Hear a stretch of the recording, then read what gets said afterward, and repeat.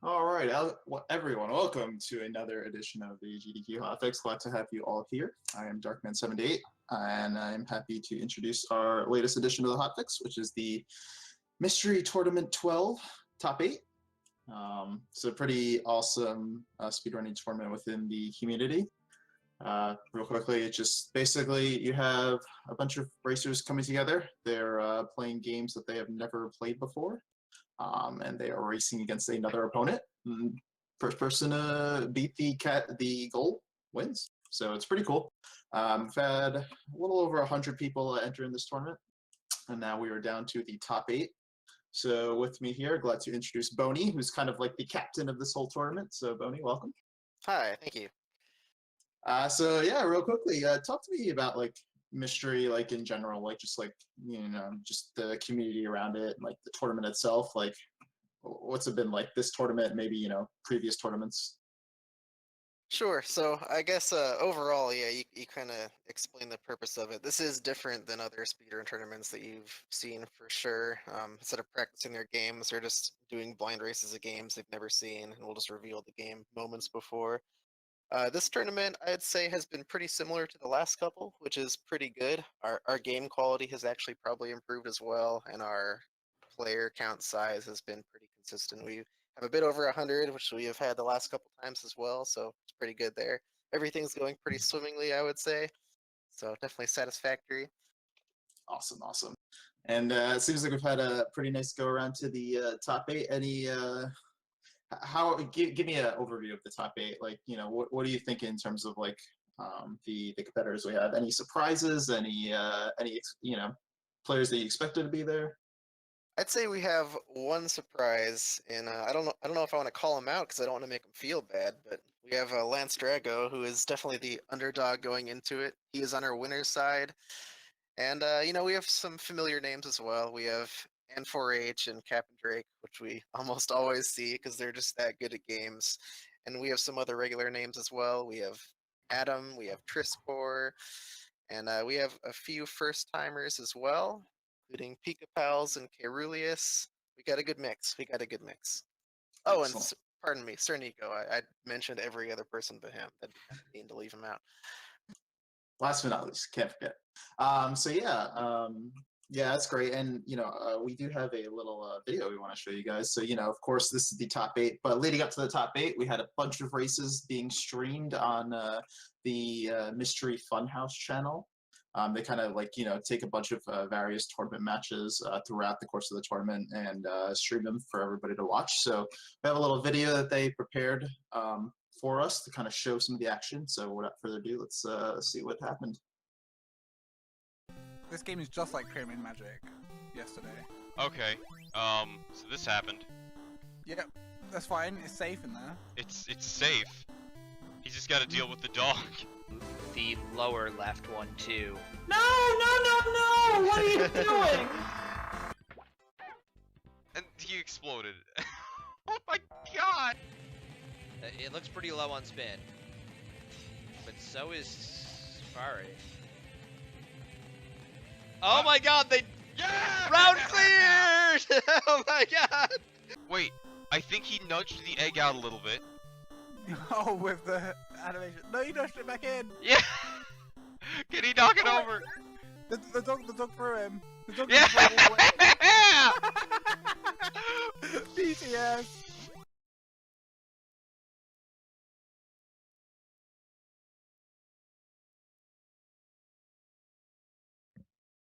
All right, so yeah, as you can see, kind of a couple of the races that you saw. There's some interesting games that you get in the mystery tournament. I know some of you saw a Beyblade game, so there's definitely some interesting games that you see pulled. So yeah, any final thoughts, Boney? What do you expect to see today? I expect to see games even crazier than Beyblade. That's all I got. I mean, it's just impossible to tell. We see the weirdest things that you would never expect even exist. So Yeah. expect the unexpected and then some. Absolutely. All right, well, without further ado, let's get right into it. We are going to introduce our commentators and our first competitors, Adam5396 versus Trisscorp. So they are in the losers 8s. And without further ado, I'm going to take it away. So Exuno, Sirniko, and the Spin Beast will be commentating from here on in. Guys, take it away. Thank you very much, Darkman. So I'm Sirniko, and along with me, I've got my co-commentators, Spin Beast and Exuno. Please introduce yourselves. Hello, I'm Exuno. I'm a tester for Mystery Tournament, which means I played most of the games that the players here will be playing. We pick some of our favorites, our best, our most interesting, our most quality games for this top 8 event here. Spin? I'm Spin Beast. I do commentary on the Mystery Funhouse channel normally. Thank you very much, Spin. Thank you, Exuno. So I believe our race will be starting in just a few moments. Today's race, the first race for today, is against as Adam 5396. We call them Adam numbers, and they will be playing against Trisscorp. We should see the race starting just moments from now. Trisscorp is a regular in Mystery Tournament, started in Mystery Tournament 8, has been in the top 8 4 different times since then, so that's a very good record. And against Triss is Adam. Adam Numbers has been in the top 8 3 times, only started in Mystery Tournament 10, so this is 3 times out of the 3 Mystery Tournaments, so very good record. However, Adam has played against Trisscorp before in Mystery Tournament 11. Adam was defeated by Trisscorp in a game called Level Down. So this may be Adam's opportunity for a comeback. So our game has started. The name of the game is Kobo Deluxe. In Mystery Tournament races, we generally do not play full games. Frequently, the goals are going to be only part of a game. So in this particular race, the players are only going to be playing until they can reach level 20. The players have received a pace spin that gives them some basic instructions on how to play the game. But other than that, neither of these players have played this game before. So they really don't know what they're doing, and they're going to have to learn on the fly if they're going to win this race. So I'll tell you about this game. Basically, you'll see a mini map on the right side of the screen that'll explain where all of these alien base pipe mazes are, and you'll have to destroy all of them by shooting the purple core at the center. You get your 8-way movement. You got shooting behind, in front of you and behind you. What our players, I don't think Trisscorp has noticed yet. I'm not sure about Adam. Is that if you hold down the shoot button, you'll get a rapid shot, but if you'll see those gauges move up and down, and that'll slow your rate of fire, so you can actually shoot faster if you just tap the button, like when you need to shoot something. Otherwise, you'll just want to shoot all these purple and blue things that are spawning enemies at you, and get through the levels without dying. Okay, so it looks... I haven't seen this game before. I'm not a tester. I wind up playing in the Mystery Tournament more. It looks like the strategy they've got here, they can choose to destroy these blue things to try to make it a little bit easier to navigate into the base, or they can just go straight for the purple core. So I think there's an opportunity there to speed up. It looks like on Adam's side, Adam chose to take out some of these stations very quickly by just going directly for the core and ignoring everything else. Yeah, I've seen him take some death just by driving straight in and sacrificing a life. If you do run out of ships, you'll have to restart the current stage when you can continue straight there. But all of the, bases will respawn, obviously. Are these bases randomly generated? No, all the levels in this are predetermined. I don't know about, after the goal, but they are very specifically designed at this part. I know that, there is a 3-digit stage counter. It uses that 3-digit stage counter based on YouTube videos. So we're not playing anywhere near full game. Okay. What is the continue system like in this game? Well, Adam just demonstrated that if you die, you will basically go back to the main menu. You can reselect to start the game and just start from the stage you were on, and you'll get your 5 ships back. Okay, and they get unlimited continues. Yep. So it almost seems like the aggressive strategies that Adam's employing might be a good way to do that. Use your lives as a strategic resource, recognizing that they'll regenerate. You can definitely do that, but some of the stages, especially stage 20, will get very long and becomes a very bad idea, because you can die very quickly in this game, as you see your health just go down. Many things are one-hit kills, and you'll want to play very safe, or else you'll end up losing some serious progress. Yeah, so it looks like Adam has jumped out to a bit of a lead here. We can see the stages in the bottom right corner of the screen. Adam is on stage number 7 now out of the 20 stages in the goal. Trisscorp is only on stage number 5, so has a 2-stage deficit. But as Xuno has said, this game is going to get more difficult as it goes on. So that lead is going to diminish naturally just as the stage gets longer. And it's always possible that we're going to hit a stage where, for whatever reason, Adam has a lot of difficulty. There may be some kind of a mechanic that Trisscorp may discover that may give them an edge that allows them to complete stages faster. We're always surprised by the kinds of things that happen in a mystery tournament race. So you should never assume that the race is over because we don't know what's coming up. It's not over until it's over. Are there any kind of weapon upgrades in this game, Xuno? It looks like they have this basic forward and back. The basic forward and back shot. It'll shoot faster if you are just starting to shoot, as I mentioned, but that's about it. Alright, so a simple game. So that means that there's not a lot of experimentation for the players in the weapons. So that gives them a little bit of confidence that once they understand the mechanics, they can just go with it. They don't need to continue to play around with it. I think this makes a really good best of one game, which these loser ace matches are, because it asks you to do one thing and it asks you to do it really well. And if you do it really well, you're probably going to win the race. Okay. Speaking on that point, you just said that this is a best of one. Today we have a number of races. I believe we're going to be seeing 7 or 8 pairings of players, and we're going to see a few more races than that. The first few races we're going to be playing here are going to be a best of one. The players are going to play one game, and whoever wins advances, and whoever loses will either drop down to the lower bracket or be removed from the tournament, depending on their current standings.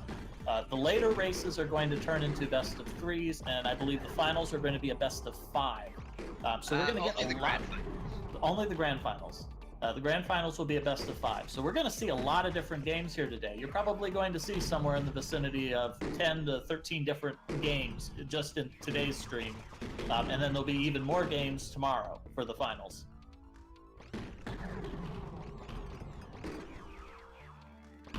Looks like Trisscorp is caught up now on stage 8. Yeah, stage 8 is definitely one of the harder stages. It really is a bump in difficulty. With I think it had, how many, 8 bases in a circle like that. And you'll have to approach them all from pretty different angles to get into them. Stage 9, a little bit easier, just having one big brace you can just fly straight into. 10 has this big one you can kind of chip at, but you can't go straight in. As Adam is discovering. But Adam gives it a shot. It's always worth a chance. Yeah. Now, another strategy, just looking at this game, it looks like when you complete a stage, you don't have your lives replenished automatically. You only have your lives replenished when you lose them all. So one strategy the players might want to adopt here is that when they complete a stage, if they don't have many lives, they may wish to intentionally kill themselves, get a game over to get all their lives back. Even though the games are different each time, you discover a couple of strategies that apply in these blind races more frequently than if you were doing this as a speed run. Things like pause buffering, taking intentional game overs. These are things that can give you a big edge that a normal player wouldn't think about, because you don't normally consider those to be mechanics in a game. Line racing is a lot about figuring out mechanics. It's about figuring out the difficulty of game and how fast you should go, because you always have to make choices between playing fast and playing safe. You have to understand how much progress you're going to lose if you take a serious mistake at the wrong time. Here we go. Adam chipping through, and Adam manages to destroy the station on stage 10. That puts Adam halfway to the goal, so Adam is making very good progress on this race right now. Another thing to think about is the pressure these players are under. They are in top 8. Oh yes, Adam is actually Australian. It is about, I think, 4 or 5 a.m. for him. He got about 1 hour of sleep last night. So this is a very impressive performance given that. Yeah, Adam is a very good player. I've played against Adam a couple of times. In fact, in Mystery Tournament 10, I was also in the top 8, and it was in fact Adam who defeated me and knocked me out of Mystery Tournament 10, ended my career there. So definitely a skilled player, good at a wide variety of games, so it's not a surprise to see him doing so well on this particular match.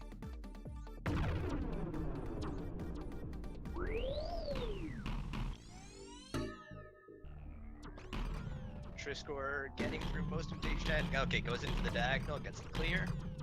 Only one stage behind now. Adam definitely has a notable lead, but when I was testing this and the other testers, stage 20 was about at least a quarter of the race. It is an incredibly long stage. If you take a death at the wrong point, you will lose minutes of progress. And so it's definitely not over until it's over. Adam going in for the crash. Yeah, I love that, Adam. It's a good strat. Just take him out. That's the important thing, because you take him out, you can move on to the next station.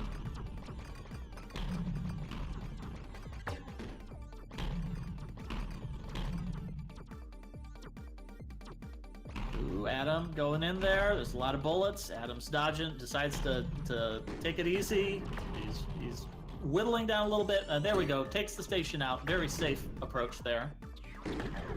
Yeah, Adam has been playing a lot safer in these later levels. He was a bit reckless at the start of the game, which got him his early lead.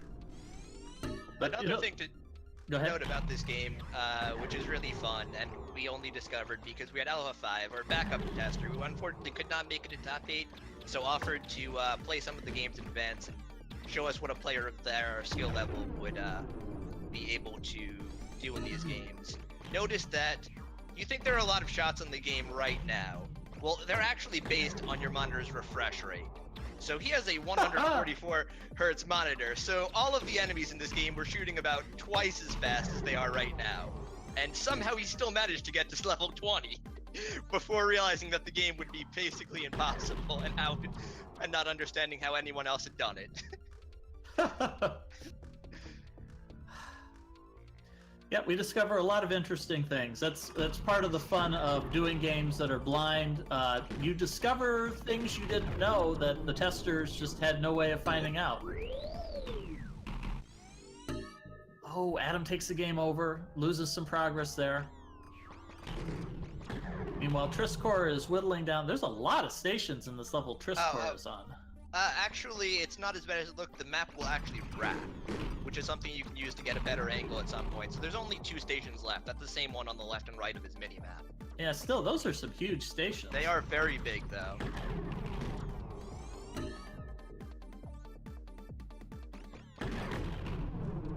All right, Trisscorp's taking a little bit easy here, whittling down, finds the core, takes out the core, 1 station left. Ooh, takes a hit.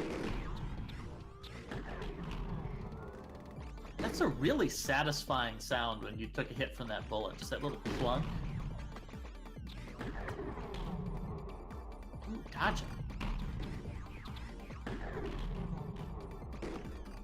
It's also nice to see this game in top 8 because sort of shoot 'em up, bullet hell sort of games aren't exactly the sort of thing you normally see in Mystery Tournament. Yes, top 8 generally features a lot of games that aren't the most common genres to really put these players to their limits. Most shoot 'em ups are, straight up auto scrollers. There's very little difference in your time if you can just manage to not die.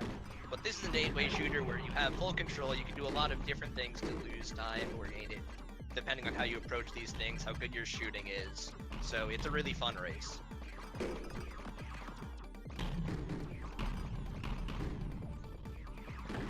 Alright, Triss has got a couple of little stations here. Some of these cores are yellow.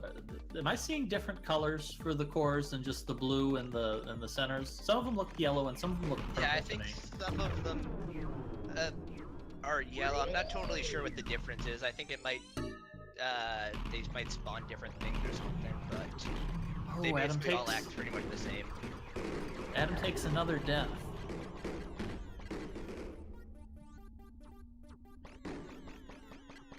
He's still got a good enough lead here.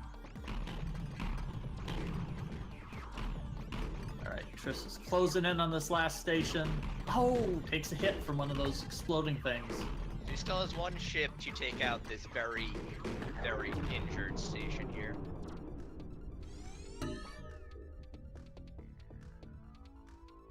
Nice. Triss gets it. Moves on to 14.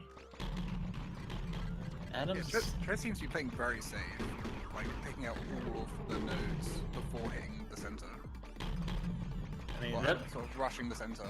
yeah, that might be a good strategy because it looks like these later stages are long and difficult, and conserving lives would be important.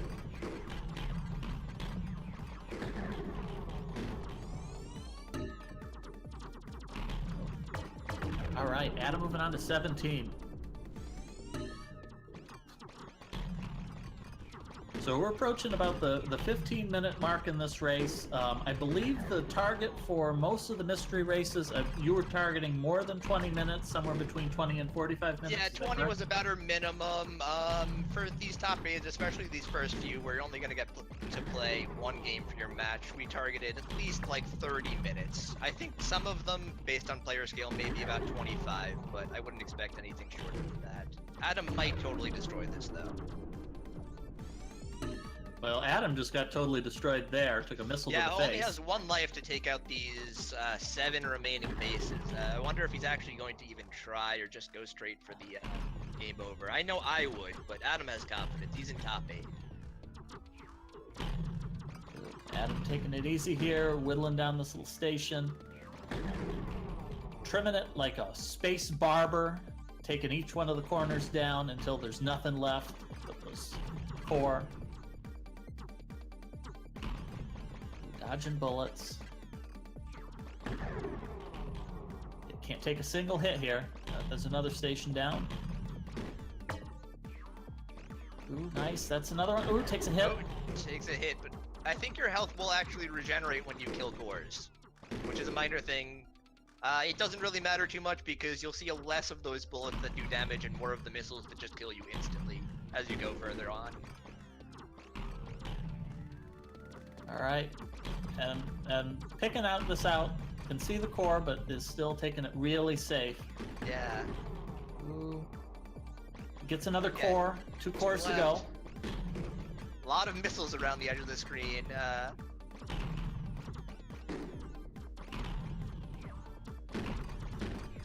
Ooh, that core's in a bad spot. Ooh, Yeah. so many missiles. Get to the angle, okay. All right, one more to Just go. trying to clear up the screen. All right, take it.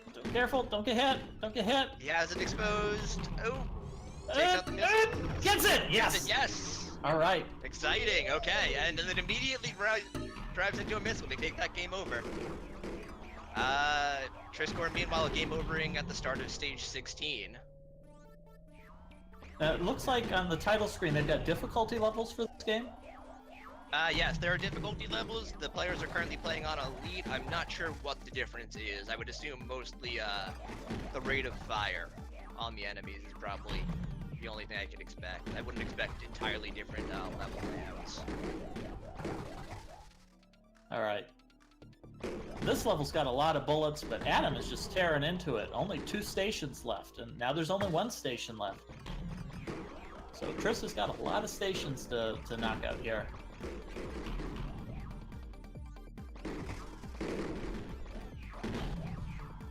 Oh wow, Adam just dodging those missiles. Yeah, Adam has very good micro control skills. Oh my god, that's a lot of missiles.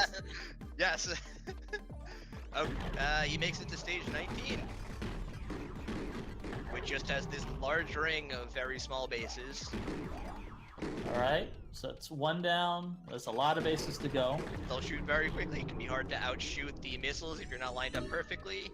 That missile outshot Adam.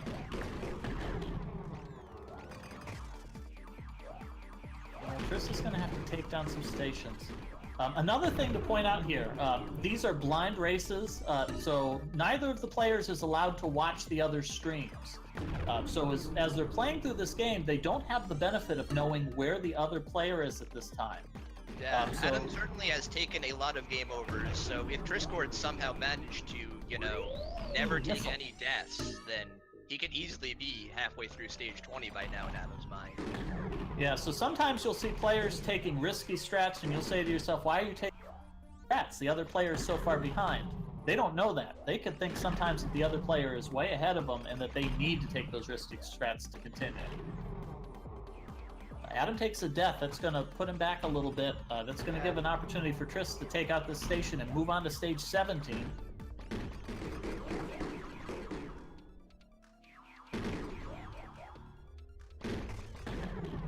Somebody called this the donut of death in the chat. This looks to me more like a clock of death, that like Adam is working their way down, what is this, 8 o'clock?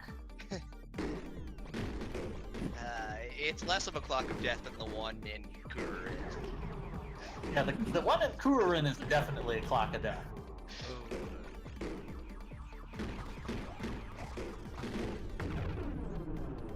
Oh, missiles everywhere. Oh, takes a death to a missile. He's still got 3 extra ships though to get, and he's gotten halfway through so far. All right, Triss exposes the core. Oh, takes a shot. Missiles. Those are so many missiles. Yeah. Gets it. Takes out the core. Okay, has another one up here if you can go in for the diagonal or just to clear out.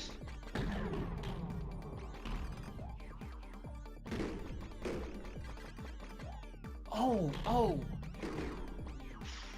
Triss takes a death there. Has a lot of cores to take out in this stage. So it looks like there could be a strategy here. It seems like your shots, they progress a little bit past the edge of the map. I could almost see you using the mini-map. Yes, here is stage 20, which All you right. can see relative to all of the other stages. Oh my god, there's so much bullets. There are so many bullets, there are so many bases, none of them are small, they're easy to take out. It is an endurance battle. And you will want to have full lives going into this, and you will want to use every single one of those lives for as much value as you can get out of it. All of the bases spawn these, like, stingrays that will orbit around you and shoot shots basically the entire screen. My strategy was basically to shoot out like 2 cores, get a couple of stingrays, fly all the way off screen so they stop spawning and shoot them down until I can get clear to go back in and play it very safe. But I had the benefit of just racing against the test and not knowing that my mystery tournament career was on the line. Adam does not have that benefit. So this is still a race. Adam could get down to 2 or 3 bases left on this and take a game over and have to redo possibly 5 or more minutes of gameplay.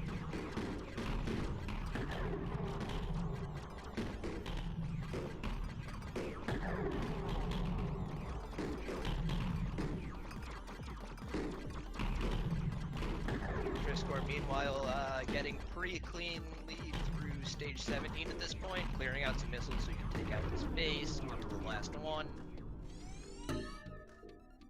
Yeah, Triss still playing slow and steady.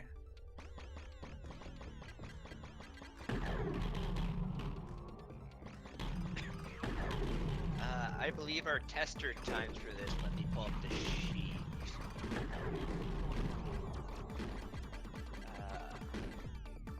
For Kobo, no, that's not what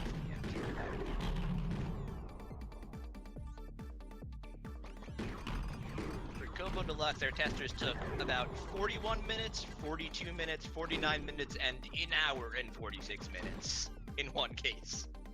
That was not alpha. He had figured out how to change his frame rate about 40 minutes in and was able to do the last level. But it's possible to get walled on this final level for quite a long time. It looks like Adam's making progress through. About halfway, still has half of his lives. And it will get slightly easier as you go on because you'll have more area of the map to safely retreat to. Meanwhile, Triss is just wrapping up level 18, just needs to get to this core. Watch out for those missiles. Watch out for those missiles. Gets the core. Nice. Moves on to 19. The donut of death. Takes a takes game over. Good plan. But unless Adam takes a game over near the end of this stage, he's doesn't really have an opportunity left to make a comeback.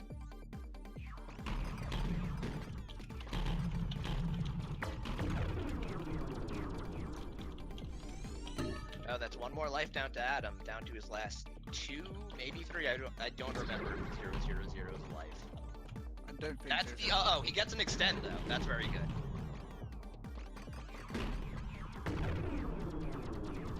Only 3 more bases here. But takes a death going into that one. Okay.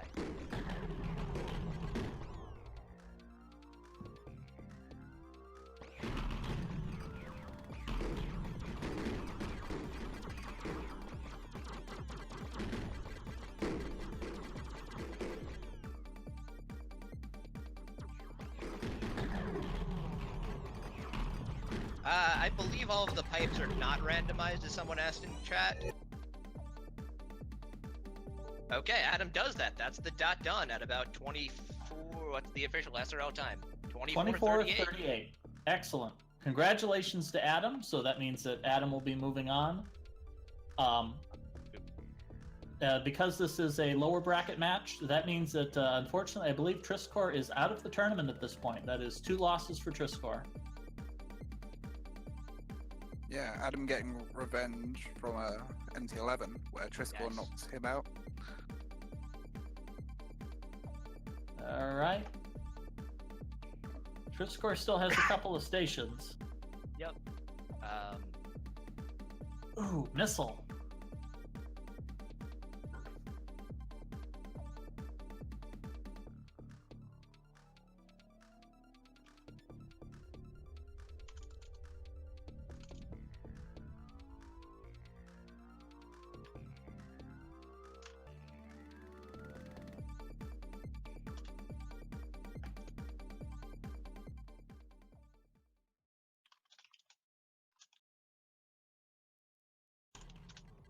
All right, here we are, final stage for Trisscorp.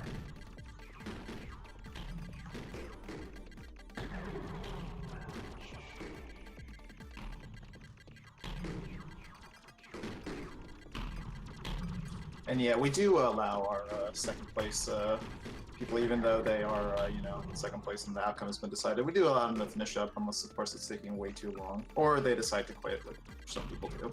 Sometimes you draw a game in this tournament and you just really don't like it. I think all of us have kind of had that experience playing in this tournament at some point. We draw a game, it's just like, nah, don't like it. As soon as you see the other competitor win, you're like, alright, peace out. Yes, that's called puzzle games. Yes, I would agree with that.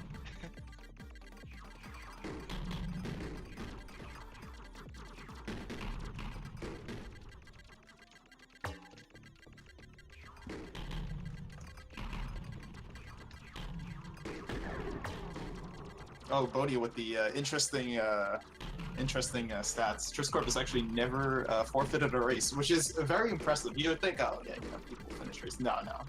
I have a very large amount of forfeits because I just do not like bad games. I have more forfeits than I have completed races. There you go. See, some people it's not so bad. Some people never forfeit, and then there's others that just forfeit too many games.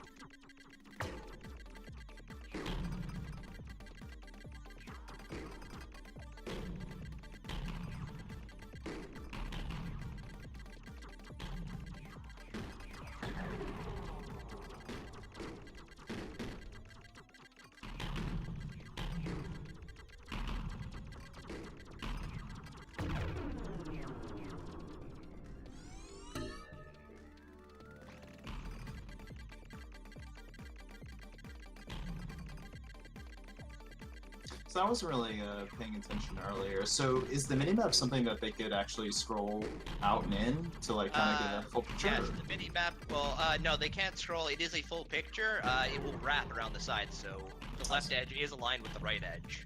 You can see the bases scroll in and out on each side as they go off screen. So the map is very tall and not that wide.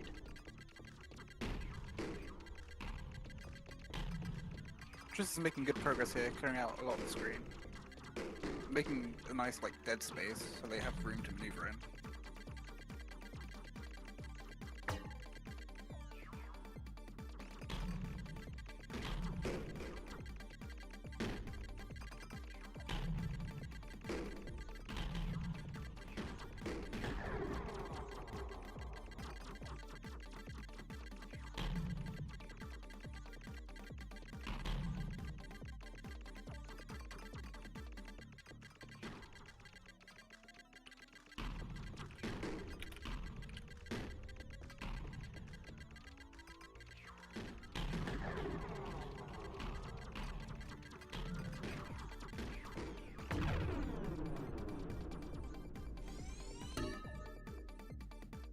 Triss has 2 lives left here to do this with.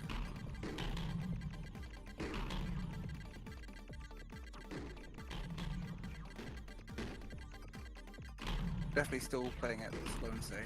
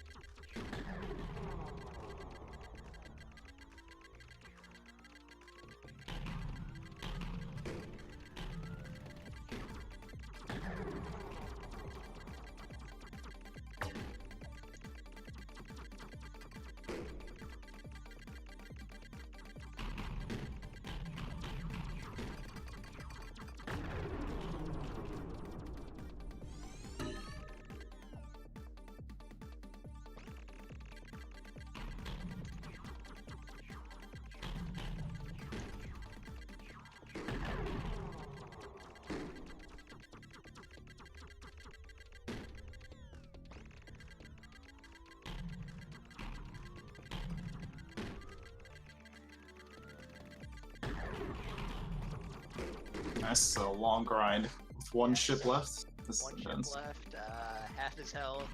He'll get that recovered if he takes out this base right here, but there's still almost a third of the map left, I think. It's not looking too good for Triss on this set of lines. If there's anybody I believe in that pulled through, it's Triss.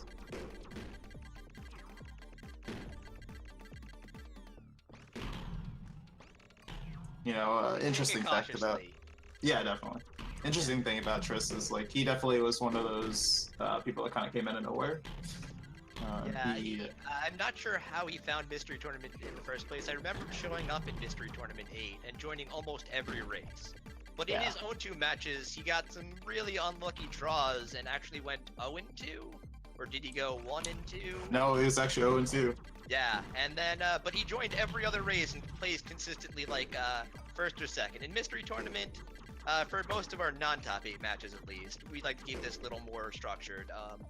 We'll allow anyone in Mystery Tournament, or not in Mystery Tournament, to just join the race, casually play the game along with everyone else, and see how well they do, have fun playing some games they haven't played before. So he joined almost every match of Mystery Tournament 8, and consistently did really, really well. And then in MT9, he came back, and he made top 8, and made it all the way to Grand Finals, right? Yeah, okay, coming second there. 0-2 to Grand Finals. It's one of the coolest stories of Mystery Tournament that I've seen.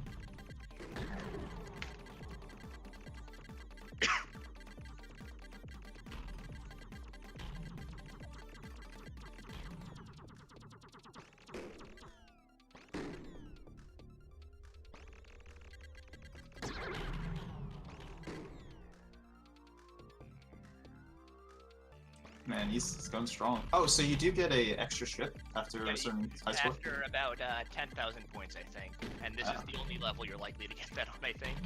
Right. It will really help out here if so he can make one mistake now and still be able to clear out this last base, probably. It's got to be a load off his back. But I don't think he'll need it. It's the final one.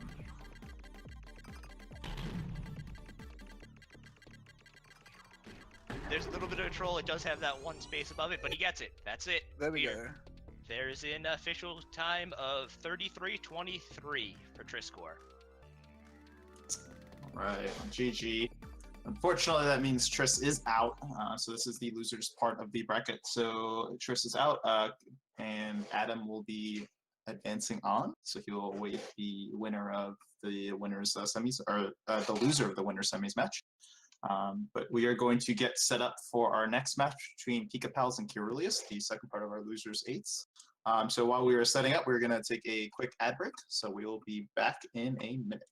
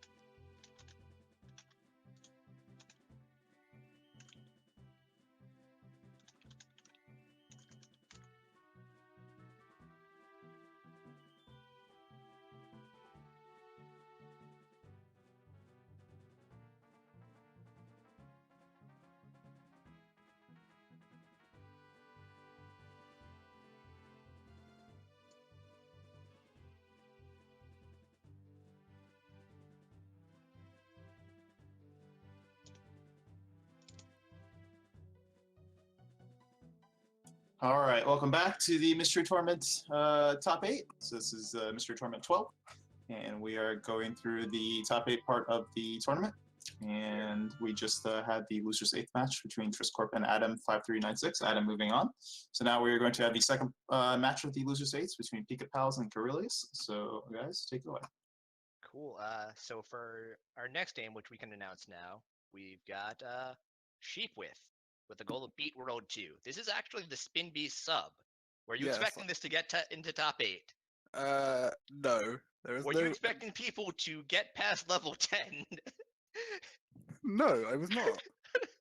Okay, so we discovered something about this game, which is that first thing I would like to share a story about this testing this game, which is that we played this game and we got about 40 minutes into it and we reached a level that was basically impossible, and we were like, how did Spin do this?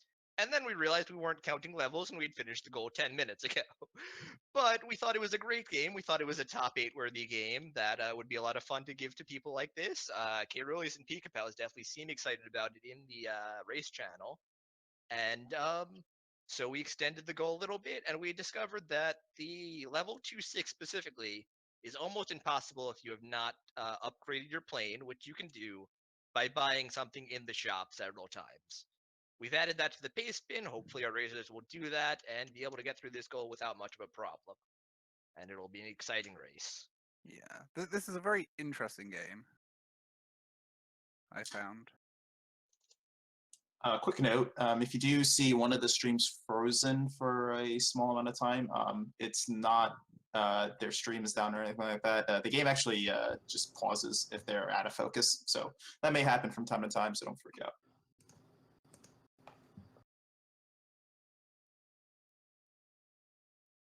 All right, looks like we should be starting just in a little bit.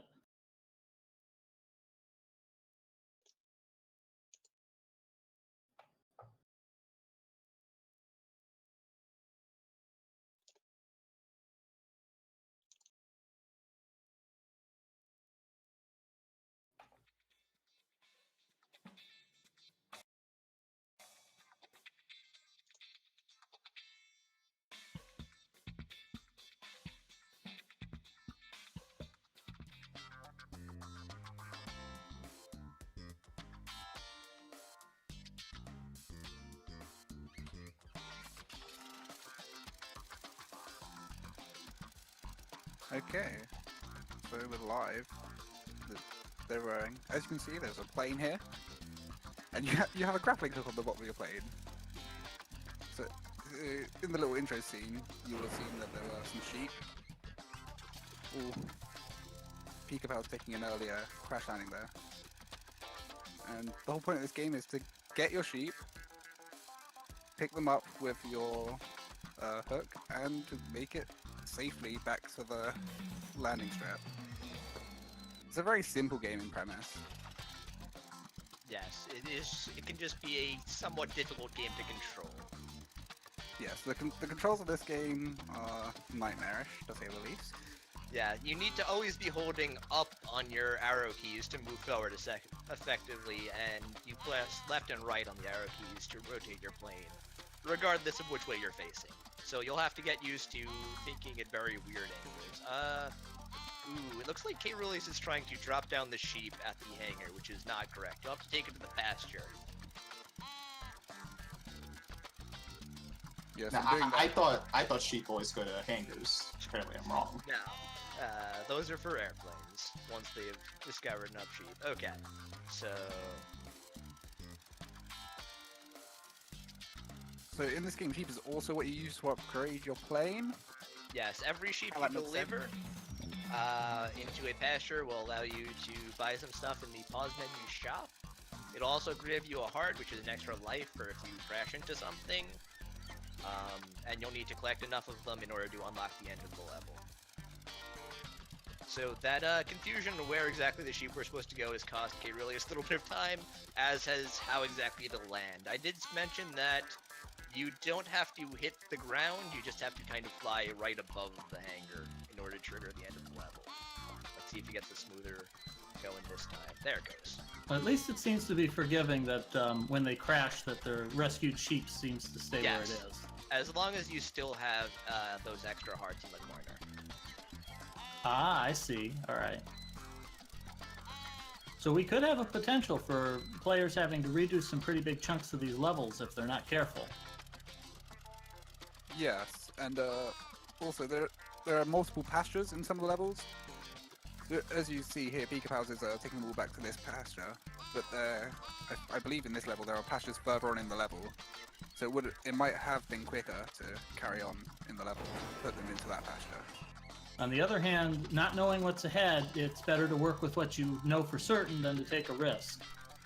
I know we saw that in actually the race I had against Pikapals, where Pika took a risk in one level hoping that there would be some items later on, and it wound up that wasn't the case, and so some time was wasted. Yeah, so you'll have to make a decision on whether you want to be really safe about getting all the sheep you can see immediately, or just hoping that there's one later on. The pastures will also act as checkpoints, as you may have noticed, but you'll have to deliver at least one sheep into it for it to activate it. Yeah, so that's another thing you have to weigh up as you go through. Keep it flying close to some of these ledges. And, oh, those birds are not background. They will really, really mess with your directions if you haven't noticed. So, good on these players for kind of being able to make them look illusionary. Yeah. I was gonna say, they got through this game a lot faster than I did in testing. So, if I'm understanding correct, there's like safe points that you can only activate by putting a sheep there. Yep. And on the level Pikapals is on now, you see there was a wolf. The wolf will eat sheep that aren't in pastures, meaning that some levels can become impossible. And there goes the sheep. You can also pick up the wolf. Yes. Hmm. You So that could have been a strategy. Grab the wolf, get rid of the wolf, and then you don't have to worry about the sheep anymore. Will the wolf kill you if it touches the plane? I forget. I don't actually so. remember. But yeah, Caerulius has lost a lot of sheep there. I don't know if he can finish this level anymore. I've lost track of the count. It's been a while since I think there's only 4 in this level, so it should be There's 2 fine. up here. We'll have to deal with the crate he just put on top of the sheet to grab them anyway. Let's see. He's got at least one more over there. And there's one other one, so we'll be okay. This time. Oh, whoa. Caerulius coming really close to the ground then. I like these 360 moves he's putting on right now. And those are even more confusing because left and right work the same way no matter which way you're facing. So if you're still pressing that button and you have to be facing the other way, it'll still carry on rotating the way you were.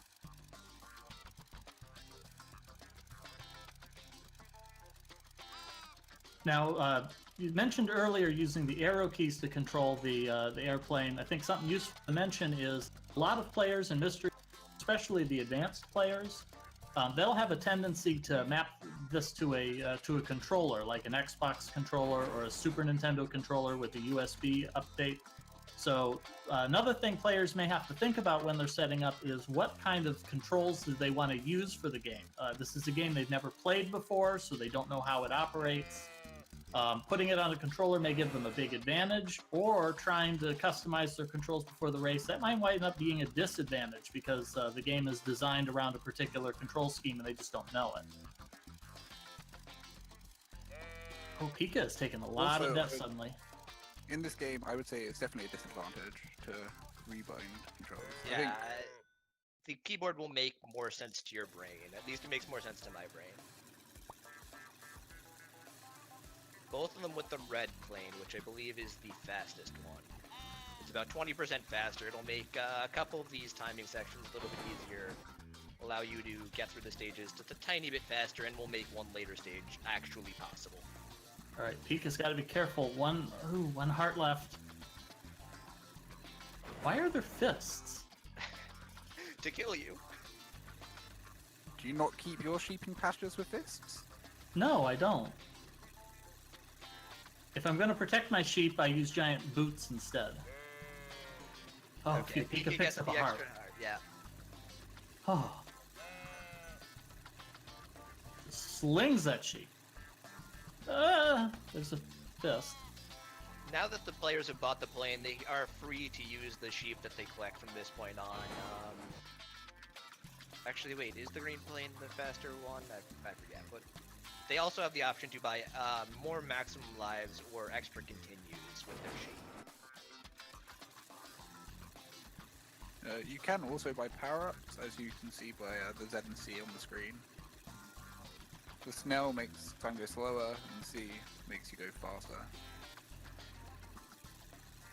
I strongly recommend it against not using those. Because this game is hard enough already without stuff changing on you.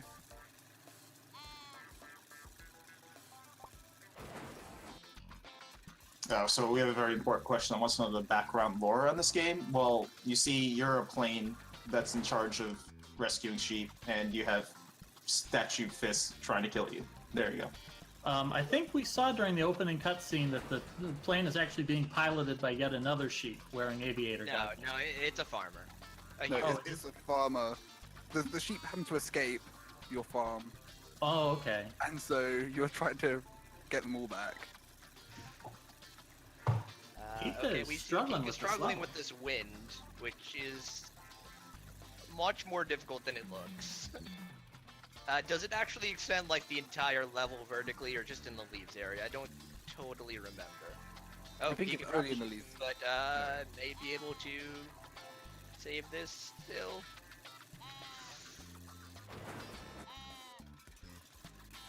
Ooh. Yeah, this looks like it's starting to really pick up in difficulty. And they haven't even gotten to World 2 yet, which is a whole new level of exciting. Yeah, this game gets ridiculously hard for no apparent reason. It has some very questionable design choices, but that's exactly what we look for in top 8. Oh, you cannot hold onto the sheep in the windy areas, right? That's why the sheep have just been flying all over the place. They just go flying across the screen. It's so rude.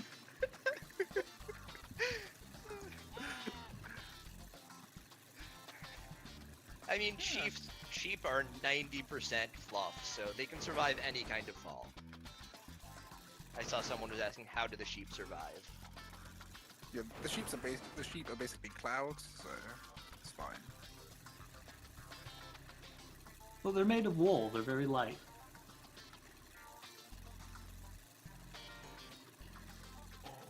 Those sheep put up with an awful lot too. I mean, they hang onto that grappling hook and they just go limp. They're just okay with it. Yeah, you thought they'd do more to escape, considering they did escape the farm in the first place.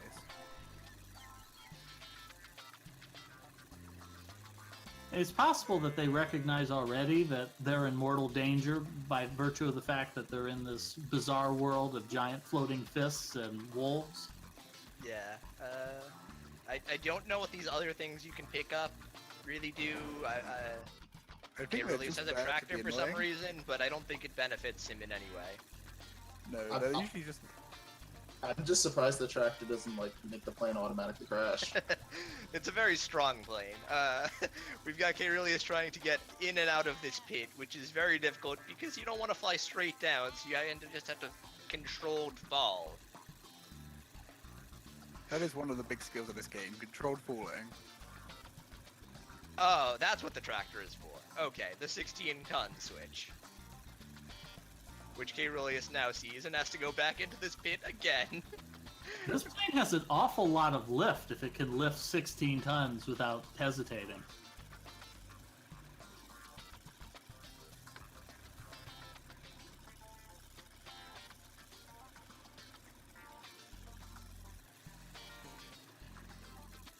Oh no, Caerulius needs another sheep!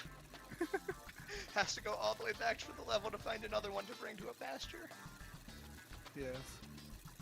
Oh, yeah, and Pika had to navigate a sheep up that long vertical shaft. Oh no, he has to go back past the fists! And you have to go down as well. And This if Caerulius dies here, that just sends him right back to the top as well. Yeah, okay, here's the sheep. He just has to get all the way up this... Okay, and to the end of the level. Oh no, the birds! So tense. Oh, Okay, All right. that's the thing. Okay, Makes it. gets through. This last part should be pretty easy. He's got some extra life to go through here if he does make a mistake, but that's still a significant setback. He has a definitive lead at this point.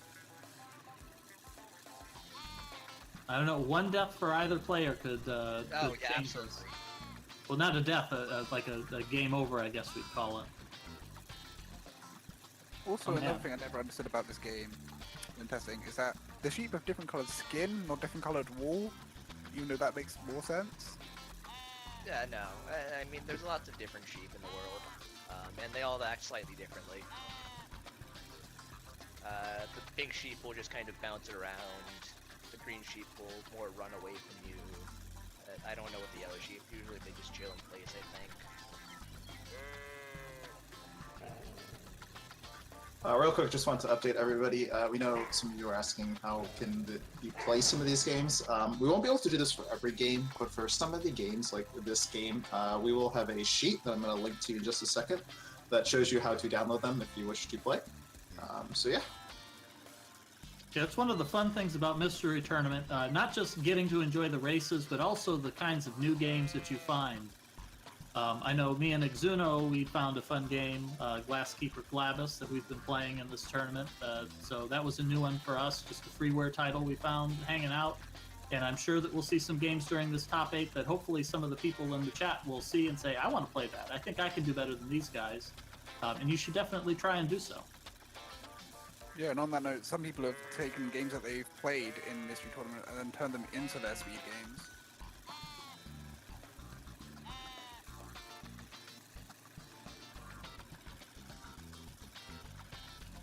Ooh, so many fists.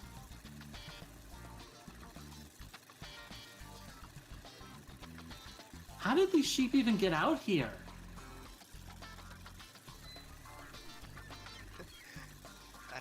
Never underestimate sheep.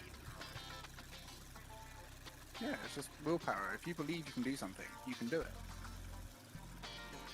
Yes, the sheep will actually get saved as long as they end up between the fences, effectively. So, occasionally they'll, be adjacent to it and just kind of bounce in, and you'll get the activation.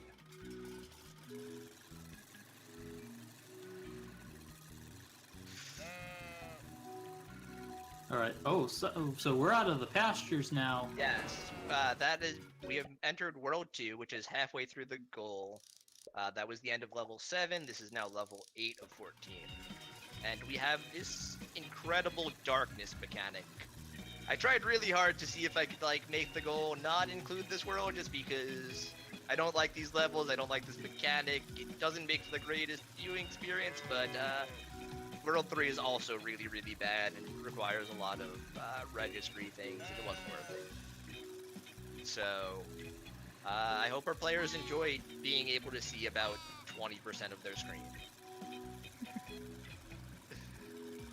See, this is a good example of the kinds of sudden shifts in the game that you think, man, I've got this down. I know how this plane works. I know how these wolves jump. I know how these sheep work.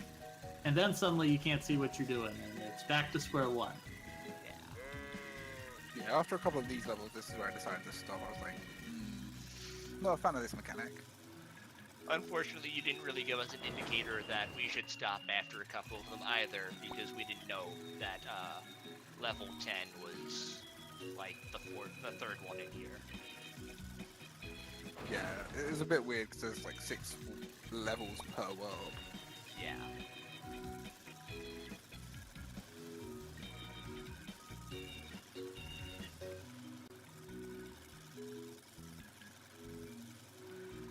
One thing I really do like about this game though is the art style. It's nice. The art style is very nice. All the sheep are incredibly cute.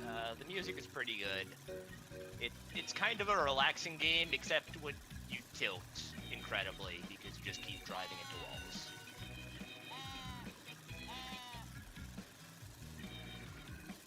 I just want to know how sheep ended up here. Never underestimate sheep.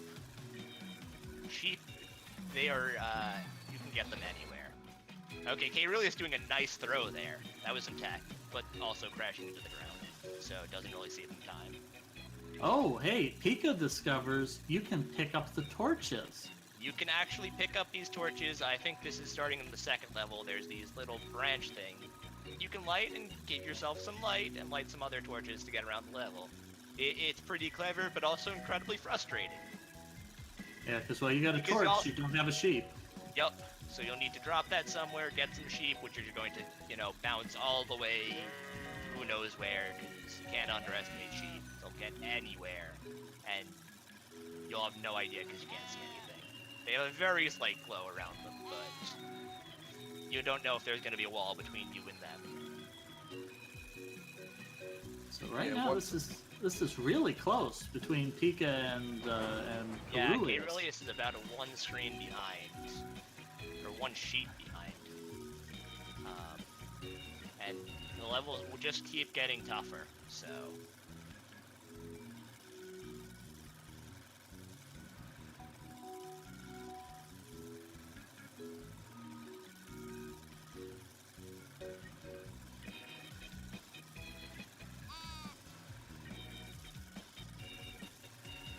Oh, that sheep has a cute little sweater. Yeah, they gotta keep warm. Yeah.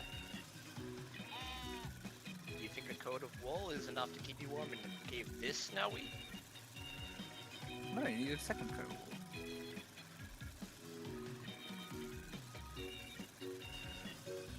Alright, so Pika has hit the quota on sheep. Oh!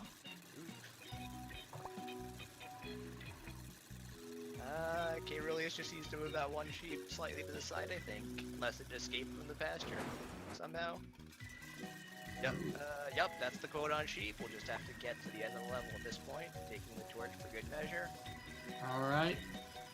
Basically neck and neck with Pika right now. Yeah, both of them going down this corridor. Oh, but Caerulius gets it. Oh, Pika takes a death too. Yeah. This has been a very back and forth race.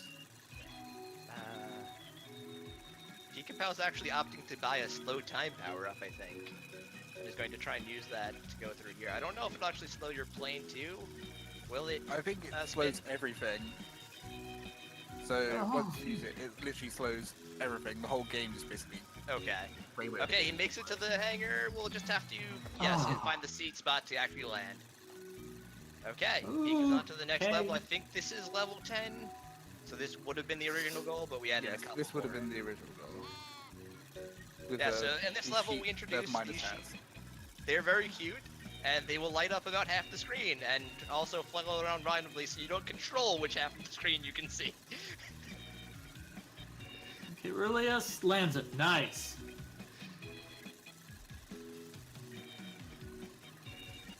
Yeah, as long as you like keep going in like a sort of straight line, they usually stay the same way. Like you'll Yeah, but if you have to do some tricky turns, we'll just kind of flicker around. Okay, nice and easy 2 sheep on this level. I don't remember how hard it is to get to the end. I think it might be pretty close. Oh, there's a flying wolf. Oh, Yeah. the wolves have upgraded their equipment. Who gave the fox the ability to fly? Or sorry, the wolf. Obviously, Acme Incorporated. It's probably whoever equipped all these sheep with miners' helmets. Oh, God. They will aggressively pursue your sheep, which are also your source of light, and you'll have to figure out either how to get a sheep past them or how to get through this level completely blind. That's the And- exciting part of this level. Oh, you can also hold the wolf for some reason if you wanted to kind of get them out of the way maybe. Yeah, Wow. that seems like a good strategy. Caerulius with the lead right there. He just beasted through that level. He did, okay. Impressive, making a comeback at this point. Yeah, so Pika has been ahead pretty much this whole race, and now suddenly Caerulius has taken a lead. So this may be trouble for Pika, unless something hangs up Caerulius later on, so Pika can retake that lead. Yeah, Pika just doesn't know where the hangar is on this level.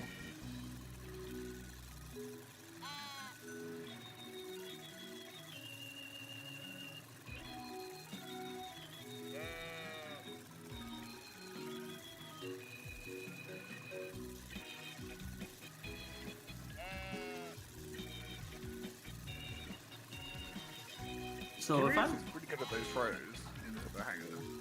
Yeah, Pika's been doing some of that too. Oh. What is with all these wolves?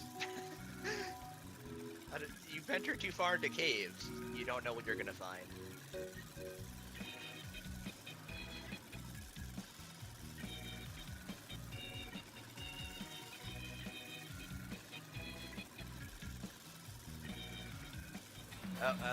Caerulius finds the exit.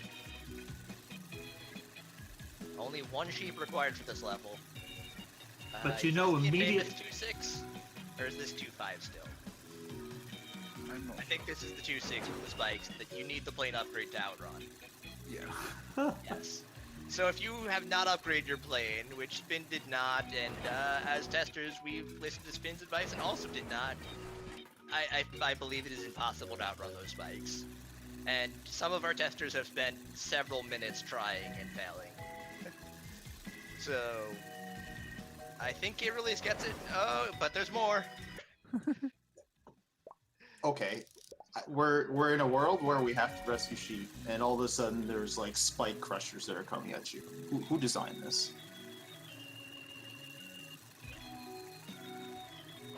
Yeah, I never said this game was fair. I just want to know how the sheep got here. That's all I want to know. Super deep lore of Sheepwith. Well, I think generally sheep are very good escape artists. That's why we have the term "going on the lam." No.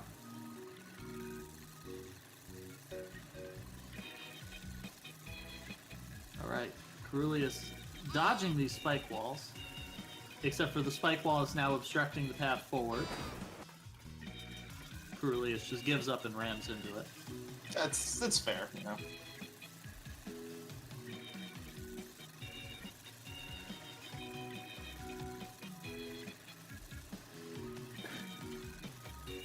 Goodness. Cannot land, unfortunately.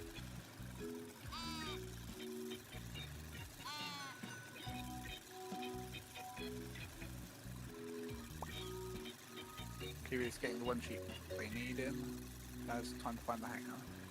Pika's struggling a little bit on the other stage, unfortunately. Just hasn't been able to land the plane. Yeah, oh goodness, there's a spike. Oh! There we go, Pika got it. Unfortunately, Pika not very strong against flying types.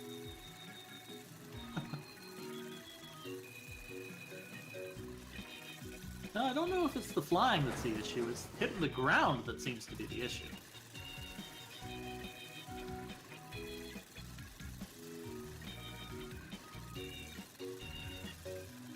Oh, Caerulius ran out of hearts. Had to start that spike stage over. Oh no.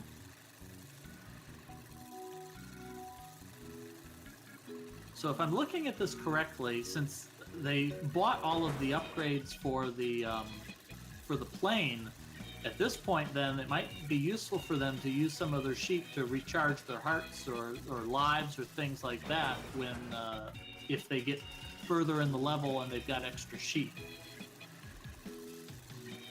Yeah, that is a strat.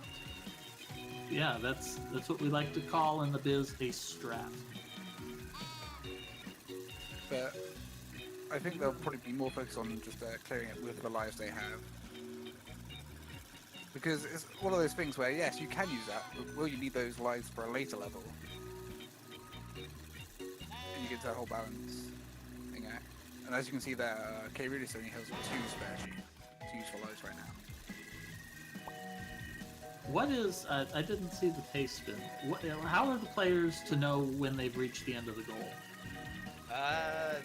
They will get to a cave or a level that's not a dark cave. It'll be really obvious. Alright, so how can the sheep be pushed up against the spike and still lives? I mean, they have a thick layer of wool to protect them. I guess. No, it's just because in this game we save the animals, we're not trying to kill them. I see. Alright, Pika discovers a spike wall, and Pika discovers the spike wall. Well said. This is starting to turn into some I want to be the guy stuff here with all these spikes coming out of nowhere. This is just rude. Oh hey, there we go. There's Caerulius, gets out of the cave. Caerulius has won the match. Excellent, GG. And that's a SRL time of 27 minutes and 50 seconds.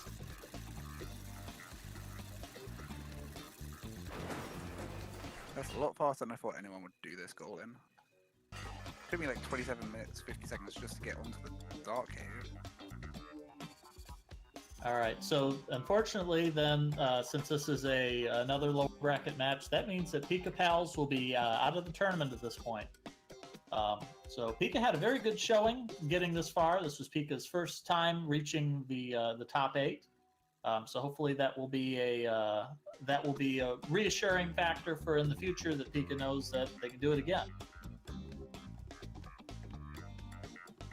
Although we don't want to feel too bad about Pikapals, Pika did have another top 8 tournament this morning. Actually, just about 2 hours ago, Pika did win in a Link to the Past randomizer race. So at least Pika has another tournament that he can look forward to playing. It looks like Pika decided to pick up some of the rocket boosters. Oh, that makes that so much easier. Yep, it makes the rules extremely easy. Since you can just boost away as soon as they're about to hit you.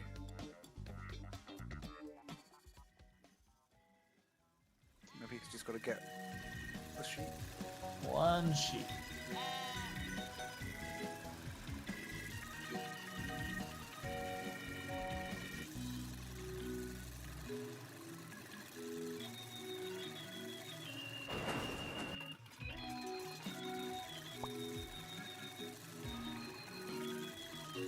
Pikapals discovering the full spikes.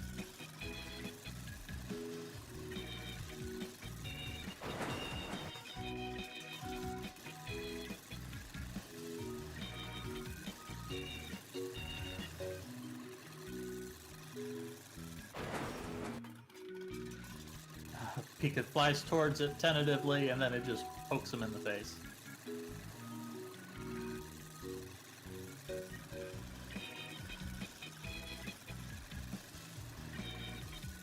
Alright, manages to dodge it, and crashes into the ground.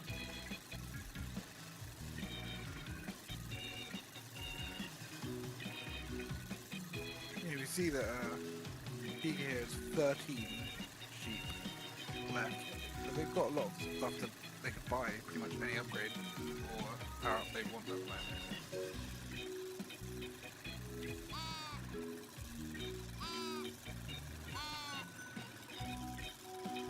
Alright, Pika gets the sheep in the pen, that's another checkpoint. Alright, spike wall time. Spike's 1, Pika 0. Ooh, into the wall. Pika buys some speed boosters. And crashes immediately into the ground. If Pika takes one more crash here, they're going to have to restart the level. So I would have bought some lives right now, but no. There we go, Pika makes it through. Just gotta land it, just gotta land it. And find that magic pixel and gets it. Okay. Alright, that's gotta be a load off to pass that level.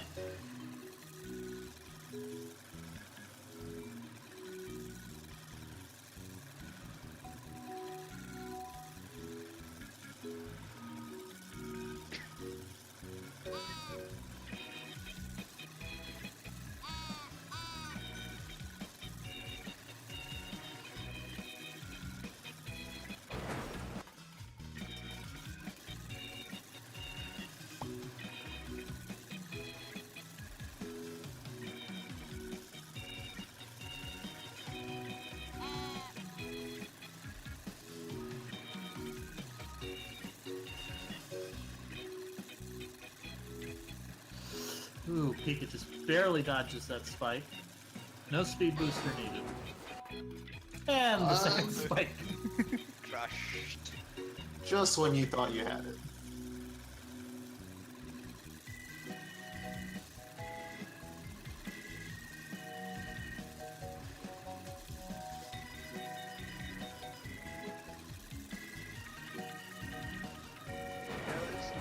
Doing a controlled fall. Oh no!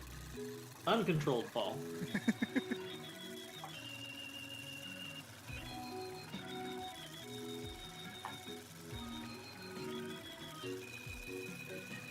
And of course, every time you die, you have to do that little annoying spinning fist bit again. That's gotta be frustrating.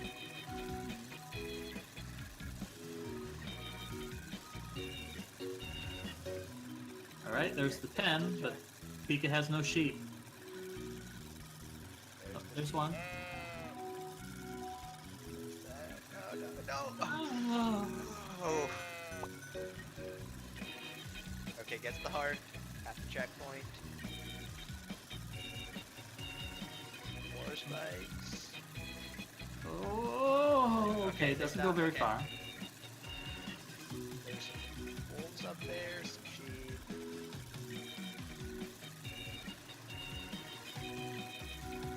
Alright. So Pika has to navigate this gauntlet of wolves.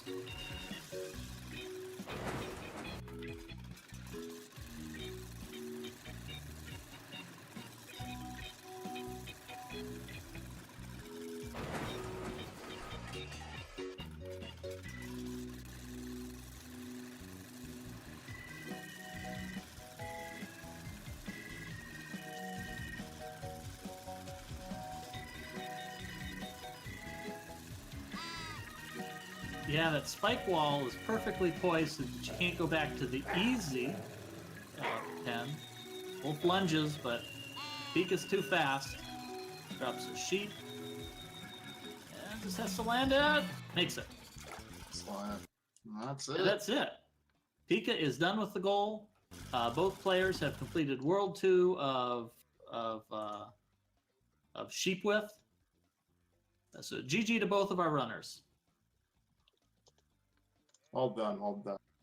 All right. Well, unfortunately for Pikapals, that is going to do it for their mystery tournament. So the mystery tournament's almost over for them, and Caerulius will be advancing to losers quarters. They are awaiting the loser of the winners semis matches, which we're going to be doing next. So we're going to have Lancedrago versus Capndrake is our next matchup. So we are going to take a quick short ad break while we get set up. So stick around. We'll be back.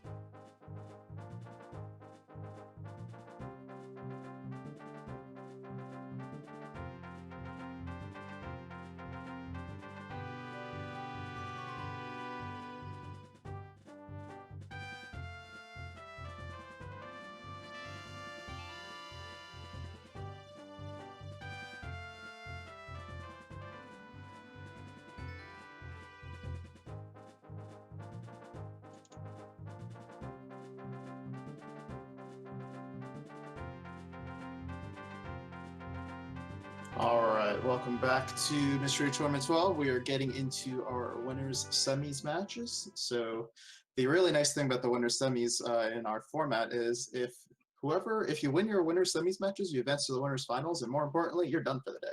You just play one game, which is pretty nice. So it's a pretty important match for both of these competitors. So we'll see who takes it. We are going to be doing a quick commentator swap. So we're going to have Sirniko going out as he's actually participating in this tournament. Of course, he's still in, so he will be part of the second winners semis match. And we are going to be having Sent come in. So guys, take it away.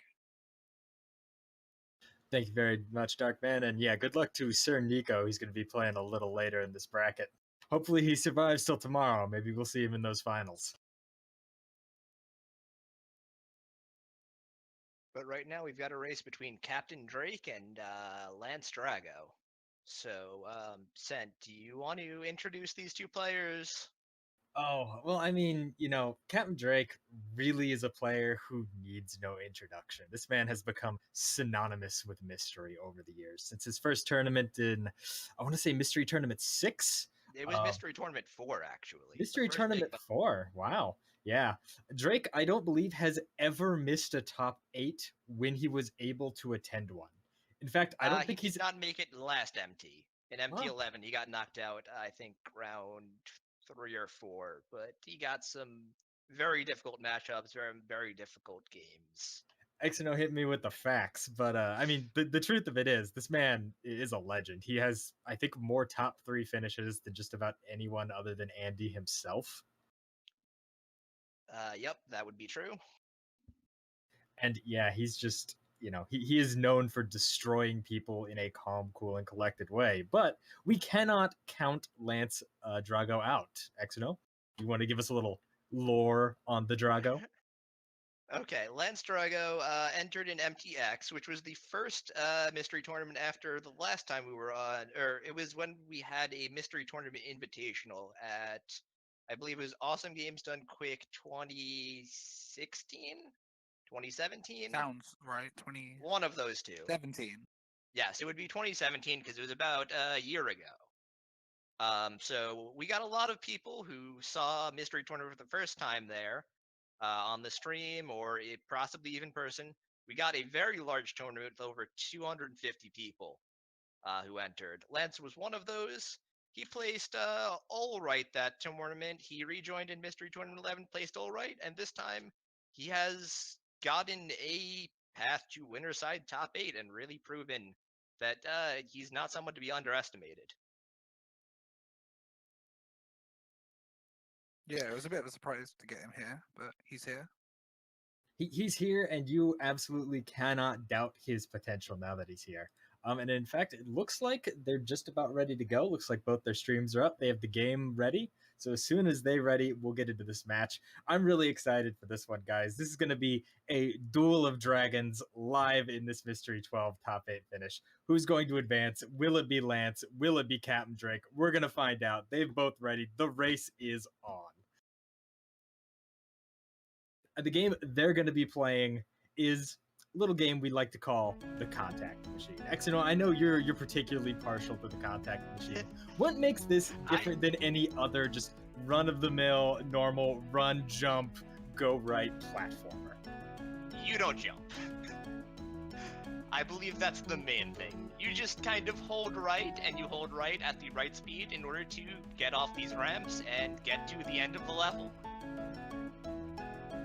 Yeah, like XNO was saying, you know, the contact machine, it's basically a physics-based puzzle platformer. The idea is kind of evocative of those old marble games you might play on a road trip where you have to get the balls into the holes by tilting it at the proper angles. And there's a lot of stuff that could trip you up here. You know, you might accidentally block yourself through the use of other objects in the way. You might have to do these tricky run up a ramp and reverse jumps. There's all kinds of different things you need to think about. This is the sort of game I'd love to get in one of my matches. Yeah. It's a pretty fun game. It gets pretty challenging, but it doesn't really get too much more complicated. You pretty much just go to the right, you get through the level, you try not to fall off the screen.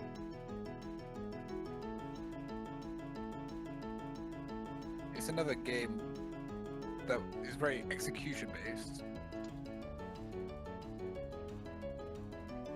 There's no real puzzle. You can see what you got to do. You just have to be good at executing it.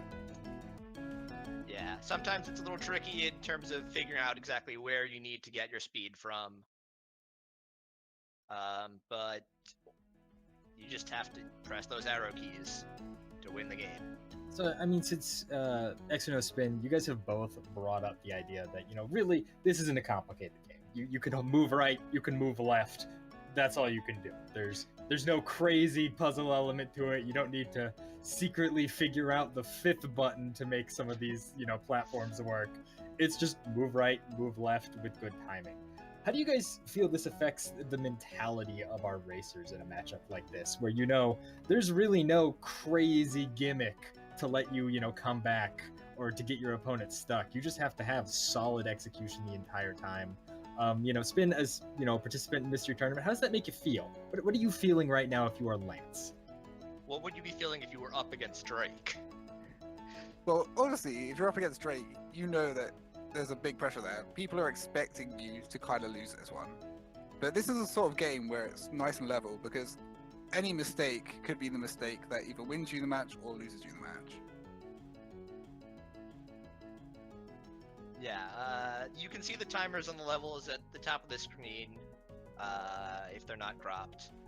And you can see that each level is pretty quick, only takes about maybe 15-20 seconds, but when you die at the end of the level, it's going to be minus 10 seconds on your time. And that adds up every time that happens.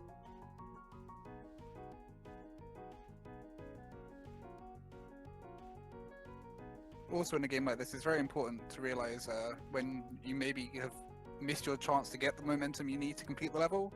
Yep, you can probably press R to restart. I don't remember offhand, but most games, you can just get a quick restart, get back to the beginning. I think you have to sometimes if you get into a really bad spot and you're stuck somewhere you can't move out of. Yeah, you can definitely soft lock yourself. There is a restart button. I don't remember if it is R or not, but it is a, you know, one key restart the level. Dude, Drake's actually having some trouble with this ramp, giving time for Lance to start catching up, making his way into World 2. But, oh, Lance getting stuck there in a cup. That's a really long cup. Yeah. Look, Darkman, don't judge my cup habits. I'm sorry. Maybe it's more of a saucer. Well, at this rate, Drake's going to have to worry about getting bowled over as Lance continues to run through these stages. No. Yes. I approve.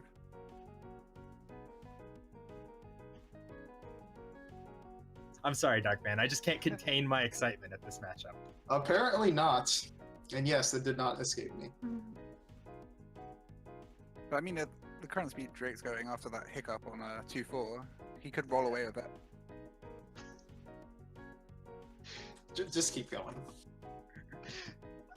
At this point, the Imagine if puns Alpha never 5 was stop. here. Imagine if Alpha 5 was in this match and watched the VOD later. So another story about Lancedrago is that there was another competitor who had basically was going to play Lance for this top 8 spot, but unfortunately could not make it here today. Was busy with a trip he had scheduled far in advance, and Lancedrago has gotten the spot in his place. And he hates puns. Originally expecting Alpha here, we just wrote a list of them, so I mean, at this point, we're kind of just obligated to follow.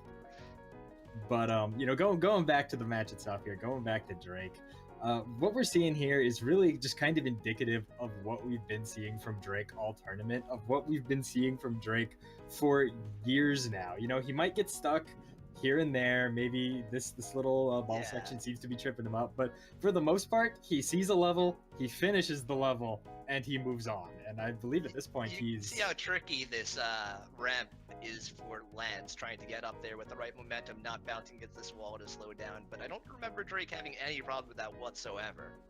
No, and like I was saying, at this point, he's 6 levels ahead. Like, there is, as much as I hate to say it, because this is a mystery tournament, anything can happen. You know, Drake could get walled somewhere, Lance could make a miraculous comeback, but this is just one of those matchups where you favor one of the participants from the start, and this is why. I mean, Drake is just showing in spades why he is the number 2 seed, one of the favored entrants to win this tournament, and just an absolute god when it comes to playing games blind. Yeah, it's just that how intuitive Drake is. He just seems to understand mechanics a lot faster than most people I've known. Yeah, Lance is really getting literally walled here. I don't exactly remember how you get the speed to get through here. Do you need to do... Maybe you can slide backwards and then kind of do a loop? Yeah, I think Off Drake... that lower ramp? Yeah, but Drake Lance does is some sort trying to go. of nice loop. But yeah, this is the kind of thing where you can think that playing a blind race, neither of the player has any experience. You can wonder, how can there be so much of a difference depending on how good you are at like just picking up on things and how tight your execution is? For sure, it's something we see and hear time and time again, you know, especially from newcomers, especially from viewers who are catching the stream either here or catching the stream during the event. You know, how can you guys have a tournament like this? Like, aren't the results random? Aren't, you know, whoever's just better at Lance the makes game in it. question, as Lance does get over that hill, who's ever better at the game in question just going to come ahead every time? And I mean, this is the thing we talk about. We see, you know, Andy with his consistent, I think 4 in a row mystery tournament wins now. I think it was 5 in a row. No, it was 4 in a row, yes. There's 4, 5 if you include the GDQ Yes. event. Although this could be his 5th as well. I mean, you know, Drake with his constant top 8 finishes, Adam Numbers and Trisscorp with their constant top 8 finishes since they've joined, and it's just, you see the same names over and over because these people have the skill set. They have the ability to just see these games and instantly understand exactly what they need to do to beat them.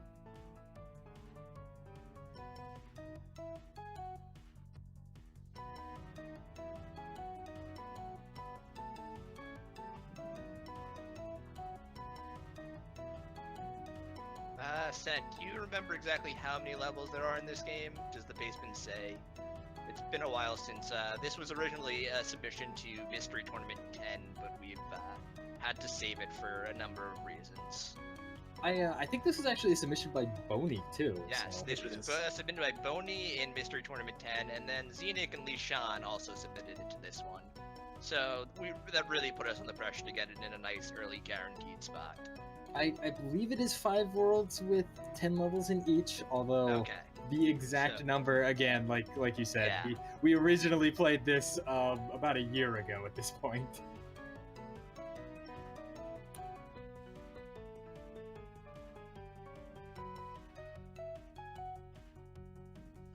Looks like Drake is having some problems figuring out the end of this level here.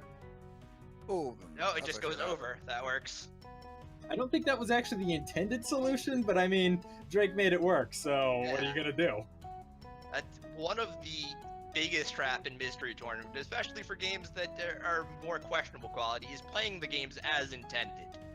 Because sometimes there's things the developers didn't quite mean to include that make it a lot easier. And if you get stuck in a mindset of always doing exactly what you're supposed to do, it can take you a lot longer. Oh, let's go back for the checkpoint. Oh, no, okay, he gets through anyway. Wait. Is he redoing it? Do you have to hit the checkpoint? Apparently you do. Now, level complete. Okay, I don't know why it didn't happen the first time. I think he just instinctively hit the retry button. I will admit I have done that in so many games where you're just mashing retry all these attempts. You're like, oh, I didn't get it this time. I didn't get it this time. I just and as gotta soon hit as the you retry hit, button. your ball goes off screen, you hit that button, and it's only a second too late. You realize It's the did it. it's the text prompt. Everyone falls for that. It's they see the text prompt of like something's on screen and you just assume, oh, I lost again. Gotta hit that retry, but oh wait.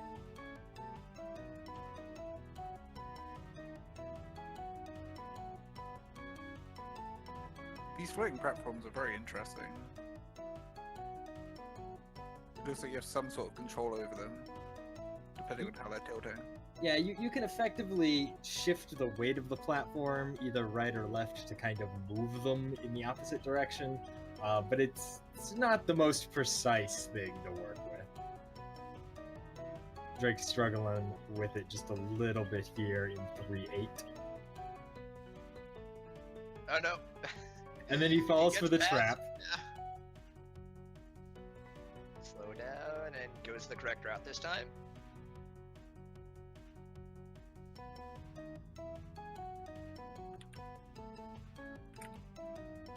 That's how do you feel about that? Again, just how do you guys feel about that when you're in one of these races, when you're in one of these high pressure situations, and you fall for a developer trap like that? You just, oh man, I'm doing this level so well, and you just fly right into the dead end with no hope of escape. I mean, does that like destroy your spirits a little? It can. Especially at the end of like a quite difficult level, you realize, okay, I finally done this, I made it past the hard part, and then you realize, oh no, I have to do it again. How did I do that the first time? I just laugh, because what else are you supposed to do? I mean, I think you have the right mindset, Darkman. At the end of the day, Yeah. if you're having fun, like, it doesn't matter if you win or lose. Yeah. Of course, it's always nice to win. Let's be real. It's always nice to win, but Mystery Tournament is a fun event for people who enjoy playing games. They enjoy playing games sometimes when they're great, sometimes when they're not so great. They enjoy playing new games. They enjoy playing games with other people. And that's what it's really about at the end of the day, the fun of it.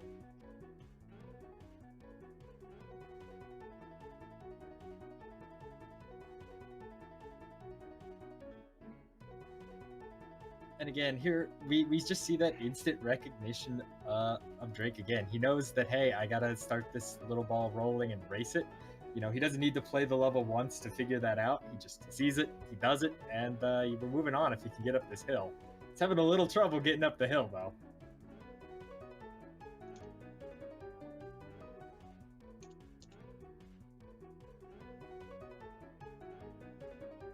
And unfortunately, it looks like Lance's stream is suffering a little. Looks like he's having some technical difficulties. We'll try to get him back to you guys as soon as we can. He should be back up now. Sorry about that.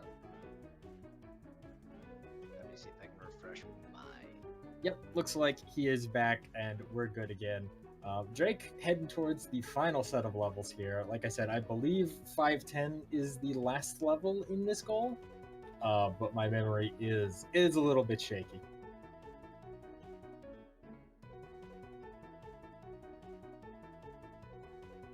as Drake slowly waits for the ball to drop. Very slowly. But again, like he sees the set piece, right? He knows it's gonna catapult him to the right, so he's just standing in the perfect spot. He doesn't need to do it once to figure it out, although he messed it up a little, but... This is just rude, waiting this amount of time and then you fall. This is one of those just jerk moves that the developer put into the game. Like, I could make this ball go twice as fast, but I won't.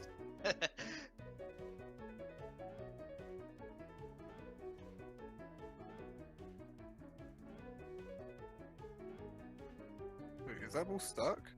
Nope, there we go. No, it's going. Okay, there it goes, and flips him up, and he's through. And now it's time for my my favorite Super Mario 64 star, Tricky Triangles. Same. Shout out to Tricky Triangles. For Drake, they were not tricky at all, though. That took him about 5 seconds. Drake has a commanding lead here, though. Yes, he is about 10 levels ahead and has been for quite a while.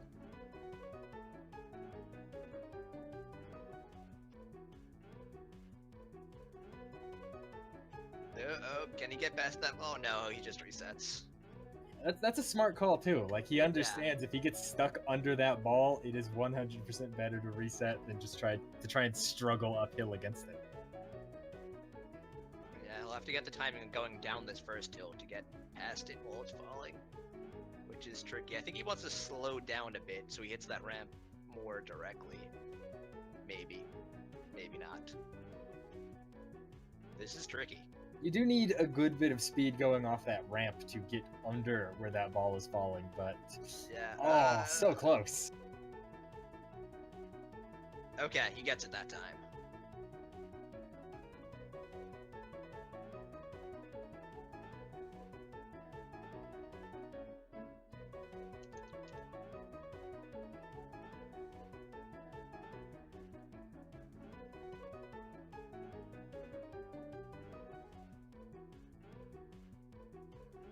Now 4-8, we have a bit of a maze-like path here with the top route and bottom route. Top route looks like it's going to be the easier path, and Drake chose correctly.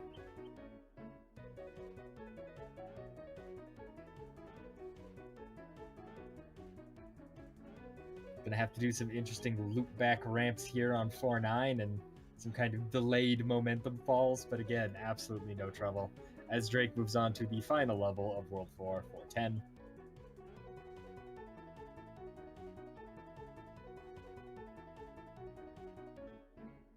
Yeah, Drake is just proving why he's always in top 8 and second seed. Just dominating this game. Yeah, I mean, but by all account, we cannot discount Lance's performance. He is doing a great job. He is, solving these puzzles as they're thrown at him. But he's not able to keep up with the 1 or 2 try beast that is Capndrake. How far into this race are we? Isn't it 10 we're levels per world? only about 18 minutes into this race, and our tester times for this game were about 36 minutes and 43 minutes, based on what I pulled up. So if Drake does finish this in the next 5 minutes or so, it'll be a very impressive performance. I think our pace was much closer to Lance's.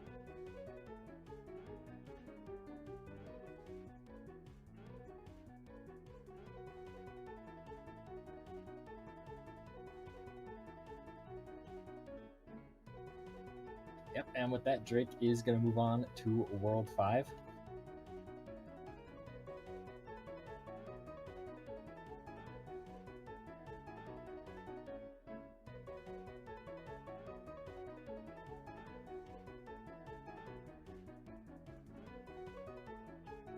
Now, I mean, it is important to put it out there that this is not the end of the world for Lance. This is not even the end of the tournament for Lance, because this is still winners. Yes, this is winner semis. So if Lance loses this, or Drake, if it somehow happens, either one of them will be going on to the losers bracket to face off against I believe this match is against Caerulius, right? Yes. Yeah, it should be someone called against him. Caerulius. So, again, tournament is certainly not over for anyone who loses at this stage. If Lance falls here, or even if Drake, suddenly gets stuck in World 5, it could happen. He was having a little bit of trouble with that platform that is now freaking out a little bit. Yeah. Okay, I think it balanced out as soon as it got off screen.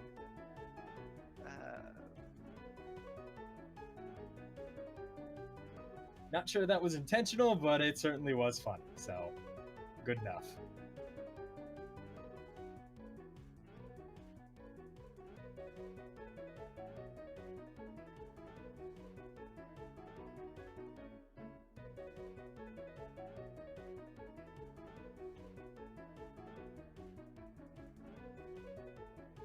Drake's definitely slowing down on the sentries, the 5th world here.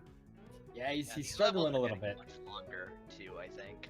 He was struggling a little bit with those trapezoids there. He couldn't get the furthest one to fall in the correct direction, so he's having a bit of a hard time getting launched off the right way. But he manages to figure it out, and then rides another freaky weightless platform up in 5-2.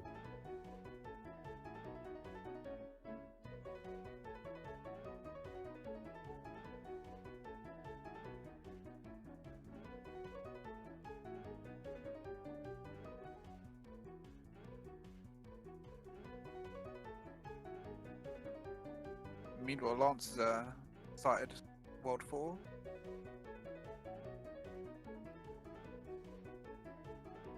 Yeah, looks like he just finished 310 or so he will be starting World 4. At this point, over a full world behind, but there's still potential for him to catch up. There were a few worlds that walled Drake for a few minutes, so if he gets those first try, we really could have something more like a race on our hands. But just to take a minute to talk about games in Mystery Tournament, I'll direct this question directly at you, Spim, but Exino, feel free to chime in how you feel. How do you feel when you get a game like this in Mystery Tournament? A lot of times you expect for some of the weirder stuff, awkward puzzles, those NES games that no one has ever played, anything on the Master System. I don't think anyone owned a Master System. That console was just a lie. How do you feel when you get something, that's kind of simplistic, a little bit physics-based, not terribly demanding in terms of, comprehension, but very skill-intensive? What are you thinking going into a game like this, regardless of who your opponent is? I mean, for me, I love these sort of games because I'm not very good at the other sort of games. So this, I usually have a chance of winning the match, which is always a great feeling. I think it's quite the opposite for me when I was entering the tournament. This is the kind of game that I know I would lose. This is the kind of game where I would test and then subtract 10 minutes from my time, just estimate how people would do. This is a game where I would get walled on something very, just very tricky to execute. And I don't think there's as much figuring out the trick of the level as there is doing the trick of the level. I think I'm very good at the first, but not so much the latter. Now, I mean, same question to both of you. Is this the kind of game you're excited to see in a Mystery Tournament, or do you prefer more of the thought-intensive puzzle platformer kind of deals?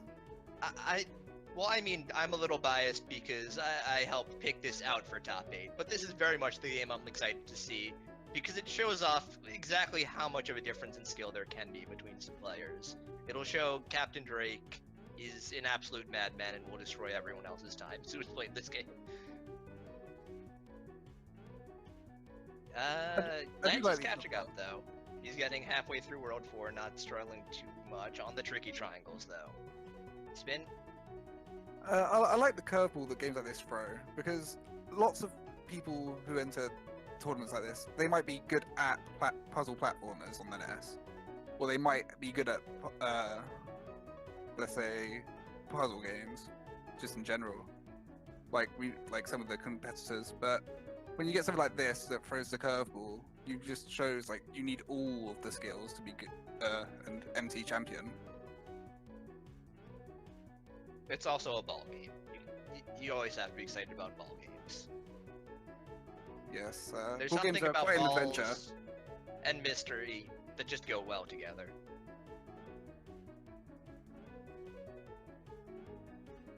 For sure. You kind of started to touch on it there, Spin, but there really are a lot of skills you need to be a mystery tournament champion, because like you said, you can't just come into an event like this and say, you know, I'm really good at like puzzle games, you know, I'm a master of the crossword puzzle, and I'm really good at the word that jumble. first try, the hill that Drake struggled so much on getting timing.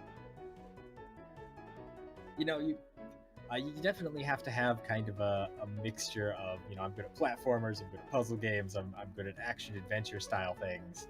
And I think curveballs like this, like you said, are really great because, you know, they show the players, hey, you can be great, you can be as good as you want at the run, right, jump kind of platformer, you can be the master of Sudoku, but it's not going to help you in the contact machine, man.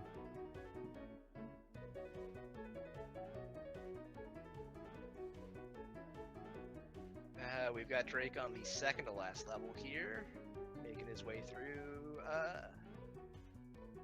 having trouble getting up these ramps. So the ramps in this game, if you start going down, you basically can't start going up again.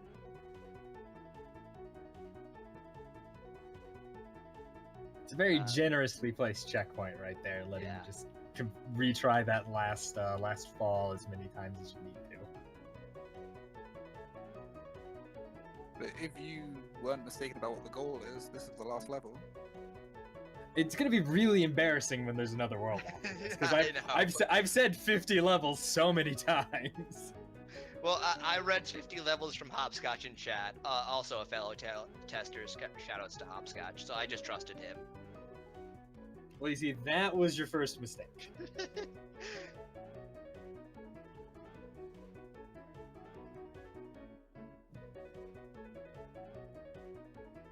A lot of people are throwing out an interesting question in chat that I wanted to pick up on.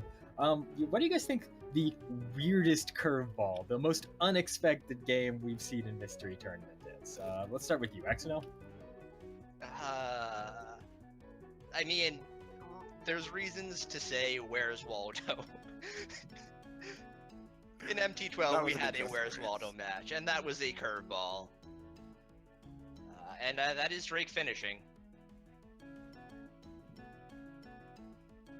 So Drake is going to go ahead and take first place in this race. Very well done to Drake. Yeah, doing that time about 27, 30 or so? 16 according to SRL, which is about 10 to 20 minutes faster than our testers were able to do this. Drake Lance absolutely destroying it. Almost to the last world. Also, if we're going back to favorite curveballs, the bunny chase game that was in top 8 last MT, that was a great game. Oh, that was a favorite of mine. I cannot remember the name of it, but yes, the one about the little girl chasing the rabbit around. I will pull it up. It's so good. I have the MT11 top 8 list around here somewhere. Fushigi na Mori no Pokora. Pokora. That's I knew it started with a P, but I could not think of it. Yeah, that was a wild and weird game. You know, I'm gonna buck the trend here. I see a lot of people saying lawnmower. I see a lot of people bringing up Super Monkey's Ball from last event. But I think honestly, the most creative and interesting submission we've ever seen in Mystery Tournament was actually a submission for Mystery Tournament 8, I want to say, and I apologize. I cannot for the life of me remember who submitted it, but it was Mario Kart, no turning left.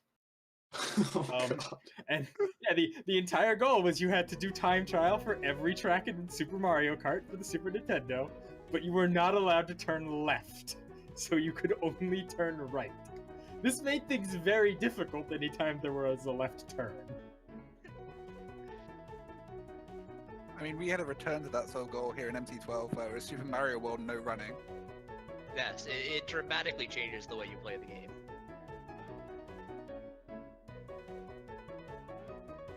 And I mean, that's the kind of thing you could expect in Mystery Tournament. You could expect all kinds of crazy, fun, new games. Sometimes you could expect those silly classics just done in a way you weren't expecting, as Lance was also not expecting to need to push that block at the start of the level and get stuck in a little bit of the gap there.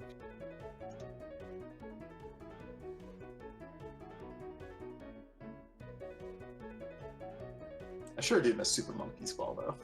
Super Monkey's Ball was an experience.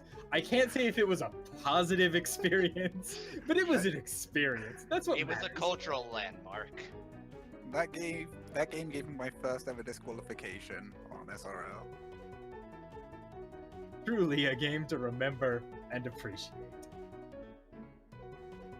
Guys, if you're just joining us, this is Mystery Tournament 12, the top 8 stream. Right now, we just finished up a match between Lancedrago and the legendary Capndrake, as Capndrake absolutely demolished the contact machine about 10 minutes faster than even our testers could pull off.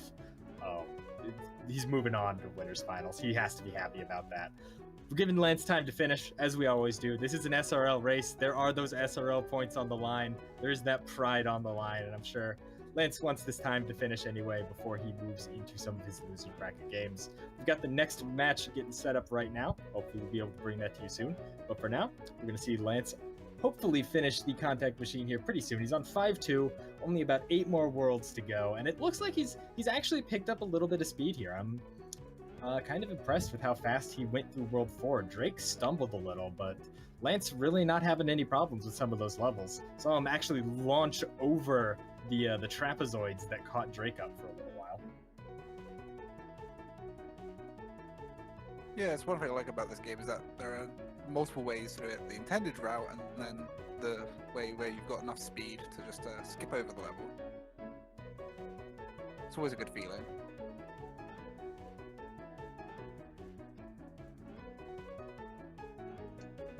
Oh, for sure, for sure. Although I will say one of my personal weaknesses testing these games, playing these games back in the day when I used to join these events, was sometimes getting too caught up trying to be cute. You know, seeing like, oh, hey, I could totally skip this checkpoint, or you know, I could avoid having to do this jump, and dying 4 or 5 times trying to come up with speedrun tech for a game that I will, in all honesty, probably never touch again after the event ends. Yeah, so there's speedrun tech, and then there's useful speedrun tech.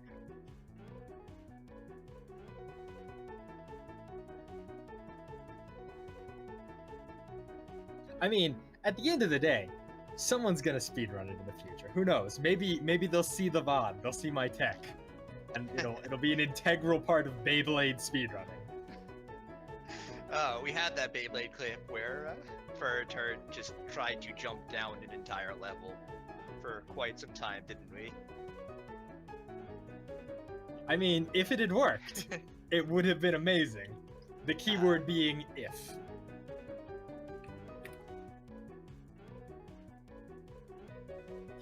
We also had someone in IRC, going back to curveballs for a second, bring up the wonderful Yonoid 2, which was everyone's favorite unofficial sequel to Yonoid, featuring a dab button that nobody asked for, and a plot involving the evil Hatsune Mike, Hatsune Miku's dad, trying to take over the pizza industry.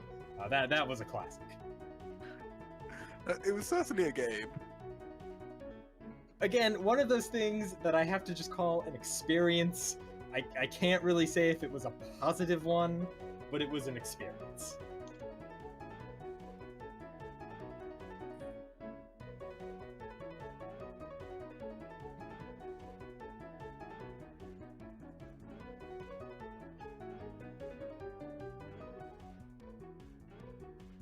So Lance having a little bit of trouble with this obstacle here.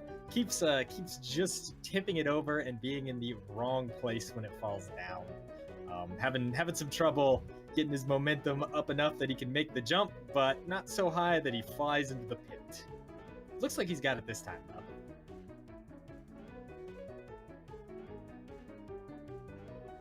Yeah, someone in chat actually brought up a game, again, going back to the weird curveballs that we had at the Mystery Tournament Invitational at AGDQ 2017 of Donkey Kong Jungle Beat. It was a great game. Played with the GameCube bongos, so absolutely impossible to control for everyone involved. I have fond memories of that, mostly because the audience clapping set the game off. And oh man, it was hilarious for about 5 minutes, and then it wasn't. Was this a consideration when you decided on that game? You know, it had never crossed our minds that the audience would be clapping and very loud. So when it happened, I just have a distinct member of Omni like freaking out because he had taken so much time to get everyone set up. Good times. While we're in a minute, do you guys want to talk about Mystery Funhouse? Yeah, sure. So, in the past, we've had 12 mystery tournaments, as our name currently suggests. But last time, we had an MTX newcomer, Blasphemous Roar, really take it into his own to try and restream as many of the Mystery Tournament 11 matches as he could on his own channel. After MT11, a bunch of other of us, me, Spin, Sirniko, another one of our top 8 players and the commentator from earlier, have all banded together to make a Twitch channel and try to rebroadcast as many of the Mystery Tournament 12 matches as we could. And you can find a lot of the VODs over there on Mystery Funhouse, linked in chat. We also try and set up some other blind racing events, even on the Mystery Tournament off-season. We've got some stuff in store for next month and so. Nothing super hammered out. We want to get Mystery Tournament 12 done with first. Spin, is there anything you want to add to that? No, I think you've summed it all up quite nicely. TLDR, guys. Shoutouts to Mystery Funhouse for broadcasting as many Mystery Tournament matches as possible. You guys should definitely check them out because, like Exeter said, they've got some interesting stuff coming up in the future. As we see Lance just continually make that platform freak out. I love it.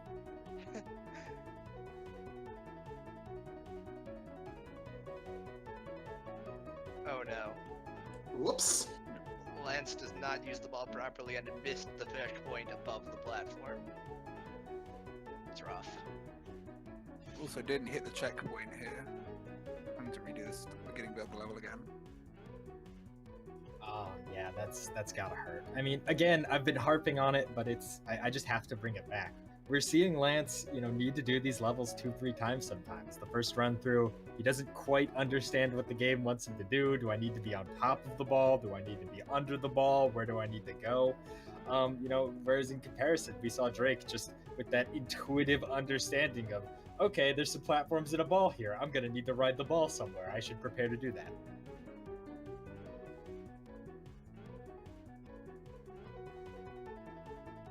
Okay, you get the checkpoint this time. That's a good, mark of progress in case he slides off this large wall again. But he's controlling his momentum a lot better, making it across the gap, and is through. Second to last level.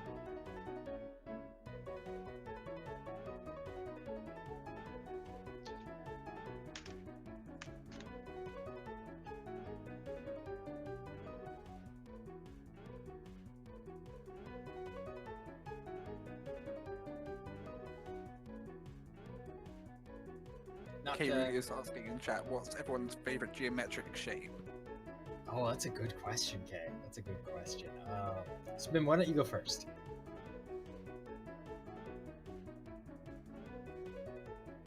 Okay, good shape, Spin. Yep. All right. His favorite shape is nothing.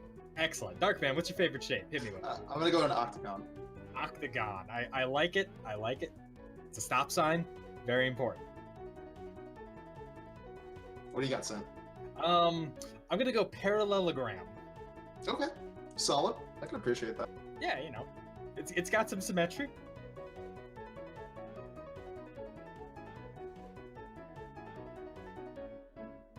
Chat's getting in on it too. Excellent, excellent. Then we have our fabulous tech person, Muffin, saying Sphere. So there you go. Oh, Sphere. All right.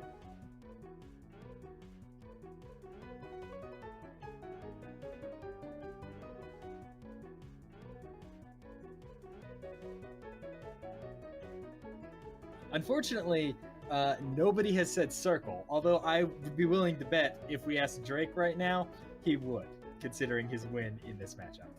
Lance, I think Lance might be a fan of squares right now. Not triangles. Definitely not triangles.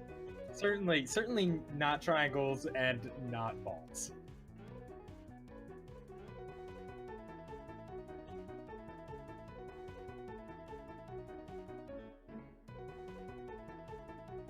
But it looks like Lance is just going to be able to finish up 5-10 here. Got one last jump to make, and that'll be that. Just going to come in over 40 minutes here. Again, super well played to him. We'll see him a little bit later today in the losers bracket. And congratulations, of course, to Capndrake for his absolutely crushing victory this match, moving on to winners finals. Yeah, only having to play one match today.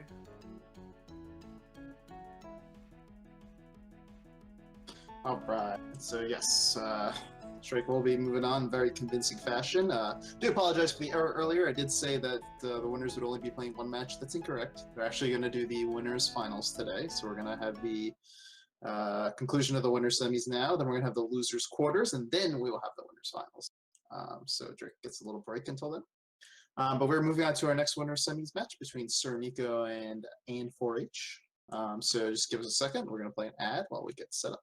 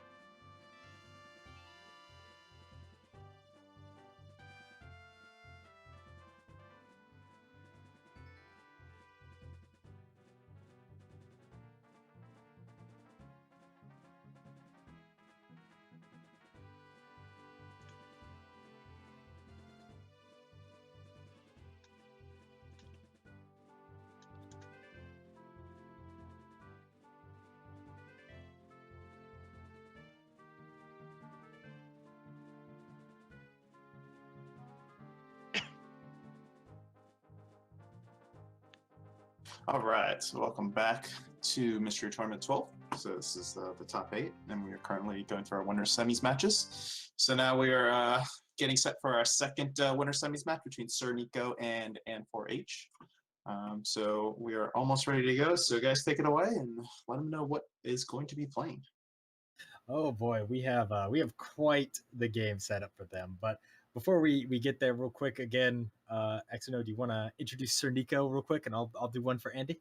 Okay, Sirniko is another MTX newbie. I mean, it's been a year, but he's still new relative to half of this winners, this top 8 bracket.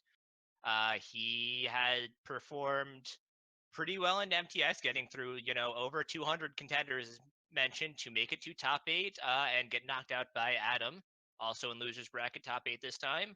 I don't remember, he made it pretty far into MT11, but not quite top 8. He's been helping out a lot with the restreams. He was on commentary earlier, and he's just an all-around great guy and a very good, blind race player. All right, solid introduction. Thank you for that, XNL. So, Andy, he's a god. Enough said. Okay, good intro. Okay. but for real, and 4H, Andy, whatever you want to call this man, he is genuinely unbelievable. He's won 4 of the last mystery tournaments in a row. Again, I think he's never missed a top 8, or if he has, he's only missed it due to real-world obligations keeping him from playing. So he won the MT Invitational at AGDQ 2017. He wins just about every single race he enters, in real life, online, what have you. The man is a beast. Somebody stop him. Yeah, so Andy, his first MT was MT5. He took 3rd place.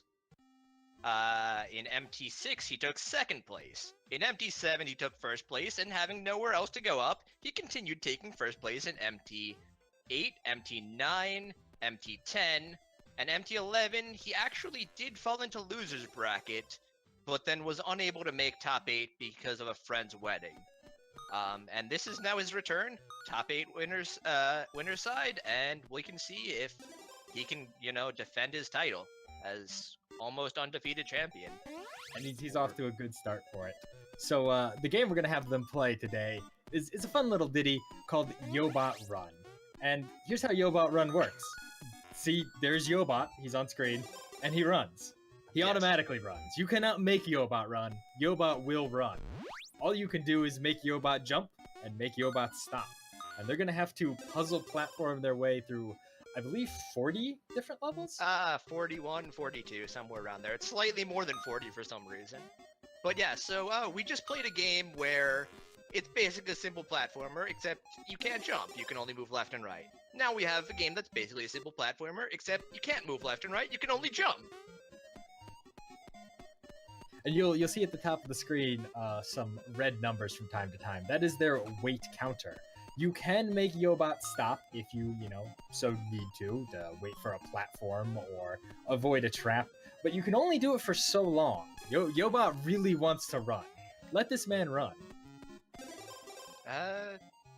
We actually have Sirniko taking a half-stage lead at this point, finishing off stage 5 just... wait, no, is that... Yes, it is. Both of them on stage 6 now. I believe that Andy has figured out that you can actually level select, which will happen automatically after you complete every level, before the icons show up on screen. And I think Nico is still waiting for them. That was something I did not discover, but Alpha told me about. Yeah, funny little thing where the interface is just loaded before the graphics for it are. This is honestly just a game I had to put in top 8 because it exemplifies one of the things that makes a racer good, and that's given a situation where it looks like there is nothing you can do to speed up your own play. How can you speed up your own play? There are so many cute little tricks you can do in this game where, you jump into a ceiling or you time your double jump perfectly to bounce you into a wall to turn around and then jump back up through the gap to cut time off of every one of these levels. That it's a great game to race. Really exemplifies that. Your decision making on when to reset and when to try to get back to the proper position. Andy trying very hard to get to this key from the bottom level. Might have more success if he just presses that restart button, which he does now, to bounce in there correctly without doing anything.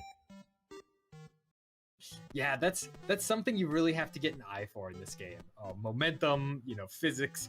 Where am I gonna bounce? How am I gonna bounce? Is the game set up so that if I do nothing, I'm gonna, fall perfectly onto this platform?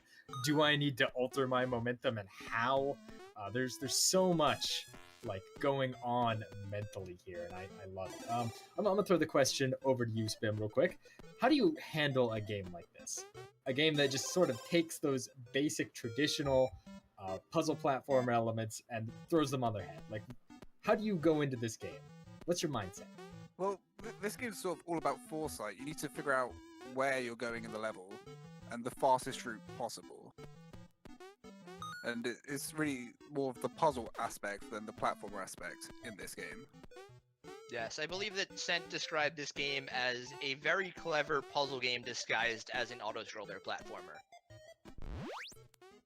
I do believe that was my comment after testing it. This game looks like a platformer.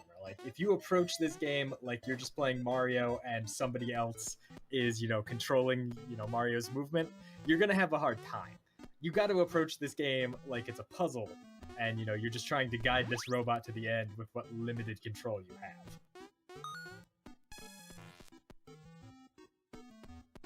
And unfortunately, we saw Andy there. He died to the last spike trying to jump into the door, and that's gonna tie them up. Nico and Andy are both on level select, but again, Andy just getting that second advantage because he knows where to click to start the next level.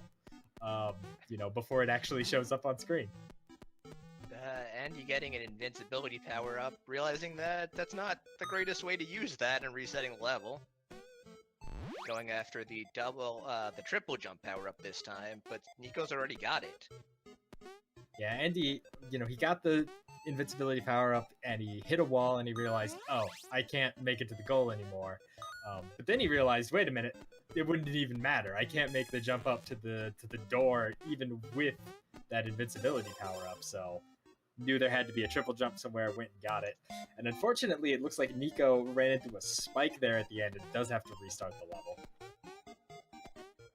Yeah, this is a game where making a mistake is very costly, because you can't control your speed at all. Right. This is, again, one of those games where every just little decision you make matters, because, you know, like's been said, if you make a mistake, you're in for that, you know, 20, 30 seconds, however long it takes of walking at the start of this level, like the level Nico's on right now. It's probably taking him, you know, 20 seconds or so to get this triple jump power up, and every time he messes up the end of the level, he has to go back for it.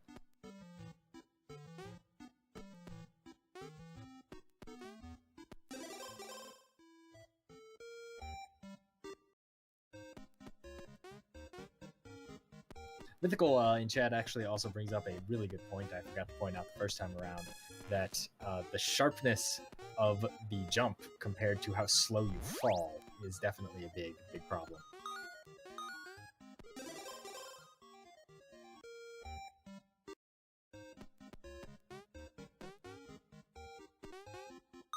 So I believe Andy's taken a one-stage lead now. Yes, he is a full stage ahead by my count. And Andy, he's going for some tricks here, I think. He doesn't want to play with that electric barrier at all, so instead he's just going to drop down and turn around on the far wall there. Good play.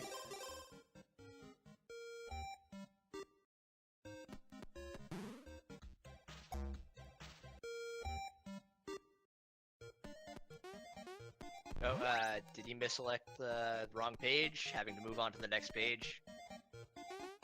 I think he did. I think he accidentally selected a level that he had already completed.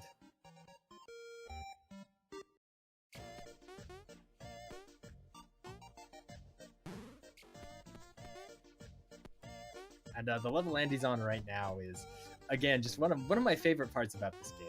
This game has a really great concept, but what I love about it is the design. The levels just slowly kind of start to do things to lull you into a false sense of security. Like yeah, Andy's trying to get this right balance to start walking backwards without having to go on those platforms. Can he get it? He gets it. He got it off the wall. And that's much safer. You get a lot of tries on that. You have no risk of having to redo the first part of the stage. So it's a really good call to try to do that rather than go for the possibly easier but more risky walk across those platforms. And he actually skipped the triple jump power up in this stage and somehow made it work. I don't actually know how he did that. Okay, now he gets it. Yeah, so another weird thing about this game is that you have a double jump and you don't use your first jump by walking off of a platform, thankfully. Most games, you only get one jump in the air. This one, you can do both of your jumps in the air if you want, if you haven't already jumped. Or all three, even. Yes.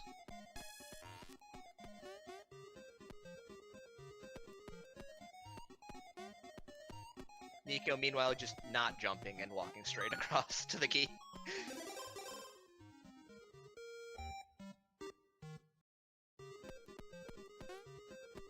Hey, I mean, whatever works. Yeah, Nico gonna take the triple jump power up here. Definitely makes the level much easier.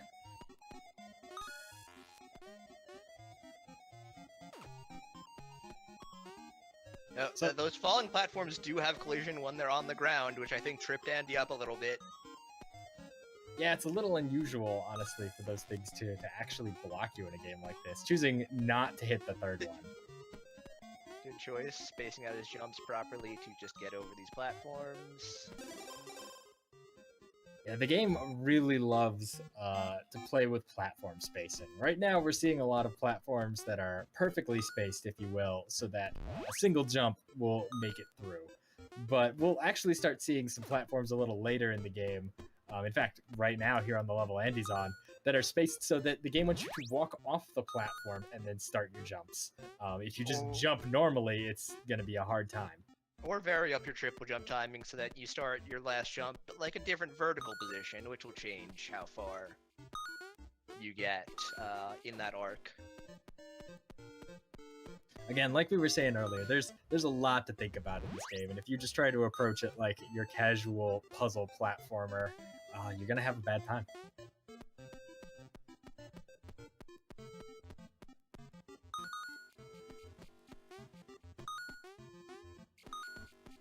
Also, to make it clear, since I saw someone ask in chat, you cannot stop in the air, you can only stop on the ground, and you can only stop for a short amount of time, which is displayed as the red number on the top of the screen when Yobot is not moving. Can't believe you would make Yobot stop instead of run. Dude, Yobot just wants to run. That's what he's about, and I respect It's that. not Yobot stop. Not yet, anyway. Any aspiring game devs out there, if you want to make Yobot stop, MT13.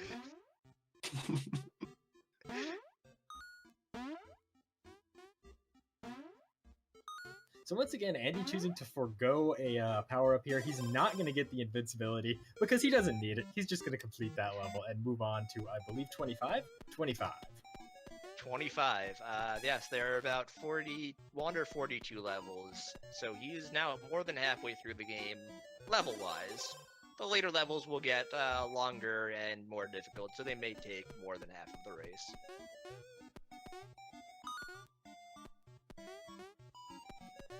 Sirniko still maintaining a decent pace with Andy, only a stage behind at any given time, basically.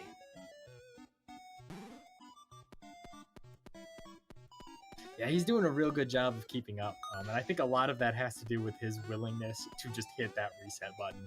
You know, a lot of times when we see Andy mess up, we do see him, you know, try and salvage it for a couple of seconds, waste a little time to try and get back on track, not wanting to redo the start of these levels.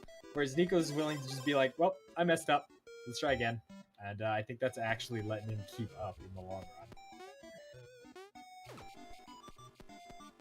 And also because I see people wondering, the coins are completely pointless. They are just collectibles for bragging rights. And the players are given a paste bin before each game, and they were informed that they do not need to collect the coins. They do not matter. Nico's really off cycle on these trampolines now, so this is going to be hard to recover from, losing a lot of time here.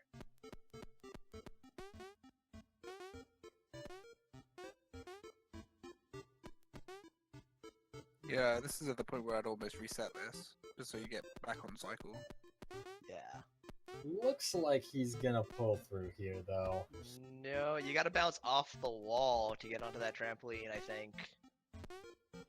Hitting like the left or the right side of these tiles makes a huge difference. He's trying to do some tricky jumps to hit that trampoline, but...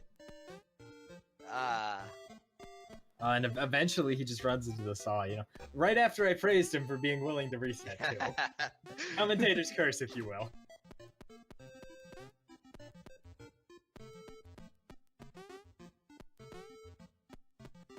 Meanwhile, Andy's struggling a little bit with his first interaction with the rotating bars. Very, very similar to, you know, your Mario 1 fire bar. It's a tough enemy to deal with. It's always moving, regardless of whether you are or not.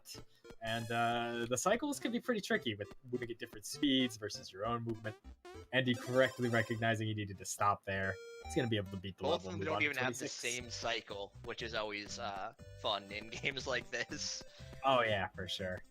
When you have like the same type of obstacle, but they aren't on sync cycles, and you can't use your past experience to know exactly what position it should be in. I love the obstacle in this level too. These moving platforms that are, of course, moving slower or faster than Yobot, so you need to vary up your speed with stops, or you know you'll get crushed by the spiked walls one way or another. Andy having no trouble at all, though. Yep, he's moving right along to, I believe this is actually stage 30. That sounds about right with his base.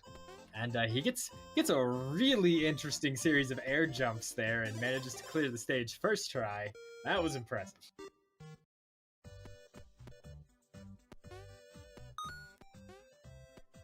So how many stages are in the goal for this? 41, possibly 42. So it's a very odd number. It's not exactly 40, but it's about 40. And Andy's just learning how sinister these moving platforms are when you need to turn around mid-moving platform section.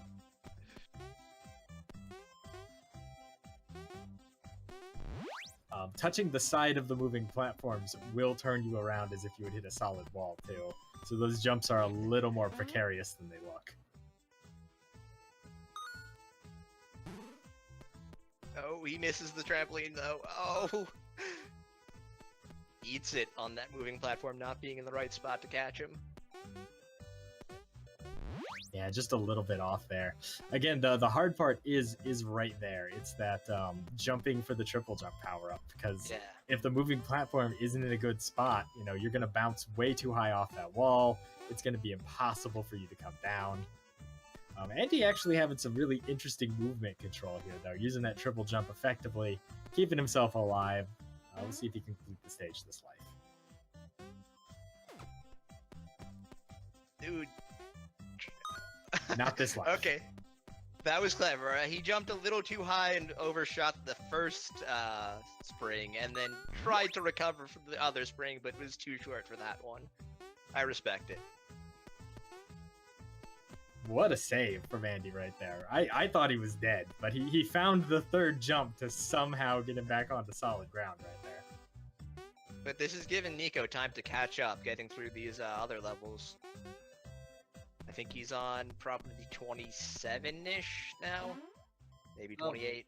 I believe that's actually 28 or 29, yeah. He's not far behind at this point. This is still anyone's race. Like Exino was saying earlier, these last levels get very difficult. They get very challenging. You have to use your stops effectively. You have to understand Yobot's momentum and his ascent and descent. And we'll see if Andy can one-shot any more of them, but his pace has definitely slowed down.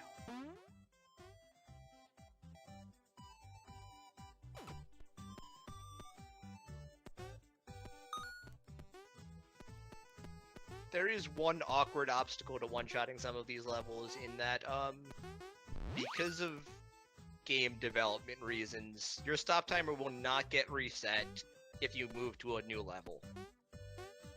Why this happens, I assume, is just developer oversight, but you will have to die in order to rush that back to 20 seconds, which can make some levels impossible if you one-shot the last one. And Andy going for the invincibility power up there, but He doesn't have the key.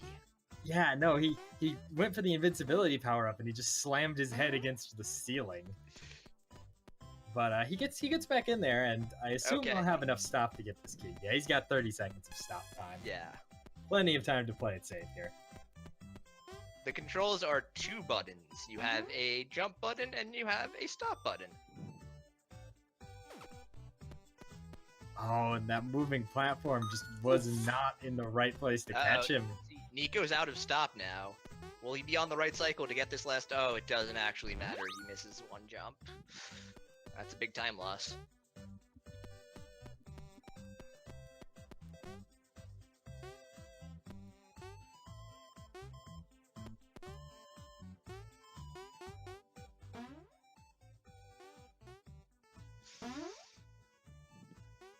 Oh, once again, Andy just oh Oh, that was some creative jumping right there. I can Yeah. approve of that. that would not have been my instinct there. I think we have confirmed that this man is a Hanzo main. Simple geometry.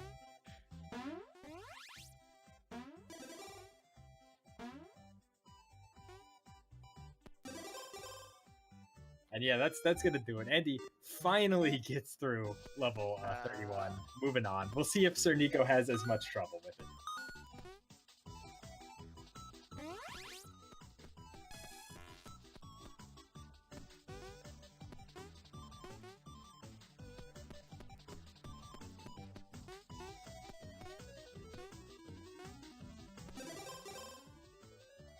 Sirniko just not respecting the stop function. Maybe he still thinks he's out of time, but he's trying to jump around and dance with those moving fire bars, and it's just not working out for him. He needs to just stop.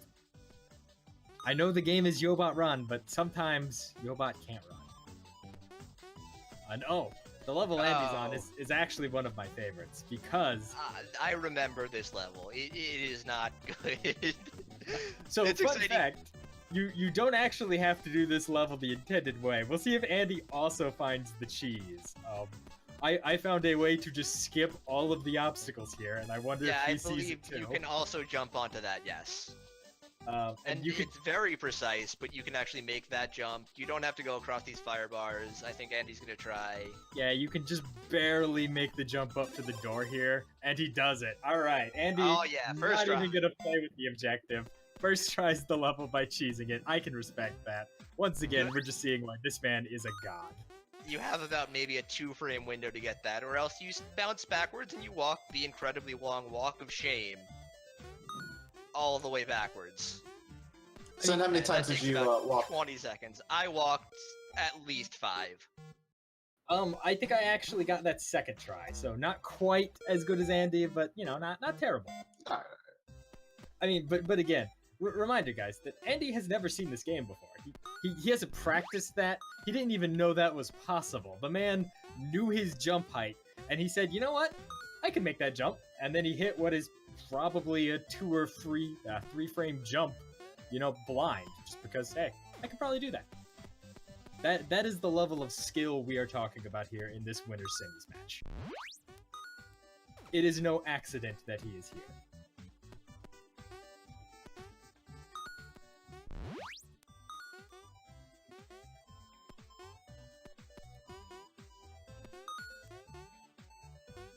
Andy just dealing with these fallen platforms the best he can.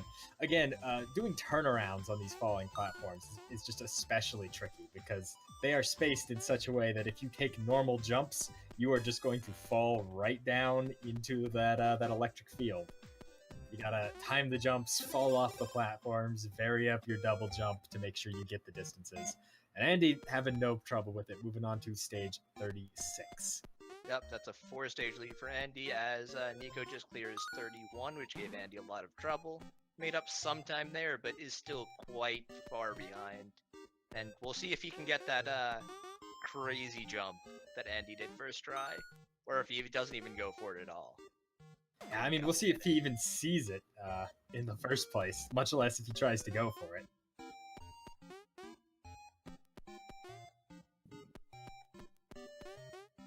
Meanwhile, Andy getting a little bit tripped up with some of these jumps here on 36. This is where the game really starts to, get you with varying your timing and forcing you to jump off of things or jump over things. That entire falling block there you see at the start of the stage really is just kind of a red herring. You can just double jump to the square block above it, as Andy figured out on that last life. No reason to mess around with that at all.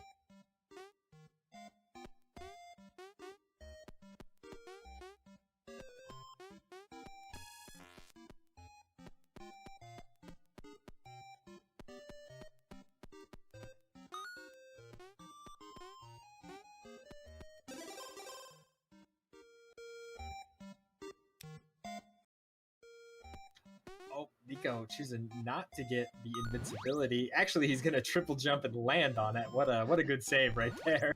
All calculated. It's gonna run out before he gets out of the lightning, though. Oh, that's just unfortunate. That was such an amazing save that I want to believe was calculated. I missed this jump, but I'm gonna land on the invincibility anyway, and then just immediately get stuck down there and dies.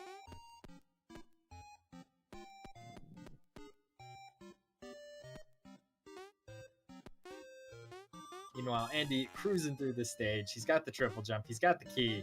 All he needs to do is jump across these platforms on the spikes. He's going to do it. He's moving on to, I believe, that is stage 39. Only a couple left in the goal at this point. We're going to need to see another major wall from Andy here if Sirniko has a chance to get back into this. But, I mean, he does. Like, this is not over.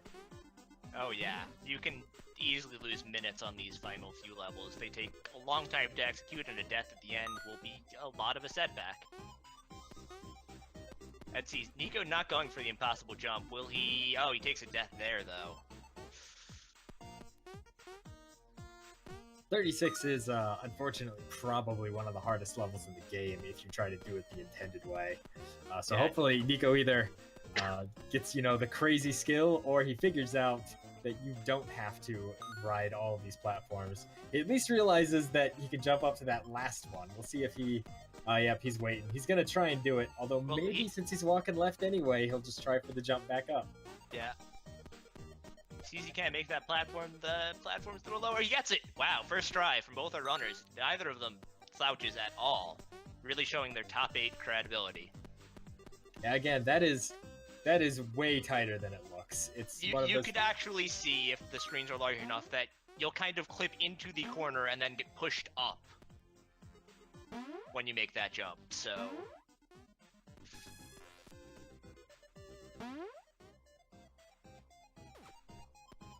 And he gets the key, but he does not recognize the jump distance required, adds an extra jump to the trampoline, and winds up falling directly into the electricity.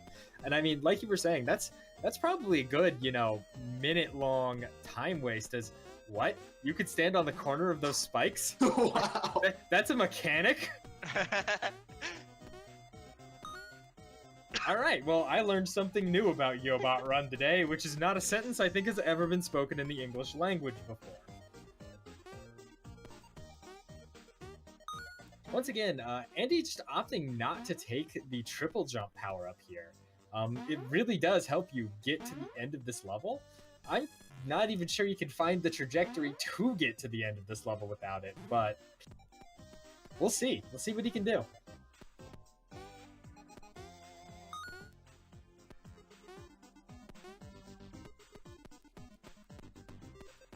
Meanwhile, Nico actually first trying to stage, almost gets the jump up to the key there. Unfortunately, falls down, catches a bad cycle, slams himself into the spikes, gonna have to restart the stage. And this is just another costly stage to have to restart, especially when you're going for more of the intended strat with that falling platform.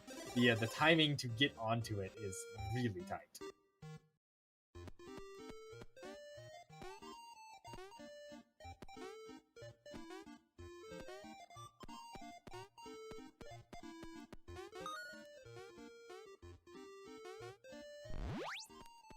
Man, every single game we've had so far has had amazing music. I'm not going to claim that we planned that or anything, but let's just say we planned that. Works for me.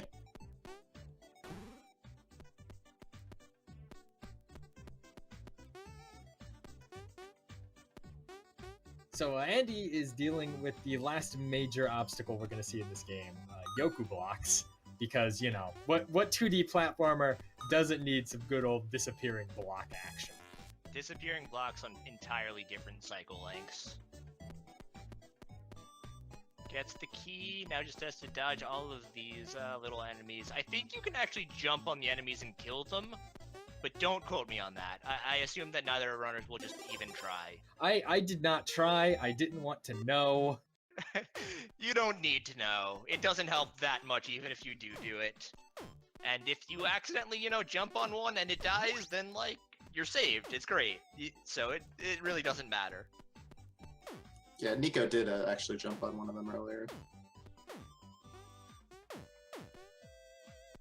That's yeah, I mean that's good to know, but especially in a game like this where a death is so costly, that's something I honestly I would not even try. Just be like, you know what?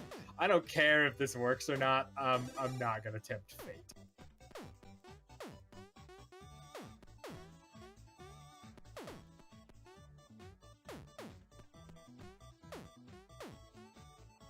Andy is actually kind of running low on his stop time, just because he has cleared so many levels in a row there, although a death is going to reset it for him.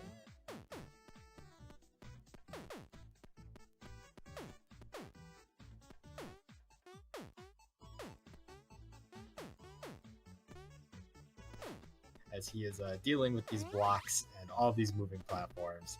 And again, all of these elements, they look so simple in a lot of ways, but it's just such a different story when you are not in control of your, movements at all. You just have to react with what you're given, and at best, maybe you could stop yourself and hope that you can get back on a good cycle. But that's actually going to do it. That's it. That's Yep. game. GG Andy. Andy is going to take first place with, let's get that time, 30 minutes 30 and oh. 6 seconds.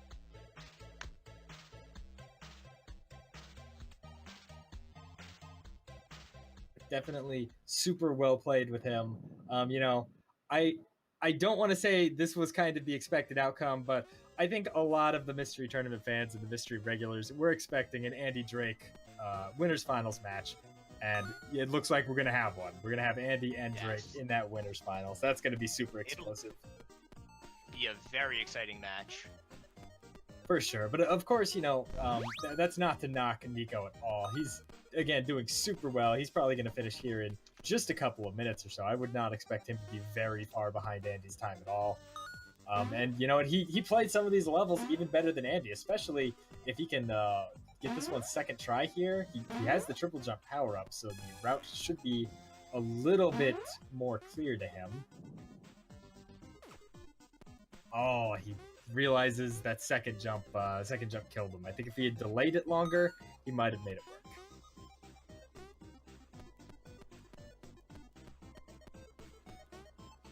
But anyway, guys, if you are just joining us, this is Mystery Tournament 12. We are broadcasting the top 8. Over 100 people entered this tournament. We've cut it down to 8. And today we're going to cut it down even further to 4 through a series of exciting and blind game races. Right now, we just catching the tail end of the Andy versus Sirniko match. Andy did clutch it out with about a 30-minute time here. We're giving Sirniko some time to finish, of course, for pride and for everything that comes with that, and setting up the next match. So stay tuned, stay around. We'll be getting to that shortly. But for now, let's root for Sirniko. Let's give him our energy so he can finish this game. And he's not out of the tournament by any means. We'll see him again in losers semis coming up. I believe that'll actually be the first match of tomorrow. That's correct.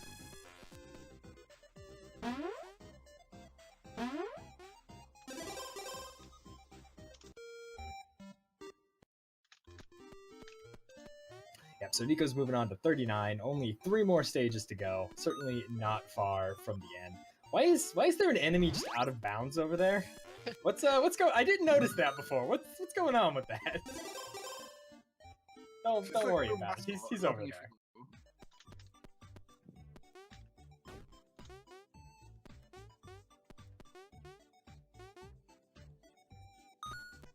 Unfortunately, Nico's in the same situation that Andy was in on his final few stages, where he's done so many of these back-to-back now first try that he does not have much wait time left for Yobot due to what we can only assume is a unfortunate programming oversight.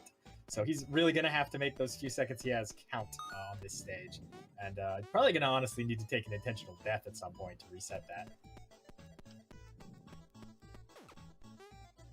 In fact, yeah, he's just going to walk into the enemy there. He knows that, hey, I don't have enough time to finish this, so...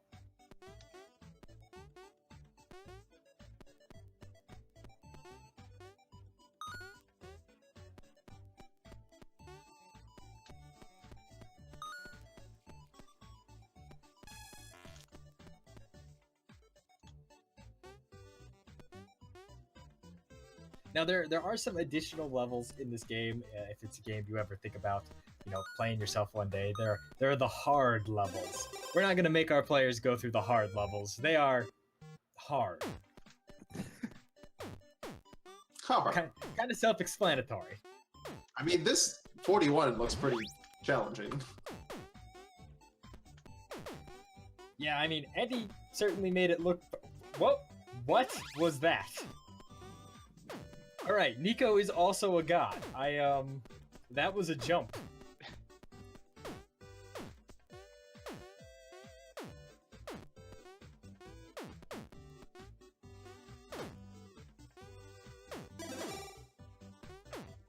I am a little bit curious. You know, we actually have had several mystery tournament winners and losers even go on to speedrun some of the games that led to their eventual wins and losses, and we've even seen those games show up in marathons sometimes. I kind of wonder if either of these racers are going to pick up Yobot Run. As we see Sirniko finish there, looks like his final time was a 35:02, so only 5 minutes behind Andy. Both of those are incredible times. GG to both of our runners there.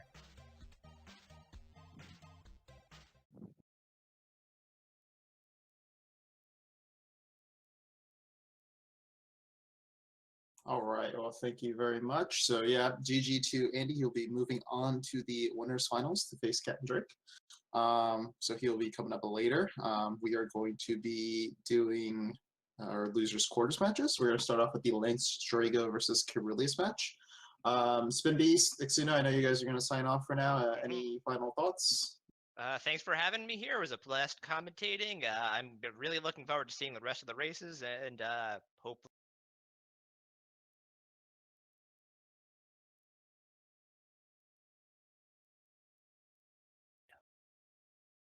Yeah, just like Exudo said, thanks for having us. Yeah. And enjoy the rest of it.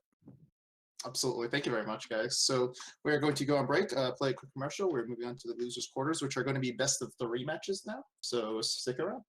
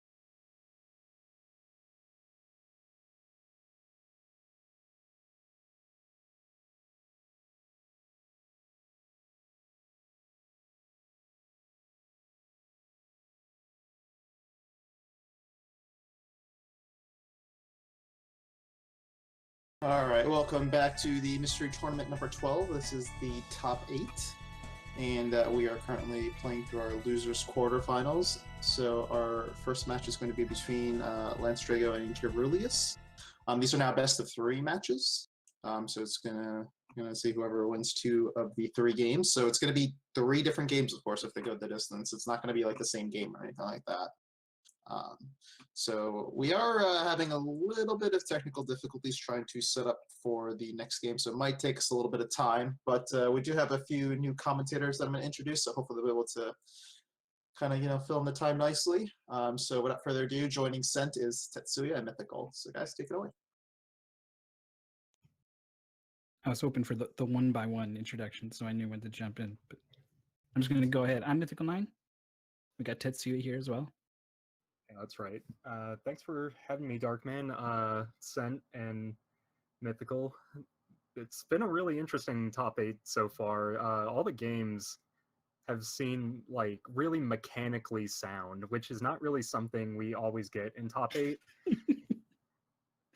So That's true. it's been pretty cool. It's been neat to see how, like, even with the mechanically sound games like Yobot Run, like there's a little bit of trickiness to it. Like not being able to control your speed it's interesting. Even if the game has its roots in platforming mechanics, it is on some level a puzzle game as well. These are some really interesting choices. Yeah, sometimes mystery tournament games are so weird and bizarre that not much of your past experience with any video game will prepare you for what you're about to face. But a game like that, you obviously identify the platforming elements and they make sense to you, but then there's this wrinkle of you can't control your left to right movement that changes how you have to think about what you're doing. And that is what I think makes for a perfect mystery tournament game, testing the player's abilities to adapt to that. I call it a wrinkle, but it really does change the whole thing quite a bit, doesn't it?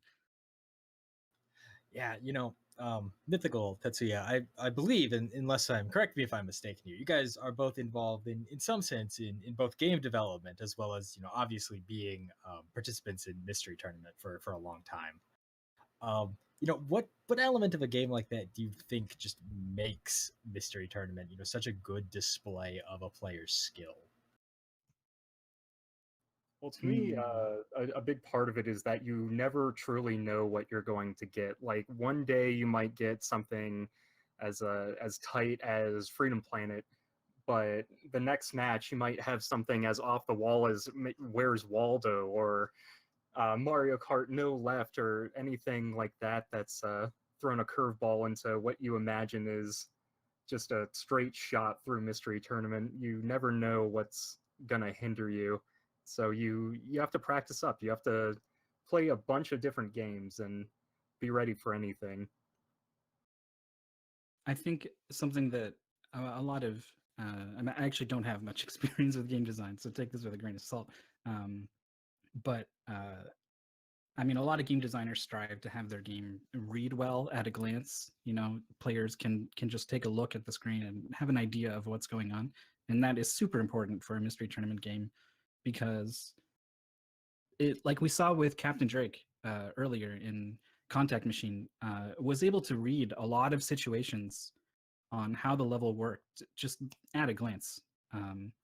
And so giving the really talented players those options, those moments where they can see something that someone else might miss and capitalize on it, I think is a key part of what makes Mystery Tournament so exciting to watch. Definitely. Mythical, I actually want to piggyback off of something you just mentioned. You were talking about how sometimes you might get a game that feels so tight and, well developed as Freedom Planet, and then other times, you might be playing Super Monkey's Ball, let's say, from, last top 8. How do you feel games, tightness and controls, the game's feel, I guess, in general, plays into the mystery aspect? Do you think sometimes it's acceptable for a game even to have looser controls or less well-defined, visual elements as a matter of skill, or do you think that's always bad design? And the same question to you, Tetsuya. Well, I mean, it's bad design in terms of your game should be fun to play. For just the general populace, it should generally be fun. It shouldn't feel like work when you play it. So I think it's just kind of across the board always a plus if the game controls well. And I guess there's a difference between controlling well and being difficult to control. And figuring that out, I guess, is a challenge for a true game designer. But it is important, and I'm looking forward actually to this next game, seeing the controls, because do we have it on stream yet or not? I don't want to spoil it, but could be a good one in terms of mechanics. It's going to be a good one, and actually the races are ready, and the race has just come underway. So we are going to be having the first game of this best of 3 in losers quarters. We have Grapple Force Rena. what is this? Dialogue cutscenes? Not in my speedrun. Skip, skip, skip. Just immediately too. All right, so what's this game about? Well, it's not Mystery Tournament if there's not a grapple game involved. That's the truth. And Grapple plus Rena is honestly just a very solid action platformer with a grapple mechanic and giant eggplants. Always a plus. Very important. We're seeing the players playing around with the grappling hook a little bit. You can do a lot of things with a grappling hook in a lot of different games that give you various amounts of swing and speed, and so players are trying to figure out what kind of grappling hook am I dealing with here. Yeah, there are all kinds of different grapples. If you are familiar with grapple games, this is very much more akin to, I want to, say the Umihara style of grapple more so than the Bionic Commando style of grapple, if you will. You have a lot of control over how long it is, and you're able to adjust that kind of mid-grapple to make all kinds of weird, parabolic movements throughout the stages. And we are seeing the players pick up some extra speed if they use it correctly. If they use it incorrectly, they can actually lose some speed here with some of those really short grapples. So this is perfect. Yeah, this is definitely a game I can see someone developing into like a full speed run. You can get some crazy momentum if you just grapple at the right points and constantly kind of leapfrog your way through the levels off the speed. But even just playing casually, there are a lot of tricky jumps and other things you need to account for. Plenty of enemies, as you can see, the players are dealing with the grapple as well. As unfortunately, Caerulius decides to hold on to a bomb for too long.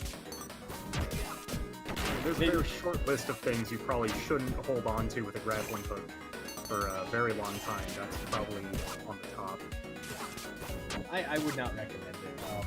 And here we actually see Caerulius interacting with some of the enemies. For instance, while holding the propeller enemies, your grapple kind of gives you a hover ability.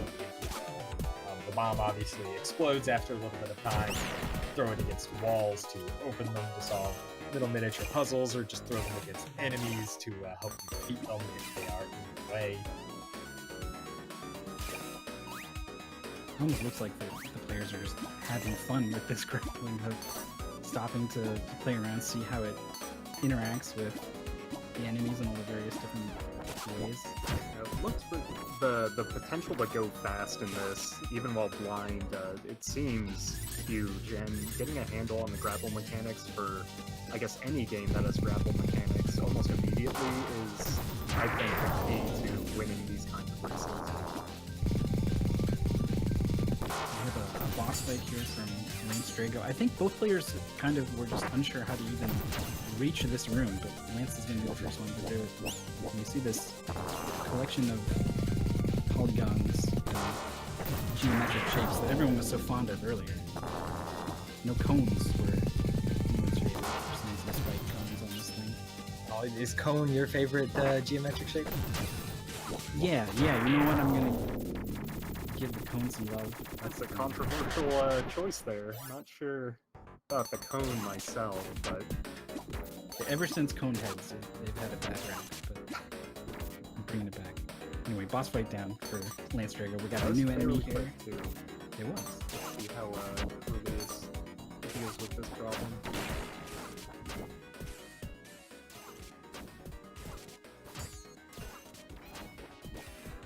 As you can tell by the counter at the bottom of the screen here, the objective in this stage is to rid the town of enemies. So, Lancedrago taking some time to throw some fish away. I recommend, every now and then you just got to take a little time to throw some fish. You never know when it's required. XNO actually bringing up some interesting trivia in chat. I didn't know. This is actually made by the same people who did Freedom Planet. It makes a lot of sense. It definitely has that same feel, I guess. The controls seem pretty tight, even given, the wacky amount of swinging you end up doing with grapple games like these, like Umihara Kawase, games like that. Yeah, and then also just like their visual style, and of course the music. Having played it, I can tell you the controls are as smooth as they look. It's a very fun game to play. It's a very satisfying game to play. There are not too many instances of feeling of I felt like I made that jump. And personally, nice, honest platformers in Mystery Tournament, they're really fun to get as your game, because when you lose, you don't feel like you lost on anything other than your own merits. If you start going slow, it's usually less of a level design thing, or you got, I guess, kind of screwed over by the game, and more, oh, I should have foreseen some of the things in this level. My mechanics weren't all there, and it rewards you a lot for just having that kind of platforming practice. And players like Capndrake and Andy, they seem to excel at games like that, and whenever they get tripped up, it's usually one of those games that throw a curveball at you. And then there are some players that really excel at those kind of games, so I'm not sure how they feel getting pitted against players that are known for their consistency.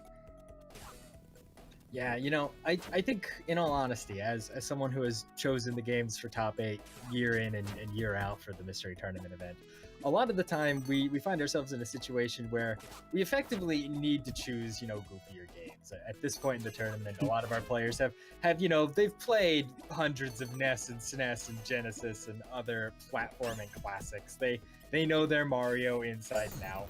We have to reach for the goofier and sillier things, and oftentimes those goofier and sillier games are a little far from the traditional run, jump, grapple platformer, but it always feels good when we can get just a legitimate classic platformer in top 8, just because it's a quality game, and as far as we know, nobody's played it. And Grapple Force Rena is just one of those games. Unfortunately, it is fairly short. It's actually too short to even be played in the normal tournament. We do have a minimum estimated time limit for games, just so people aren't getting 3-minute matches and losing the tournament that way. It's not fun for anyone. But we were able to resurrect it by doing these fun little best of 3s here in Losers Quarters. So we've got a new enemy here that lets the players fly around, but the objective of this level seems to have changed. It's not defeat the enemies anymore. No, every level is going to have its own objective. So like we saw, stage 1 was kind of just a simple run to the right platformer. Stage 2 involved defeating all the enemies. Stage 3 involves finding the entrance to the villain's secret lair, which looks like Caerulius was able to get through no problem, just figured out what you need to do with the statues. Drago having a little more trouble with it, kind of lost running around, can't find one. Yeah, has hit a number of these statues, but there is just one eluding him at this moment. And until this point, this was a very, very close race, the closest we've had so far for sure. And we do have confirmation from somebody in chat that it is not random. I actually was not sure of that testing this game, if it was random which statue you needed to break, but it is apparently not random at all. I would have thought it would be like always the last one you check, but I guess a bit of luck factor in here. I guess it always would be always last one you check, because you're done checking after you get it. That does make sense in a strange way. So we've got. Is this a boss fight? Don't let him get away. It's a little unclear what that means in terms of what needs to be done to this guy, but for now we're just gonna follow him. All right, we are attacking him. All right. So, fun fact, the person that you were talking to confirming that is actually the dev of this game. So say hello to Ashley's Really? Arcade in chat. They made the game. Feel free to direct your questions towards the person who made the Who game. clearly knows more about it than anybody. This For is sure. definitely a first, I think, in mystery tournaments, aside from devs that actually submitted their own game. Yeah, I I don't mean, think we've ever had a random occurrence of the dev being in here by Yeah, coincidence. actually, that's kind of interesting. definitely super cool. Really glad they happened to catch the stream. Yeah, me too. Your game looks super fun. Yeah, normally when we have devs in chat, it's because we've been a little cheeky. Maybe they've submitted a game or helped develop a game specifically for the tournament. I think, Darkman, you are correct in that we've never had the random occurrence of a dev showing up in chat, but definitely super cool. Yeah, Grapple Force Rena, we had to put it in top 8. It was, again, too short for the normal tournament, but we didn't care. We had to find a way to use it because it's just such a charming, fun, great little platformer. So The players got this is the same dev who made Freedom Planet. It's actually not. They mentioned that they're just a studio publishing it, the Right. Freedom Planet devs. So they're actually independent of them. Ah, That makes sense. easy mistake to make. And we were drawing all those parallels between the two games, and just was We're just so chance, pretty wrong. much. Oh man, so we've got like a second phase here that Caerulius is already done. Yeah, he just bodies him instantly. Caerulius has really figured out how to start flying through this game. Yeah, he did an amazing job in phase 1 there of just catching the enemy he threw over and over and just immediately slamming it right back into the mech. There was no downtime there. He didn't need to wait for additional enemy spawns. Just constantly slamming that guy right into it. And yeah, absolute destruction for Caerulius in game 1. Time of 11 minutes and 21 seconds. Oh, that was a whole thing. Dang. Yeah, like I Come on, said, Caerulius. it is really short. It's Yeah. it's good, it's super enjoyable, but it's really short. Yeah, I figured since the dev is here, it'd be a nice way to kind of shout out their game. It's pretty cool. That was the demo. So if you want to actually look into playing the full game, you can visit their website. I'll link it in That the chat. was the demo. Okay. I'm looking forward to playing the full extent of this game because it really seems enjoyable. Yeah, Darkman just put the link in chat to things like their website, and yeah, definitely please support the dev because this game looks absolutely amazing. And Ashley did just mention in chat that they do plan to add some speedrun friendly modes to the game to skip dialogue and cutscenes and all that. So I hope someone picks the full version of this up as a run because it looks like it could be super cool. That's exactly what we like to hear. I can almost guarantee someone will. So by instinct, Caerulius just grabbed his projectile, threw it right back at the boss like it was nothing. But that's not immediately obvious. Lance is saying, "Oh, here's an attack I need to dodge," is jumping right over it. But yeah, is detecting something's up here. Tried to grab that last round. Cool. He takes it. And It's on the fusion floor.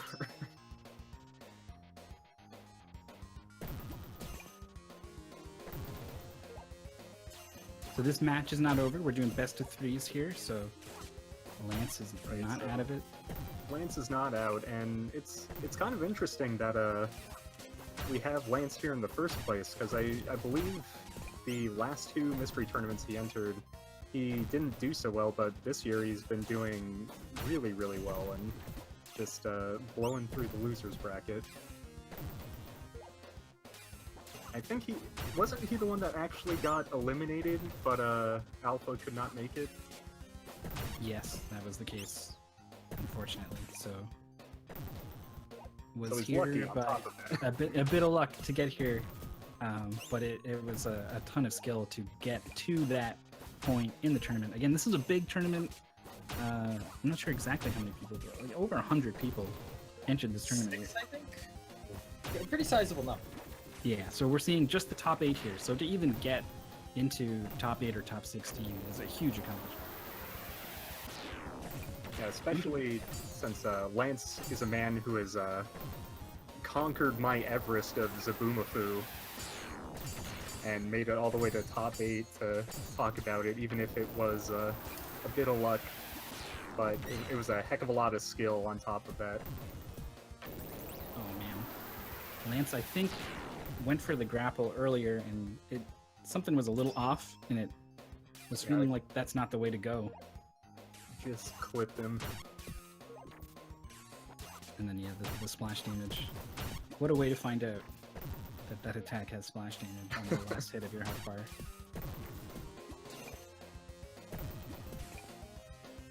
He's being a little more cautious now. We've got a lot of health here, a reasonable amount of health with the 6 bars. So first time around, before the players really figured out the best way to dodge this. I mean, I guess it is pretty simple, grapple to the ceiling, but the players were taking a lot of hits and just kind of brute forcing the first phase of this fight. So it looks like we're gonna have pretty much a flawless phase 1 here.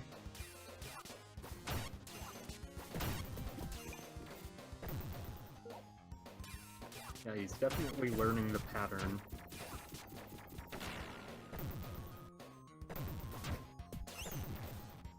Saved an enemy and went for the attack and did nothing.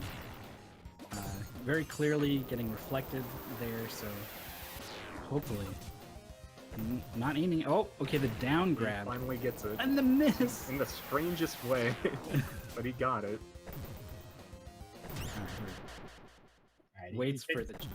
He waits for it this time. He's gonna get it. That's gonna finish it up for Lance. Let's get his final time real quick.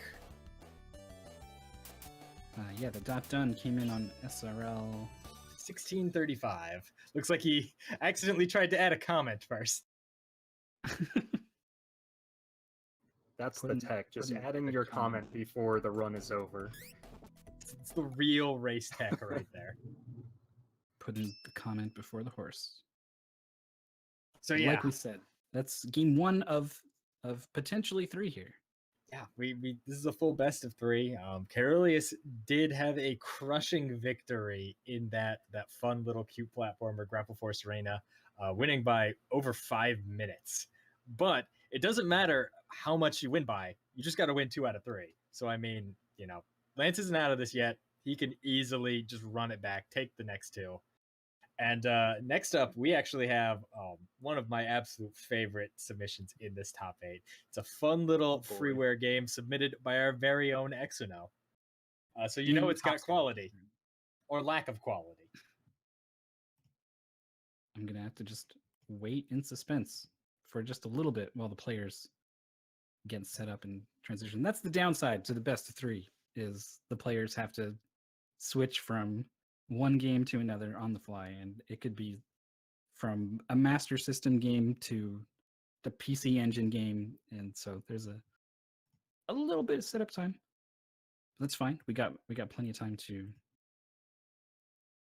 go over the brackets for one. Oh yeah, sure. We should definitely take a quick look at the bracket. So earlier today, we did see Capndrake send Lance down into this losers match with his victory in the contact machine, and after that we saw N4H the God edge out what was only kind of a narrow victory over Sirniko and Yobot Run, and those two have moved on to winners finals, which we'll be seeing a little bit later today. Meanwhile, in the lower half of our bracket, Adam5396 did defeat Trisscorp in what was a very close race, moving him on forward into a battle with Sirniko, which will be happening right after this best of 3. And of course, Caerulius edged it out over Pikapals, bringing him into this very match. Yeah, they played Sheepwith, which was a name that made no sense until someone explained there was a really old game. I forget on which console, but it was called Sopwith, I think. But similar concepts, just with sheep. Oh, is that what the name comes from? I honestly had no idea. I just figured it was because you grabbed sheep. Yeah, you were then with sheep. Hence the name. It's weird the things you're willing to accept sometimes when you just sheep with sheep. Yeah, why not? I mean, yeah, makes sense.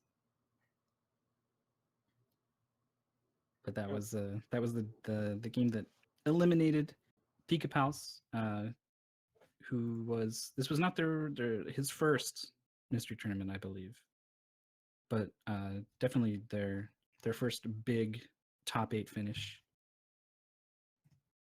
I think Pikapals was one of the ones that came in at MTX, and they still did all right, if I remember, but not top 8. I think they just missed top 8 by a couple rounds in Mystery Tournament 11.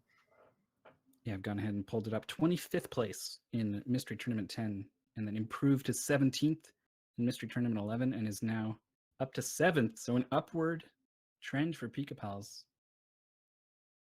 here in Mystery Tournament. Oh boy! I mean, you have to keep in mind that what is this next game? What are we looking at? that Mystery Tournament 10 was, how many entrants did we have? Couple hundred. It was a massive Didn't tournament. we have somewhere in the neighborhood of like 300 crash the site? It was huge tournament. So placing that high up is no small feat for your first Mystery Tournament. Yeah, especially your first time new to the genre. Speaking of which, guys, you should consider entering Mystery Tournament 13. It's going to be a good time. Maybe we'll hit those numbers again. Maybe we'll crash the site. Who knows?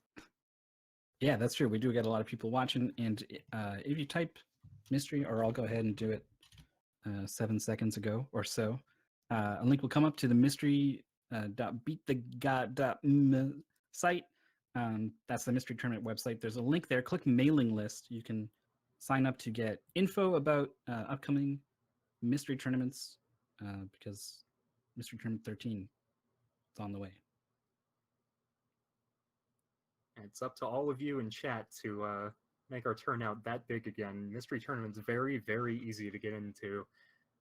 Players of all skill levels are welcome, and it's a great introduction to speedrunning. If you know nothing about speedrunning, you've always wanted to dip your toe in, Mystery Tournament is one of the best ways you could possibly do it. You'll get And, things you've never heard of. With that, if you guys join Mystery Tournament 13, who knows? Maybe you could play games like a Gunnel Vision. Like Gunnel Vision. Gunnel Vision, yeah, this is What's the game. going on here? So this is very much like Doom, Some people called Doom a run and gun. I call Gunnel Vision a gun and gun, in that you have guns. Why only equip one gun? That makes no sense. If you can carry 16 guns, why don't you use 16 guns? So Gunnel Vision is a very simple game. You need to defeat as many enemies as you see in the bottom right corner of the screen with as many guns as you want, and make it to the end of the stage. That's all there is to it.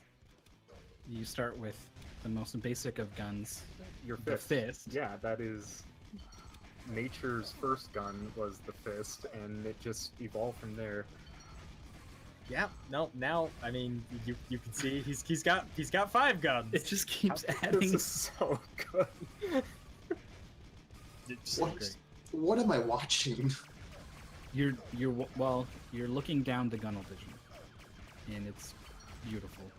It's a video game experience is really all I can say about it. Fun fact: I believe this game was actually made by the creator of another Mystery Tournament classic, Princess Remedy in a World of Hurt, the game about healing people. That's a completely different game. This has nothing to do with that. Look, okay, segues are Wow. hard when you're playing Gunnel Vision. I'm doing the best I can here.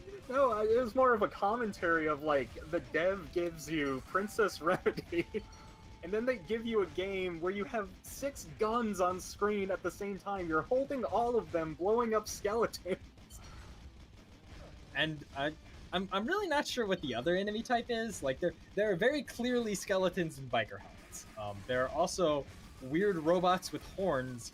And there's another enemy type that I'm not sure what it is. It kind of reminds me of the anthropomorphic grape from the Fruit of the Loom commercials.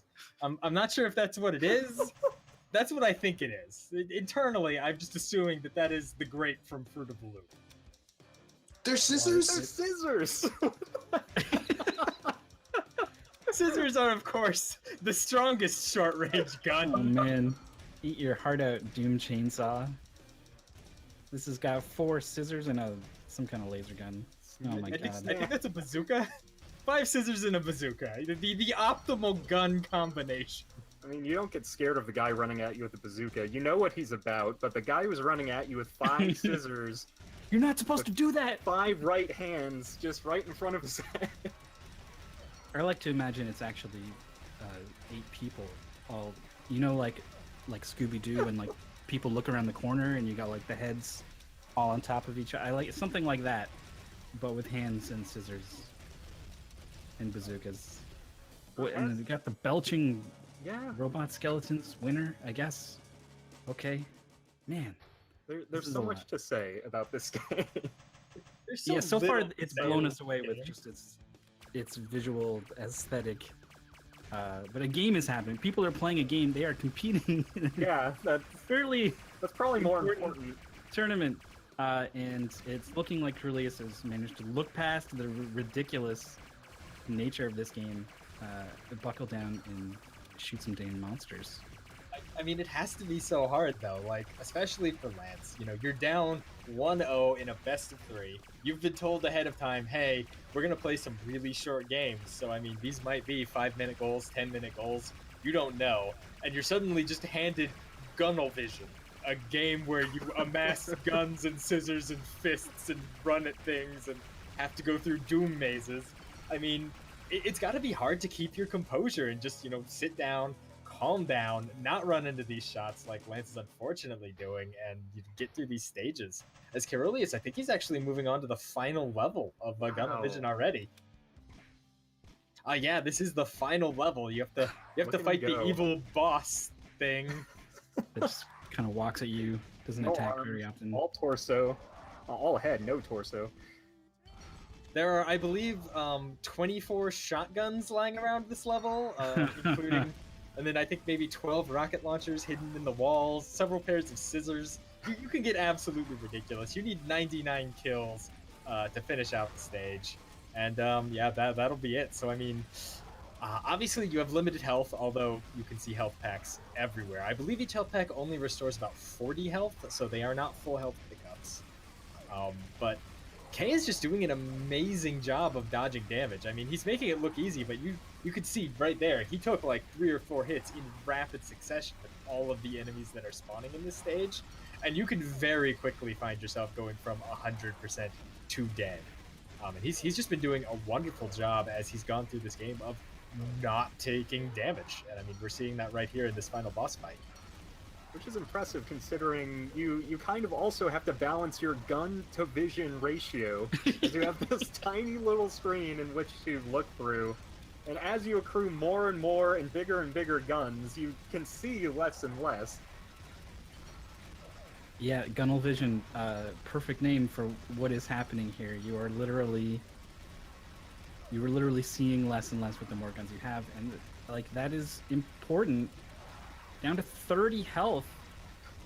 Cannot take any more hits. Okay, the health time's out. Right now, only about 20% of his screen is dedicated to actually seeing what's going on. Everything else is gone. I mean, arguably less with all of the all of the particle effects, and yeah, unfortunately, he does drop there at 80 out of 99 kills. He's gonna have to try again to finish this level, and that is gonna give Lance some time to catch up. Although he unfortunately does die at 39 out of the 40 required kills. Painful. This seems like a game that, like you said before, if you were going into this saying, hey, you're playing against some of the most skilled players in blind racing, you are 1 game down and they're all very short games, and you get walled on something on a game this ridiculous, that would be very easy to tilt me if I were in his situation.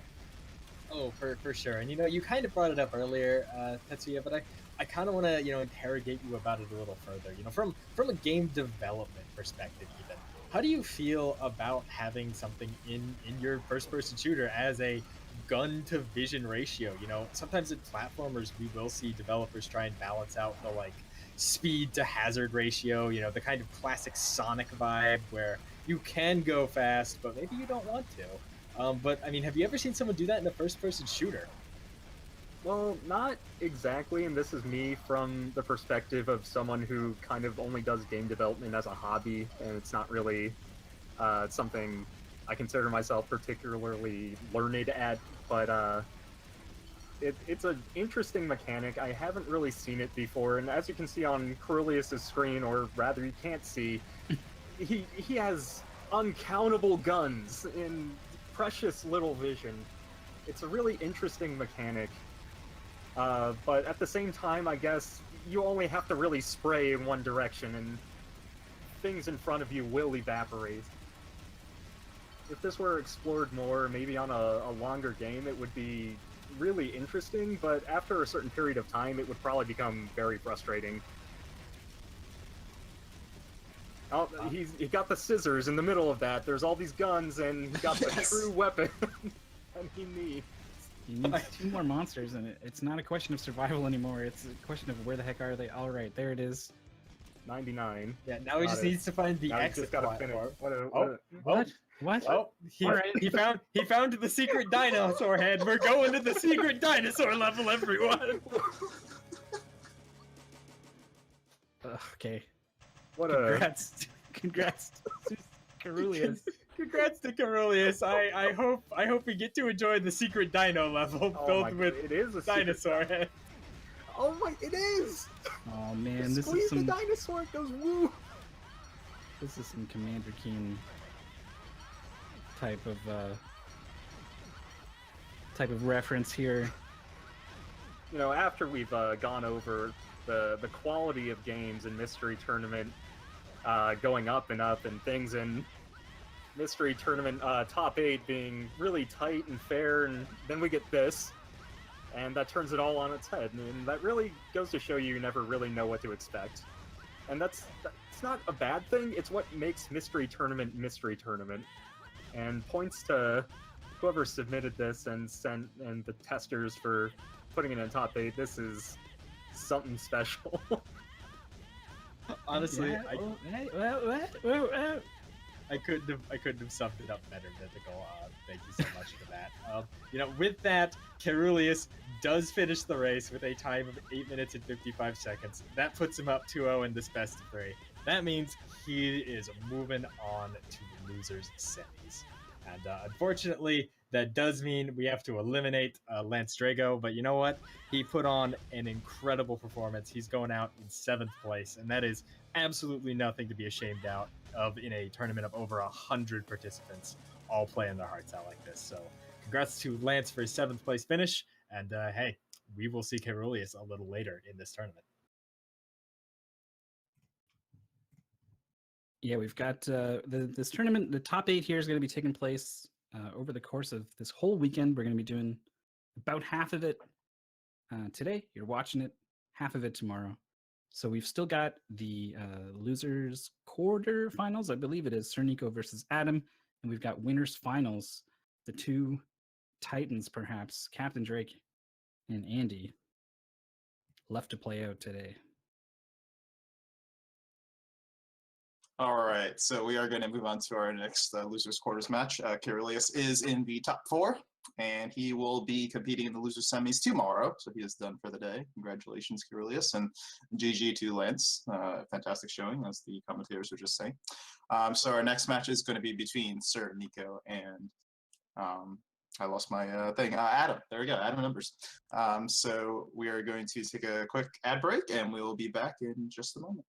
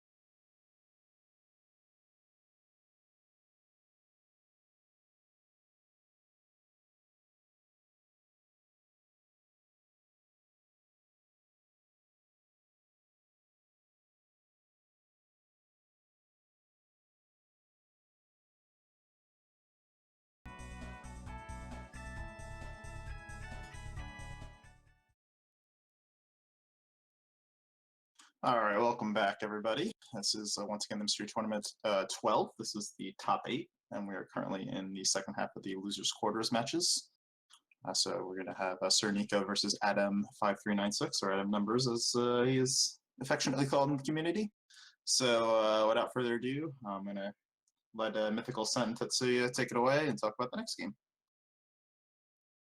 Thank you very much, Darkman. Yep, we are just setting up here for our next matchup. It's shaping up to be a good one.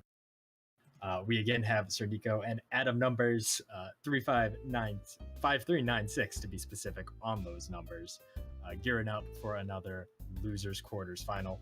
This is going to be a best of 3, just like the last one. We have 3 short games lined up. They're getting ready to play the first one. I'm super excited about this. I hope you guys are ready for it. It's going to be something. Small golf. Small golf. Small golf. Small golf. Question. That's all you need to know. Small It's golf. not a question mark, it's a period. Small golf. Not a question. It's a statement. What Maybe are I these was guys about asking to the play? question. Okay, well, golf. I've played golf games before.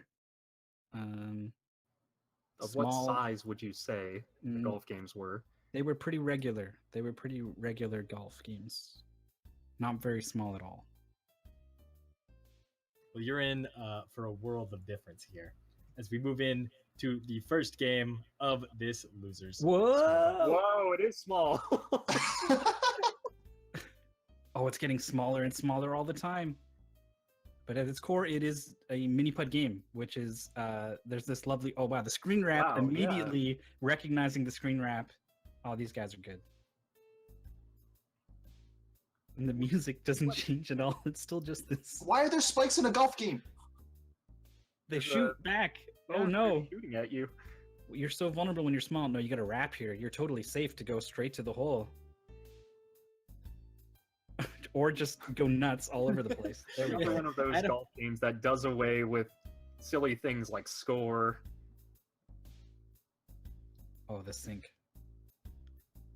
So there is There you there's a dynamic, a tension going on here between you can hit this ball as quickly as you want to go faster, but your accuracy is not nearly going to be as good. Wow, did he just clip into Yeah, the what the corner heck? in a weird way?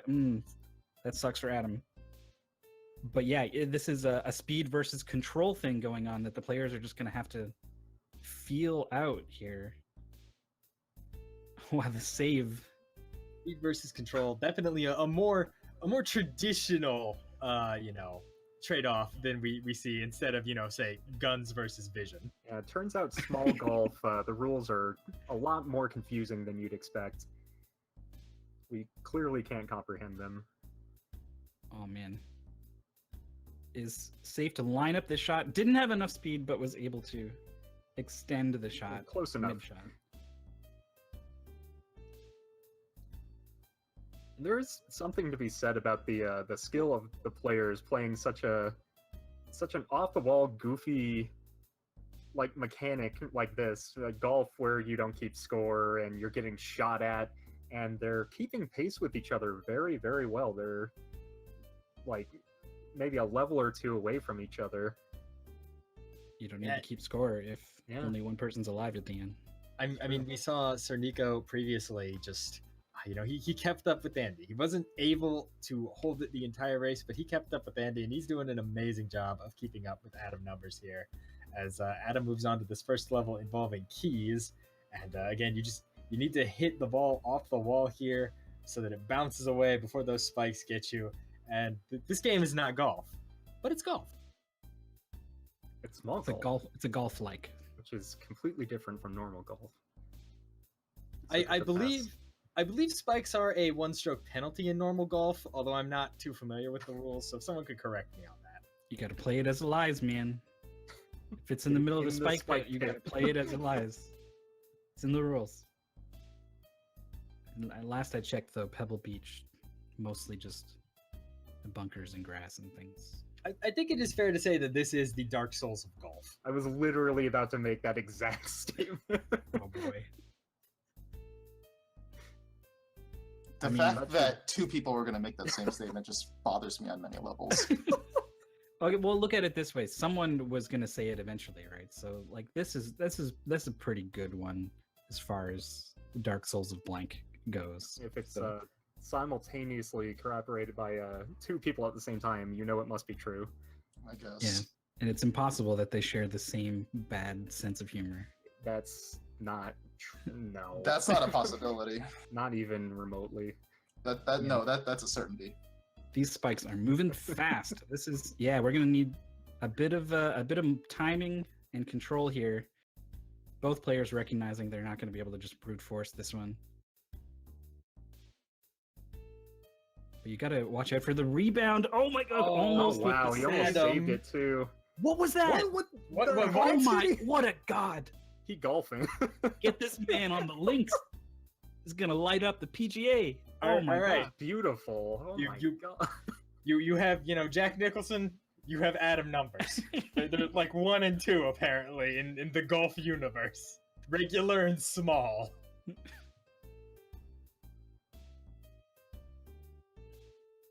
Bit of a problem here for Sirniko on this level. Sirniko not being as familiar with small golf as Adam numbers. Yeah, Sirniko looks like he's a man who's more familiar with regular golf. And I can't blame him for being a little out of his element here. I don't think anyone is in their element in small golf. I think Adam was expecting a rebound off the side of the screen there on that key grab. Ended up wrapping around to the other side and flying straight into some spikes, or was maybe trying to get a whoa! Was not Destroyed. And Adam did not notice that the bottom of this screen is entirely filled with spike launchers. Just immediately gets ganked. That's really mean because they're there the whole level. Yeah. Like, the mystery tournament players are very good at seeing at a glance what is going on in a level, but I think that's it. Hell. Yep, that's gonna do it. Yeah. So Adam Numbers takes the first game in 5 minutes, 35 seconds. This man is a small golf prodigy. A small god. Adam Numbers. And shortly, actually carried over on the screen wrap right into I thought we were going to get a quick finish right behind from Sirniko. I mean, it is worth pointing out that Sirniko is not like 3 levels behind, you know? He's not going to finish 5 minutes afterwards. He is on that same level. I mean, given 1 or 2 better putts, maybe he would have won that race. This was a close set, and I'm looking forward to games 2 and 3 out of these guys. Wow. This is really cutting it close. I like this approach, though, with the upwards shot, grabbing the key, trying to head straight to the hole afterwards. It's not quite working out. I'm not even seeing where he's ending up and dying immediately afterwards, but... I think he's wrapping around and hitting the spikes from the other launcher. Oh, you can't... If you touch the launcher itself, you're just done. Got it. But they are pretty spiky. They are spiky, so I guess they are also a spike. I want to see someone go back and pull up the scorecard for both players. 1,500 over Yeah, par. 157. Put me down Not for a the best. 2. Oh, the corner.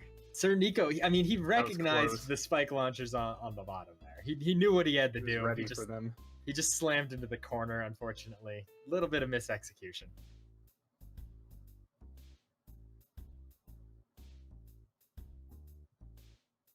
Really wants this specific angle here. This is nice because you end up in the middle of the screen where you can see what the heck you're doing. Ooh, and he takes it. Yeah, that worked.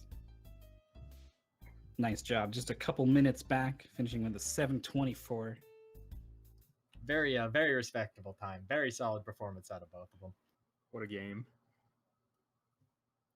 And You can so see yeah, the developer info there on the screen. If that was cool, you can check that out, I guess. if you liked small golf, you will also probably like small golf. It's like the only other thing on the page. What if he has all kinds of small baseball? Oh, Small soccer. Yeah. yeah, small football. I can see it. I could see the entire small sports genre being a thing. It's an untapped market. For small people. So we're getting the next game set up here. It's just going to be a couple minutes again. Unfortunately, one of the downsides of these rapid fire short best of threes is sometimes the setup takes a little bit longer than the actual game when our players are good enough to make short work of them, or I guess in this case, small work of them. These short games are tough, man. They really push your ability to read and react quickly. There are some games where it's like a longer goal, and even if it takes someone longer to get the feel for things, if they really get the feel for things, they can start to catch up. But this one, if you're not on the ball right away, you get left behind. It's pretty rough. Yeah, that's actually something I really love about doing these as a best of three. In the past, we've actually done losers quarters as still a best of one, and just a normal match. They play it out, win or lose, they move on, or they fall out of top 8. I love this best of 3 format because it gives us an opportunity, one, to showcase all of these unique, short, little, fun, quirky games that you otherwise would never get to see in a mystery tournament just because of their average length. But it also really does, like you said, force people to immediately adapt, understand the situation, be able to read the game, whether it's a quick puzzle, whether it's, a platformer, or whether it's something wacky like we've, seen with Gunnel Vision and small golf, where there's no way you've ever played something like this before. You're just going to have to figure it out on the fly.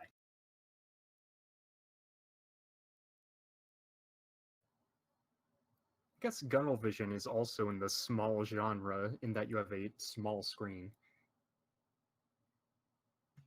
Yeah, I didn't get it at first. I was like, why is so much of the screen obscured? I didn't realize I was looking down the barrel of the Gunnel Vision. And that game was something. I mean, at the end of the day, that game was basically just Doom. Doom, but it's hard to see. Yeah, that being said, with devs for these games coming into chat, I'd really like the dev of Gunnel Vision to come in and explain himself on how he made the jump from Princess Remedy to Gunnel Vision. Or the other way around. Yeah. Like, maybe Princess Remedy. Maybe Princess Remedy goes around healing the Gunnel Vision. It's a self-sustaining market. All of those scissors are dangerous. Way too many people running with them. Don't run with scissors, but also don't run with 7 pairs of scissors. So what do we got here now, Send? Okay, so you know what? It looks like our players are just reading the in-game controls. I think they're just about ready. We have a fun little game here called Haymakers. Is it about punching or is it about making hay? Man, you got both meanings of that word already. I'm gonna be honest. When I saw this on the list, my thought was, of course, like, oh, this is like a little small boxing simulator or something, right? We're gonna have maybe a little short one-on-one fight or something, maybe in a similar vein to That's a good one. Small boxing. Yeah, I can see it. But no, this is the second kind of haymakers that you mentioned. We're gonna be making some hay. I'm excited. I thought you were saying that it was going to be both, and I was like, that in my mind that was an or, and would have been pretty sweet. Yeah, no, unfortunately, the objective of this game is not to start a fist fight over a bale of hay. I mean, you can do that in your spare time if you want, but we're just not going to be doing it as part of Top 8. So we've got controls here on screen, so we can all at least get more of a sense for what buttons the players are pressing to do what they're doing. And they look, well, I was going to say simple, but toggle launch up and down makes me think we're going to be launching things. In a platformer, you got jump and you got pitchfork. Yep. As is pretty standard fare. I would be horrendously lost without my pitchfork button in a great many games. Who needs to run or shoot? I'd rather just hitch a bale of hay. All right, so here's my guess. Platformer, 2D side perspective, bales of hay scattered throughout a level, and you need to pitch them all up into the barn. That's my guess. Well, you're gonna find out in 5 seconds here as the race has just begun, guys. This is game 2 of losers quarterfinals. We have Adam Numbers taking on the great Sirniko. Let's see which one of these guys can make some hay in Haymakers. boy. Here we go. All right, side scrolling. We got the jump, the air dash, Oh, or regular boy. dash. I'm not sure. This is a lot more platforming elements Yeah, than no I'm kidding. ready for. Wow, This is- all right. This is Hay Force, Yeah, little bit. basically. You know what? I've actually never thought of it that way, but you are 100% right. This is Dust Force with a pitchfork. I'm loving it so far. I love the aesthetic. Look at the background, like the trees, like the Kirby's Epic Yarn trees in the background. And like mechanically, it looks super fun to dash around. Oh, getting hung up a little bit here. Block, please. Sirniko. Oh, wow, having a yeah, problem. you just hit the side and Adam figured it out. yeah, Just- I figured it out.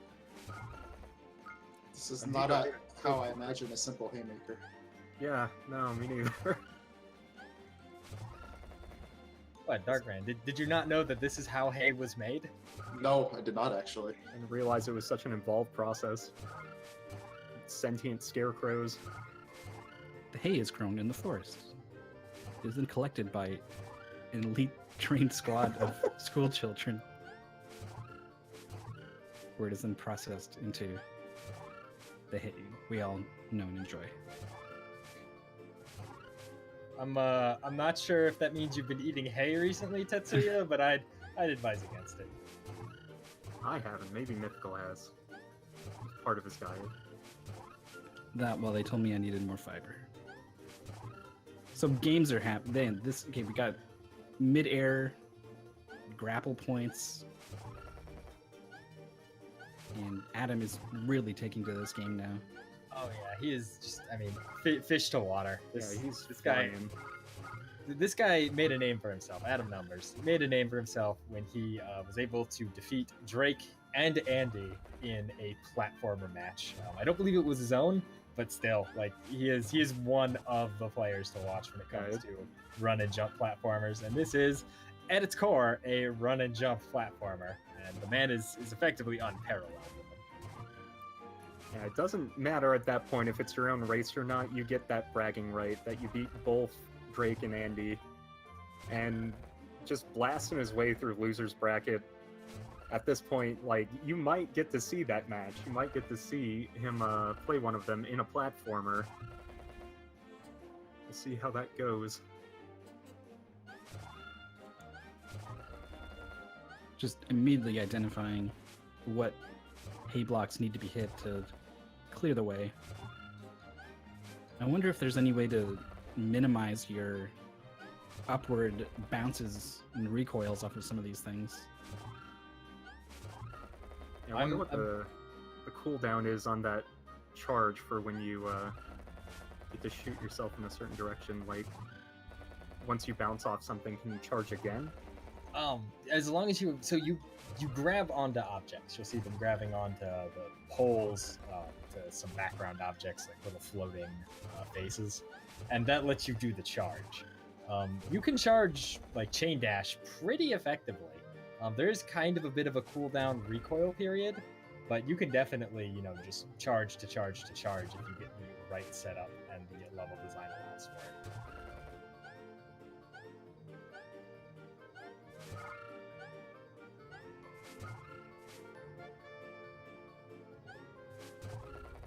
It is incredible that such smooth movement is being achieved here, just essentially being sight read. Yeah, I didn't expect that at all. This seems like a really fun game to just pick up and go fast in.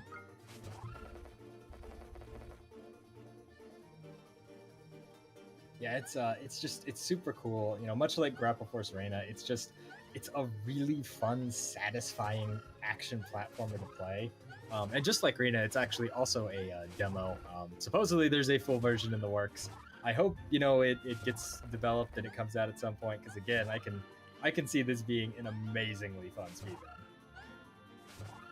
As Adam encounters his first crow Crows, moving flying enemies, and you can launch off of them, because why not? You can launch off of everything in this game. Just don't worry about it. Grab onto the enemy.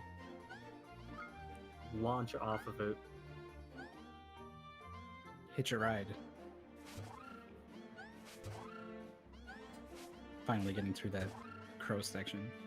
Actually, hay and crows are natural enemies, aren't they? What with scarecrows? It all makes sense if you really think about it. I mean, it's not like you're helping the crows. You kind of are just launching yourself off of them at high speeds. You don't see too much of what happens to the crow after you. So that Newton's law kicks in, it's and a fairly effective way to scare the crow. I'd be pretty scared myself. If I had a sentient scarecrow just grab onto my face and push me into the abyss. As a crow myself, this game scares me. I'll be honest about that. don't even know what to do with that. Sirniko making So the many statements. same play that Adam made on that one sequence. Your natural instinct is to rocket off to the left, and we actually want to do is double back to the right. But that was a little ways ago. Adam has really put a gap between these two. This is ridiculous. Is he done already? He's done already. Oh my goodness. Cow. This man finished this demo in 6 minutes and 20 seconds blind. I think some of our testers took, I want to say, 20 minutes to clear this whole thing. And this guy he ran through it like it was nothing. What a god. I'm pulling for him. That was quite the race. I mean, of course, all props to Sirniko. He's been playing amazingly well throughout the tournament. He is going to go out in, I believe, a tied 7th place now. But Adam numbers that was a statement right there. That was a statement that, you know what? I'm in contention for top 3. I'm in contention for the top spot in this tournament. And you guys are going to have to respect my ability to sight read platforms. Definitely was. This is him telling Andy and Capndrake, I'm coming for you. Also, I'm being corrected by chat. He is tied for 5th place, not 7th. I can't count. It's okay, so. Yeah, that's right. So far, we've had Trisscorp and Pikapals finish in 7th place, and now we've seen Lancedrago and Sirniko finish in 5th. So we've officially nailed down our top 4. Really amazing showing from all the runners so far. Adam destroying this game does not discount in any way how amazingly Sirniko has done getting this far. Yeah, again, you have to keep in mind that there were over 100 entrants into this tournament. Real quick, I want to point out that really cool sequence break Sirniko did, where he used the momentum of the hitchfork to stop his backwards recoil and to get through an area he was supposed to come back through. Like that was so cool. This game has some tech. This game has speed tech. Yeah, no kidding. I really do hope a finished version is released one day, because again, much like Grapple Force, I think this is a game with a promising speedrun future. But and who knows? Again, maybe one of these runners will pick it up. Personally, I know it happened to me. Mystery Tournament 2.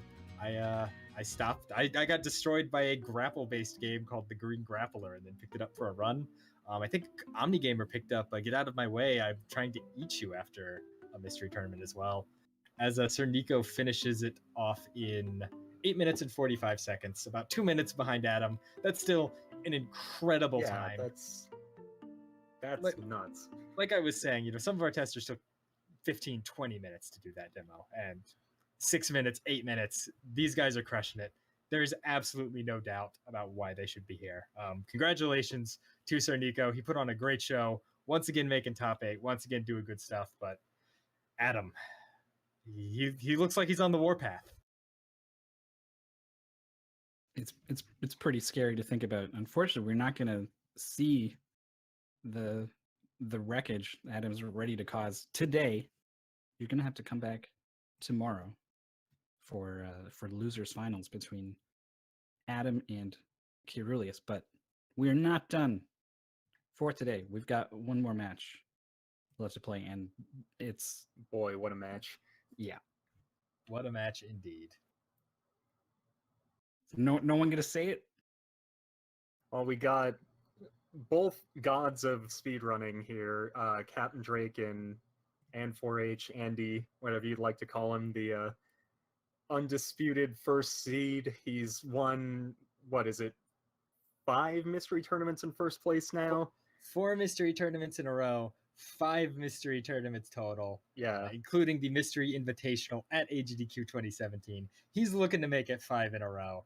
And the first step to doing that is going to be punishing down Capndrake in winners finals, securing that top 3 spot in grand finals.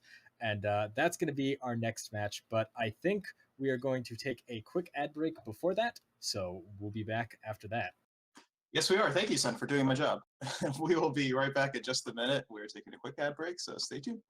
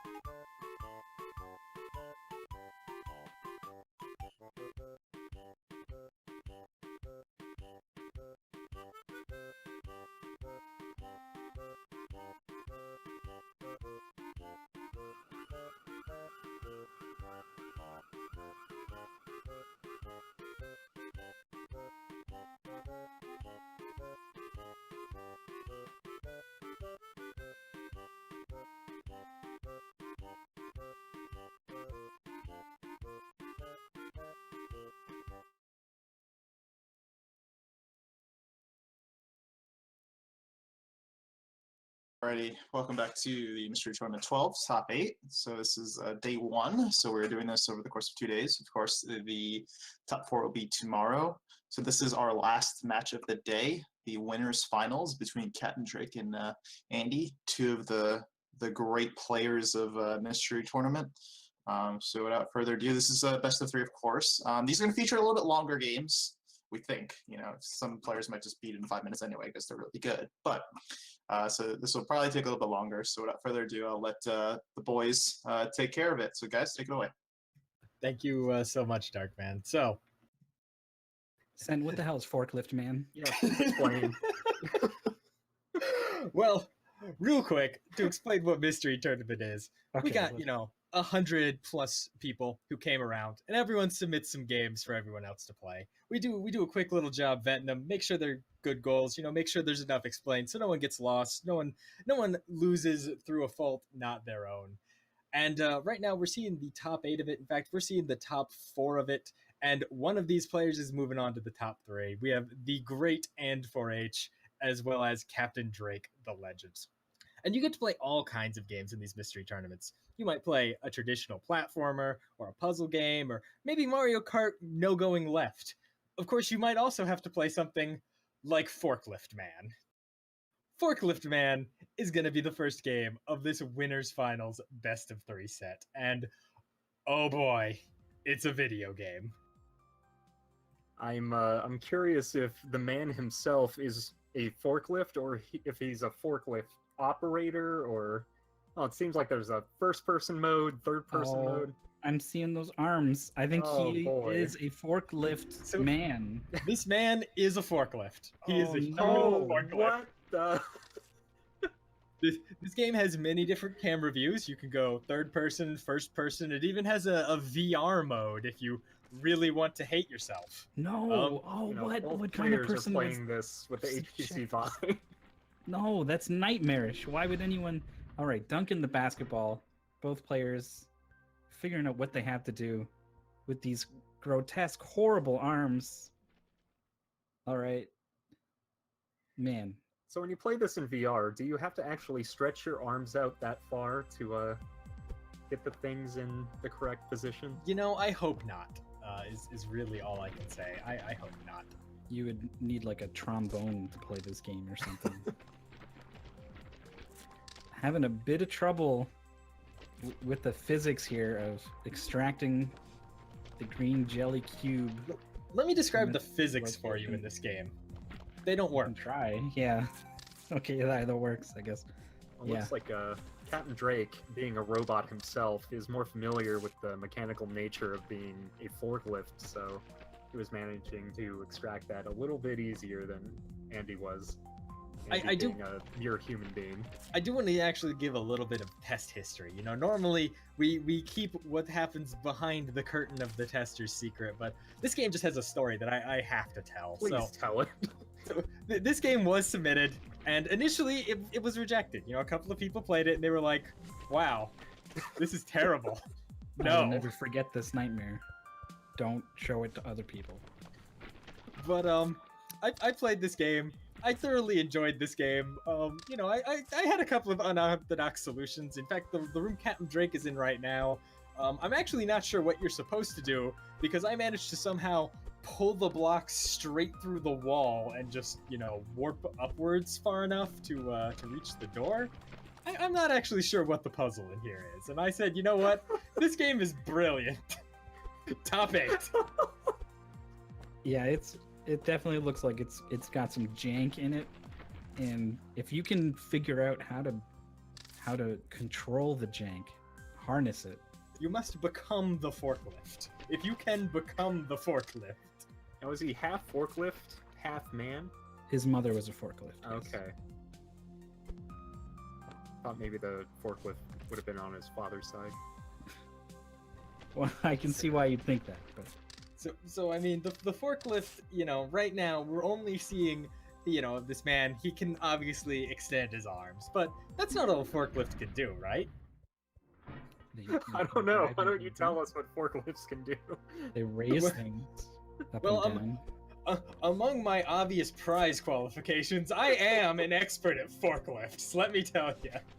What are your qualifications? I've seen a forklift before. It was pretty cool. Jesus, pretty good. I played Shenmue once. I think you win. I did play Shenmue I think once. Okay, well, if you've both got Shenmue, then I give the edge to Sen. But Shenmue is basically when you get a job at a factory, they make you play Shenmue as part of the orientation, actually.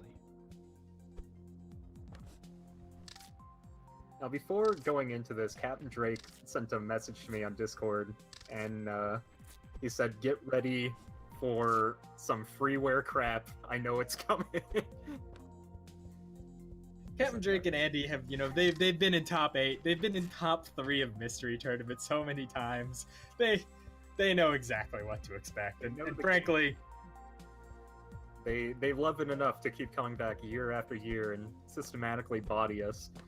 I mean, when you get to play games like Forklift Man and Gunnel Vision and Small Golf, why would you not want to come back? I'm thinking back to that one game where it was competitive parking.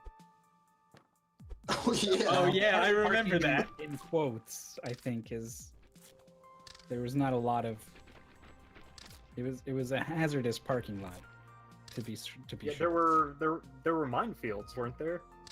Mm-hmm. So, Yeah. so Drake is gonna read this sign and realize that it's not just his arms that can extend. He can grow taller too. No! He is the true forklift man.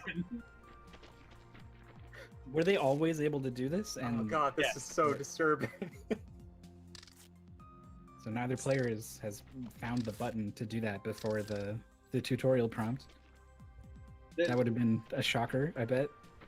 Forklift Man does have one more secret ability that we'll see towards the end of this game. What more could there be?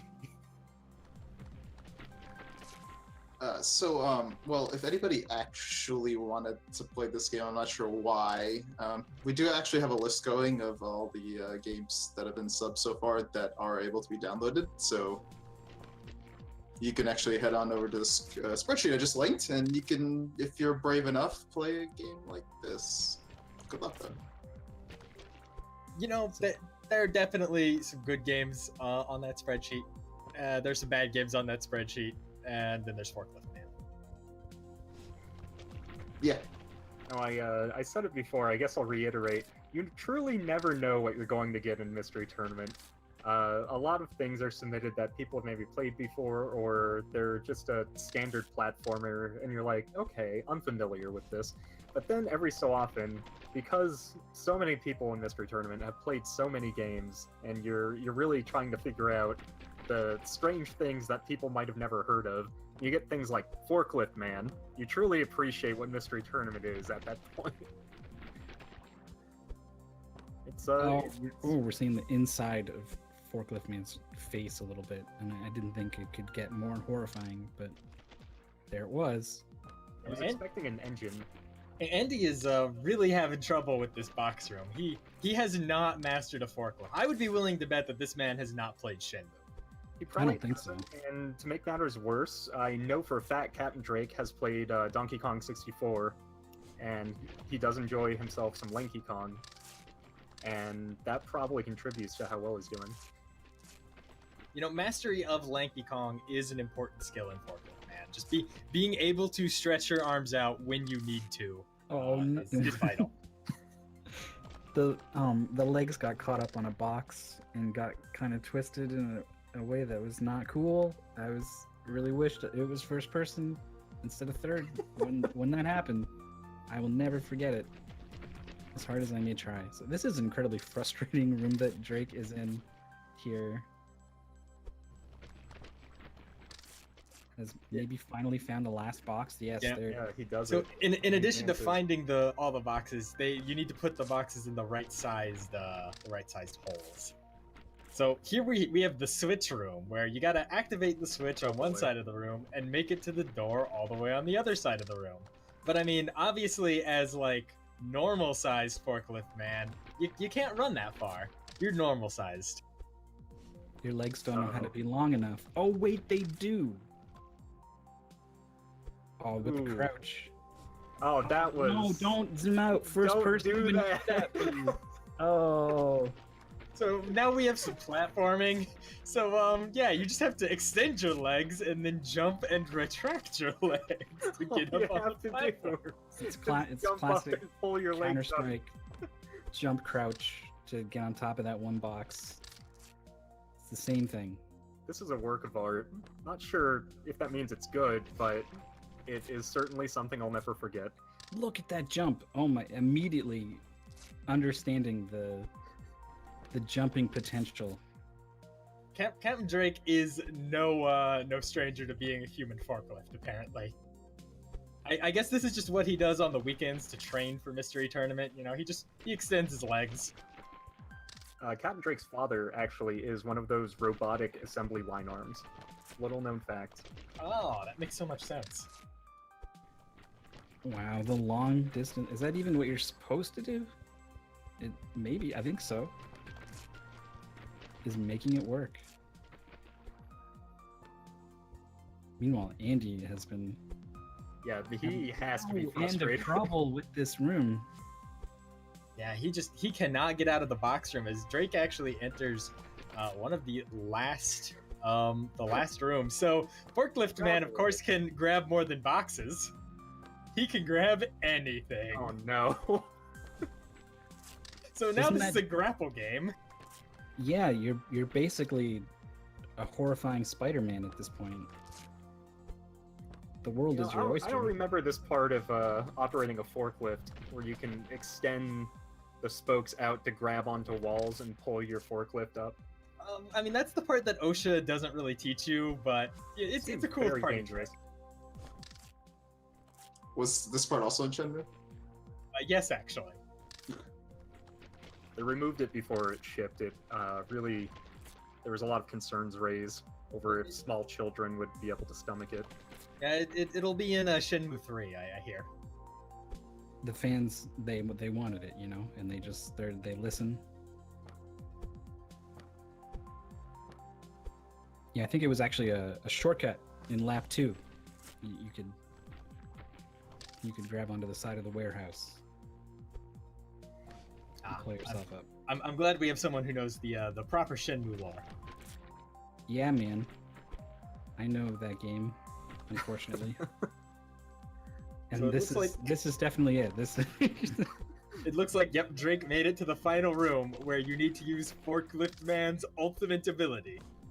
no. He can inflate himself No. Why? just like a balloon. No. That's not forklifts. Don't do that. Now, Don't now do it's that. just toying with. Like he's actually having to read the in-game sign on the wall to.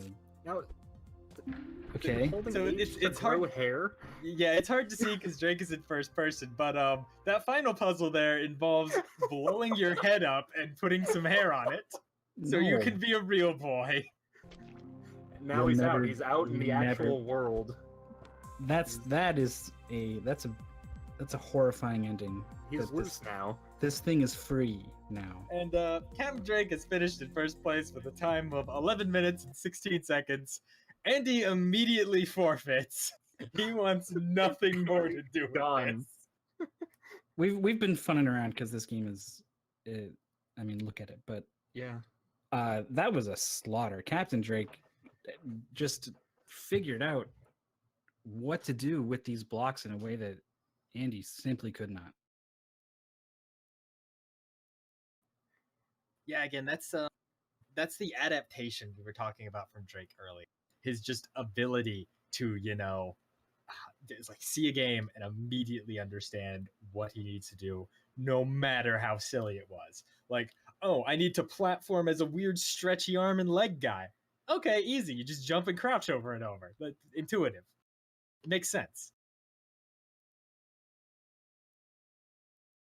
There was just something like you can knowing how to, because it was that one room mostly that got Andy with just the blocks. Was it felt like Andy was kind of looking for some kind of intended solution, like I've got this many blocks, so they should probably be placed in a certain way that lets me get up the room, and was trying to find the right combination, whereas Drake was kind of just like, no, this block, more height, and was kind of out of there.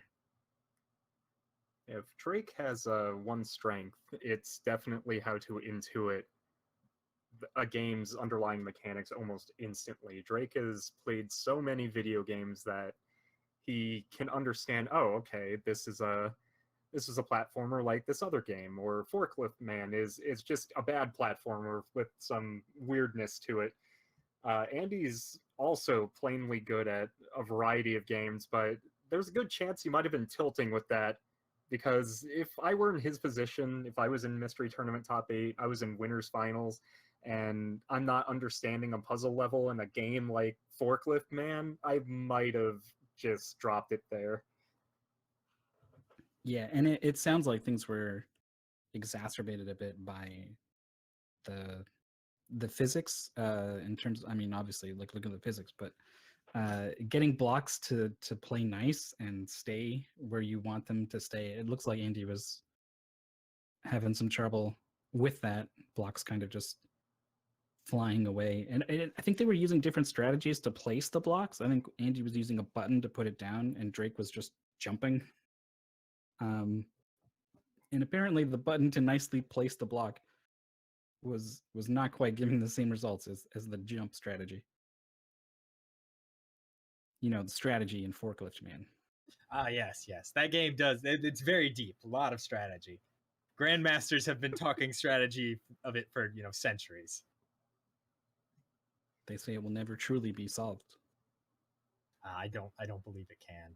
I'm gonna but make anyway, a motion to ban all survival horror games from Mystery Tournament from here on out. real quick, guys, as we get set up for the next match or for the next game in this best of 3. This is Mystery Tournament 12, the top 8. This is a winners finals. We have Mystery Tournament legends clashing here. Capndrake versus 4-time Mystery Tournament winner and 4H. Right now, Capndrake up 1 game in this best of 3. Winner goes to grand finals. Winner has guaranteed top 3. Winner only has to play 1 game tomorrow. This is an important match to win, and both of these guys won it. And coming up next is actually, this is my favorite submission. I've said that repeatedly, but this is genuinely possibly my favorite submission of all time for Mystery Tournament. That was not made specifically for Mystery Tournament. No way. All time? Genuinely, this is one of the most enjoyable games I have ever played. I cannot stress how unique and cool this is, and I am just so excited for them to go ahead and play it. Well, this was apparently a Game Jam game developed in 2017, and I don't know if that's the title or if it's just a helpful message at the top of the screen that we may or may not can see yet. Yeah. Now Tetsuya is you, right? Mythical is you. Mm-hmm. Yeah.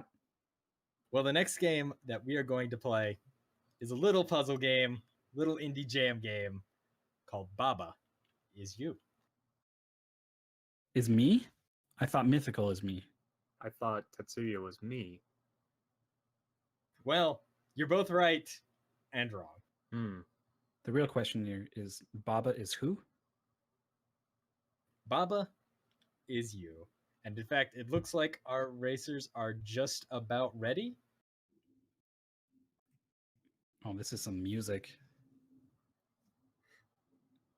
This music feels like it should have gone with Forklift Man. Yeah, actually. There's just something slightly unsettling about it.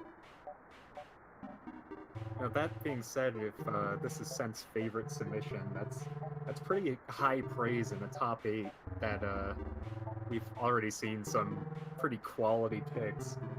Well, careful now. I mean, this is Sent, so... Wow, I'm hurt. You might have different criteria as to what makes the list. You wound others, right? But it does look like the race is now underway. So Baba is you. Wall is stop. Rock is push. Flag is win. Baba is you. Wall is stop. Oh. But flag is not win. Oh my god. But you put flag is win together, and now flag is win. You can make flag win. Oh my god. Push. But then. Rock is push. Flag is win. Sink. Oh, you don't want Goop to be sink though. Oh no. Oh, but you can't move the rocks unless rock is push. So you gotta make sure rock is push first. You gotta make Goop push. Well, I mean, but Wall is stop. Yeah, Baba Wall is stop. you. That's true. Can you even get over to Wall? Oh my god. What happened? Okay. The flag is clearly covered in goop, so how are you going to get to the flag? How do you win? Oh, Rock is win. Rock is win. Make the rock win. Oh my god, this is incredible. A game for programmers, I think. I think a programmer made this game for other programmers. Oh no. My brain hurts. You're just like plugging variables in and this is actually an incredible concept. And I'm surprised it looks like Drake has not really understood it yet. I think he's getting there. If you weren't saying in my ear, flag is win, rock is put, like the way you've been saying it, I would have probably totally been lost. It's But- it's you know what? It's a game that the first time I played, I went, wow, that's that's kind of okay, whatever. And then I saw Exino play through it. I saw a friend of mine, Crimmy Doodle, play through it. I saw a bunch of other people play through it. Every single playthrough, people had different strategies and people had these different realizations and all the different things you could do with the mechanics such as simple as Baba is you. And I genuinely, I love this game. It is so clever. So there's not enough rocks. Andy's Yeah, it kind looks of like figured that Andy out. is really hung Drake, up on Drake figured it out though. Rock Yeah, is he win. did. Rock Nope. is win. Lava is kill. Rock is push. Wall is stop. Flag is win. Baba What? is you. What if Baba is kill? Baba is kill doesn't actually work. I can spoil that. Okay. What if Baba is win? Well, that is the end goal, isn't it? But well, Baba should always try to be win.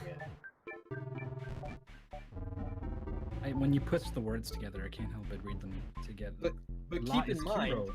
if Baba is win, Baba is not you. So you don't win. True. What if you are rock? Whoa, do you control the rock? Oh my god, my mind. What? Oh, you want win is you, or you is win? Maybe they both work.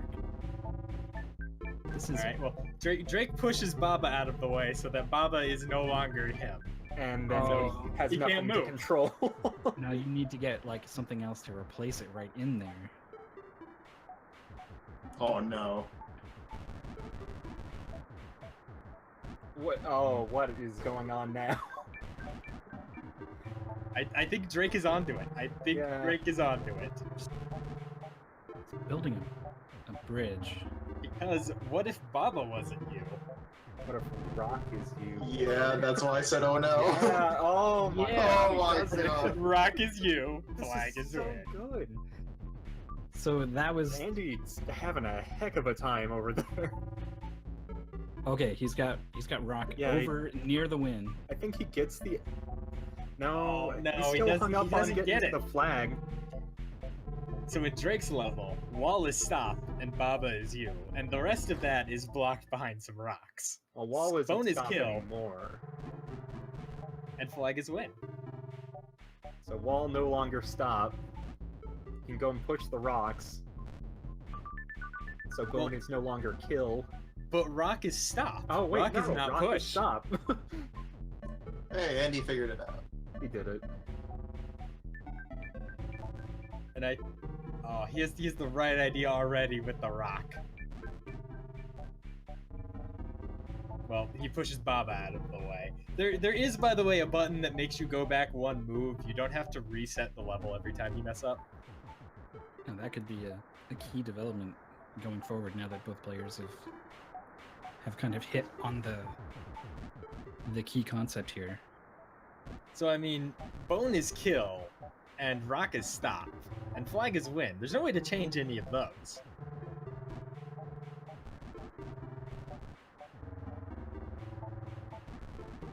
So I What mean, if what do you have wall left is to play you? with? What if wall was Yeah. The whole wall move? Like, stop is you. Well, yeah, I can't move. Good job. It seems Baba is. Baba is, but is no longer you. So I mean, that's a problem. Can you? What if you can chain stop as you? Oh, he's stuck. Stop is you. Stop is you does make you don't stop. say. That's great. Can you do like Baba is you is wall? And now You chain them can't together? chain like that, but you can chain in like a plus. So you could be like Baba is you left to right, wall is stop up to down. Okay. Off the same is. Andy, Oh, over I here. Now, think- lava is kill rock. Well, who wouldn't want to kill Rock, you know? Oh, Drake has the right idea. He's Okay, playing with the let's right set see. piece. Wall is He's you. got it. There he Wall is. is you. Wow. How exciting! In Drake's Okay. level now, Baba is you. Flag is move. nothing, Yeah, flag is nothing. Grass and is grass is stop. stopped. But if you take the is from Baba is you, you're not going to be anything. There's nothing preventing you from moving past the walls. Right. no wall That is the best part of this level. The game has conditioned you with wall is stop every level, It's but like wall the is elephant in the tree that's tied to the tree, and then you get rid of the rope, and it won't leave anyway because it's what it's known its whole life. Oh my god. Drake cannot comprehend that wall is not stop. He's a prisoner of his own mind. Oh, There he's it out. is. He's out. But how do you He's like, what do I do with that information? And Andy actually gets past it by making himself the rock and moving past. We'll see if he figures out that he needs to become the wall to get past the bones. So the flag is nothing. Oh, immediately wall is you. Andy's bam, caught up. Yeah, There was a just huge like that. gap that just Flag is you. gone. Flag is you. Okay, So, great. yeah, okay. what Well, do you do I with mean, that? you could still win that way, but that didn't really help at all. The flag is you, and then you can probably do flag is win. Or what else is on the board? Yeah, Baba is win. Yeah. Well, flag is win, but flag is no longer you, so that doesn't work. You can, Oh, you use found the that undo. is. That's big. Wait, did you just overlap? Flag is win. No, that was a creative idea.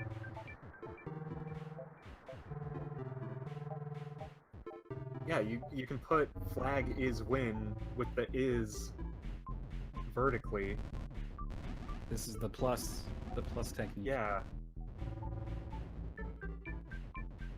There are actually multiple solutions here that I never thought of. Andy tried to make Baba win, and Baba was win, but he was no longer Baba, so Yeah, that didn't Baba won. Baba, you. Baba won, but not Andy. Flag is you. You're not a flag. right? Just the sheer extent of the options you have. This is incredible. Well, you can make Baba is win and then touch Baba as the Yeah. flag. Yeah, that is a solution. You can make Baba a win and then touch Baba. Or you can make the flag a win and touch the flag.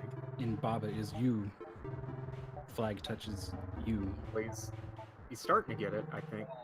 Jake, he's so close. I feel like if he he's just right makes there. enough moves, it'll just happen. Flag is flag. That is a correct statement. Never heard more words been spoken in my life that made more sense. Now, they were told in the paste bin, by the way, that you could make the cross formation, so they do have the knowledge that you can align the pieces like that. There's a classic case of read the freaking paste bin. Read the pace, but like your mind just got blown by this game. Yeah, Your instinct there's might no not be way to, like, to look at this game while you're playing it in a way that you would be comfortable. Like Andy over there, he has to be thinking, I don't understand what to do. I'm getting this game, but not enough. I can't even begin to think about what Drake's mindset is right now. Oh, Drake's he got it. He's got it. Flag is a win. All right, Baba is you. Baba is you. Kiki is move. Wall is stop. Oh, Bone is Kiki's a kill. little nightmare. Look at that. Oh man. And there's also a best. So shoutouts to best. Who's the best? What? Well, what is the best can be whatever you want. What if? What Baba does is that best. mean? So what if Bone is best? Oh man. That's such a quotable statement. So what if Bone is best? So I mean, yeah, Drake's already figured out it's very important that if KK is move, he will move Yeah. Baba is you out of alignment, which is bad. You don't want Baba being you. Unless you with Kiki. KK is win, and you could just. Just touch him. Just get him. Yeah. Get up on him. Yeah. I think Drake is finally starting to get this game. It This looks still like hurts my Andy's- brain, though. Yeah, this. Like Mythical said, this is very much a programmer game for programmers, and that is incredible. I've never seen a game like this. I like a flag is win and there's no flags. Flag is win, but there is no flag. But bone is kill. Ooh. But wall is bone. Wall is bone. But now bone is not kill. Bone is not kill, and wall is stop, but there's no wall because the wall is bone. Flag is win. But There's what no if flag? what if wall was flag? What if wall was flag? What if bone was flag? What if bone was win? The possibilities are endless, and that's why I love this game. Who submitted this? Oh, wait, what if kill is win and then you kill yourself? I have no idea. I don't think you're allowed to say that on this channel. Yeah, I'm pretty anywhere. sure I just got us taken down. I'm really sorry about that. I just No, he did it. I didn't see what I think he did bone is win. Yeah, he did bonus one. He tried wall as one, and it didn't work since the walls were actually bones. Because the walls There are was bones, no right? There were no walls. So ice is slip, and he just Wow, uses the it's is over. to slide on and move up. Very smart. Love is win. Yep. He is moved. You have a heart. Love. Okay. Lava is kill though.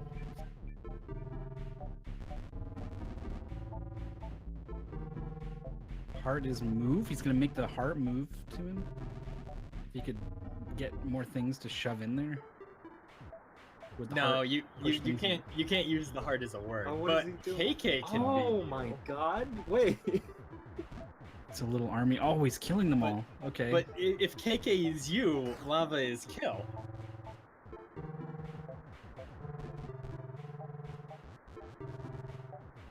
wall Man, is still this out is, there. I don't think there's any way to undo that. Unless like wall is move, but you could. What if wall is move? Well, there's. Yeah, wall. So, like again, this is why I love this game and I hate this game because I had a completely different solution that I'm sure Drake will have, and that I'm sure you will have, and that I'm sure all of the audience will have. Also, I think Andy just made Baba is best. Baba is best. Baba is move. Best is you. Do it. Oh. All it does Everyone- is give you like a gratifying sense of yourself. Yeah. Best is me, yeah. You put it together and you're just like hands on hips, chest out, like yeah. Okay, lost he the stacked them all up. Oh, is Drake going with my strat? What? Yes. What? Why does that even work? It only kills one. It only kills one every Holy- time they move. Oh, man. The other one I've seen is making KK is move and then or KK is you, slamming the KKs down so that they'll walk into the lava, and then making Baba is you, KK is move, because you are not the KKs, the lava won't kill them, and then taking over the That's KKs out of incredible. the lava. You can also move the walls. The wall is moved. Ice is. I wish there were more to say about this game, but I think it really speaks for itself. This is There's too much to say about this game. Also, Annie is best. Yeah. Shoutouts to Annie. Annie. Oh, I thought you said like any, like anything. I was like, Annie's what? best. And there's she's, a heart. she's pretty good. I feel like Annie's a bit overrated, honestly, but I'm a fan. win is slip. That is a true statement. Flag is slip. No flag though. Flag is ice. That You you turn can't flag get to through. ice. That doesn't help. And there's just empty. What is that about? I like the only thing that happens when something is best is it just begins sparkling. Well, that's how you know it's best. Yeah. Duh. So you've got. Why is love is stop and Annie is stop in the corner? Like, what is that even? I think it's just trying to overload you. Okay, ice is wall now. Yep. Yeah. That ice is now a wall. That doesn't You've done it. Empty is wall. Holy That helps crap. even less. That's what empty is. Okay. Oh my god. That's big. What if empty is move? Oh god. Well, ice is We're trying wall. to see the chain there. Ice is wall is stop is. Didn't work that way, I think.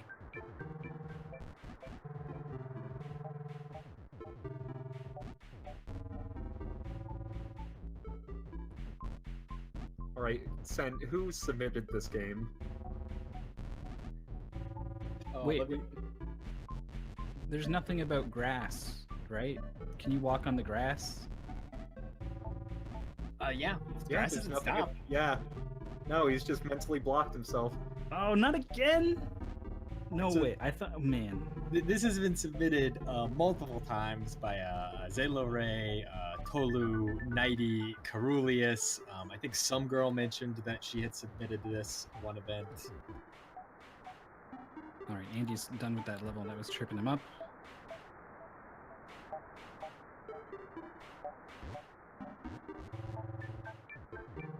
Both players are just mentally.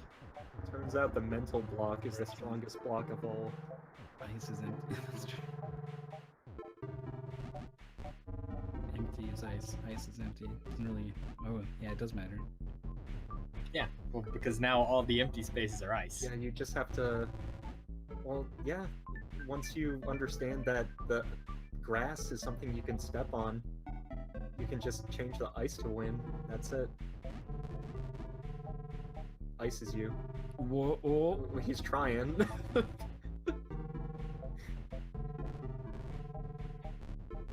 See now, if he takes control of ice, he's very likely to like brush up against the edges of the map, and then he might see that grass is okay. Yeah.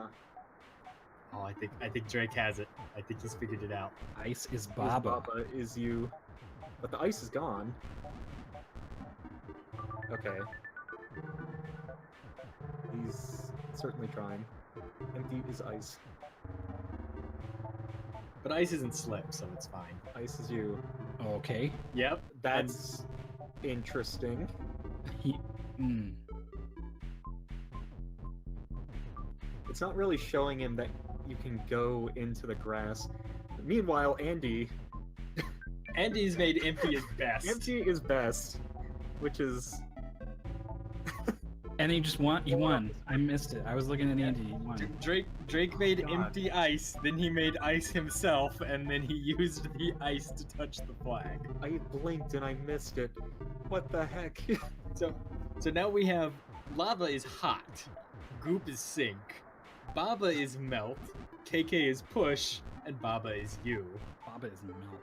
So I guess that means you're vulnerable to hot if you are melt.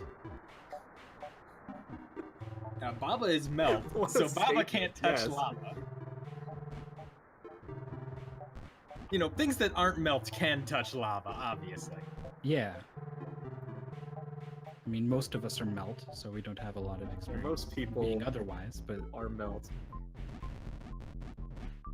I went to college with a guy actually who wasn't melt. He was really fun at parties. Ah, I see. All right. What do we got here? We can become wall. Wall is you.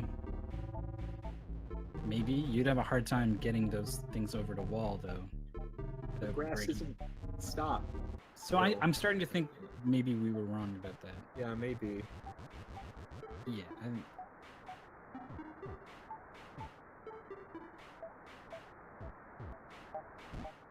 It's so frustrating to see these things on the outsides of the level and know that you can't just grab it and do what you want with it. Yeah, it looks like he kept trying to push against the grass and he wasn't able to put it beyond the bounds of the level border. So maybe the green grass is innately something that stops you. So it seems like you gotta make you something else here.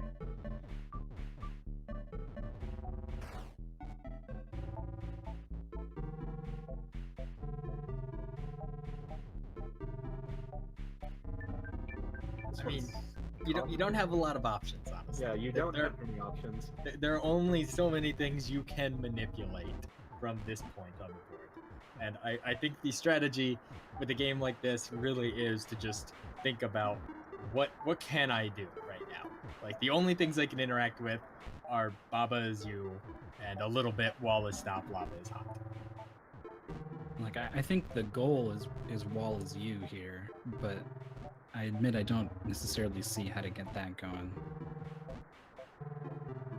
Here I was thinking, if you somehow get KK as you, but I can't even begin to understand how he would do that. And like Win is in the corner, like nothing's Win. Like we haven't even got past, like there's multi-stages going on here. Like, yeah, you get Wall is you going horizontally, but how do you get Wall is you without breaking Baba is you? See, if he pushes that down, stop is going to be you. And if he moves is, then he breaks as well. Why don't you push it up? At some point, Andy... Up. That's it. You got it. Okay. There you go. In Drake- one move, you gotta go Drake from gets Baba it. to Wall. Come on, see it. Oh, Nope. Back up. he's on the Yeah. right path. It hurts. Oof. Meanwhile, Andy is on this tough level that gave Drake so much trouble. I mean, if there's any game that can facilitate a blowout comeback, this is probably it. Right. Okay, we are Wall. Wall is you, there. Phase 2. Wall is you. And KK is pushed, so we can push the KK. Well, Okay. now you got the Win down there doing nothing. Empty as Win would be nice. Yeah, just empty as Win. Can you get them in there? Yeah. No. Okay, yeah. That'll work just fine. There you go. Empty Oh, is what is Win. Andy doing? What So- happened? Baba is Empty is Baba. There's Oh, a single no. empty space on the map, so every time Baba What the heck? moves, you It get worked. more Baba. It worked! Yeah, because there were empty squares next to the flags. All he had to do was move down or up, and one of many Babas would touch the flag. Drake's doing... Oh my god, what is this game? This game is amazing. I can't understand it, but it's absolutely amazing. Well, I mean, all you need to know is that KK is Melt and Baba is Hot. But Empty is Baba, and KK is you now. You're right, that is all you need to know.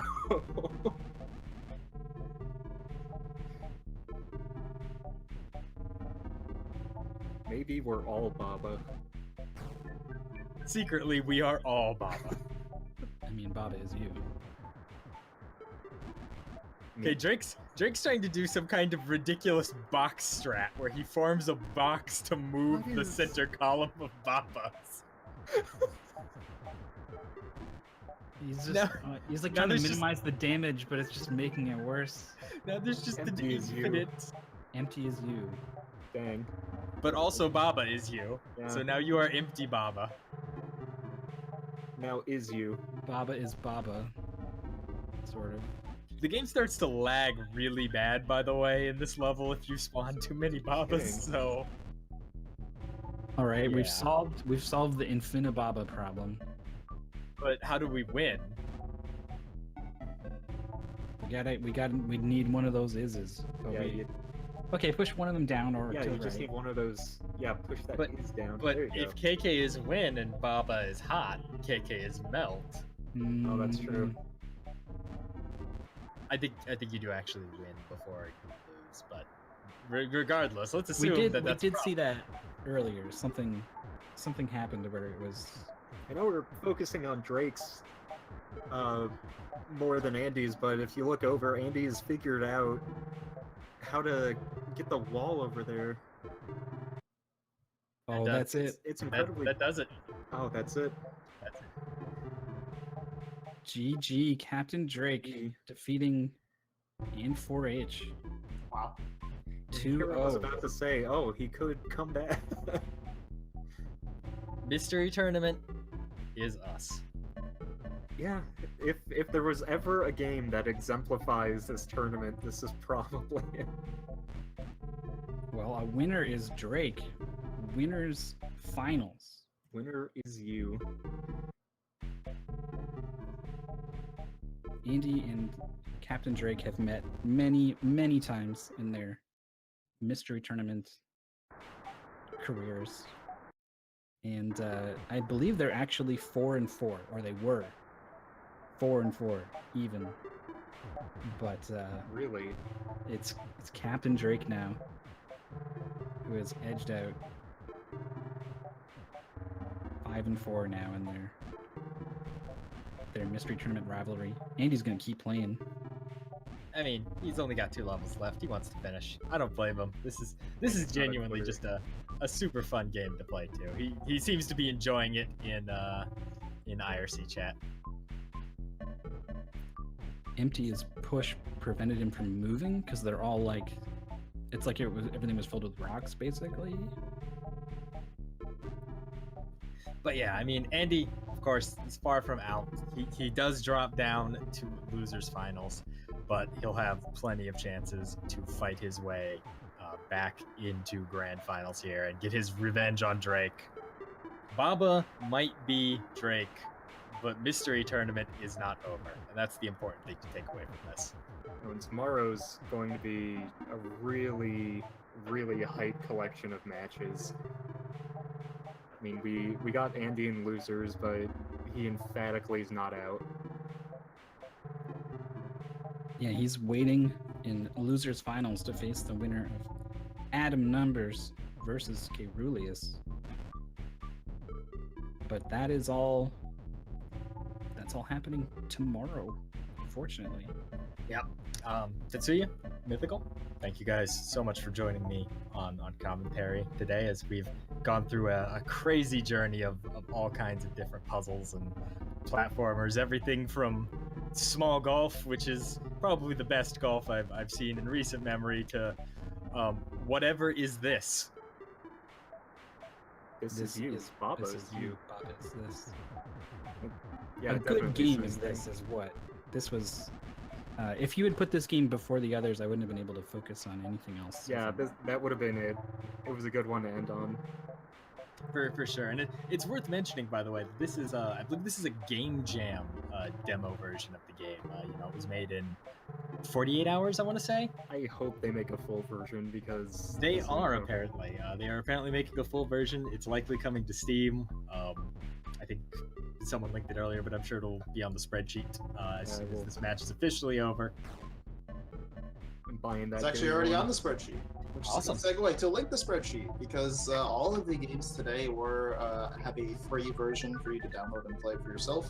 That may not be the case for necessarily every game, but in this case, all the games today are free to download. So yeah, if you want to play the games, feel free to check them out. I'm going to link the sheet for you right now. Yeah, wrapping back around, thanks for having me sent, thanks for commentating with me in Mythical, and thanks to all the runners and all the testers who made Mystery Tournament possible. I'm really looking forward to tomorrow. This has been such a hype Mystery Tournament. The game quality is really, really good this year. And I'm thoroughly enjoying myself, and I'm very, very happy to be a part of this every year. Yeah, Always I couldn't agree more with all those sentiments. There's a lot of work that goes in behind the scenes to find these games and make sure that they all work. For every amazing game you see here, 5 were tested and found to not be good, and like someone has to do that work. It's a lot that goes in. So shout outs to the guys behind the scenes, and of course to all the players competing today. Those who got knocked out, those who move on to top 4 tomorrow. Congrats to all of them. It's been amazing to be part of it. And I cannot wait for tomorrow. Always great to have you guys, and thank you everyone for tuning in today. We have a few more things, so don't run away just yet. But as a quick recap, we have our top 4. It has been decided. Tomorrow we will have Adam Numbers versus Caerulius in losers semifinals, battling for the right to take on the champion, the undefeated Andy. Can he beat them? Can he get a chance at Drake? And can he get the run back he wants and his 5th mystery tournament win? 6 if you count the mystery invitational. I mean, it's been an incredible journey. Again, we've had over 106 different people enter this tournament. They've all submitted games. They've played matches for months and months and months, and we brought it down today to the top 8. We took those top 8. We played a bunch of matches. We're down to the top 4. Things are getting exciting. I hope you guys are going to tune in with us tomorrow, 2 p.m., same GDQ time, same GDQ place. It's going to be super exciting. I can't wait for it. We got all kinds of crazy games lined up. We got some special guest commentators that are going to be wonderful. And I'm just, I'm so excited. Can't happen too soon.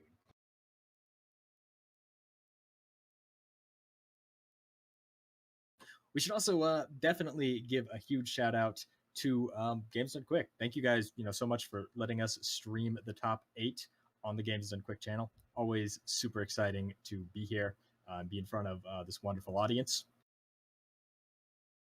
And to our good friends over at Mystery Funhouse for streaming all of the matches up until now and for organizing some other cool stuff in the mystery community. By the way, guys, if you're thinking about Games Done Quick, if you're thinking about coming to SGQ and you're thinking, I want to do something more than just attend, volunteering applications close today. So get those volunteering applications in if you guys are interested in doing that. And yeah, it's important to remember, as I've reminded, even if the registration cap is filled and you are selected to be a volunteer, you can get in. No trouble at all. Don't need to worry about that. So definitely think about filling out. Volunteering is a lot of fun. It's a great way to be part of the GDQ family. And it's, like I said, it's a lot of fun. All kinds of fun stuff happens. All right, so thank you very much for stalling for me because I needed to do something real quick, but I appreciate it. And yeah, that wraps it up for us for today. As Sent was mentioning, this is not the end of Mystery Tournament. We will have the top 4 for you tomorrow. So please be excited, because I'm excited. I want to see the conclusion of this tournament. Just a couple of things I want to remind you guys. We do have a email address. If you like seeing events like this, and you have an event of your own that you want to broadcast on our channel, you could always email us, hotfix@gamesdonequick.com. So yeah, again, this is only if you have an event. We don't create events. These are simply to kind of showcase community events. But we'll be happy to showcase any event that people want to show off. And then we also have a few things going on. So tomorrow the stream starts at 1:45 p.m. Eastern, not 2 o'clock. So we're starting a little bit earlier, and that's because we're going to show off the first game of season 2. So we announced a few weeks ago, Speedruns Live is doing a new event called Seasons 2, which is basically a weekly event where competitors, kind of similar to Mystery Tournament, they don't know what to expect. They get the game reveal a week before the actual race, and then they have a week to learn the game. So they learn the game, get as fast as possible time as they can, and then they race it. One race, Sunday at 2 p.m. There's also a backup race in case you can't make the Sunday 2 p.m. race. So, they race on Sunday, and then they get points based on how they finish. So we have a 9-week regular season and a 2-week playoff season. So top 16 move on to the playoffs. So we will be talking a little bit more about that tomorrow on the beginning of the stream at 1:45 p.m. We will have the video reveal of the first game, as well as talking kind of a little bit more about how the format works and all that. So Boney in chat is the main organizer for this. So I'll be talking with him at the beginning of the stream. So that'll be really fun. So yeah, make sure you show up a little bit early tomorrow and kind of check it out. Really looking forward to revealing the game. I know a lot of people are excited, and we're happy to reveal it. It's going to be interesting. I know a lot of people don't know what to expect, especially the competitors, but I think they'll be pretty happy with it. So yeah, that about wraps it up. We are going to once again play the mystery video clip that we played at the beginning. Kind of want to show you guys again, some of the stuff that Mystery Funhouse put on. Some of the races that happened at the beginning before we got into the top 8. So yeah, let's play that video real quick. This game is just like Pyramid Magic yesterday. Okay, so this happened. Yep, that's fine. It's safe in there. It's safe. He's just got to deal with the dog. The lower left one too. No! What are you doing? And he exploded. Oh my god! It looks pretty low on spin. But so is Fari. Oh my god, Yeah! round cleared! Oh my god! Wait, I think he nudged the egg out a little bit. Oh, with the animation. No, you nudged it back in. Yeah! Can he knock it over? This game is just like Pyramid Magic yesterday. Okay. So this happened. Yep, that's fine. It's safe in there. It's safe. He's just got to deal with the dog. The lower left one too. No, no, no, no! What are you doing? And he exploded. Oh my god! It looks pretty low on spin. But so is Fari. Oh my god, they Yeah! round cleared! Oh my god! Wait, I think he nudged the egg out a little bit. Oh, with the animation. No.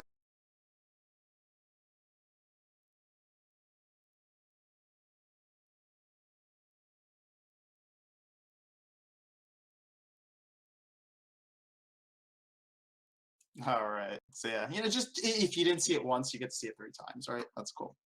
But yeah, so we are rating TGH, as you can see on our right screen. Once again, thank you very much to Mystery Funhouse for the clip. And check out TGH. He's doing some Celeste speed runs. So, it's a pretty cool speed run. I think you guys will enjoy it. So check him out. And we will see you all tomorrow at 1:45 p.m. Eastern. Yeah, enjoy. Thank you very much, guys.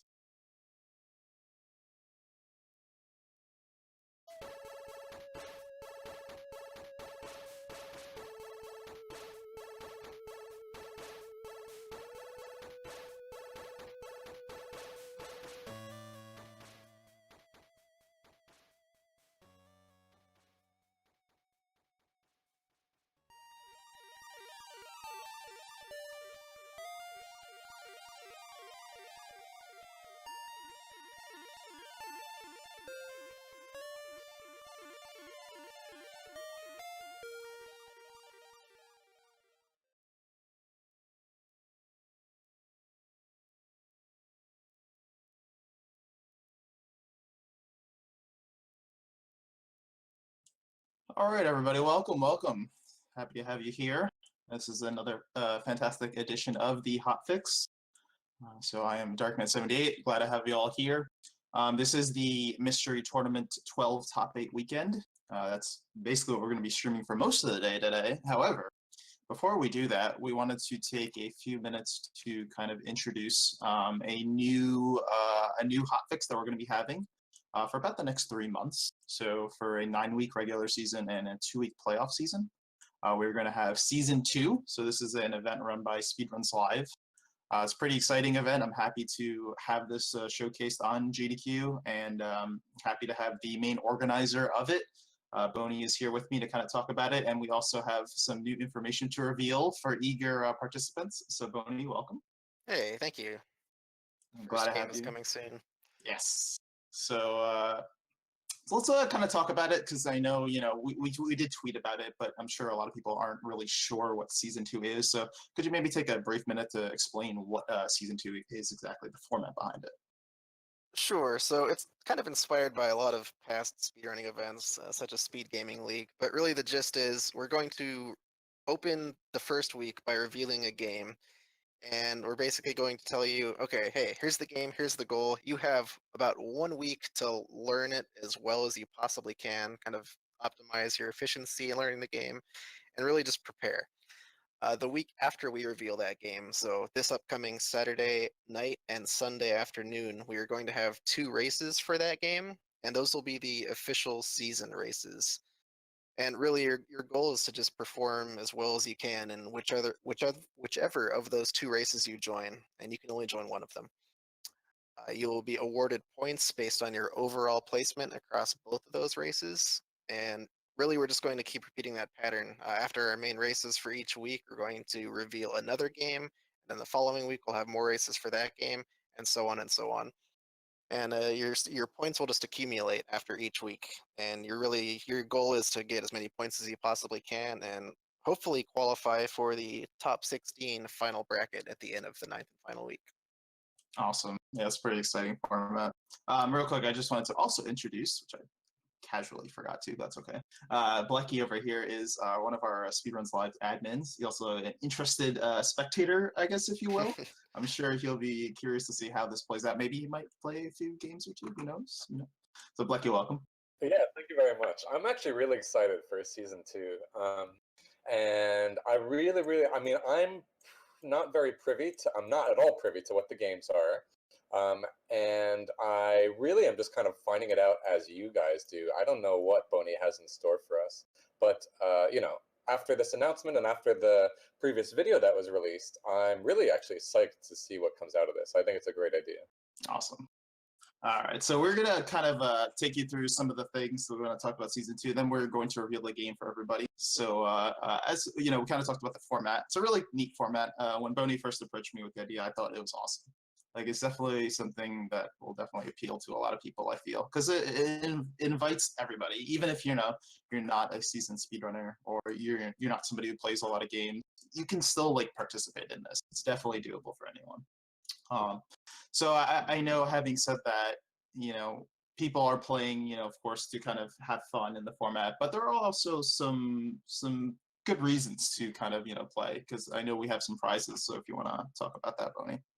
Yeah, if you're gonna grind out speedruns for like 3 months straight, essentially, to try to win this thing, we kind of have to reward you, because that's just a large time investment, if we're being completely honest. So we do have some prizes lined up. I guess we'll start by saying that the winner of every weekly race will win a $20 Steam gift card.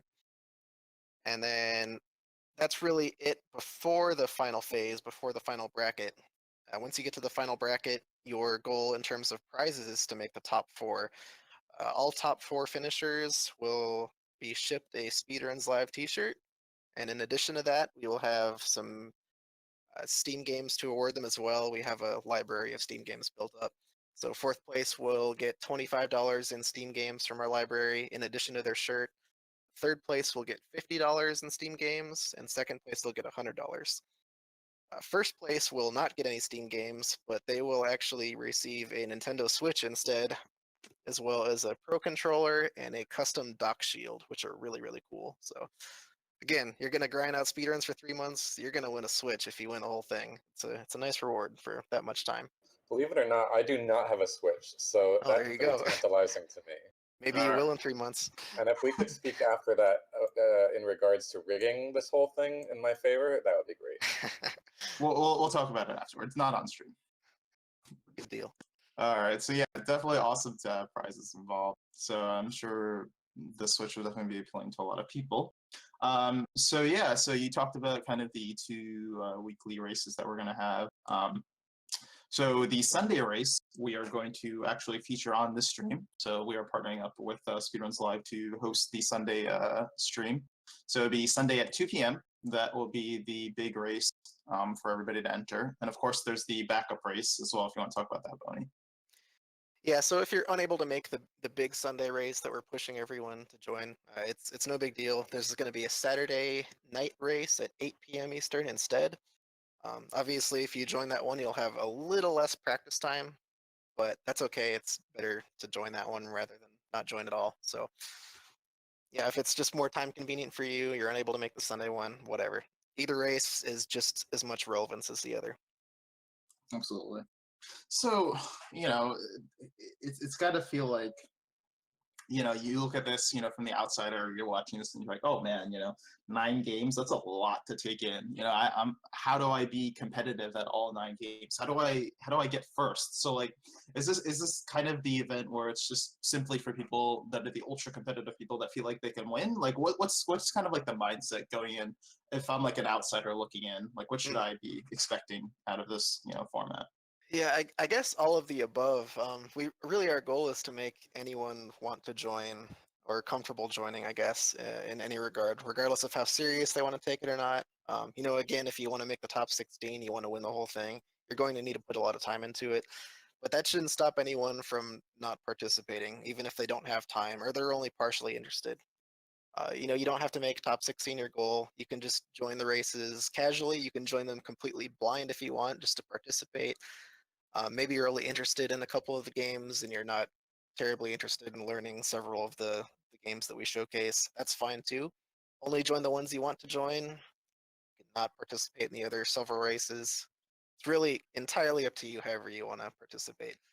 Our goal is to just be inclusive as possible. So, again, we'll be glad to help people with figuring out how to use speedruns live, how to join the races, how to learn the speedruns as well. I just try to get involved in any regard that you want to, whether it's entirely or only partially. We'll be glad to help.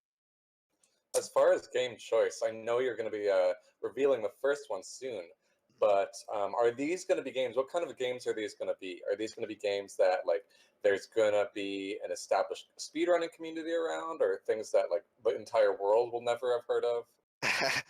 Pretty much all of the above. I will say that we don't have any completely unknown games that have never been seen before in this, but you will see games that have very established speedrun scenes with maybe 100 runners. You'll see games that have like 1 or 2 runners that haven't been even ran in a few years. So we have variety in that regard. And I guess on that note, a lot of the games will have very well drawn out tutorials, and others won't have any tutorials at all, except for maybe one speedrun video in the past that you have to use as your studying material. We have console variety too. You'll see, NES, SNES, maybe Game Boy games, N64 games, and of course PC games.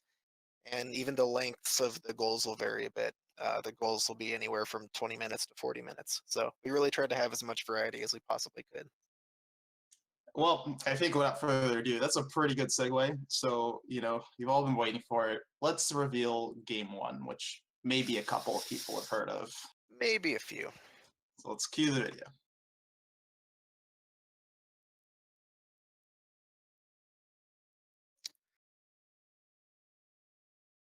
All right, returning from Season 1, and this will be the only game in Season 1 that comes back, but we have SMB1 Warpless. That is the goal. We wanted to be very accessible with the first game. We wanted to use a very familiar game that everyone knows in some regard.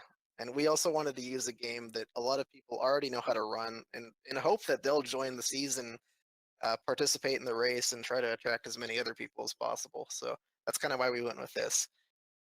Very, very accessible game, very simple game, and hopefully a game like this will grab everyone's attention.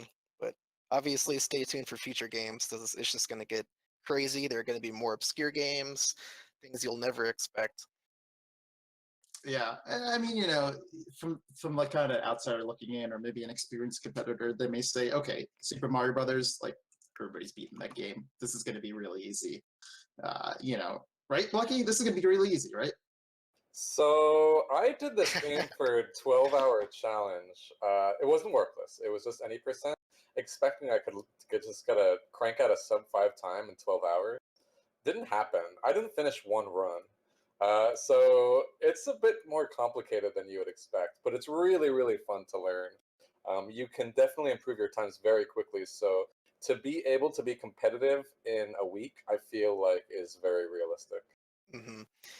And I guess another interesting aspect about this game in that regard is that you don't need to play super fast. You can get a pretty good time even if you take a lot of jumps slowly, because a lot of the good players may try to play very fast and they'll die and they'll lose a bunch of their time, and you can actually compete with them if they happen to make some errors. So I think we can see some very big surprises in terms of results in the races for this game. So I'm eager to see what happens. Yeah, absolutely. So I'm definitely looking forward to this. Super Mario Brothers is definitely a very sneaky game in terms of difficulty. People don't really realize it until you start to play it or start to watch some more speedruns of it. So I'm really curious to see what people can do with 1 week of it. So I think on that note, to kind of finish us off, Boney. So where can people go if they, want to kind of talk with other competitors, about like what to expect out of the speedrun, or where they can find more information, or where should we direct them to? Sure. So go to speedrunslive.com. You can go there right now. We have a Seasons 2 banner on the top, and if you click that, it'll send you to the Seasons page that has all the information you need. In addition to that, we have a Discord button on our banner as well. Click that. You can join our Discord server and ask any questions you want. Again, we'll be glad to help you with learning how to use SRL, with providing things to learn the speedrun, pretty much anything you possibly need help with. Join our Discord, and of course, join our Speedruns Live IRC server, which you will need to use anyway to do the races. And we'll help you out in any way we can. All right. Well, thank you very much, Boney. Blecky, it was a pleasure. So yeah, that's pretty much going to wrap it up for us in terms of the Season 2 game information and kind of reveal. So we are looking forward to broadcasting this race and every race going forward. So every Sunday race starting at 2 p.m. Eastern Time will be on the GDQ channel. So we will have that for you. So for the next 9 weeks, and then of course the playoffs, which will also be at 2 p.m. They'll be a little bit longer. So we'll kind of talk about that, as we get, later on towards the playoffs itself. But for now, that's gonna wrap it up for season 2. Once again, thank you very much, Boney and Blecky, for talking with me about this. And if you give us a minute, we're gonna transition very shortly into the mystery tournament, which is something I'm sure you've all been waiting for to see play out. So yeah, give us a few minutes.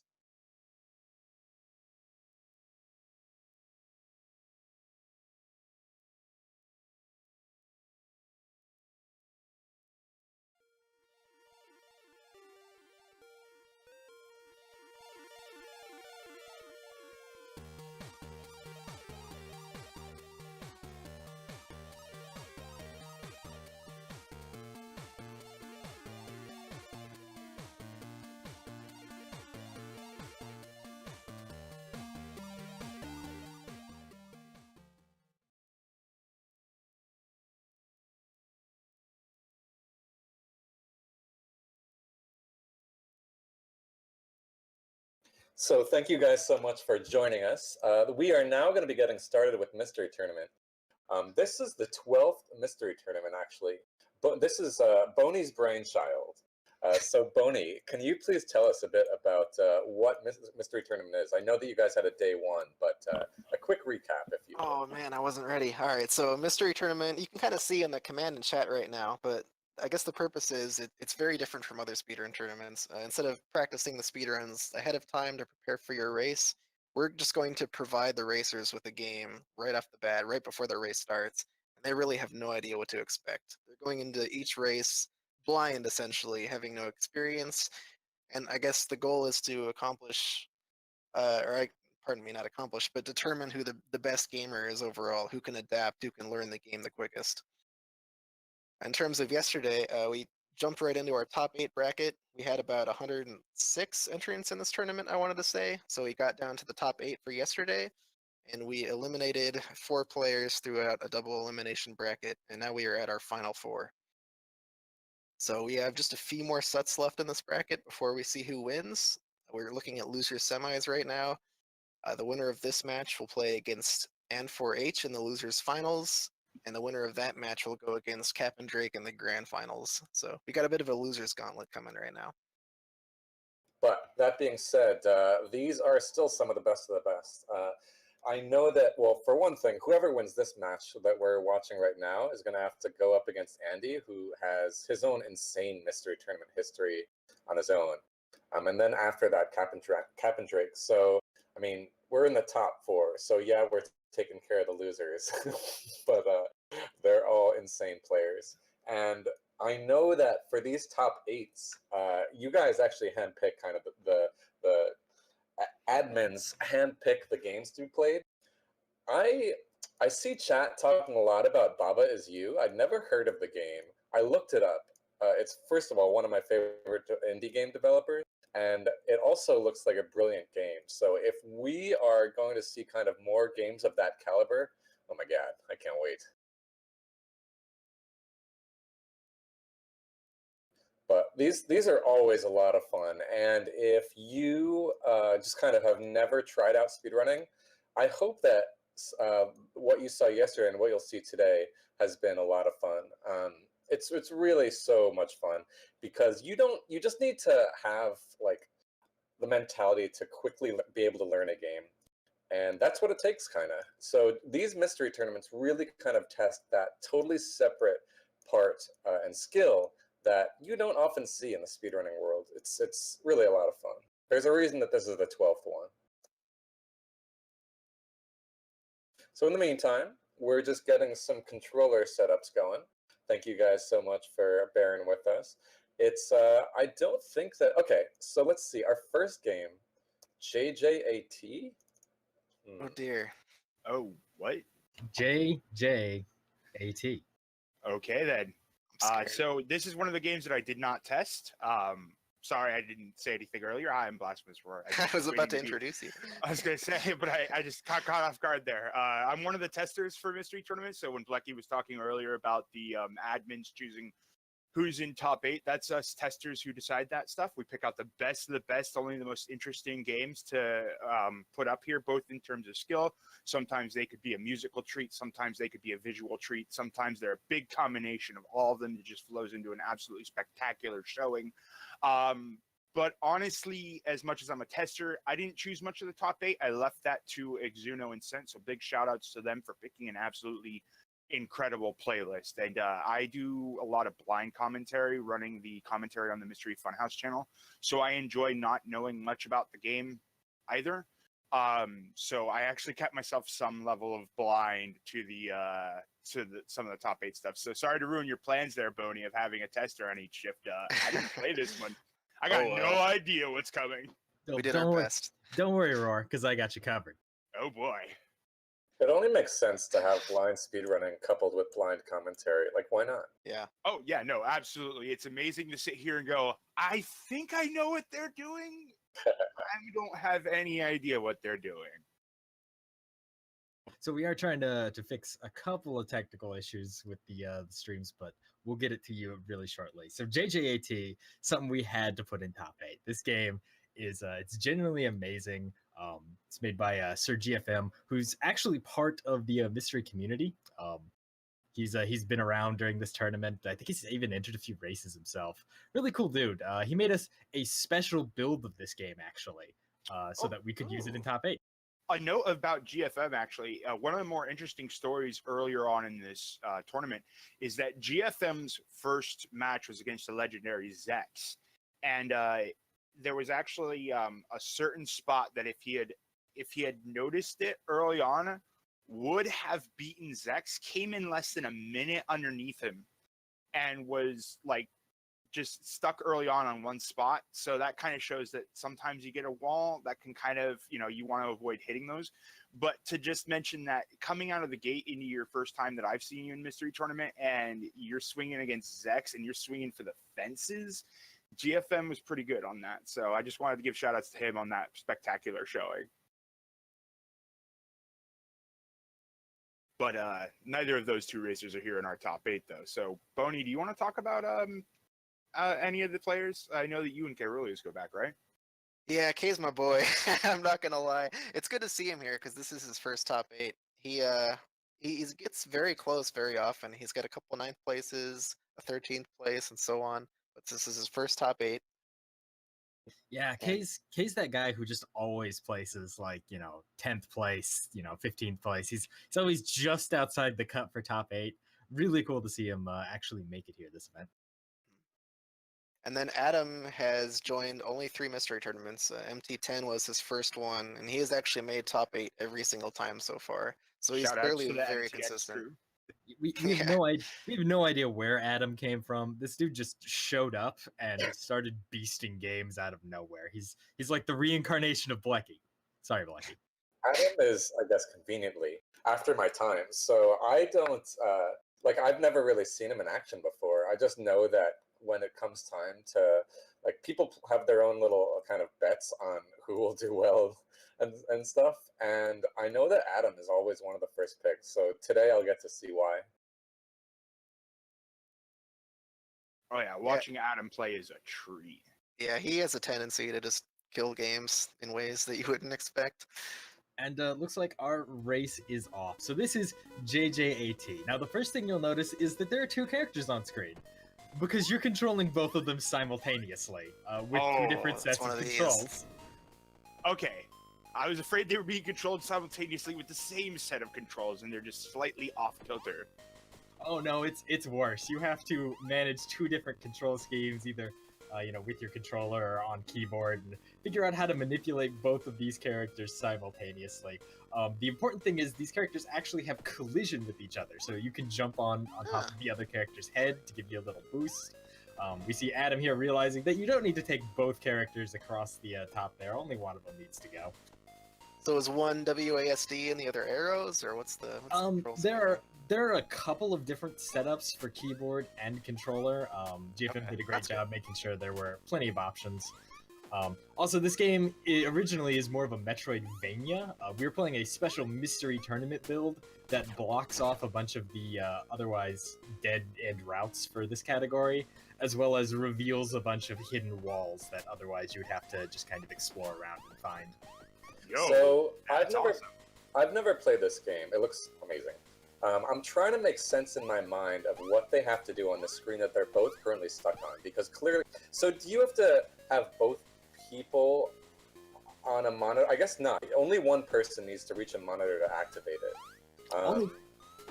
Sorry, Lucky? Yeah, go ahead. Only one person needs to touch a monitor to activate it, whether it be a monitor that activates a door or an object, which you can see are the ones that look like they kind of have scrolling text on them, or whether it is a permanent health up, which you can see are the hearts with the little pluses.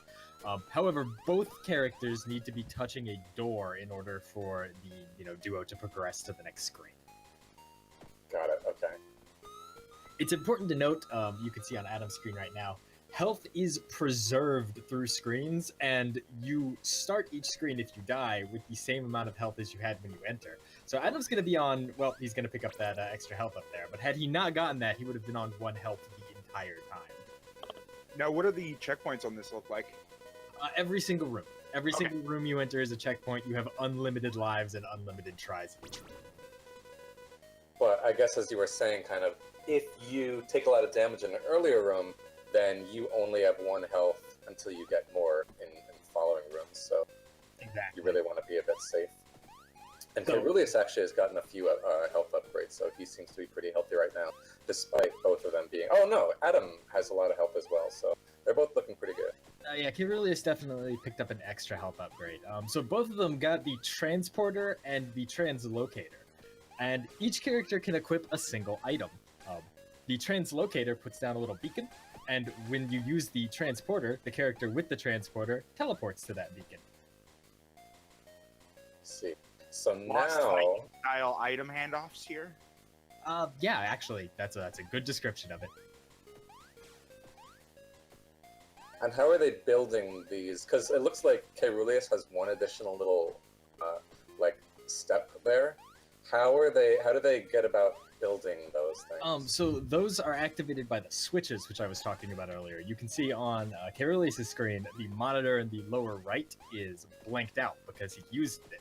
Unfortunately, Adam decided to teleport back to his partner before touching that monitor, so there is no way he can complete the stage at this point. He's going to have to restart the room. And he just realizes that, so that's good. But meanwhile, what is Caerulius? Okay, Caerulius actually nails it. I see. Yeah, you maintain momentum through the teleports. So the strategy there is to put one brother on the other's head, jump, set the teleporter, and then jump, teleport to conserve that momentum and fly up to the top. Now, is handing off, are you able to switch and hand off items readily, or? You can swap who is using what item, and that is very important if you play the full version of this game, because there are more items to use. There's high jump boots and scanners and all kinds of weird stuff. But for the purpose of this goal, they only need the teleporter and the teleporter locator. So they shouldn't need to hand off items unless they just feel more comfortable, say, having one brother with a specific item. So Caerulius activates both platforms and then leaves the screen to the left. Is that the right choice, or did he want to go to the right? That is the right choice, and in fact, again, with this special mystery tournament build, we had that right path blocked off, just because there are some optional extras over there, but again, it is not relevant to the goal, and we don't want anyone to get accidentally lost. Okay. Yeah, so a main reason why Metroidvanias don't really work so well in Mystery Tournament, as much as a lot of people love them, and they're one of my favorite genres, the main thing is that we don't want the ability to lose a race because you made a 50-50 decision to go right when you should have gone left and there was no indicator of it. So for the paths to be blocked off like this was really awesome to do. Yeah, that's the coolest developer story I've ever heard. I appreciate that. Might not being lawnmower related. Alright, that's fair. I can't argue. So they're backtracking. So what did they do in that room? that allows them to progress in a previous room. They got the translocator, which will allow them to hit this door up into the left. I see. Yeah, now that they have the ability to, set a teleporter and teleport one of the brothers, they can effectively get to higher places and new places that they couldn't get to before. Yeah, that really is a cool way of adapting a Metroidvania to be blind friendly. Yeah, and that's because we've like I said, we have had quite a few developers in the past make games for Mystery Tournament with like what was it, 90 Made Lawnmower, Return of Lawnmower. We've had Daniel Linson of Ludum Dare fame has contributed last Mystery Tournament. He made one of his $3 games free during top 8 weekends so that anybody could play it and grab it. Hempuli, who makes Baba Is You, has been a part of the mystery community stuff. He's been interested in developing blind race-friendly games as well. So we've got a decent amount of developers in the community that have been kind of doing some really interesting stuff for us, and it's felt really cool. It's absolutely amazing to have a developer do something with us in mind when making something. So huge shout outs again to GFM for making these modifications to make this game raceable, because beforehand it wouldn't be, and that's not due to any fault of the game. It's just how that kind of works, because again, you really don't want somebody to lose just because they chose the wrong direction. So they're both actually in the same room right now, and Caerulius realizes what he needs to do, but keeps just falling off, unfortunately. He knows he needs to get to that monitor, he knows he needs to unlock the door in the upper right, which Adam has now already done. And it looks like he's having a lot of trouble with the controls, but again, this is not an easy game to control. I don't know, Blecky, you are probably the most experienced blinder, period, but definitely the most experienced blinder with us today. How do you approach a game with, an unorthodox control style? And in this case, having to control 2 characters simultaneously but separately. So it's really just like I feel like it's just wrap your brain around it type thing. For one thing, you need to be aware of, like, if you are just focusing on one player, one of your 2 characters, you need to make sure that your other one is in a safe spot, because obviously health management is a huge thing here. It's also just kind of getting that rhythm down. If you need to double jump, like the lower person jumps and then the second person jumps off of them, you just need to kind of get that in your muscle memory, I think, sort of. So, unfortunately, Caerulius is stumbling on that quite a little bit. You know what? This game actually reminds me a little bit of Brothers: A Tale of Two Sons, in that you control 2 people. Like it's by design a one player, 2 character game, sort of. And it really is so challenging. And clearly, a lot of the puzzles revolve around needing to control, and platforming as well, around needing to control 2 people doing the same thing.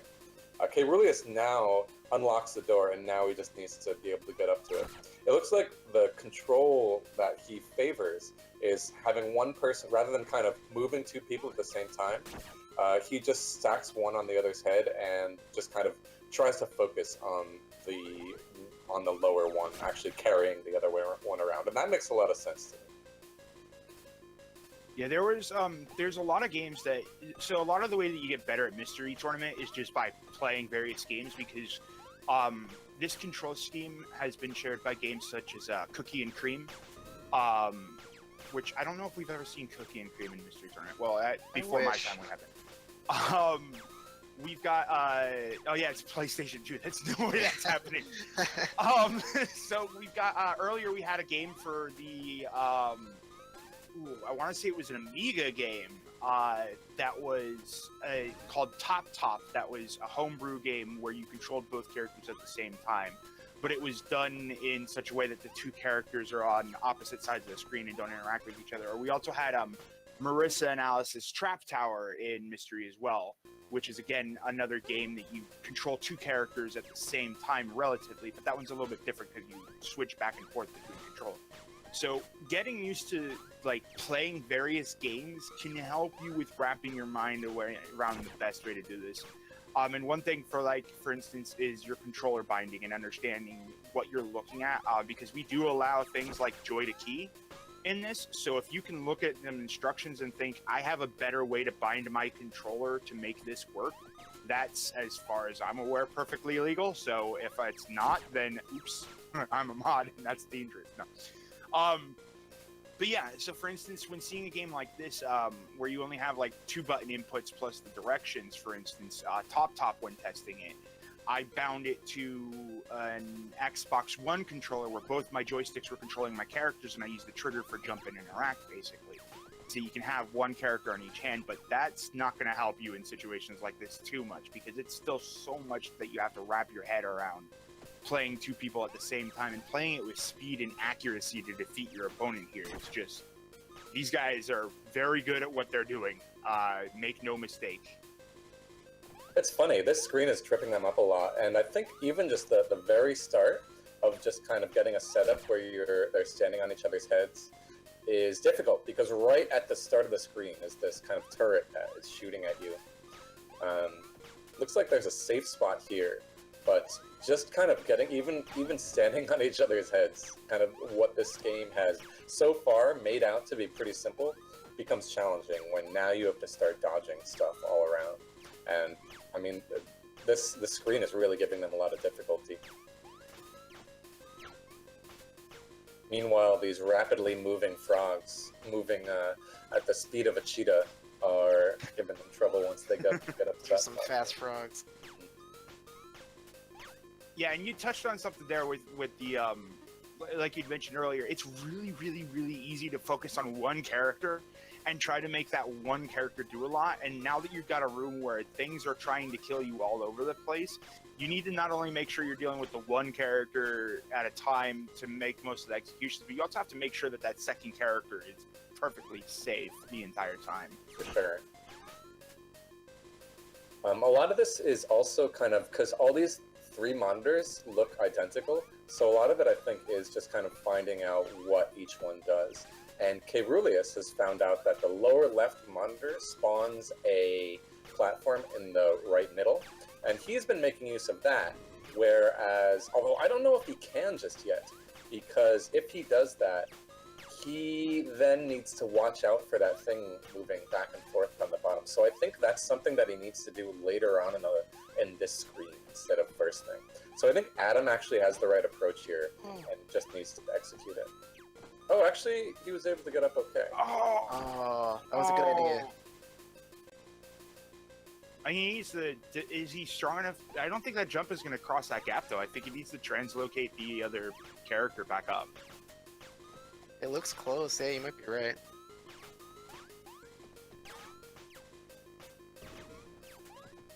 I can go ahead and confirm for you guys that gap is just slightly too far to jump.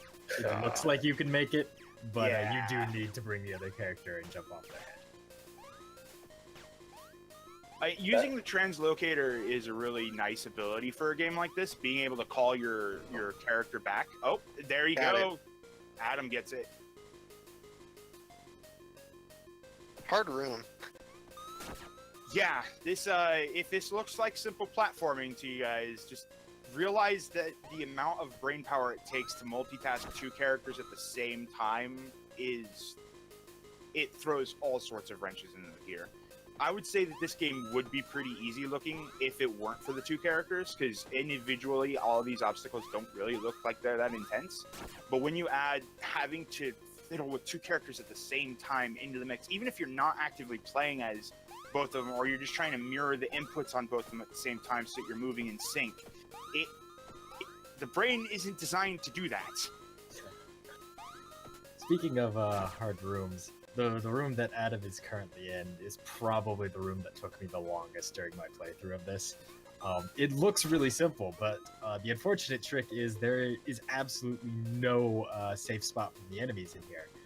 Wherever a character is standing, they are at risk of either being hit by those crazy microphones or the frogs that are jumping back and forth. I love how Adam ended up on both sides of that thing and still survived somehow. He's just really good. And again, Adam has only 1 heart walking into this room until he can hit that heart upgrade. So this room is a lot harder for that fact too.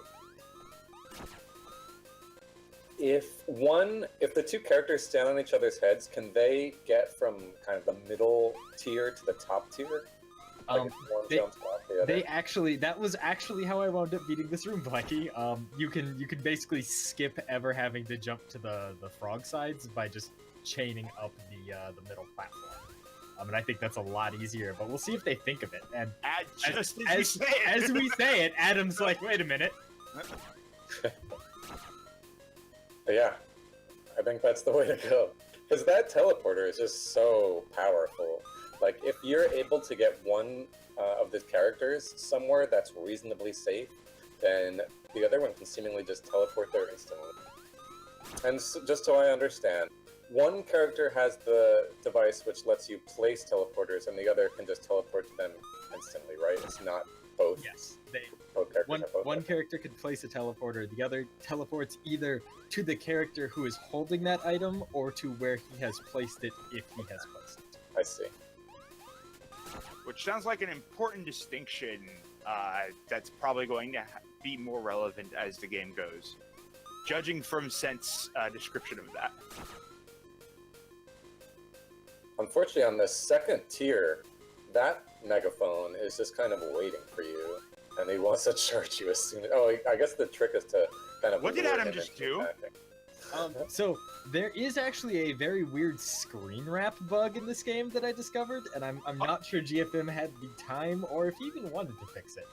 But dying while you're in certain places could basically screen wrap you in very strange ways, and we saw it happen to Adam there.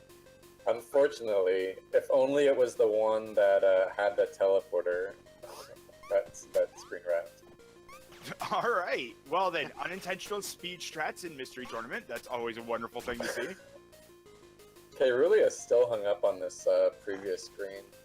This is the wall. How many rooms are left, do you think? Hard to say. Not too many. I want to say maybe like 5 more rooms after this, where Adam is. It's a good amount.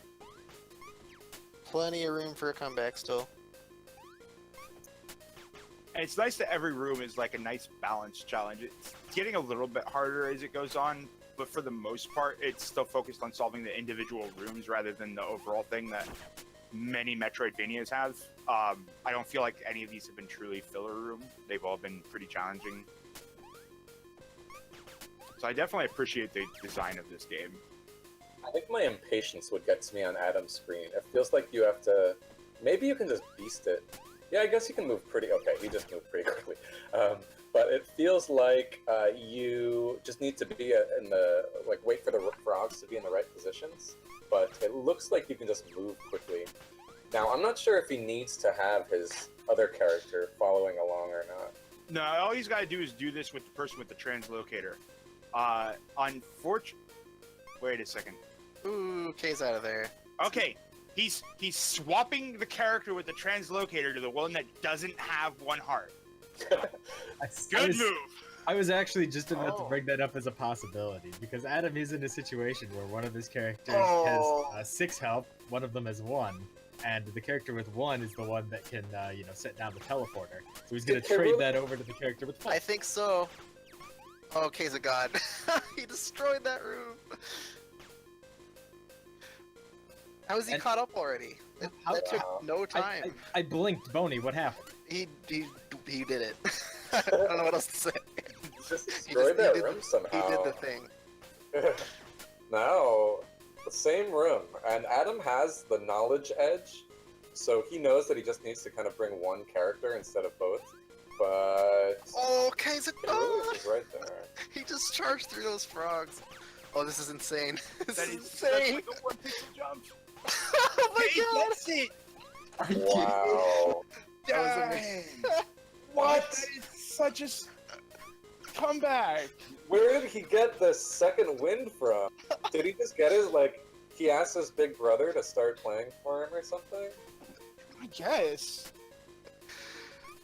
Alright, I'm impressed.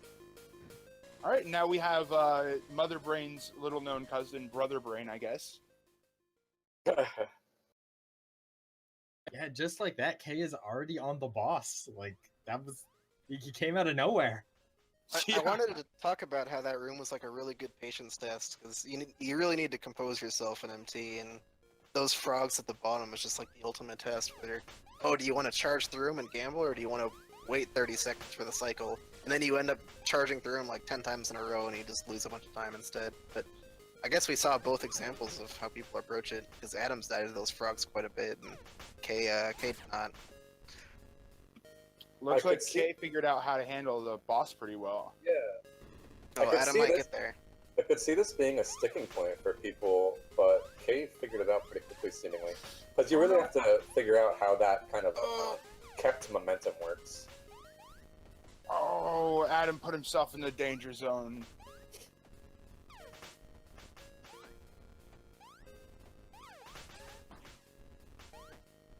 It's nice to see, at least, again, that item swap is those good adaptations from Mystery. The things that you just don't think of quite entirely are the things that'll help you through this game.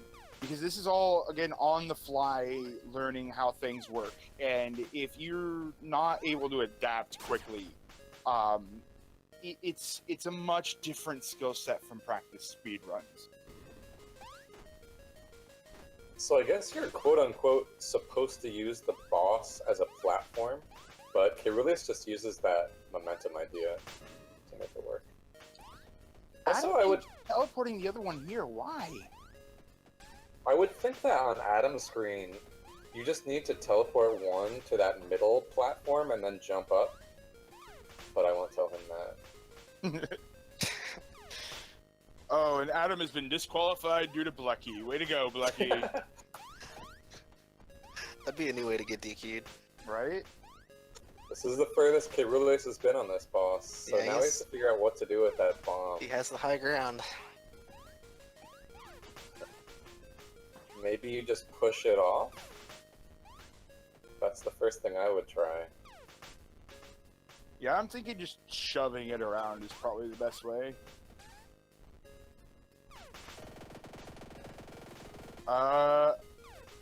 Okay, there you go. That made a very intimidating sound. I was a little worried there. Oh no! Don't blow yourself up. So now you also have to time the bomb properly with the boss here. Okay. He did the hard part. Although Yeah, I guess I this- shouldn't say that. Boss looks like it's basically over at this point.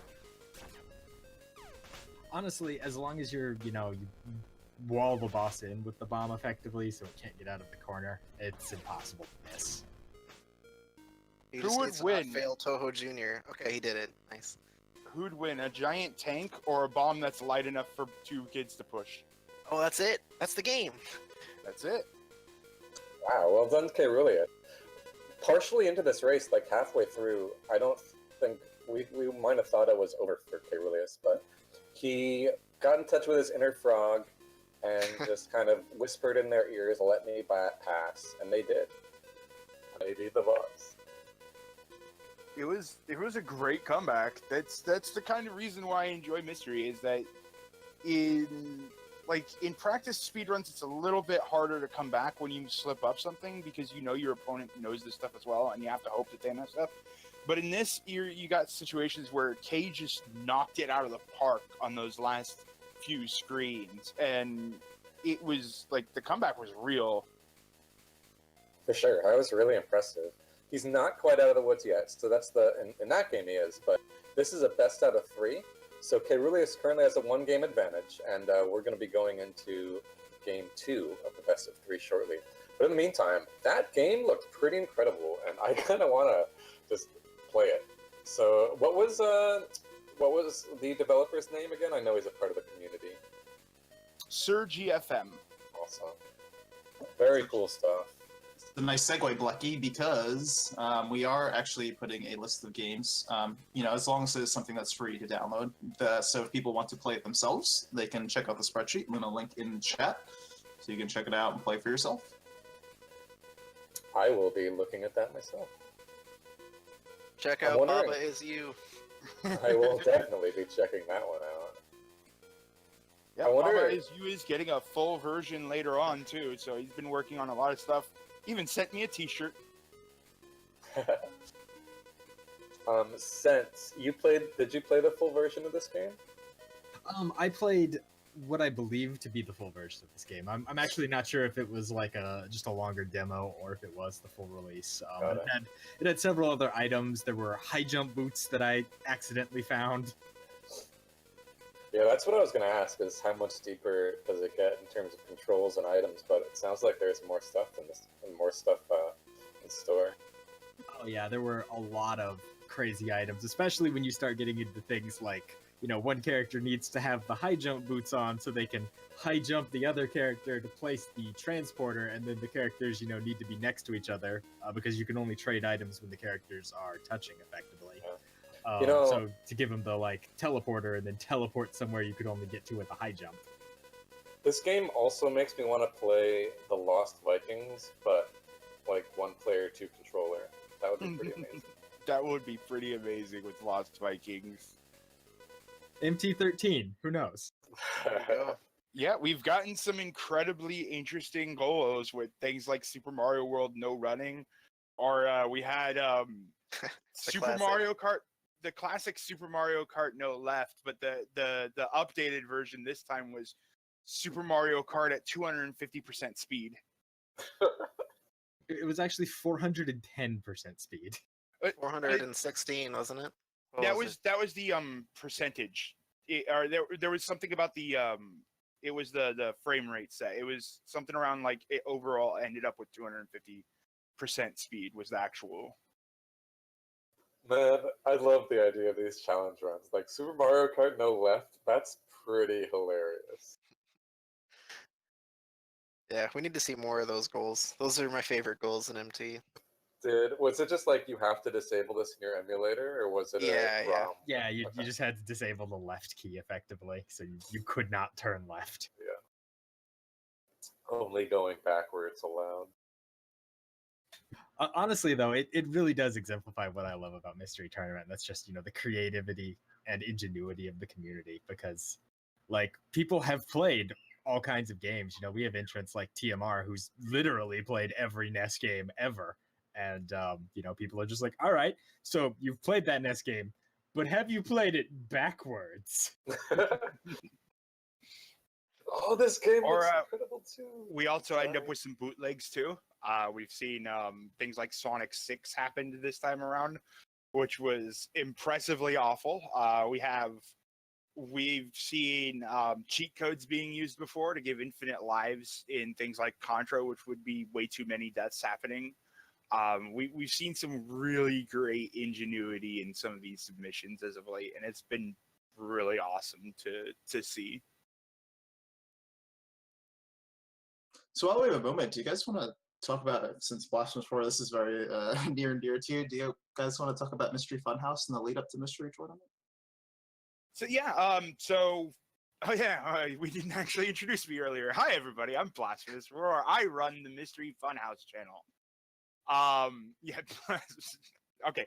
I run the Mystery Funhouse channel. I joined Mystery Tournament back in MTX after the GDQ stream, and it was a really friendly, welcoming community, and I enjoyed my time in MTX. And in MT11, the question came about: is there any restreams happening? And we heard the same response of maybe some will end up on Speed Gaming.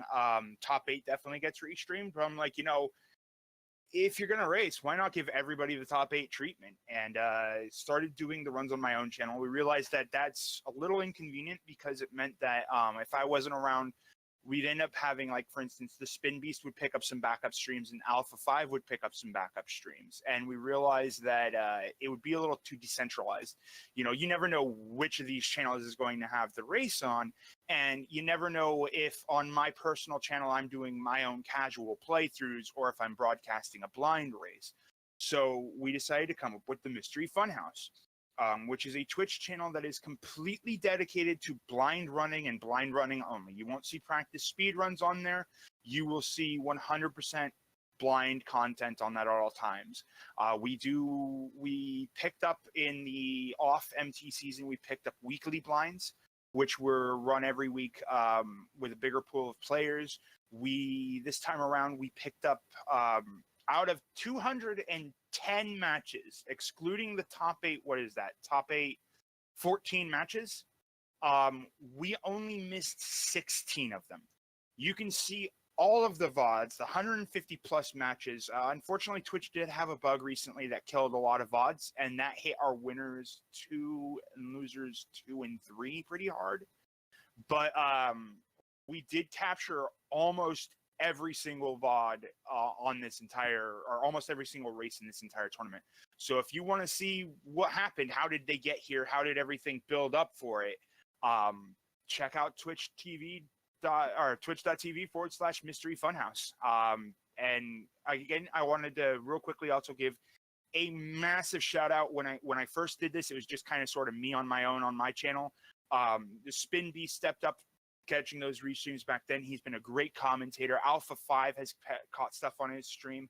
Exuno jumped in and started doing restreams, and Sirniko as well. They all jumped in and started making the restreams, and it's been a great community channel. And thanks to all the commentators. And it looks like our next game is ready to go.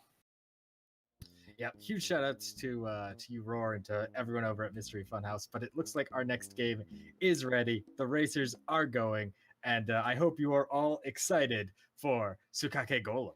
I am so excited for Tsukekae Golem. I don't know what you just said, but I want to watch it. Oh my god, this game is amazing. So, this is a puzzle game where the goal is to hit the switches and move on. You are controlling your golem. This is like And- Baba is you. It's nothing like Baba is you. What are you talking? Go play games. Buddy. Everything is like Baba is you, okay? That's all I see anymore. So in this one, you have the ability to split your head off of your golem, and your body will just keep running around on its own blindly, and you can move your head around. At any time, you can call your head back to you, and if you're on opposite side of the block from your head and your body, bam, the new piece becomes your golem. So you're moving around trying to get your body into good positions, trying to make shapes. Like for instance, in this one, we got to get the little S shape going on, and then need to rotate it around it in order to lock it in. So these first Sick. puzzles are going to be really easy, but it's gonna get crazy. This was easily my top pick for top 8. This reminds me of something we've seen before, but I can't place it. Something about flipping shapes and putting them in the... Oh, it was a few top 8s ago. Someone help me. Someone must know. What is it now? Flipping shapes and doing Yeah, what? yeah. It was a lot like this. It was really cool too. We see a lot of really cool puzzle games. So you don't control your body at all, right? I mean, once your head is off, your body is just running around. Yep, your body is just on auto scroller mode. It's just gonna keep running whether you're there or not. It does have enough intelligence to, if it feels like it's hit a wall, it will try to stop and, or it'll try to jump up it. And if it can't, then it'll turn around. So it can clear simple platforms, but it can't make any gap jumps, basically. Adam just is picking right up on this. He knows exactly what to do. He knows the golem. He's a puzzle guy. Okay. Honestly, Kay's a puzzle guy too, but not like Adam is. So Adam catching on to the fact that you have to summon your body while it's up top as well. Like, the nice thing is that you can do things like you can give your body a bit of a boost. The switches do not have to be pressed by the big blocks. Your golem is plenty heavy enough to actually hit the blocks on their own. You can summon your golem from anywhere on the map. It will try to level your vertical height between the two, and it will then it'll try to match the average distance between you two, basically. That's why his body just rocketed up into the sky. Yeah. Alright, Kay's catching up. Adam's at a bit of a wall here. And then can you flip your entire body around midair, or does it have to be grounded? You can flip your body around midair. Okay, so it looks like this one's going to be trying... I don't know if you have to time... I think you do have to time that on this one. Maybe not. We'll see. Show me what you got, Adam. Show me what you got. Never mind. You didn't have to. And this one is a good example. So another thing to point out in Mystery Tournament, blind running, speed running in general, this is I'm pretty sure it's a big rule, is that if it's not required, it's not required. Don't do it. So we see these stars up here. Those are extra challenges that they are simply going to not touch if they're wise, because they just waste time. So the only thing they are concerned about is hitting those switches and getting through the level. In order to jump, does your body have to be, like, your feet have to be on the ground, or just something is on the ground? You do have to be on the bot, or no, something. Okay, you can jump with your head, for instance, without having your body there. Okay, sure. Is a good way to explain that. The best way to explain it is that entire piece is your golem now. Okay. You have full control over it. You can move as long as any piece of that statue is touching, as long as anything is, or as long as it's as long as it is orange, you control it as though you were controlling your own body pieces. Okay. So now Adam has to make the decision of. Oh, never mind. Oh, he had it. Oh, Yeah, I was gonna say he has to make the decision of, because that your walking body isn't gonna be either one of the things that hits these switches. I think one is gonna be your head, and one is gonna be kind of this block, the yellow block that you place on it. In my mind. So, oh yeah. So now I think he has it. Okay. Yeah, and that's It's going to so be a lot simple of this now. game is balancing what you're doing with each individual piece. Like, are you trying to get your head into one spot? Are you trying to get your body into another spot? Are you trying to make sure that you're moving the pieces and not letting them collide? It's going to be a lot of decisions on where each individual body part is in regards to this. And it looks like Caerulius kind of gets the first piece of his puzzle. What it took a bit for Adam to figure out was that he needs to kind of dump the body in the middle pit. So, and it looks like Caerulius figured that out. So, well done. Yup, and now we have our everybody's favorite mechanic ever, moving platforms. Oh no. So platforms attached with a white dot are moving platforms. If you turn it into a golem, you will start following along that path. And at any point, if you detach your golem, you disconnect the moving path and can just suspend it in midair. This will be useful for things like that, where you can just get off of it, you don't need it anymore, or for situations wherein you need wherein you need to stop it on a spot so it's pressing buttons. And the most important, another thing to note is that you do not have to hold those buttons down for an extended period of time. If he gets that block there and jumps and hits both of those buttons during a jump, it counts as a level clear. So at this point, what he needs to do is just rotate it.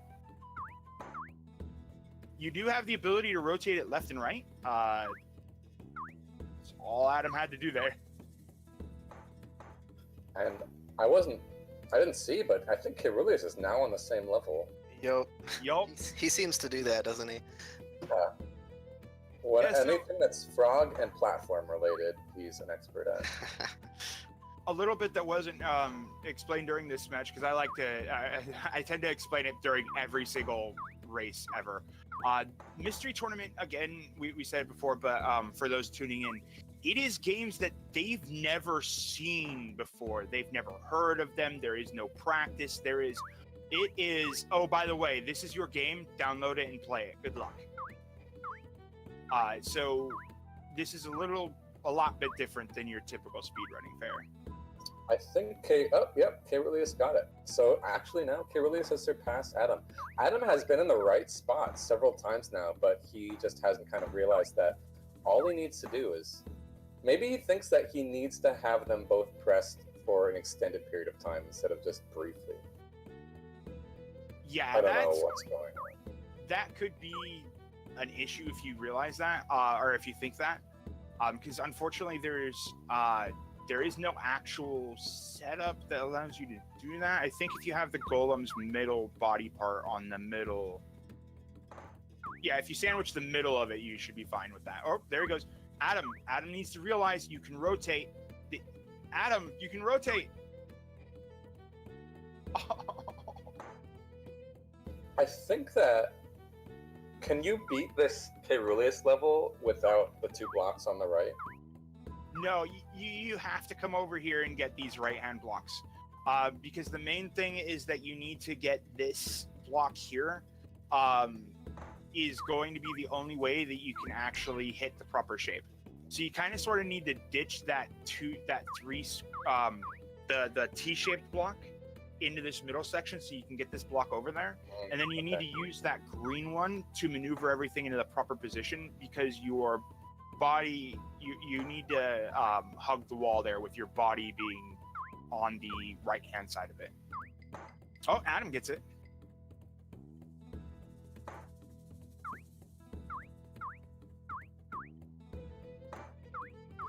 I just want to share my puzzle philosophy for like the 40th time in my life. Puzzle games are always infinitely easier when you're watching than they are when you're playing. There's so much pressure on these guys' brains right now. I like to quote Freeball on this. Freeball had the best quote this mystery tournament is everybody instantly knows the answer in chat. Yeah, pretty much. I've actually seen very, very little critique of their play in chat, which is actually really cool because that kind of reaffirms how well they're doing. I feel like if I don't see people calling them stupid, then they're doing a really good job. All right, Adam's almost got it.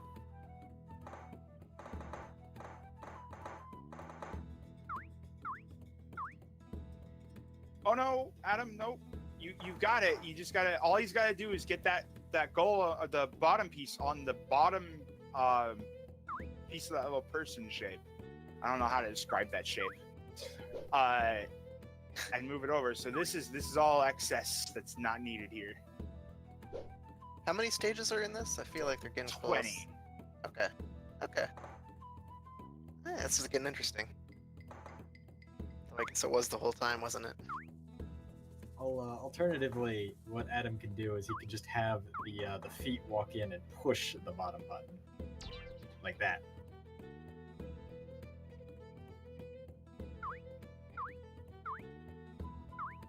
I just want to scream instructions at them. You do.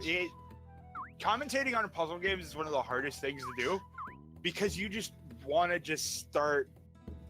You kind of just. There was a good question of, is there a word for being frustrated at watching other people play puzzle games? And you kind of start getting angry at people at some level, or just like absolutely frustrated. Why aren't you doing this? And you got to realize that if you were in the same situation, there's a chance you're going to miss it too, because the pressure adds a lot. Adam got a star. He lived the dream. Whoever gets the most stars should just win the race. Oh, okay. So Adam, who has forgotten that you can rotate, is now facing off against the level where you have to rotate and rotate a lot. Oh man, he was in perfect rotation mode position, but he just didn't. Watch the little dude fall off. Does anyone else see a face? What did he just do? What did Adam just do? There are two goals. What is this? How's he cheating? I think he's restarting the game. I think we're gonna need a judge on this one. Offsides, additional golems on the speed run, 5-yard penalty. What even happens when That never happened in testing. Nice. I respect that. Well, it is GDQ, so I guess that's our this never happened before, right? Sure, why not?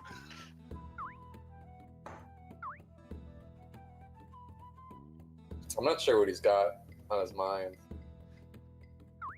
He just forgot that you can flip him. Caerulius, I wonder if Caerulius is like, he wants to get the star, but he realizes that might be overcomplicating it or something. I don't even know how you would go about beating this game level without a star. He may very well be thinking that the star is the harder path, when this time around the star is the easier path.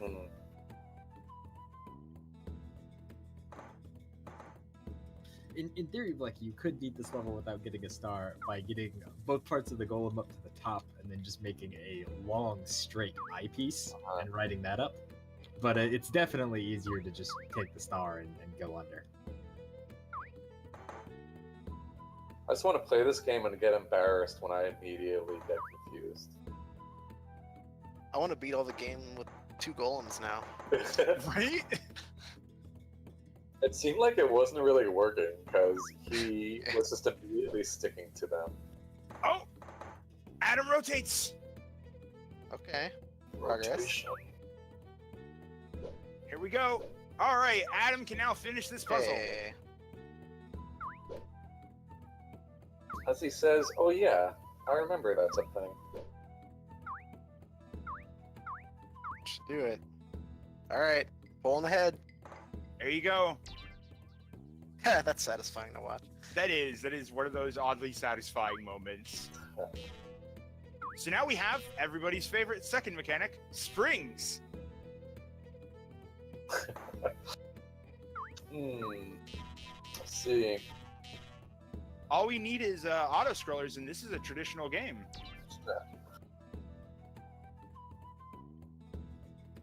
Does it launch him all the way? Oh, okay. So this is just like the learn how to spring level, okay. Basically.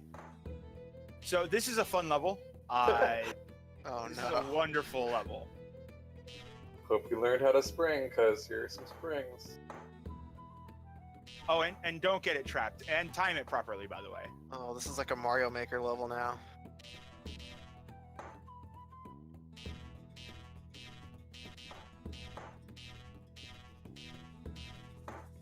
So you just need to stop the left one at its rightmost, and the right one at its leftmost.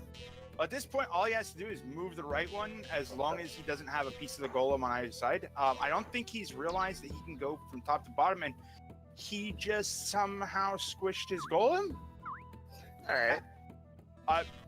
We don't know what weird plot armor Adam has right now, but Oh, I mean, whatever and works, then right? he beat it. I see. I guess you hit all the switches. all right then. Yeah, he ended up somehow squishing his golem and hitting all the switches like that. Fair enough, Adam. Fair enough. Adam wins his way. Okay, there's a bumper up there. I was like, what just happened there? Okay. I'm lost entirely, and I played this game. Oh, yeah.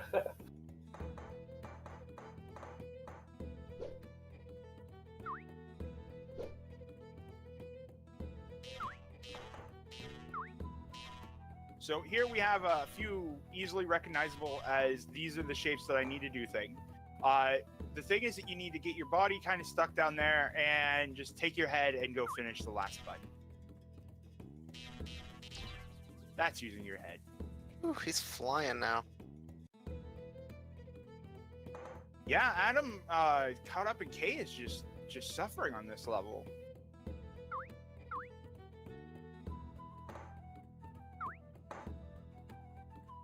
I definitely thought we were about to see a big comeback from Caerulius here again.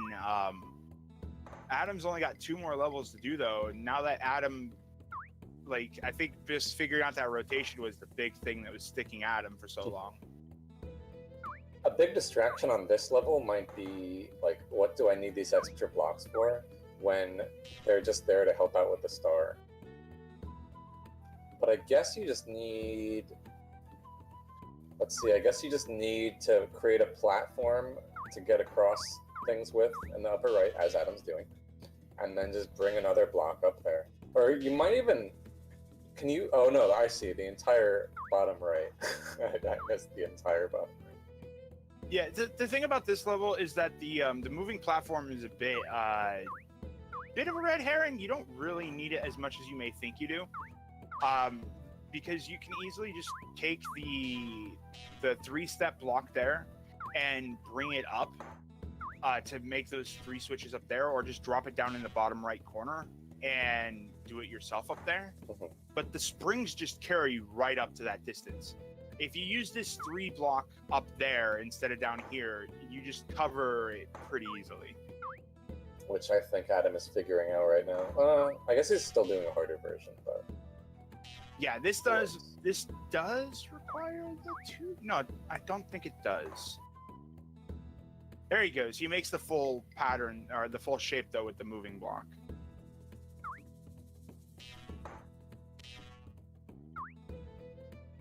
He's elevating his way up there. All right, Well done, and I think, yeah, this is the last level, huh? No, there's still one more. Oh, I mean, 20. Once Oh, yeah. Oh, sorry. I guess Yep. so. I thought that he would have it beaten momentarily. This is the last level with some very, very, very flashy button work that needs to be done here. Oh, that's a lot of buttons. Yeah.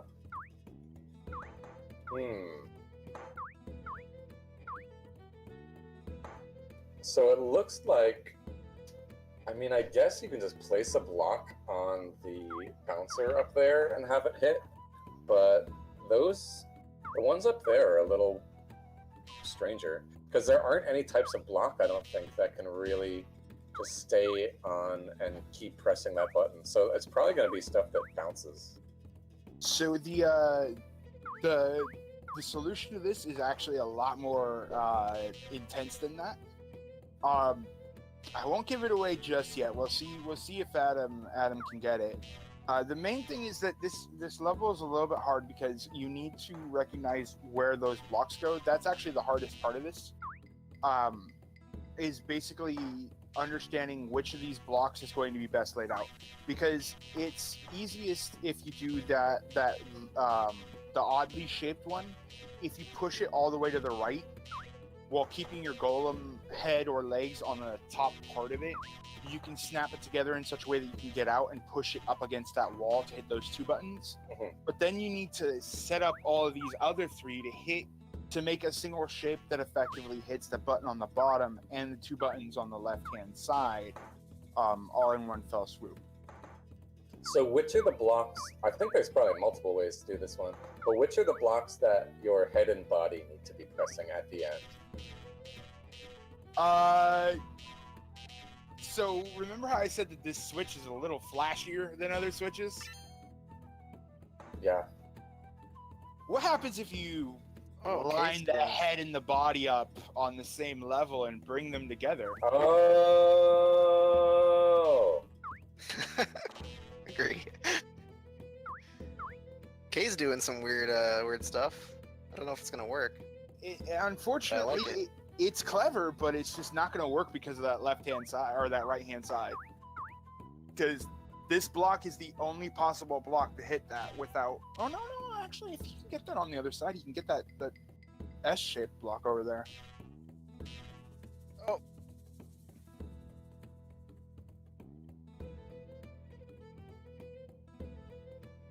Man, I would not figure. I would try to do some wacky ass thing for this one, I think, and it would totally not work. K with the super flip strats here.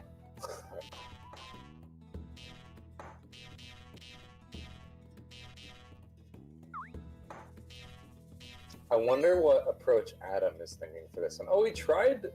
I don't know if he was trying to grab the blue one or if he was trying to get the two top switches. I mean, the two top switches right now would be pointless. So maybe he's just testing it. Oh no, okay, he just wants the blue block.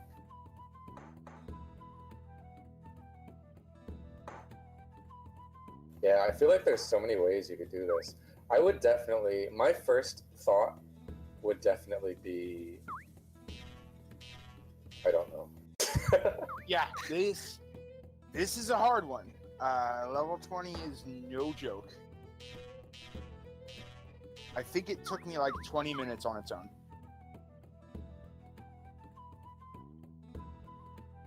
So, I mean, going back to that, Blecky, real quick.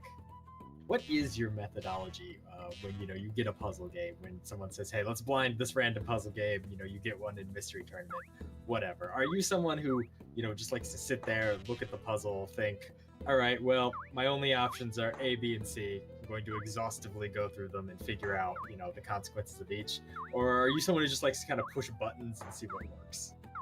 I think, well, I try and sit there a bit, but at some point, and think about it, but at some point you just need to go down some path of logic and see where it can take you. So I think for a level like this, I would definitely just be thinking, okay, I have such and such resources available. how do I what are the hardest switches to hit, and how do I take care of those first? And so I would definitely think about those top two switches, because the lower left ones you could get by with like a green plus a red, and then the right ones you can just get by with, I don't know. That's the tricky part, because then it's like, what else do you use? So then it's like you need the green on the lower right, and then the others for the left, I guess. And then you just need to figure out what you have left for the top middle ones, because those top middle ones are definitely the sticking point.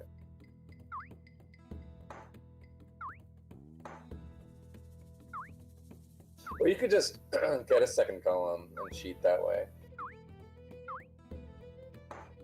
Yeah, the game, this level actually does have a decent amount of options with its solutions. Unfortunately, the big one that just leaves no the main problem with those options is that you're going to either trap your piece in there while doing it, or you're not going to hit that bottom button as well, because that bottom button adds a lot of confusion to this one. And well, Adam's been sitting here and thinking about that. Caerulius has caught up. He's on stage 19. Kae's one back. This happened very fast. Are we going to see another dramatic comeback from Kae? I feel so bad for Adam if this happens. Yeah, level 20 alone could definitely cause an upset. Because look at this thing. He thinks he's got it in the bag, and then level 20 comes along.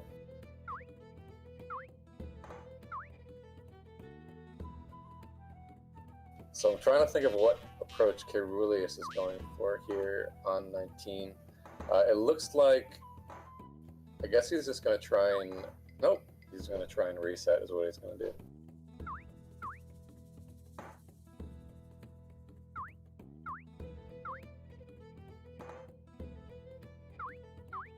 Meanwhile, Adam, I'm not even sure kind of which buttons he's trying to figure out right now. I mean, clearly the lower right ones, but all he should need. Oh, okay. That's not. That's certainly a shape. What on earth is? What is this monstrosity he's created? Is this refresh rate problems that we couldn't have seen, or? I mean, the game mostly works. So it mostly works. He got out of that pickle. Yeah, I'm not sure what it takes to cause that. Who knows? Meanwhile, I'm still not sure kind of what he's going for. I think his priority there was definitely get me out of this abomination.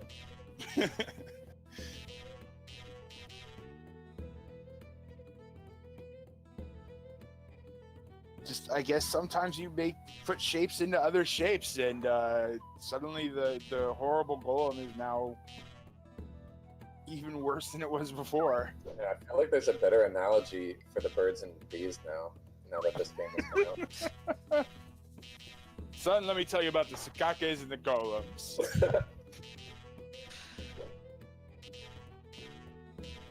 All right, and Adam rotating midair to no effect, but sure looked good. There you go. Wait, he's got a weird. Okay, now the thing is that what he's about to do is going to generate a solution. Not quite the solution, but close to the solution, so he might have this. But it's like he needs his body and head for both sides remaining, kind of. Oh no! But then how is he gonna do the 3 palm switches remaining? Is my big question. I don't get it. He's getting the idea of where you need to do the S shape. So hopefully he can get it out of there. He's gonna have to rotate it, or the spring is gonna stop him eternal. There you go. So if he gets that S shape up there, he may realize that all he has to do is use the green one.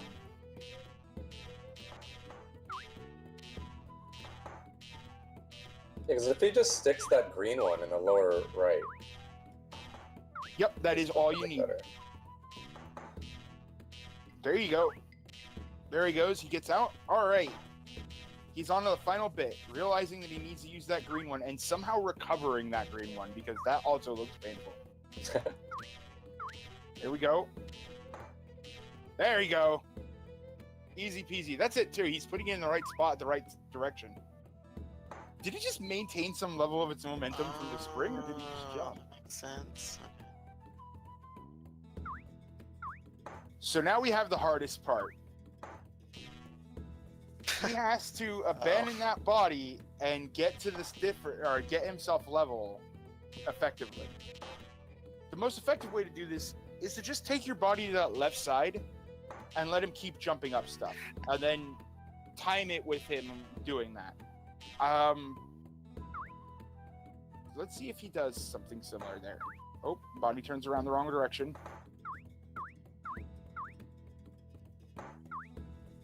Body just does not want to go the direction he is intended. There he goes! That's it. Bam! Right. What a doozy. So the level says 21, but it's actually the first level again. Oh, okay. Nice. So Adam takes that one. Well done to Adam. 1-1. We can see why he's the puzzle master. Oh, and K with an interesting solution over there, too. With the proper solution over there, actually. Probably the actually intended one.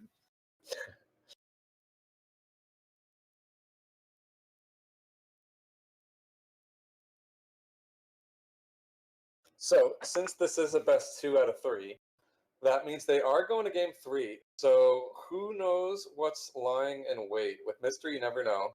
We've seen a kind of puzzle platformer, mostly platformer in the first game. We've seen a puzzle platformer, mostly puzzle, in the second game. So, I'm curious to see what we'll be coming up with for this third one. It's really, I mean, like, it could be any genre. Yeah, it could be. And again, if this game did look good to you, it sounded like we have a list going of all the different games we're showing off today, if you want to check it out later. We still have quite a bit left to go, though. So this is Adam and Caerulius game 3 coming up. Then they are going to be going up against Andy, who's a mystery tournament insano path. He's just crazy at any game he plays. And whoever wins that match will go up against Capndrake in the winner's bracket for the final set of matches. Capndrake Capndrake is the one that took out Andy, so you can see what kind of match that could potentially be between whoever comes out victorious between Andy, Adam, and Caerulius. So we still have a bit of ways to go. Oh yeah, no. Capndrake was in fine form yesterday, taking out Andy in 2 of 3s and just winning both of them, not hitting the third round, and dealing it pretty handily from what I saw with some of the matches. And it's if he's still in that form today, he's going to be the big one to take down too, because that's that is, if I'm not mistaken, it's a best of 5, but he gets an auto 1 win for being in winners. Right, correct. So whoever comes out of loser's bracket, Capndrake will have a 1 win advantage in a best of 5.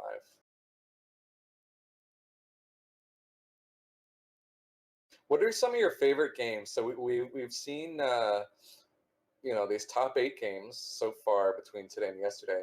Have there been any games that have stuck out to you that were played in the regular matches throughout the tournament? Yeah, actually, there were some really good ones. What's that? What's that called? The puzzle game? You know what I'm thinking of. The Fire and Ice clone. Glasskeeper Glamis. Yeah, there you go. That one's sick. Exuno Glasskeeper Glamis was a really good one. When Exuno described that game to me, he's like, "You have to play this. Imagine if Fire and Ice were a bad game. Now imagine how good a game must be to accomplish that." And it was amazing. We had a really great sports compendium done by Polari, that made sports games raceable. I'm so sad about Can that. you talk about that more? Okay. People deserve to know. So I need to say a very strong apologies to Polari. It was late that night, and I did not mark it for top 8. It was a series of like 7 sports games where he used the tools used by Kirk Q in MT9 to make the NES medley. He had done stuff where basically he removed all failure conditions. So the computer, you couldn't have to restart the entire game because the computer won. Which means that there was no being set back, which means that there was time to just learn. He made it so that there were only goals that needed to be accomplished. So if you did ice skating or ice hockey, you just needed to score 3 goals and that was the end of it. The timer would loop when it hit the bottom. So you couldn't time out due to periods and have to restart everything and lose all your progress. And again, the computer had no win condition. It would always freeze them at 0 points, or just never allow them to win in any case. So what he did is made a bunch of games that are otherwise unplayable, completely playable and really interesting in a race. And we got that one on a double. So we got a lot of people exposed to that, which was definitely good. But that was one of the more interesting submissions we had this time around, that's for sure. Polari also submitted this time around, and last time he did an NES dev competition, I guess, where you played like 5 different games with 5 different goals, just in rapid fire sequence. Like known NES games? No. These were these were specifically for the 2017 NES dev competition. So these were brand new demo games, basically done in a game jam. Lawnmower? We did do Lawnmower. We did have Lawnmower. We introduced an entire new generation of racers to the wonderfulness that is Lawnmower. Why not both? Terrible wonderfulness. Yeah, there you go. Real quick, I want to interrupt you to give you guys a teaser of the game we're setting up. It's taking a few minutes to set up. Trust me, it's going to be worth it. But I just want to read off a quick line from this pace spin. There is a blank in each zone. Finding it will trigger a bonus stage that does not seem to be skippable. Right-click is jump. Have fun figuring out the controls. Oh my god! This game! Oh, I was so happy that I'm commentating on this game. It is too strong. I don't want to watch this. Can we just see the next match? I just want to say that I apologize in advance for what you are about to see on stream. This is amazing, is what it is. Right click is jump. Right click is jump. Same.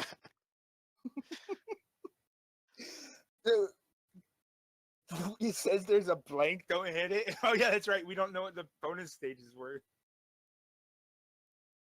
I didn't want to give it, entirely away before they were ready. What are the initials of what blank represents? CE, let's say. CE. Yep, CE. Don't get the CE. Sega CE? Oh no. Oh yes. They are both up here. They're about to get going. This is an incredible game. And I'll tell a little bit about how we ended up with this game being played when it gets going. But you've seen some really good games. This is an amazing game. Oh my and goodness. it had to be top 8. It had to be. We played this. We were all just going, oh god, what did we just play? This was both terrible and amazing all at the same time. And if this isn't top 8 material, I don't know what is. As soon as you said this is top 8, like we knew this game had to be in top 8, I looked at Sonic and he's shaking his finger at you. Even Sonic disagrees. Oh, it's up on screen. Okay, yeah. It is up on screen now. So welcome to Sonic Robo Blast 2. I don't know what the Robo Blast 1 is, but this is not an official game.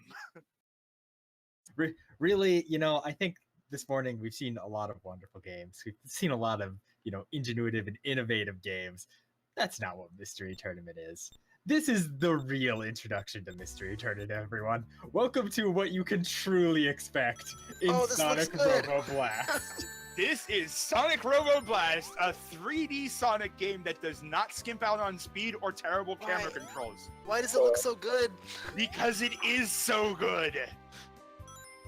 Because it is a Sonic game made with the truest idea of a Sonic game. The downside is that the controls are the camera controls are really shaky because this game is mouse controlled for jumping and the like.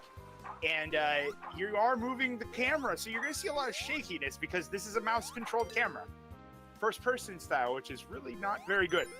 So far, this just looks like a typical 2D Sonic game to me. Exactly. Converted into 3D and faster. Do not get the running shoes. It is a terrible mistake. If running shoes... we all know that if you're blind to Sonic and like getting the running shoes is always a terrible mistake. In this one, I don't care if you're a professional speedrunner or not, or what's going on. This is a mistake to get the speed shoes in this. So is it how This looks fun. How linear is each one of these levels? Like, is it one path or are there multiple? So this is mostly one path. We don't have typical Sonic style multiple paths because this isn't done in the excuse me. This isn't done with the 3-tier stage design in mind like original Sonic's had. Because this is a just a fully 3D one, it is fairly linear. There are a few stages that will have you questioning where you're going, but it's always going to be the same way. A lot. And I just got to mention it. This was done in the Doom engine. Oh no, Adam fell.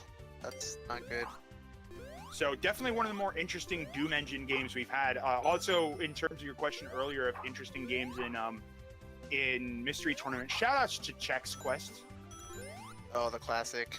We have a lot of classics. I think I've said the classic like 4 times already, but it's true. There are just so many classics.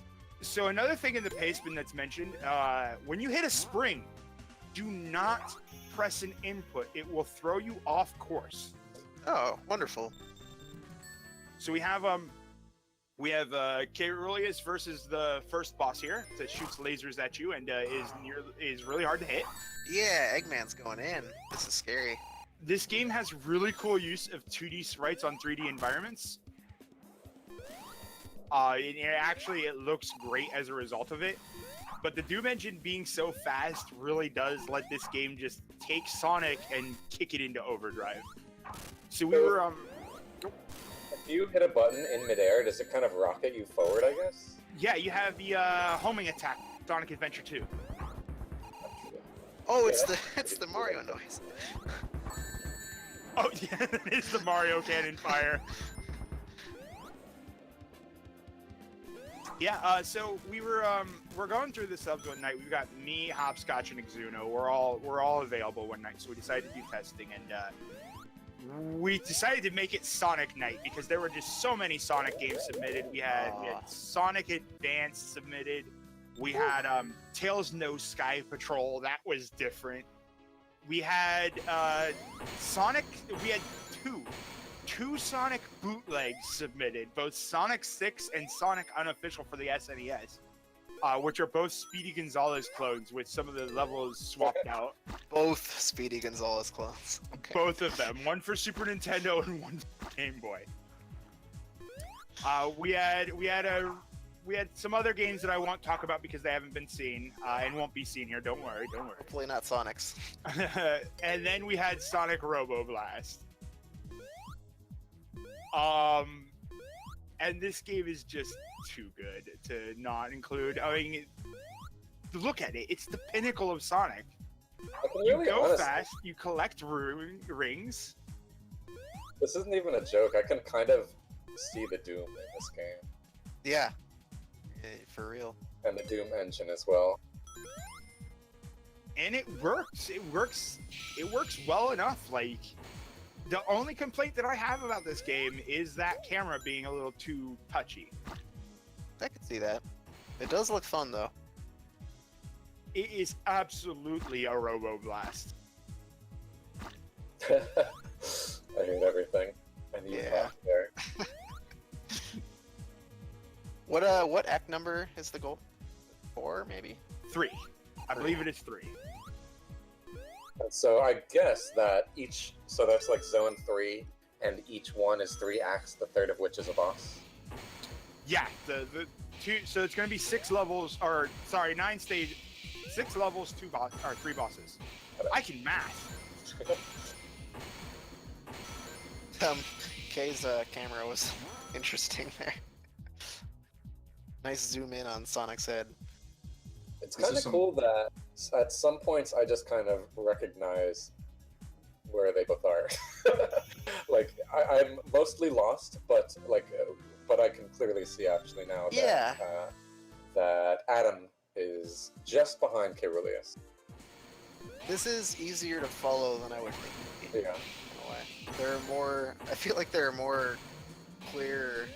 I don't know how you want to phrase it. Yeah, there you go. More clear landmarks in this game than a Doom game, actually. Yeah. Yeah, the levels are easy to see that progression and see when you've failed to achieve progression. Except for one part coming up that's a little bit painful to recognize. But the design of this is actually really solid. Like, you don't often expect fan games to be as solid as they are, because, you know, we always have the idea that a fan sees something different in a game than the developer saw, and can end up with games that are just way beyond what the developer intended. It can go either really fantastic, it can go absolutely the wrong way.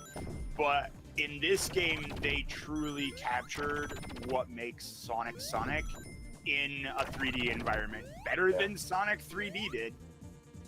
Adam just took the lead. Okay, fell off the end. That was a tough fall. This is really close.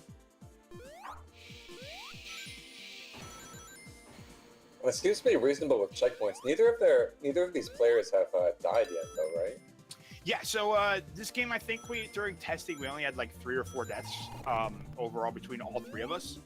It's really not that hard, or it's not easy to die in, because there's actually significantly less enemies and death problems than a normal Sonic game. So it really does make this all about the race, effectively, and getting the right spots. So there's a lot less trauma there. So here we have Adam hitting springs. Do not press a button, and he's good. So there may be a bit that we're kind of taking for granted. What are the controls of this game like? I mean, I know that right-click is jump, and you said the camera is a bit wonky. Do you feel like you have decent control over Sonic, though, or do you just kind of have to make the best of what you got? You have pretty solid control over Sonic. I mean, it's a WASD, but you can left and right, or A and D make you strafe instead of turn. So that's where the camera controls come into play. You can do some really quick on-the-fly turns. The problem is that the camera is so overly sensitive that trying to do a 180 will typically lead you into doing several 100,000 points worth of Tony Hawk tricks. So it's really easy to just try to do a quick small maneuver and end up with something way bigger than intended. So this is the first part. This is the only part where we got a little bit stuck, and I think it probably made its way into the pace bit. There is a switch at the bottom of this little pool that Adam is in. You have to jump all the way to the top of these pillars and then bullseye the exact center in order to land, or in order to hit this switch in order to progress. So he's actually shooting himself a little bit too far forward. It does look like he knows what needs to be done, though. I think Kay got lost. I think you just need to turn right at the end here, or left. Yeah, there you go. Okay. No? Turned around. The Kay's classic lost. ring I'm lost. arrows. We're all lost. All right, there you go. Adam hits the button. You know, now that I'm seeing that button on not the one racing it, the button becomes a lot more clear when it's been pressed. Because what that's going to do is it's going to raise the water level. Purple water is floaty, goopy water. Definitely a non-Newtonian liquid. And the blue water is your classic, I am sinking to the bottom now and drowning. So, Flecky, You're playing Mystery Tournament in the top 8, and they give you Sonic Robo Blast 2. What do? Walk away from computer. No, this actually does look good, and I don't know. See, I think my big concern with this game is that I would get lost. That's one of my big weaknesses in mystery tournaments, is just getting lost in games like this. So I hope that I would be able to cope with that, but otherwise, it really just seems like trying to make the best of the controls and figuring out where to go next. Like, Caerulius seems a bit lost right now. I think I would be as well. So it's just kind of, when you get into an open room, seeing where the game and level design kind of is directing you to go. Because even these springs that you need to find are sometimes a little hard to see.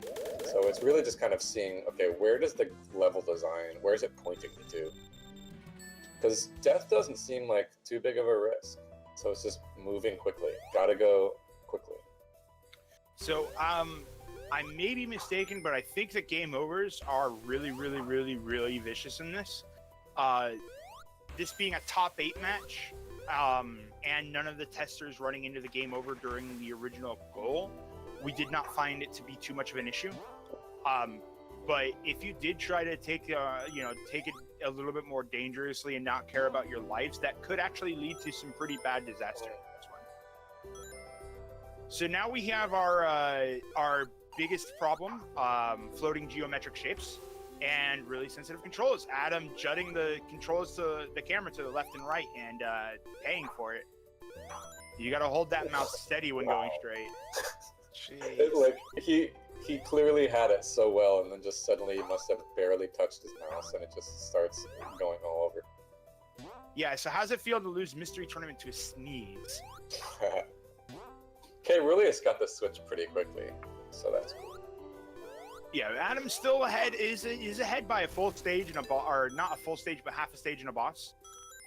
So luckily those mix-ups with the jump isn't going to kill him. He didn't sneeze that time, so he makes it across. That Australian bitrate really showing through.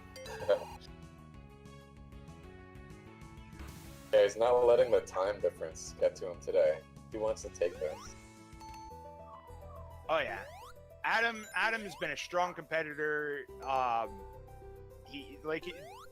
Boney already gave you all you need to know there. It is really cool seeing him in action. He's good. It's especially really good seeing all the top 8 games that were selected, the ones that I've tested, and just seeing how bad I am at them, and just watching top 8ers just absolutely demolish my times. Is always very humbling to see.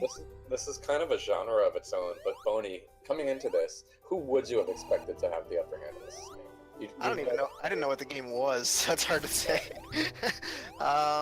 Given that I see it's a 3D mouse game, I don't know.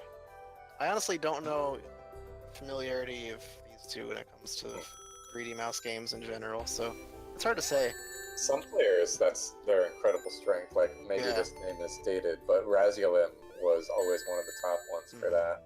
Yeah, Razzie and Zex, Crankdud, Andy, I could see all those guys just killing this game. Crankdud definitely, yeah, because I know Crank submitted some Doom likes, so I'm sure he'd feel right at home in the engine.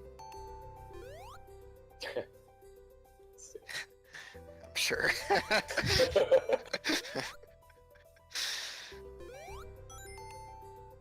See, as a newbie to Mystery Tournament, I don't have the full backstory on anybody who's not a newbie as well, so I just have to assume these things. Well, I just can you feel home jumping into Sonic Robo Blast 2? No, you cannot. If you can, there's a problem.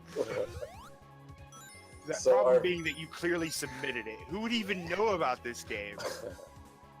I was about to say our very first death of the match, because I think Adam was at 2 oxygen or something, but then he gets invincibility, so we're still running deathless here. Ooh, there we go. Gets it at the last second. So this is another area where it's really hard to figure out. The main thing that Adam's making the mistake of is not realizing that he keeps going this way and there's nothing this way, so he needs to turn around. Yeah, the wall textures are easy to get lost in, I feel like. I can see that. It's a lot harder to notice this cave up ahead, for instance, from a distance.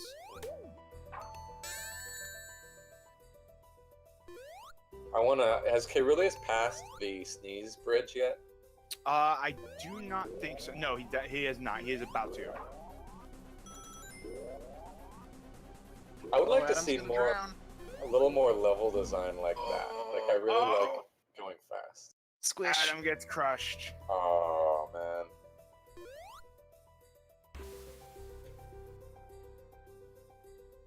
So yeah, this level is your classic water level. It's taking way too precise of jumps. We're not even at our at the worst parts just yet. I really didn't like that statement. I'm sorry. Did I mean to say best? Yes, I did.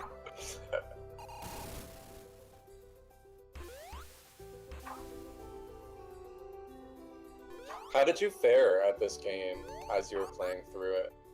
I believe I came in just behind a Hopscotch and just ahead of Exuno. We took somewhere around the half-hour mark for the tester race. I think. Let me double check. I should have the information here.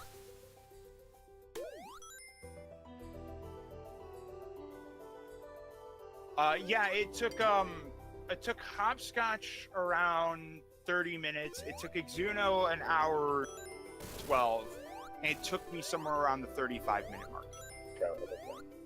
Caerulius takes the death there, setting him back a little bit. There was hope for him briefly. Adam, I'm getting a little... so has Adam passed where he died earlier, where he got crushed? Yeah, Adam has passed beyond that point.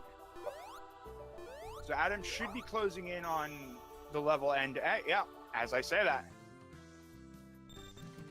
So unfortunately, that was just Act 1. Now we're on to Act 2 of the Oh. Deep Blue Zone. Kay's not as far behind as I thought. I don't know why I thought that was Act 2 for a while. Okay. Okay. We got a race still. Yeah, no, we definitely have a race. Yeah, We now are actually- about to face off against everybody's also favorite mechanic. Not quite shapes.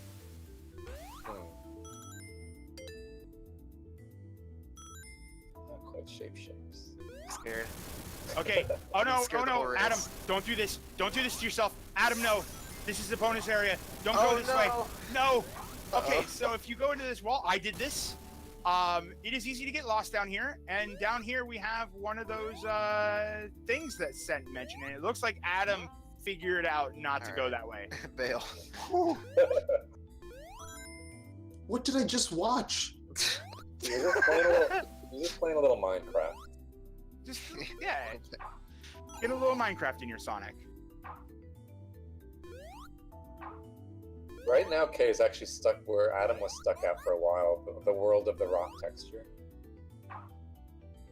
So here we have, again, our favorite little... These were jumps that were really hard to do because these shapes are completely irregular. And sometimes you may miss a gap because you didn't quite see just how irregular that shape was. Great game design. You know, very true to Sonic in terms of just having some platforms that are a mess while other stuff is perfectly reasonable. The only thing that I think it needs is some of those speed boots. Somehow, neither of them have hit speed boots. Sounds good from what you said earlier. You see how fast this game is? Yeah, I want to see him.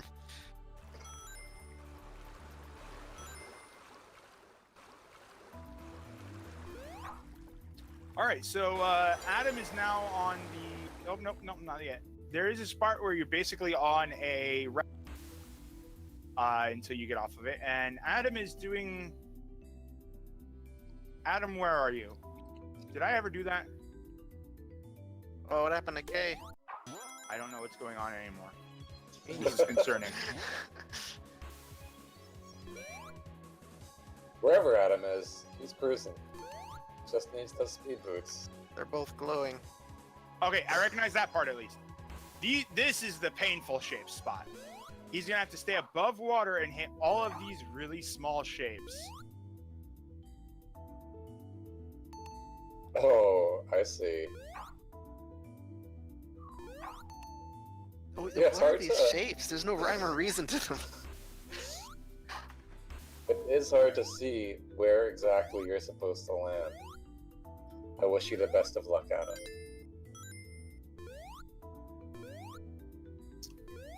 Yep, and admittedly with the bit rate, I mean, we can barely see them either, so... Oh, no, oh, look at that, look at Oh, that! he's a legend. Oh, beautiful. Nice. Pentagon? And he messes up the Oh, screen. yeah. So, oh, no, he gets it. Okay, he's still safe. How did he stay on it? There he goes. That was alarming.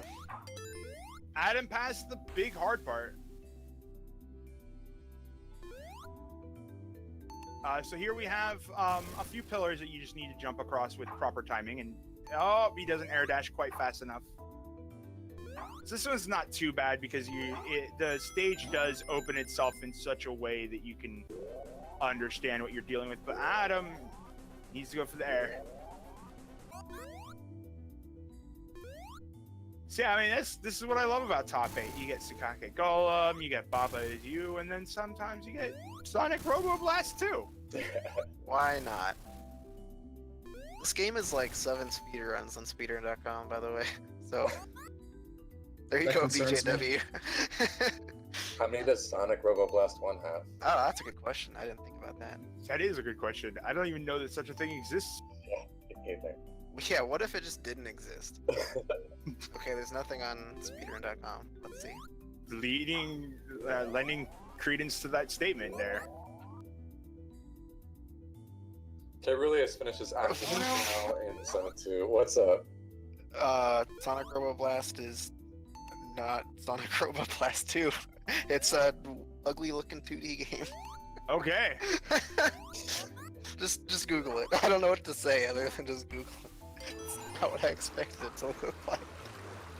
Oh, I think... Oh, here we go. I'll link it in chat.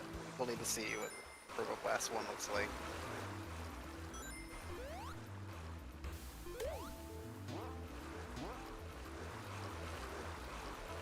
Okay, so now Adam is in that. Adam is now in that rapid loop. So he's gonna have to make jumps, or else he's gonna be stuck going back through the rapids again. I know I did that loop like 2 times. Not sure where I was going. And he has to do what? He just has to like take the right path through it, or what? He had to jump over the a part where it throws you off. So Caerulius is also really close behind, actually. Okay, yeah, there you go. Caerulius is now hitting that. So Adam's got a solid lead. I'll take on this last Robotnik machine. So this one is your classic pipe enemy. You hit him, he goes down in the pipe, he picks a direction to go. This one, however, is the most dangerous Robotnik machine. If you end up in the water because you missed a jump or didn't do something right, he will electrocute the water. Oh, that's scary. How easy is it to get out of? It is very easy. There is a spring on, I believe, each side of each of these corner platforms. So it is quite possible to get out of, but as long as you've got a ring, classic Sonic style, keep a ring on you and you never have to worry about getting treated while underwater, I guess.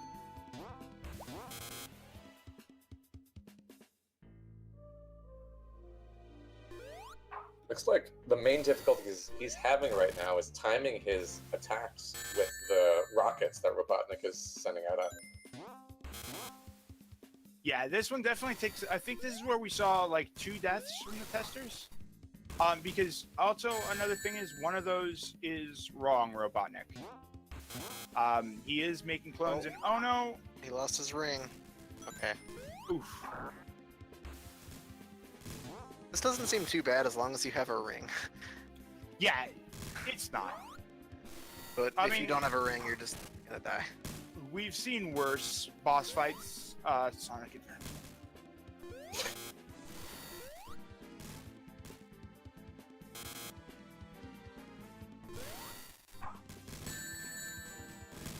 And it looks like that is the last hit, I think. Here we go. Now Adam just has to find the capsule, which is on one of these corner stage pieces. Alright, he only needs to get lost for like 8 minutes. You got this, Caerulius. This little box room.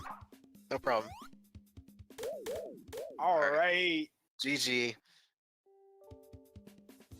I'm glad they made it 2 out of 3, so we got to see Robo Black. Somehow I agree. That was way cooler than I thought it'd be. Yeah, how can you dislike this game? Well done, Adam. So that puts Caerulius out of the tournament in the 4th place spot, and Adam moves on to potentially win it all.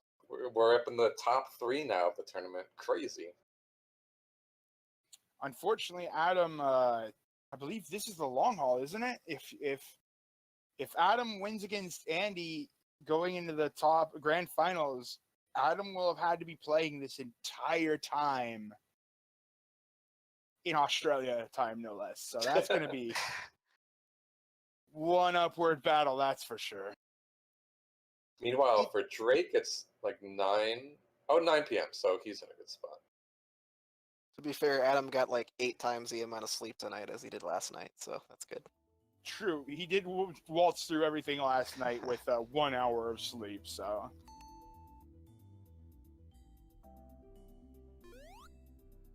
But yeah, definitely a wonderful showing from these guys, showing off why they're top 8. I mean, this game, seriously, if you think that it looks easy, go play it and try to handle this. It does not handle.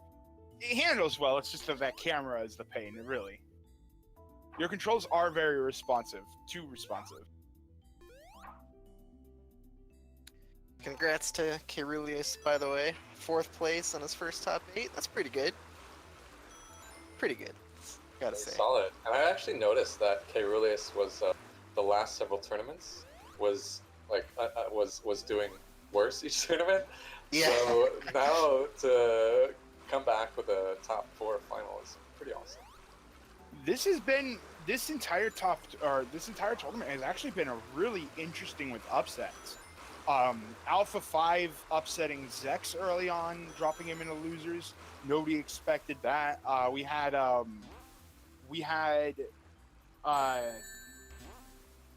lot of things. Trying to remember, like, Palladian drew the line way higher than he expected. The Palladian line has risen. It has. It has gone up quite a way.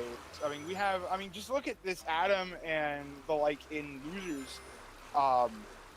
Because I'm trying to remember, there was like a few people that got dropped in, and there was some crazy good losers runbacks as well.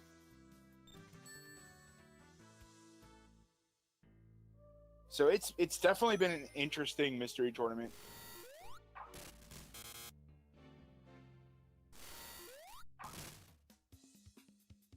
But admittedly, as we see Caerulius bringing up against the final boss here, I don't have much else to say about this.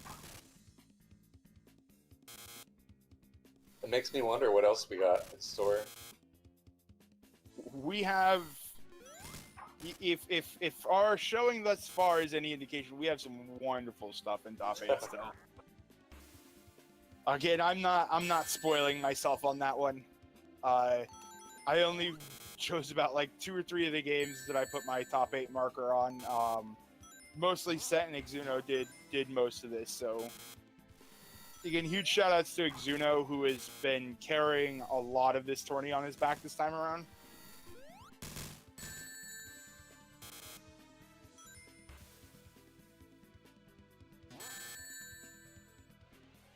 So again, that was losers semifinals that you just watched. Next is going to be losers finals. We already know that Adam took that last set of matches, so he's going to be going up against Andy. The game has not yet been revealed, but we will announce it as soon as we know. That's not going to be an easy match at all. Andy is far from just knowing that you're facing off against Andy makes it really easy to just throw in the towel at that point. I mean, he's a strong competitor. If you are wondering what the heck you're watching right now, besides Sonic Robo Blast 2, which is obvious, anyone knows this game, the answer is the Speedruns Live Mystery Tournament 12. So each one of these tournaments, the idea is that we get a bunch of racers together. I think we're like 106 or so that enter this time around. And everybody that joins submits a few games. I think that's still the way we do it. Yep. Everyone that joins submits a few games into a big pool of games.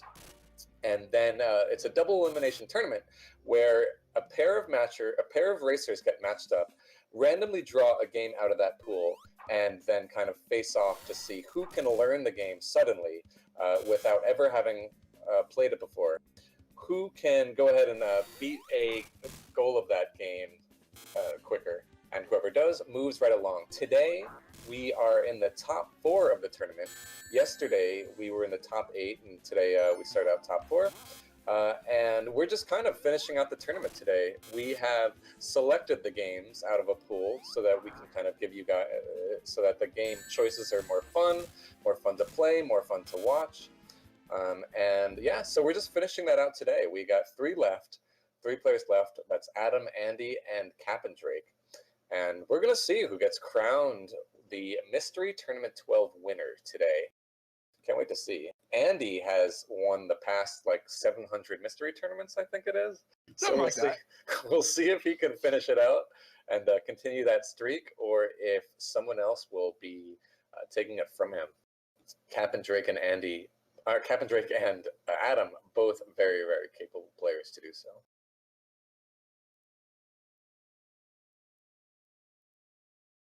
Yeah, and if you're watching this at all, thinking that this looks pretty interesting to do, the main thing about Mystery Tournament is that literally anybody can join. Any of the races that are going on. It only matters between the 2 actual competitors, the actual ranking and the like. But if you're seeing all these games, you just jump in when a game happens and play it and enjoy it, and you're gonna find a bunch of games that you've never heard of, and you never know when you're gonna find your next favorite game.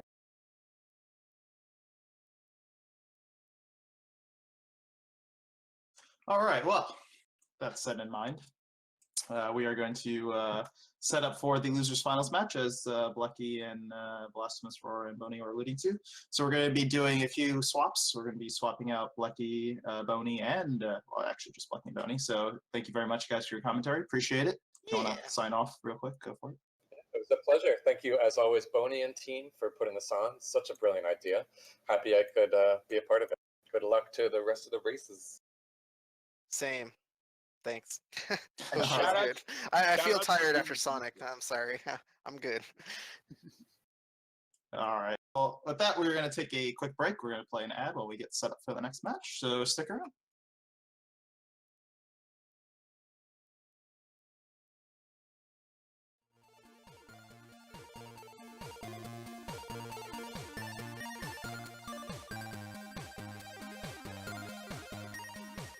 Myth and me, you guys can unmute.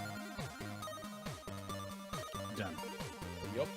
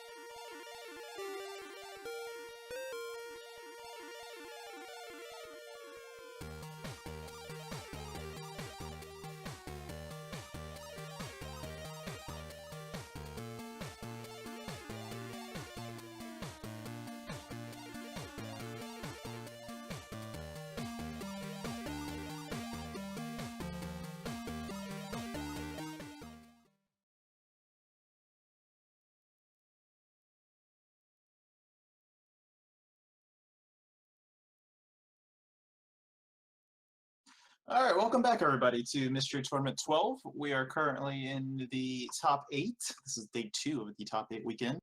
So we are down to 3 players, and this is currently losers finals. So we're going to have Adam5396, or Adam Numbers, as he's affectionately known as in the community, versus An4H. So the winner of this goes on to grand finals to face off against Capndrake. So we have a commentary swap. So coming in, joining Blasphemous War is going to stay on is Mythical9 and OmniGamer. So guys, take it away. Hey, thanks for introducing Darkman. This is OmniGamer jumping in over Venerable Blecky. That's what I'm going to call it. A Mythical. I'm here. He is here. Okay. I'm replacing Boney, I guess, then. Yeah, I jumped in ahead, grabbed that spot. I knew it was. And no one can replace me. Nah, I'm kidding. Like, dozens of people can. That's why we have the Funhouse. Lets people replace me. Well, today we're on the big GDQ channel. Hey guys, how you doing? We're just getting set up. There's a bit of there was some talk of getting the game going, like just renaming a file to make things work. That's you encounter all sorts of special setup issues. Mystery Tournament. Right, yeah. In the quest to find interesting games that make for good competition that people haven't already played, you're frequently driven to the corners of freeware, and then setup can take a little bit, but that's fine. It seems like this game's going to be worth it, just from what I've read of this pace spin with wall jumps and the name and the look of it. I'm not going to spoil anything, but I think it's going to be pretty good. Oh yeah, so this is another game that I had seen for testing, because there was 250 games submitted. I was only able to test about 130, 140 of them.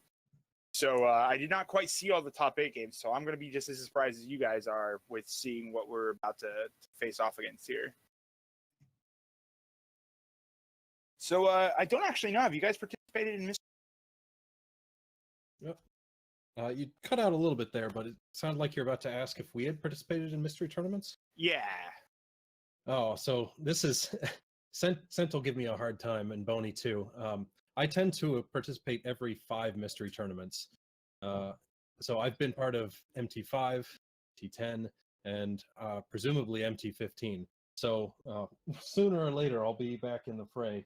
But I make a bunch of appearances, at least as far as commentary, in the remainder of mystery tournament. It's always a blast to see what comes through. And I have no formal mystery tournament experience, but I got my start speedrunning on a mystery-like sort of show, competition thing called Speed Gaming League that used to go on a couple years ago, where you would have a week, kind of like seasons coming up. Actually, we heard about that earlier today before we got started on top 4, but you had a week to learn like a 4 or 5 minute chunk of a game, and then there was also games where you had an hour to learn a 4 or 5 minute chunk of the game. So you get to spend some time with it and familiarize yourself with it. You're not quite learning on the fly the way you have to in these mystery tournament races, but it is pretty similar, and I quite enjoyed it. Good stuff. Yeah, and the thing about mystery tournament, that I was touching on a little bit there, but kind of wanted to get into it while we're getting going. The main thing about it is that anybody can join. We're going. This is the end of Mystery Tournament 12. However, Mystery Tournament 13 will be picking up sometime after They typically end up happening after GDQs. Is when setup starts beginning. We have also the Blind Channel Mystery Funhouse. We're going to be doing a series of smaller tournaments in between as well, to try to keep the pace going. And we also do weekly blinds that, again, is welcome to everybody to join. So if you're all interested, if you're watching this thinking these games are easy, I could do this, please prove it. I want to see you. We want to see what everybody's capable of. It's dramatic fun. It is a blast in every way, and this is a Mega Man clone. Yeah, I was going to say, even if totally not Mega Man, you're not able to keep up with the blistering pace that both Andy and Adam are displaying here for us in this Mega Man clone game, you should still go ahead and sign up. But this is, yeah, Mega Man, obviously, jump and shoot. You got multiple, I'm not going to call them robot masters, but whatever they are, bosses. You fight. I'm going to assume you gain powers because it mentions sub-weapons. You've got a charge, you've got a slide, you've got a dash, and you've got the Mega Man X style wall jumps as well. So both these players are definitely very familiar with this type of game, and it shows in the way they are playing. Yeah. Oh, yeah. And taking a short lead so far, but seems to really be on top of just the movement mechanics, as well as using these other abilities that I guess you start with.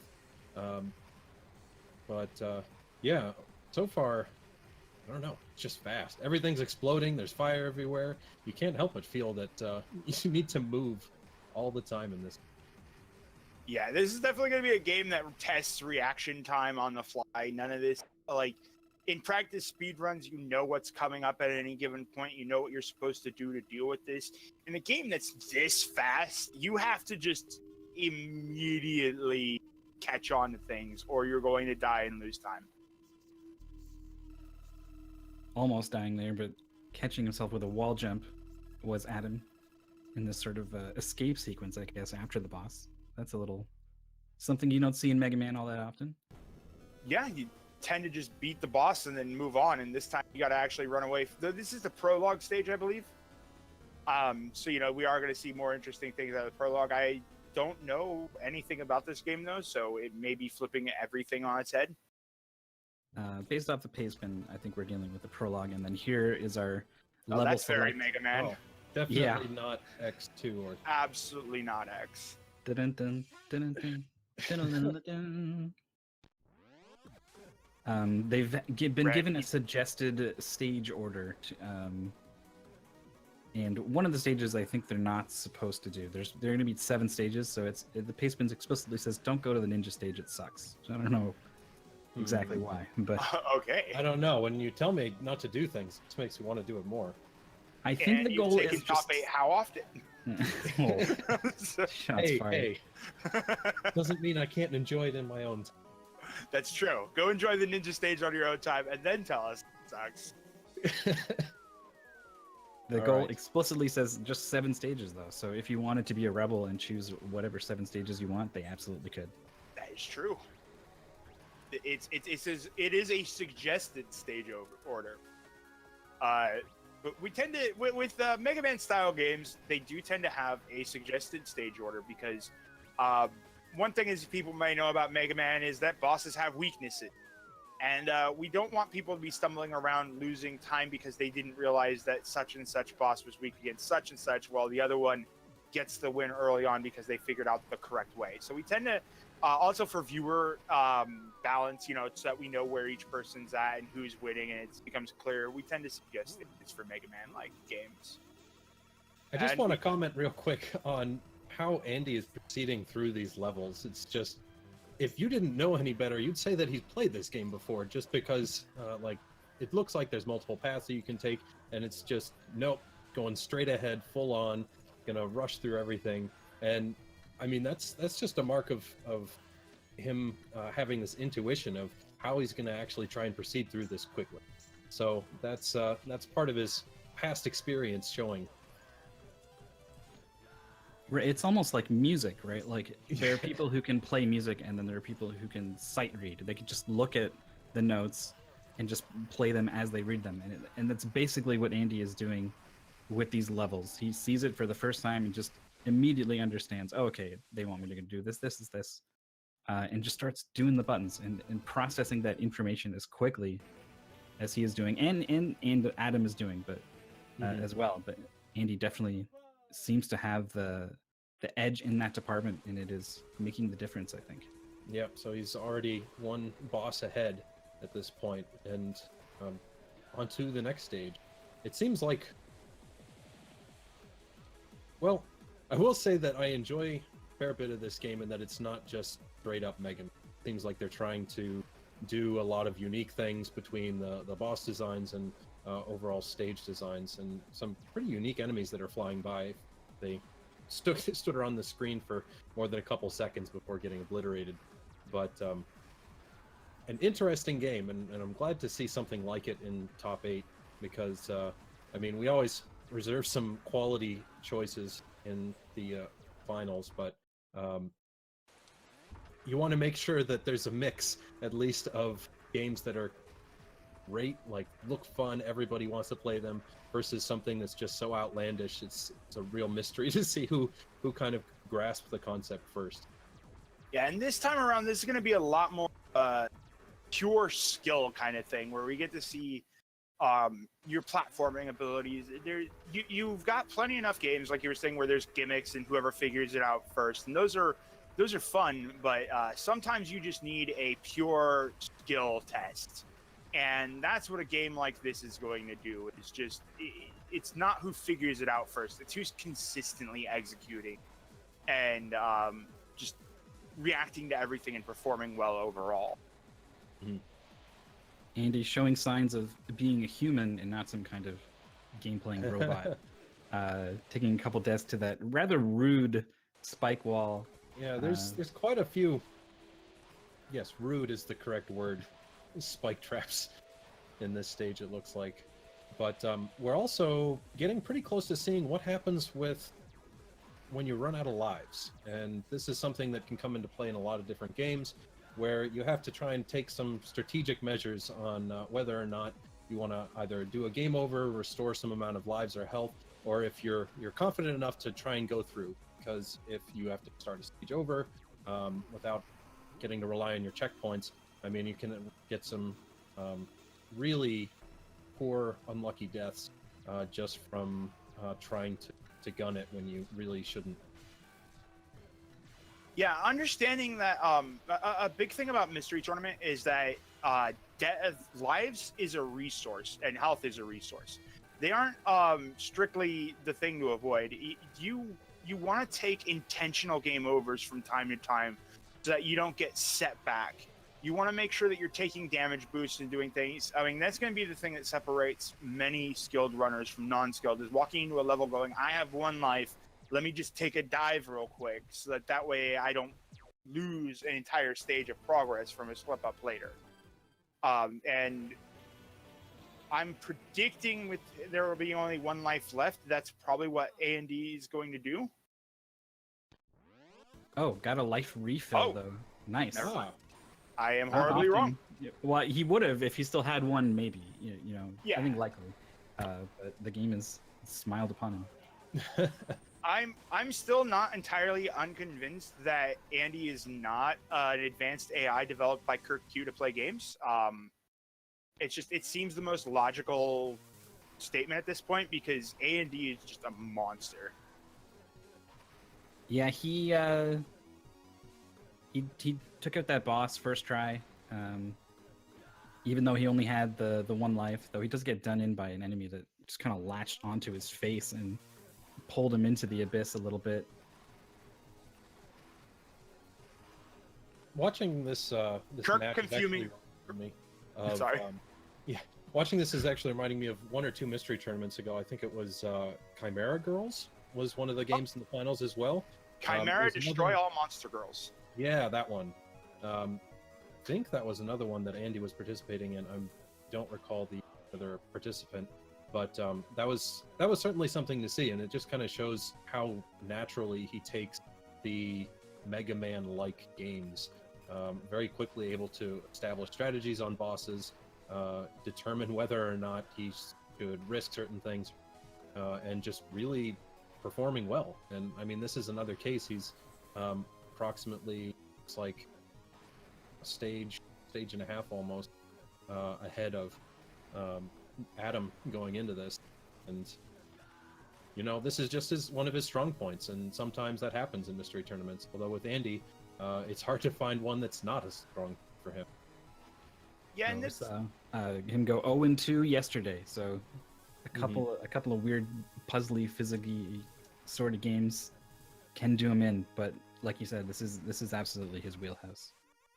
And the thing about mystery, like I said earlier, and I'll say it again, and I'll say it to the earth, the best way to get good at mystery tournament is to just play games. You start to see recurring patterns between developers. And you know, once you played a Mega Man game, you've played them all, and you can just keep getting more proficient at them. Or if you start playing some more unique puzzlers, you start getting into the mindset of how to deal with these things better. And that's really where a lot of skill comes in. And A&D plays a lot of games.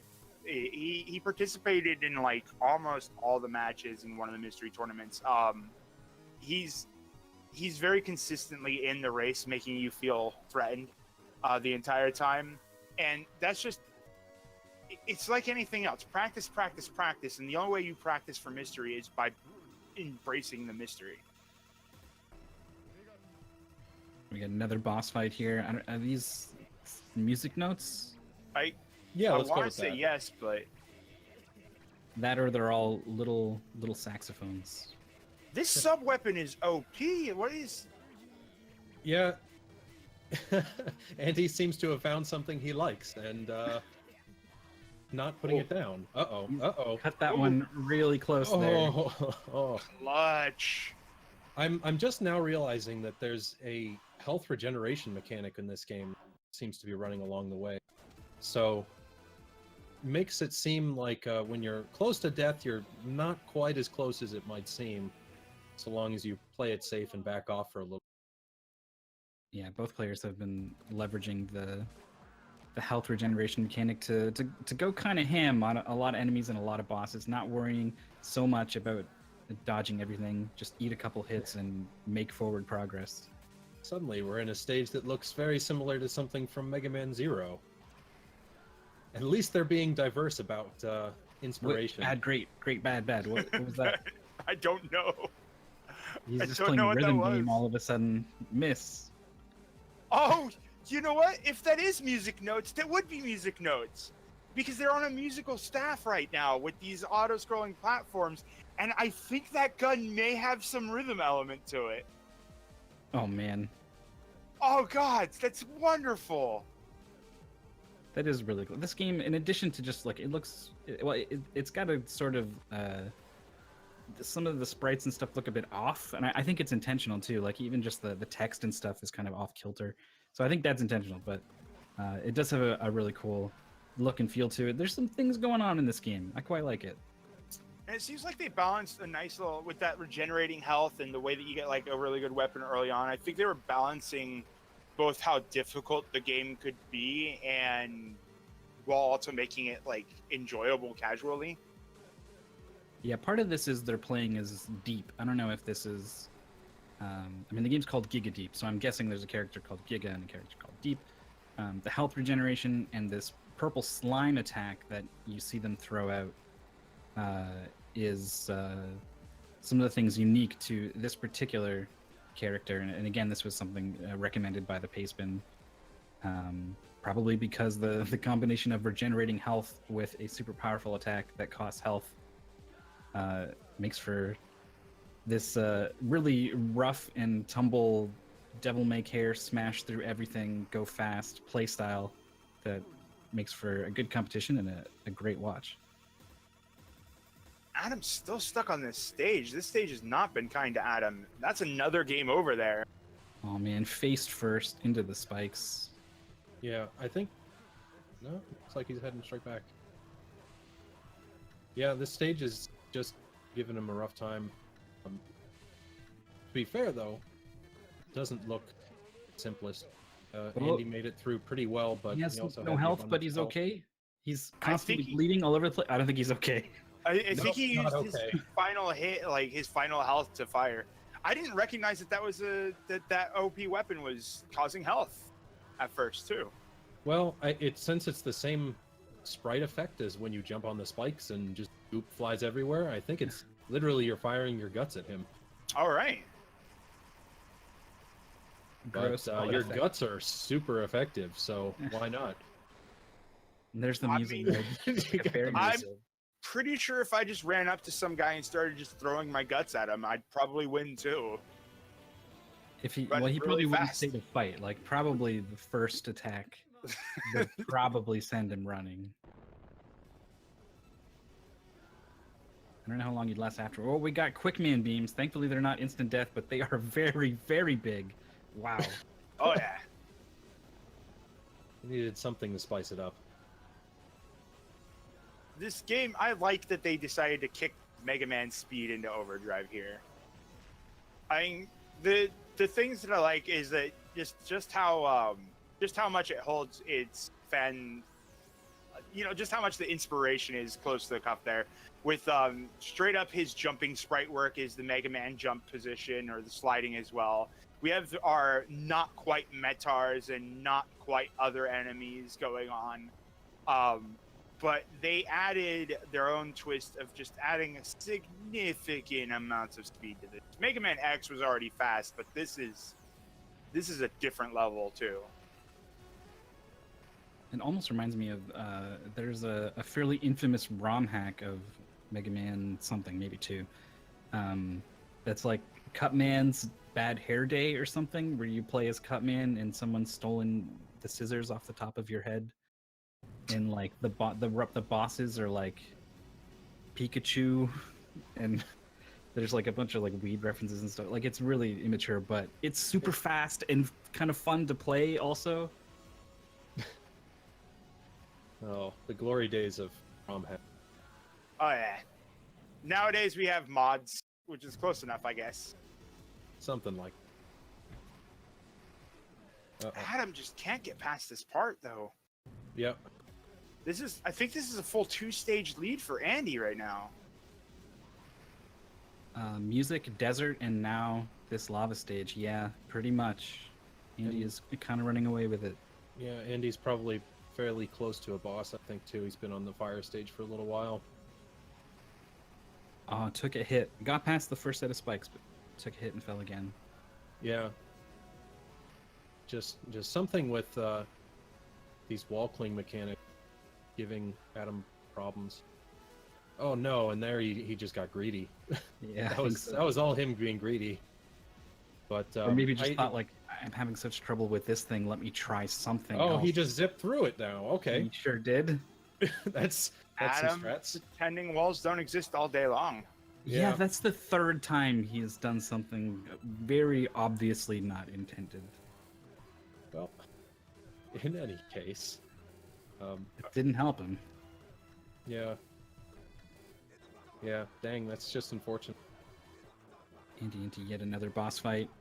Losing the health DPS race, so has abandoned the slime and is going with something else that seems a lot easier to work with. He's point blank. He's got the blades from Mega Man 10? 9 or 10. One of the new ones. Those. And now, spray guts. Cut him down. Another boss down for Andy. Moving on to the 6th level. This is the second to last of the goal. I want to say a few things about just the mindset when you get into one of these, especially when you start to feel like you're under pressure from making a bunch of. So Adam has been stuck on this stage, and undoubtedly he knows that he's in trouble. Neither the racers get to see what's going on with the other ones, so as far as they know, they could be stuck on the places. But either way, you have this just fear that the other guy is always going to get through the things that you had trouble with faster. And that means that you have this notion that, hey, I need to kick it into high gear. I need to take more risks.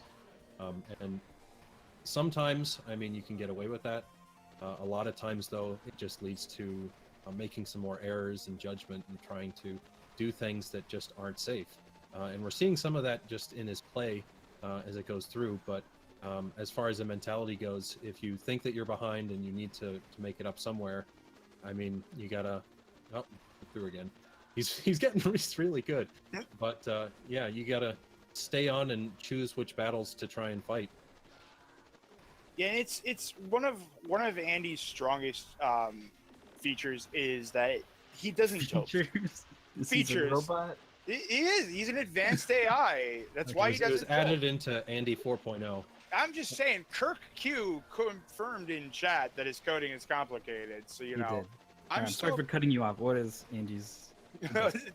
Not tilting. In Mystery Tournament, it's really easy to tilt when you're dealing with a game that's been giving you frustration, and it starts costing you. There's no way Adam is not feeling it right now with this level. And that's just, it's a really hard skill to deal with. It's why I can't race anymore. It's why, you know, a lot of people will be doing really well and they get to one spot and just stop slowing. And it affects us all during games, but Andy is really good at just taking everything in stride, and when messing up, doesn't let it get to him. Again, confirming that he's a robot with no emotion. Oh, all right. We're past that part. Of course, first try this time around. Mm-hmm. He's had enough of that.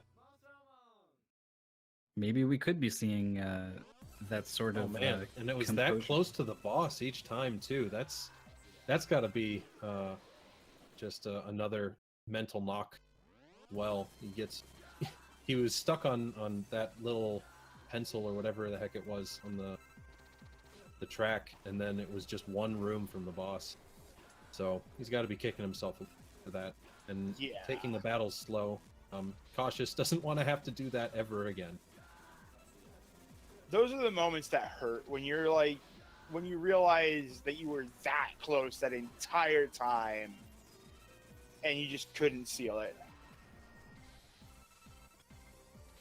It's also important to note that this is a best of 3, so you know, you might tilt off the face of the planet over something like what happened to Adam, but you still got to come back and play game 2 and hopefully game 3.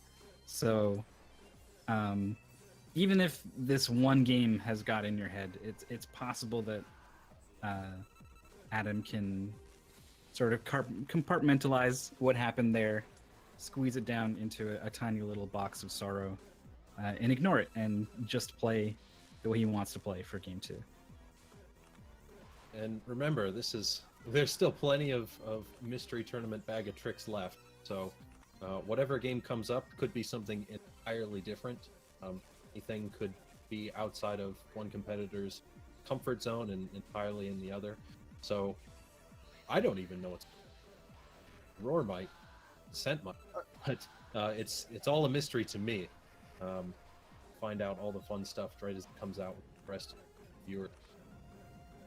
Yeah, Scent definitely has been orchestrating most of the top 8 stuff. I mean, Exuno as well. I've said it, and I'll say it, and I'll keep saying it. Big shout-outs to them for all the work that they do. Top 8 is magnificent because of their work. And they've really got some good shows and planned for us. This is probably a fair time to bring up just kind of the general format of how games get selected for Mystery Tournament 2.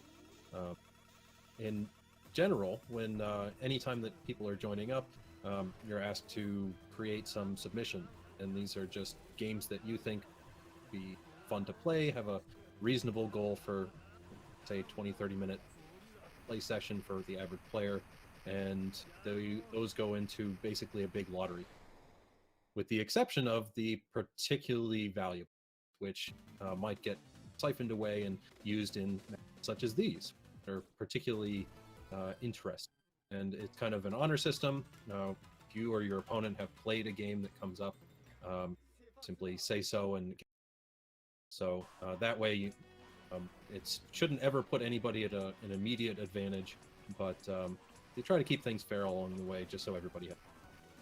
Yeah, because it is generally, like you said, it's honor system. Have the power to, if you've played a game before, you can offer your opponent a redraw, and they can accept or deny because they might have played it before and think that it was a cool idea to race it against somebody. Most people do offer redraws, and most people take the redraws. They're here to play blind games. They want to play blind games. But again, it's all honor system. It's not required to do those redraws. At any time, somebody can just say, "Nah, I'm good. I'm sticking with this." Well, Andy stuck with it and has emerged victorious. 7 stages cleared, is just kind of showing off now what the other stage they were told to avoid looks like, and it's probably because it opens with an auto-scroller. It is you riding a missile with a bunch of other missiles shooting down other Suddenly missiles. very Contra. That's pretty cool. Look at this ninja running in from the background. I like it. Yeah, what's more ninja than missiles? One of those missile ninjas. I've played a game that has ninjas and a missile at Hagane. Yeah, you ride a big old missile, don't you? They just go right along for a whole 20 seconds, but I mean, In that any was the case. finale for Loco there too. Or Loco Cycle. There we go. oh, nice. Uh-oh. Okay, yeah, I can see why suddenly this stage doesn't look terribly fun, exciting. Yeah. There was a good reason to skip this one. All right, so that puts Andy with a 1-game lead in this best of 3. Just as a little recap, though, historically, Adam actually has a winning record, if I'm reading this right, as of Mystery Tournament 11. Adam defeated Andy in Kappa no Kaikata. So there might be a little bit of revenge, possibly, if Adam's able to take it through in the next 2 matches. Otherwise, it'll be an evening the score, Andy, if he's able to take this next one. That said, looking in front of them, we still have Capndrake sitting pretty in the top of the winner's bracket. And on that side, if you want to look at some of the historical results, up until this tournament, Andy and Capndrake were 4-4. But since Capndrake took Andy out of winners, it's actually now 5-4 in Drake's favor. So we might have a chance at an evening there if Andy's able to progress through. In the same way, though, Adam has faced off against Drake, I believe, twice before, unless I'm missing something. Earlier on in this turn. So that puts him at 0-3.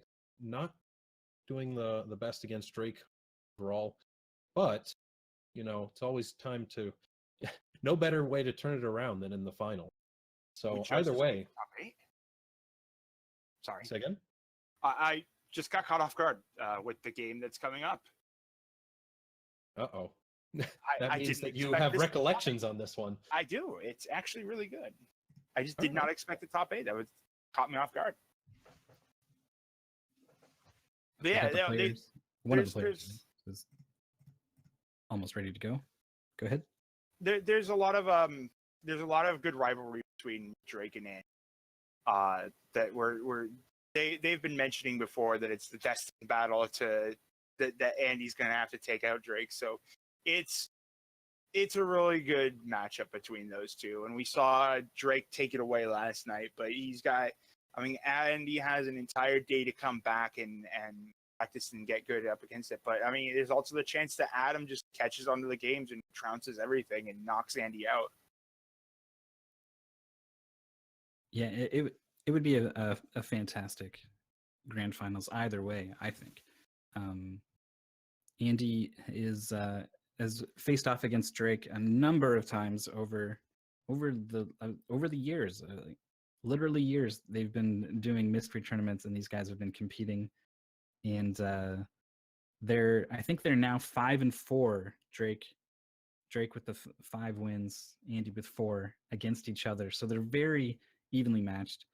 They were totally evenly matched until yesterday, when Capndrake defeated Andy 2-0 in winners finals. So if Andy makes it, that's going to be possibly the equalizer. They'll go 5-5 again, or maybe Capndrake will step up and establish dominance. Just as a reminder of how that works when you get to the grand finals, since Capndrake is still in winners, he has not been defeated yet this tournament. He gets a 1-game advantage to start in the best of 5 series. So at that point for him, he just has to win 2 more, and everything goes to him. His challenger, on the other hand, needs to take 3 over the course of that 5 in order to come out ahead. And that's to save us a little bit of just mayhem that might be associated with having to reset the. All right, and it looks like the game has been revealed. This game is Streamline. This is a new we for the longest time we actually did not let browser games through because most browser games are Flash. Flash is a problem because it runs at different speeds on different systems and is just overall unstable and insecure. But with the advent of HTML5 games changing up a lot on browsers, we started to allow them in. And so we got a lot of browser-based puzzle games. We know, for instance, Saiho submitted like 10 puzzle script games. 7 of them got through, so we had a lot of puzzles this time around. And this is Streamline. This is, do you like ice sliding puzzles, guys? Oh, my favorite. No. They're cute when there's like one, and then you go back to the real game. So this is a game that's all about those ice sliding puzzles with a twist. Your line there is a blocker. You can create blocks with your lines to stop your cursor from going too far. So these first stages are going to go by really quick, and I mean lightning fast here. They're really short, really easy. We're going to be introducing some new mechanics. Like there we have a stopper block that will allow you to stop and readjust your location on it before moving on. So now he can go down, right, left, up, right, basically. We're going to see now we have a restart block, which when you hit it, it resets the line to be the new point of origin. Oh, I can see some really mean things happening soon. Oh yeah, and this game is going to get a lot more clever. It's a really solid and clever game. We have those are the X blocks. Don't touch the X boxes because it's just the don't touch the X boxes because they will hurt you. That's right, PlayStation for life. Oh, I think we just saw a lead change there. Yeah, Andy quickly catching up on that one. So yeah, this is again we show with top 8. You can see that you have your pure platforming skill. We've seen some puzzle game. We've seen some different types of puzzle game. That's one of the reasons why puzzles is one of my favorite genres, is because as long as you are you can do some interesting stuff with it. So now we're playing with directional blocks, arrow blocks that when you hit it forces you off into a direction. Except that one seemed to let Andy go up afterwards because there was nowhere to go, I guess. Right. So if the arrow block forces you into a stopper, you can just ignore the arrow block. And now we have teleporters. Oh boy. Oh no! It maintains the line on both sides. Oh, okay. He's in there, man. Yep. So your line maintains direction whenever going through any of these stage elements. So here you can kind of end up in some sort of like infinite loop where you're just constantly warping back and forth. So you got to be careful that you're not doing the same thing over and over again. A nice thing about this game is that the undos are infinite. You can go all the way back to the start of the level, or you can stop. There will be the undo level button is a little bit painful in some of the later levels, though, you'll see. So a nice thing about those arrows is that if you move in their direction, you can basically functionally ignore their existence. Something that you might have noticed just earlier on, when they were going through the basics, it was very quick. Like, we had the comment earlier that everybody in chat is going to know the solution instantly, puzzle type game. Well, in these kind of cases, it seems like the puzzle appears, and before you know it, it's done. You don't even have time to actually think about it or look at it. Not the case anymore. Before, you could just kind of, as soon as it started, just press a direction and you'll figure it out. Now, you can see them being a lot more cautious for even their first move on what's the correct direction to move out of the start, how to approach it. And I think that that's just going to get more and more pronounced as through this. But yeah, some of these are already starting to hurt my... Oh no. Yeah, some of them, the game does a really good job of opening up strong, showing you what you're about to deal with. The main thing is that you're going to see a lot more complicated levels and design mechanics. Each one has a different theme that it revolves around.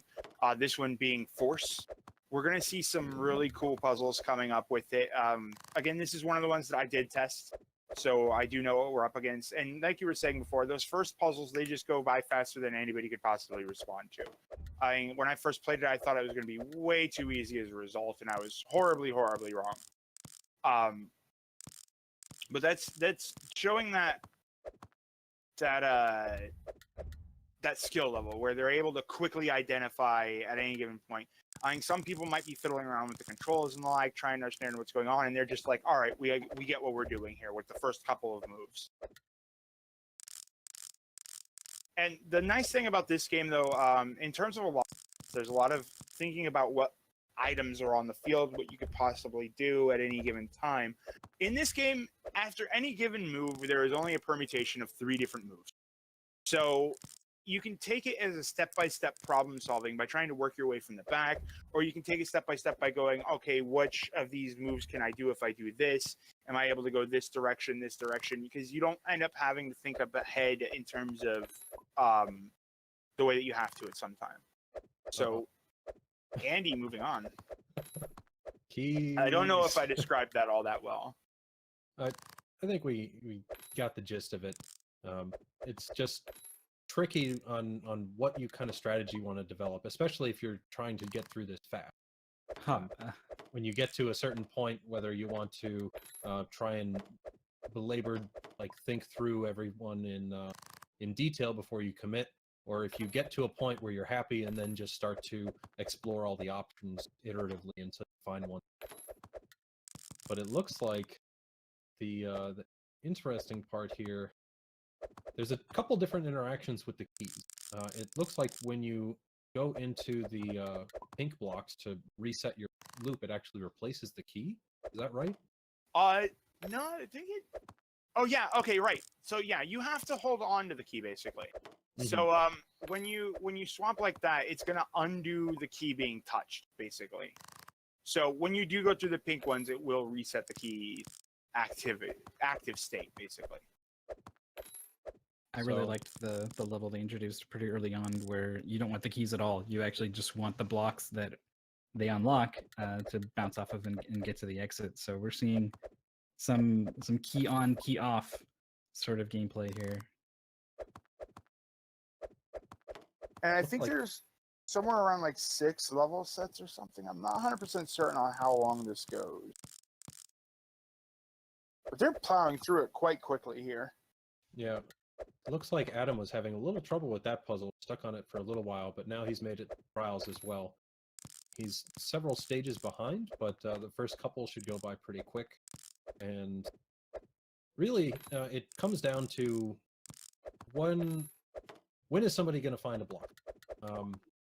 It's a puzzle game, so you can't be on fire all the time. There's always going to be something that throws you off for at least a little bit compared to somebody else might be experiencing. So where that comes in, we'll find out. All right. So welcome to the first level of Duel. That's right. We're not just got 1 lines. We've got 2. And you can control them both, so the number of possibilities for each move just doubled. It's going to be a lot harder to explore all the options that you have for any given move now. I just love how much chat is throwing out Baba as you memes right now. That game deserves that love. And there's a puzzle even to figure out like which line is supposed to go into which goal. See if this one goes to the top right, the other one gets cut off. I'm wondering how many of these stages have multiple solutions versus the intended route. So, I mean, that's something as speedrunners tend to pride themselves on, is finding those alternate ways to accomplish. But with these, I'm wondering whether or not they were designed around the approach that you have to do it a certain way, or if they're just giving you the tools and you use your own creativity to wind up at the... I think there are a few puzzles where you can have multiple solutions, but most of them do seem pretty well set in stone to single ways to solve. The fact that your lines interact with your own lines really does open up the game, especially when dealing with the dual levels here. So it does do a good job of that, of giving you doing both things, giving you the tools to finish it up, and also being pretty open in its solutions. Because if it's not able to be done like in multiple ways, then the game does a pretty good job of faking it. Mm-hmm. There's something really interesting going on with your ability to have one line collide into the path the other one took, because you could have the general idea of this line needs to go to this hole, this line needs to go to this hole, and you can navigate the first one successfully to the goal, but you might need to put a kink in it or take a turn somewhere to open up something for the other line. So you might be stuck with something that feels like it's pretty good and you're working with the other line and you can't find it, and it turns out the solution was to redo the first part of the puzzle that you thought you had already. And the trick that comes into play with the pink block, reset block, when you also have two lines to think about, is that it's not simply a matter of the order that you're going to be moving these lines in, but also kind of at what is your timing? What are the goals that you want to get into? How do you want to set up your placement before you even get to a reset point, which will reset your options from a new place? It's an interesting set of puzzles to try and look at least in terms of how many different ways you can try to. And then another thing about this game, this is where I said that the undo function is pretty good, except for the most part, is to remember that each step between the two lines was an individual step, and you cannot backtrack on one of your other lines until you've backtracked the moves that you made after moving that line. So it actually kind of really messes with you how undo works in this section of the game. Oh, nicely done, Andy. Wow, yep.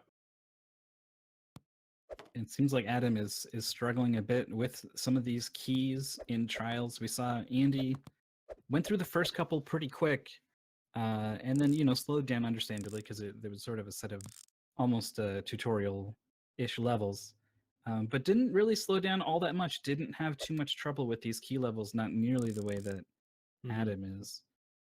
Well, I think part of it too is just the difference in styles of how they're approaching these.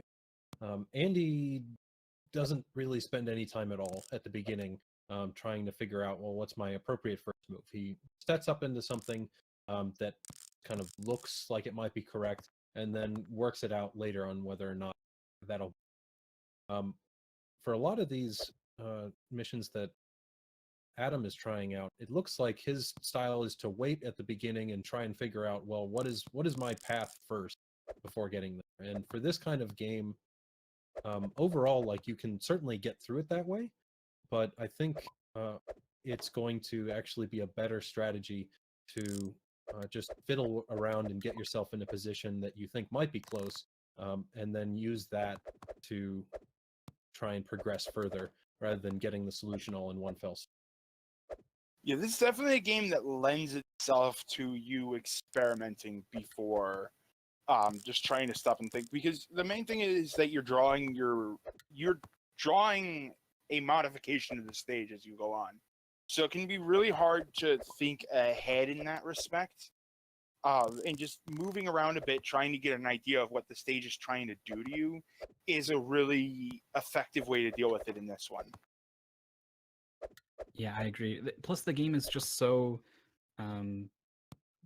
easy to read when you look at it. The iconography and the symbols and things. So as you start drawing these lines, just the immediate visual feedback you get from seeing how the level changes, I think, is so much easier to understand than just trying to visualize it in your head.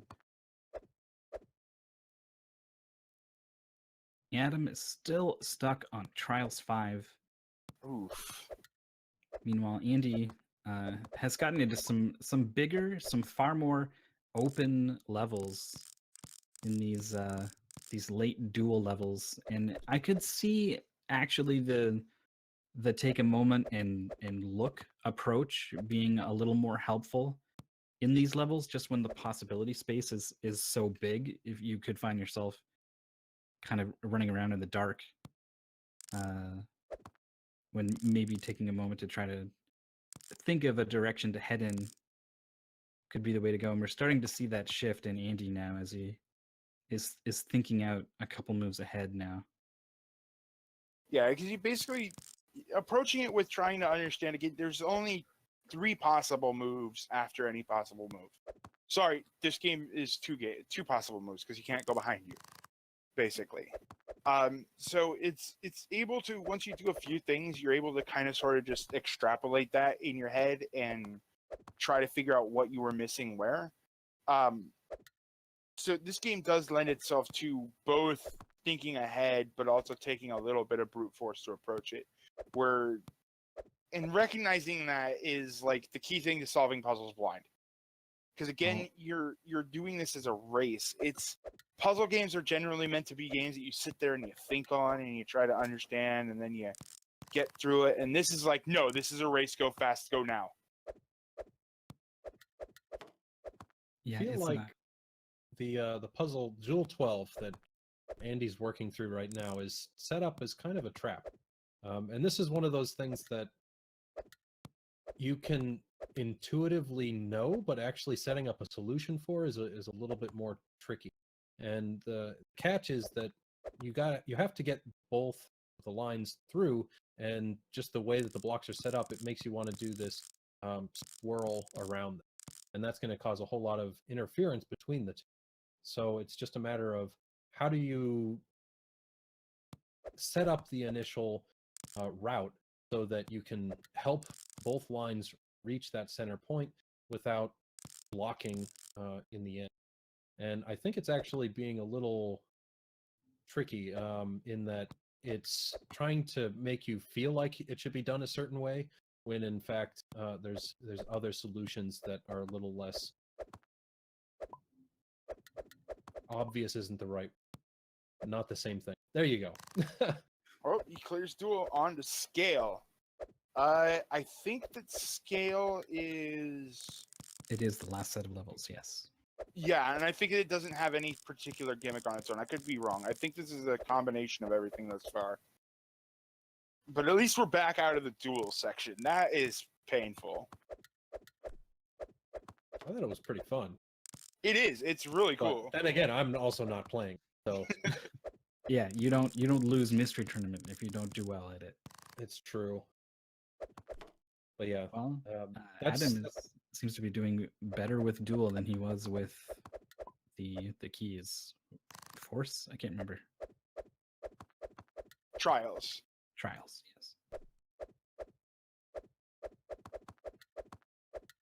Andy just darting all the way around the stage, not even any real clue where he's going, really. Just brute force it. And then it didn't work, so we tried something else that did. And look how quick he ends up beating this level. Is he stuck in a loop here? No, you're stuck in. Yeah, I'm pretty sure. I'm pretty sure if he were to back up, he would. Yeah, he just resets the whole level because he realizes just how much there is to undo there. Yeah, when dealing with 2 different teleporters on the stage, or 2 different restarts on the stage, it can definitely get a little bit more confusing, that's for sure.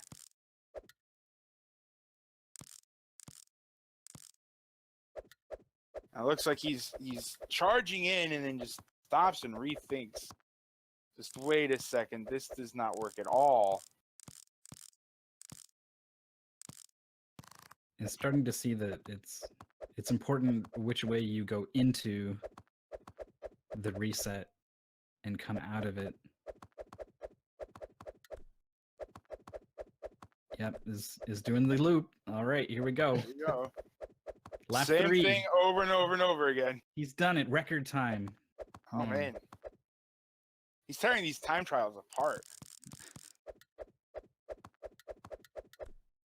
There's something about puzzle games in general when they are a staple of Mystery Tournament. This can't get through any, well, I would say set of 5 matches, let alone all of finals, without encountering at least 1 or 2 puzzle games.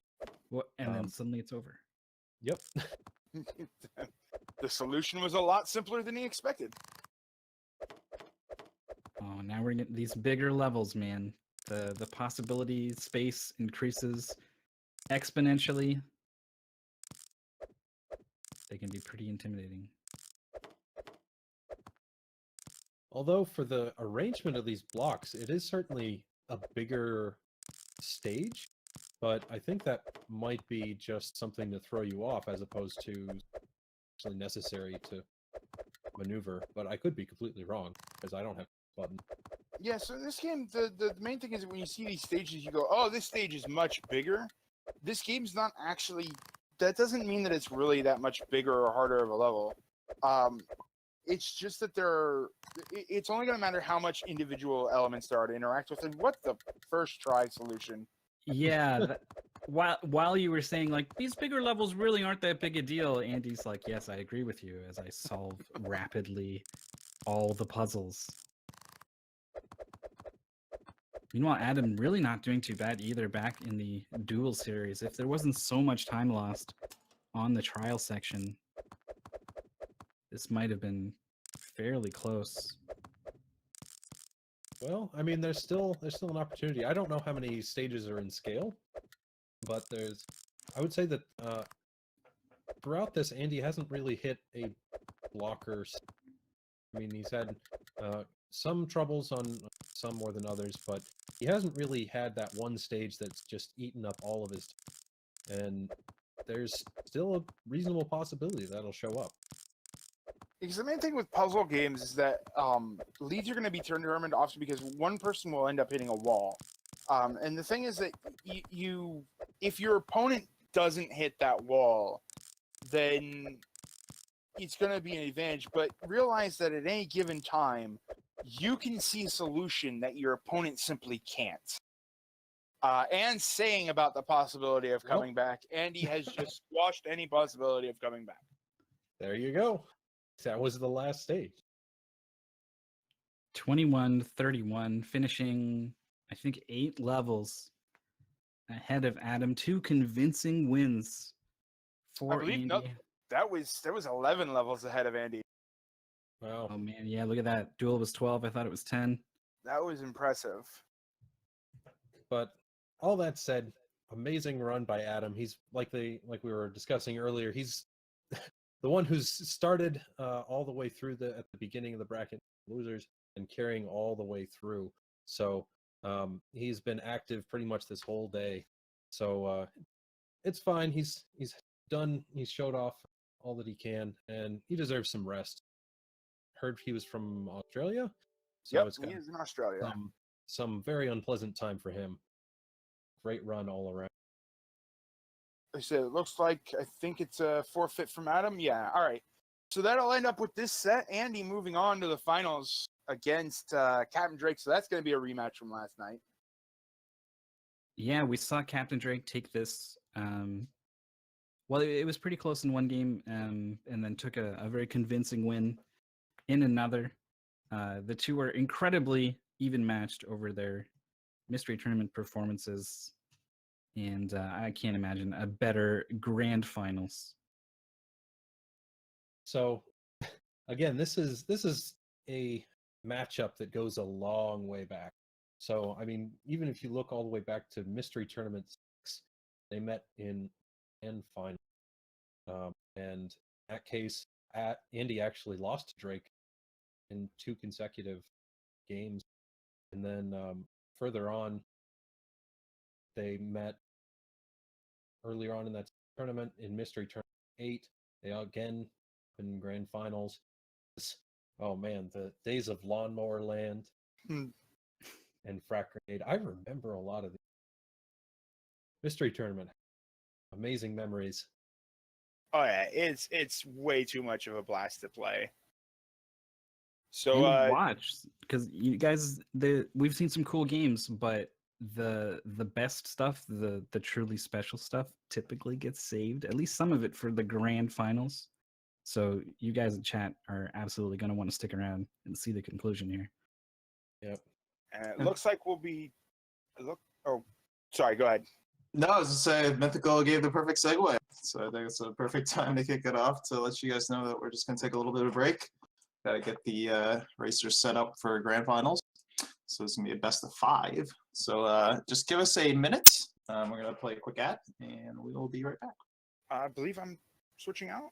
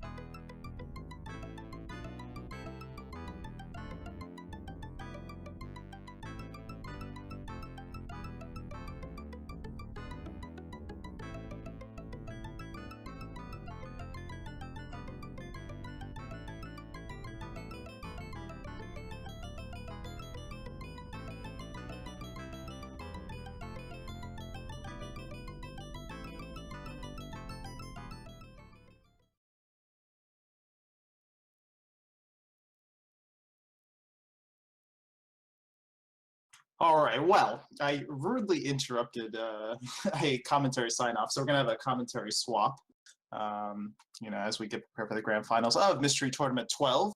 This is it, the last match, best of 5. This is going to be a 1-game advantage for Capndrake, so because Capndrake came from the winner's bracket, so he'll have a 1-game advantage on and for H. But they're still playing best of 5, so whoever gets the 3 will be the winner. So we are going to have a commentary swap. But before that, Blasphemous Roar and Mythical 9, you guys feel free to sign off. Blasphemous Roar, I know you wanted to kind of plug something, so go for it.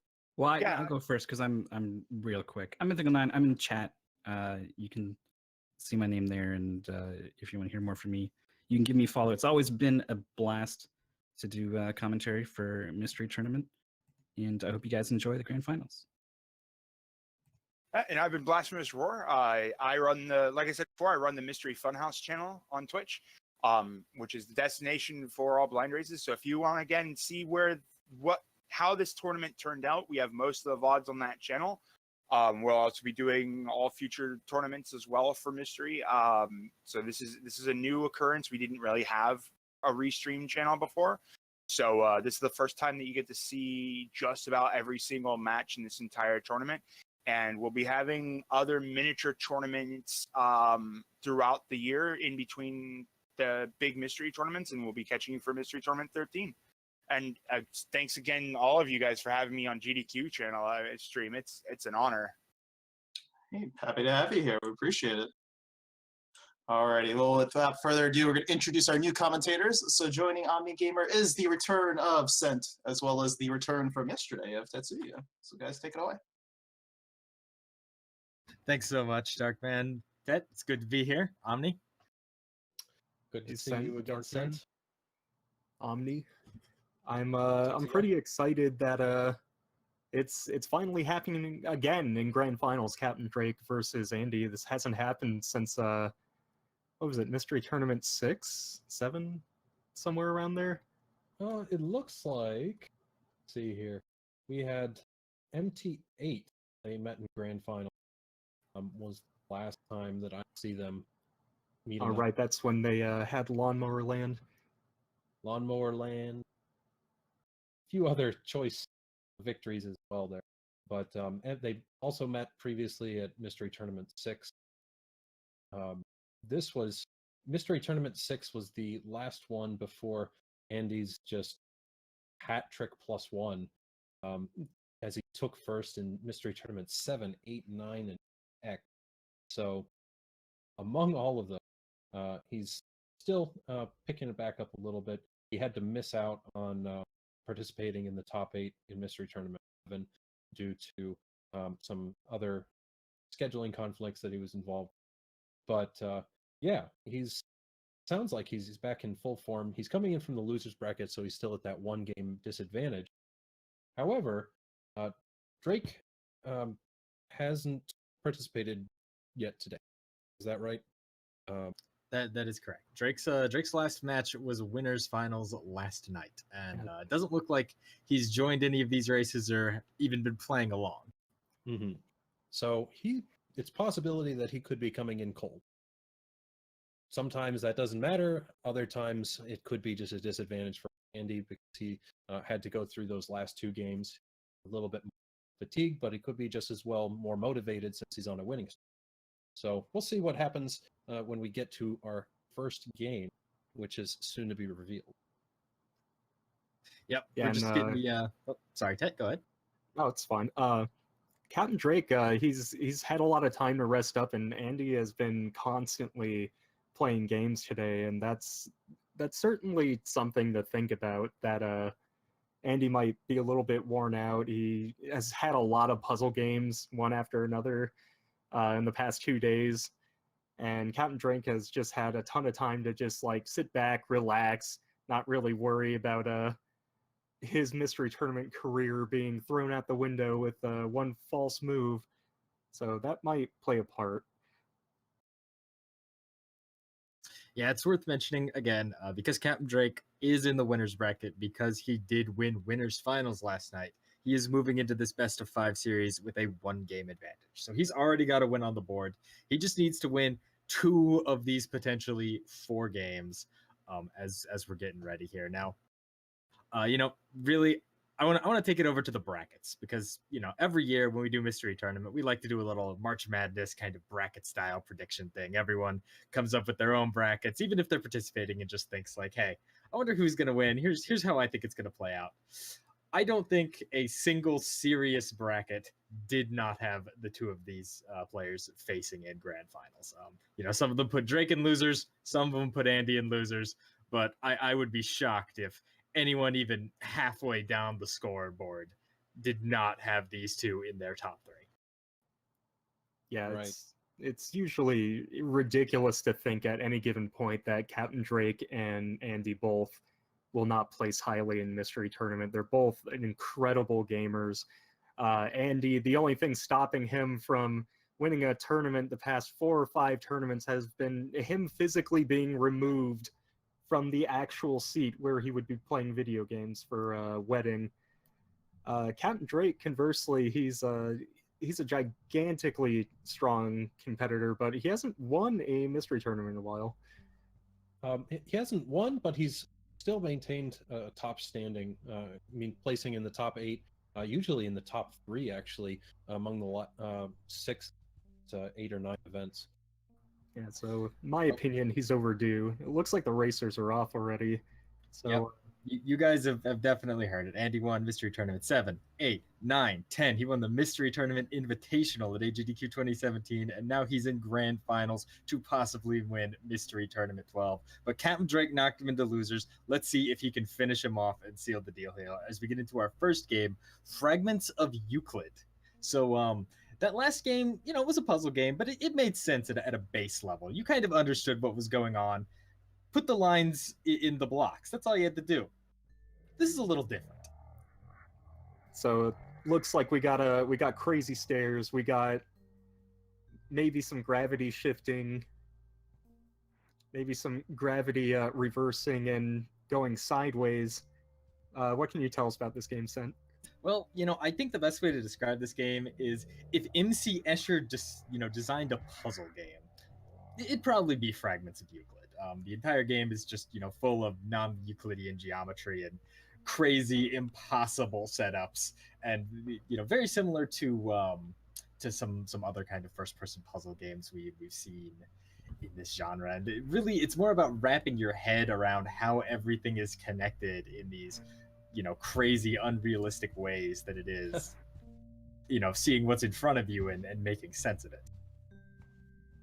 This is you can think of it as kind of a modification to Portals, where it's not just you're moving around in an area between two open portals in a wall, but you're actually connecting up in the same area just from different angles as you move through. And I'm actually impressed with how this must have been coded, actually.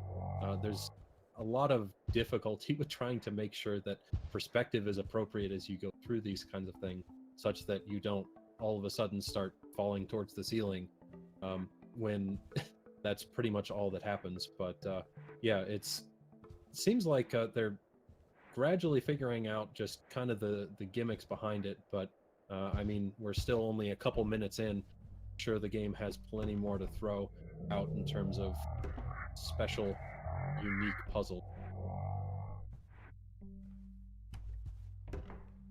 So it seems like so far the point is get the box, put it on the weighted button thing, and advance. Is there any buttons other than just generally moving around, jumping, and picking up that we should be aware of? Are there maybe some gravity shifting buttons? No, what you see is what you get. You can move, you can pick up some objects, you can jump. That's about it.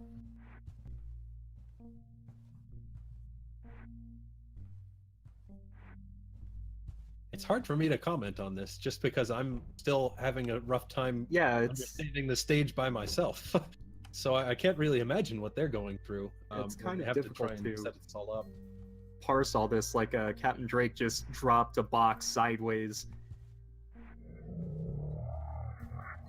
This is really interesting. We've had a lot of very interesting puzzle games in Top 8 that have made me really want to just go out and play them, like that Golem game that just happened.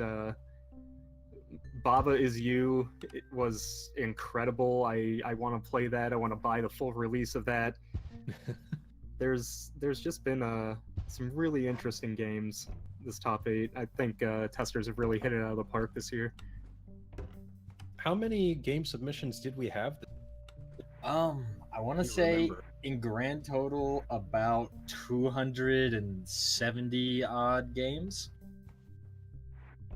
And remember, this isn't just we accept whatever comes through.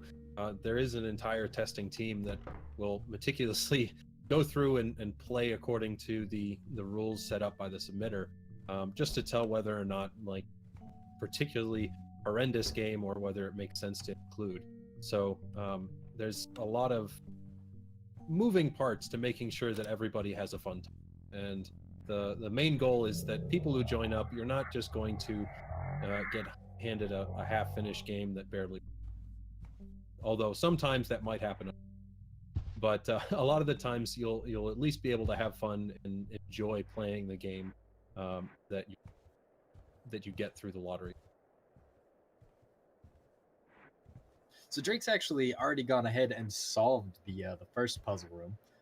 The objective of this first part is to solve 2 separate puzzle rooms to align laser beams to unlock the tower. How do you know it's a different room? Yeah, when Drake dropped his last box, you seem to be able to observe the same box falling in 4 directions out of 4 different but simultaneously the same doors. This is a hard game to follow. I mean, but that's a fair point, though. This is definitely a hard game to follow. Very, very much, intentionally. But how does that affect you as, a mystery tournament competitor? Even only as an occasional one, Omni. How does something like this affect you when you draw it? When it's not even, I'm having trouble comprehending the puzzle. It's what is the puzzle? I don't understand how to move. Well, usually, depending on the game that you get introduced to when you're playing, you kind of go through these initial phases. First is just figure out, okay, what is this game? How do I move? How do I do things? What kind of actions are they going to throw at me? And you usually have a couple intro level. The game is particular that'll introduce you to those facts. And it's a little different when you run into a game like this, where everything that you can do is straightforward. It's about how you can do them that changes up throughout how you play the game. And with this kind of game, it's designed to be intentionally misleading with kind of how you set up these rooms, how you try to solve the puzzles. And so thus, you can't really rely on just, hey, I'm really good at figuring out how to move, how to adjust things. You really have to try and understand the full scale of what these rooms are and how you might be able to solve them with your limited tool set. I think it's pretty interesting. Well, yeah, Drake is demonstrating right now. You have these infinite corridors where you are chasing yourself. He was going down a hallway that just led into itself earlier, and I think he just managed to discover that. And it looks like this game kind of traps you in the sense that you think you're advancing, you're thinking you're going to a separate section of the level when you're just backtracking and going in circles when it doesn't exactly seem like you would. This game is immensely confusing. If I pulled this, I would probably be tilting, but it looks like Drake is handling himself pretty well, and seems to get caught up on some of the littler stuff, but oh my, so the developers certainly had a fun time designing just some of these individual corridors. So a circle room with infinite mirrors in certain directions. So now you have to figure out your orientation and whether or not you're even entering the same room again. Because all you'd have to do is make only 2 or 3 of those rooms, and you can't tell if you're making progress or not without really trying to just understand and make a mental map of which mirrors go where, and trying to look for the one that doesn't match up. I can't even comprehend what this must have been like trying to actually design this game and put it together. Like, what would you do to make a map, to make a puzzle where your normal definition of geometry doesn't apply? And Drake seems to manage to have just brute forced his way through the mirror room. Yeah, this is... every time I see this room, by the way, all I can think of are those scenes from Scooby-Doo where, you know, people are just coming out of every door. Well, it looks like that room is actually set up in such a way that since the mirrors that you enter and come out are not necessarily, none of them will be facing each other. So you don't wind up in an infinite loop. Eventually you will come out on the correct exit entrance. However, I'm not actually sure which applies here, but you will eventually come out somewhere so long as you keep following a straight line.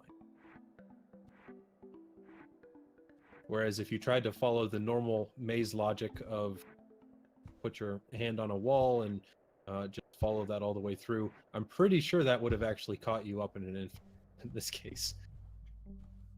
I don't think normal maze logic necessarily applies when you put your hand on the wall and then the wall is upside down and the wall is inside itself and the wall is now in yesterday. This is definitely difficult to follow.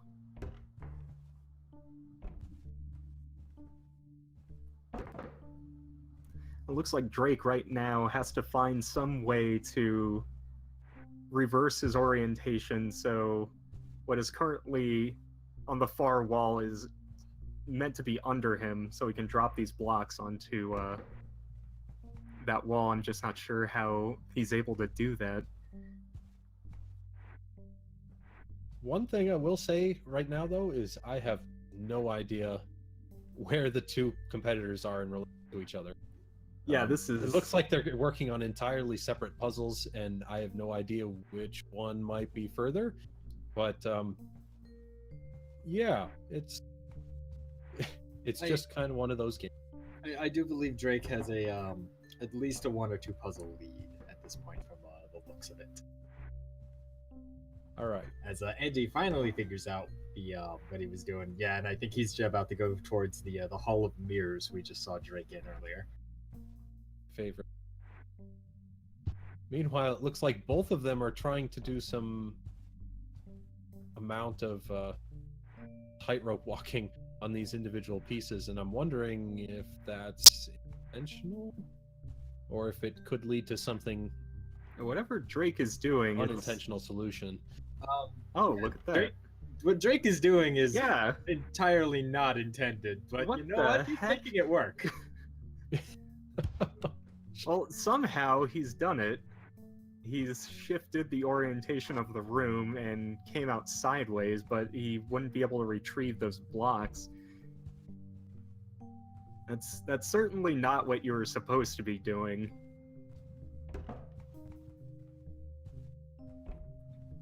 Well, time to make a staircase again.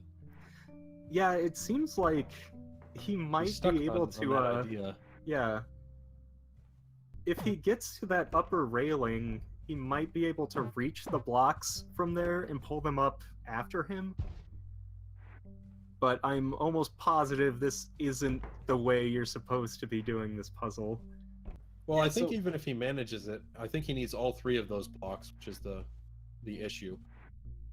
I'm actually not sure if he does, but up the stairs that he was on is just a normal way to get to that area. I think if he actually just triggers the third switch here and does that sequence break up the blocks again, he can actually complete this puzzle without completing this puzzle.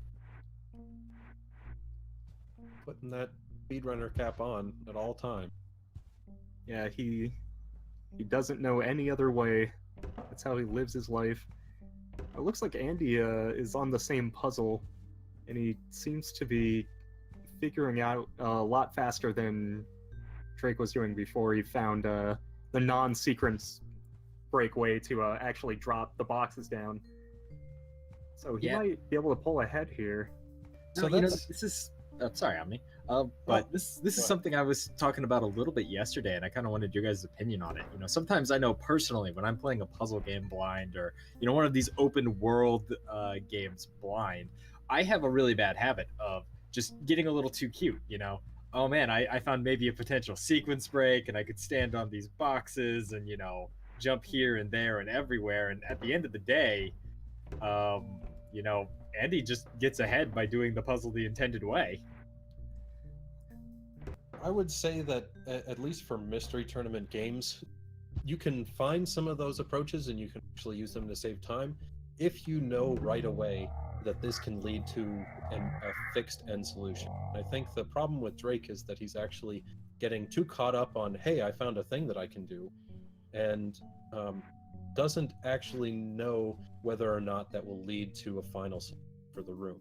Whereas Andy is just taking it according to what is pretty straightforward as, hey, this is how you're supposed to do it. Might as well go ahead and try it, and just running through. And overall, this is just another case of realizing when you're stuck too much on an idea and knowing that you need to stop and try something. So it looks as though Drake has somehow figured out a way to solve a puzzle that he wasn't supposed to get to. Like the one Andy is doing right now, Drake has somehow already solved it without solving the previous puzzle. And now he's trying to solve the puzzle that he might not actually have to solve. That is always a concern in these, open world-esque puzzle games, where it is very possible that if you do something a little cheeky and solve puzzles in the wrong order, you could be solving puzzles that are only meant to help you solve puzzles you've already solved. Drake has somehow found a non-Euclidean way to solve a non-Euclidean puzzle by sequence breaking, and he seems to be stuck on the fact he hasn't solved the first one. That's it. I don't see the direction he's actually supposed to go. Yeah, I There's, can't one either. other door, and I think it's just a matter of he's not the correct orientation in the room to be able to take it. So now he's doing his pile of blocks strategy again and see if he can make it up there. But I think he's just realizing he needs to do something either about this older puzzle to make sure that he can wind up going the right way, or something. Because right now he's just looping around.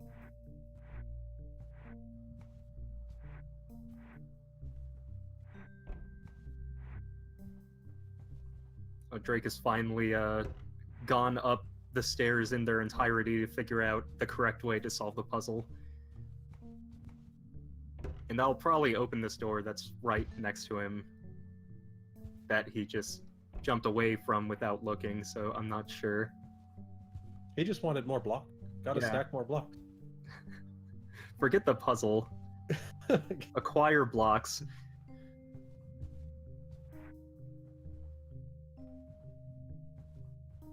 Just from me watching this, it's kind of mad.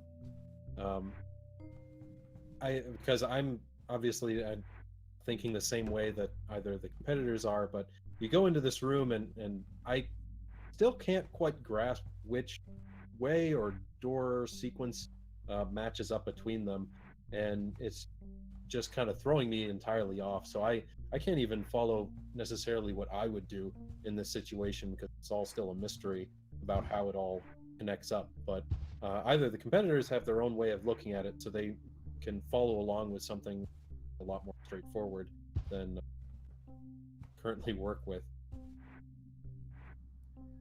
Yeah, Drake finally, finds the intended way to get where he's been, but I'm sure now he's just scratching his head because wait a minute, I've already been here.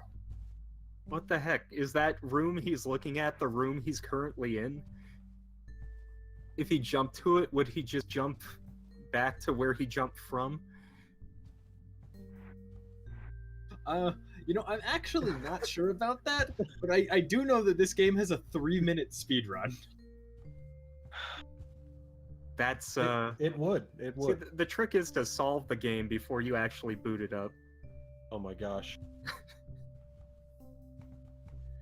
Did it?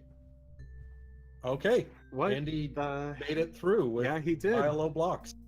Pile of blocks worked, and that was Drake's entire strategy. Don't jump! Don't jump! Don't jump! What? Drake, what are you doing? Drake seems to be trying to do some stair-based parkour. It could work too. What are you doing, kid? Oh. Going again with the logic that everybody in chat knows instantly the solution to the puzzle. I have no idea what's going on, especially with just whether or not the puzzle is correctly set up or oriented with the block stair shenanigans that have been going on before.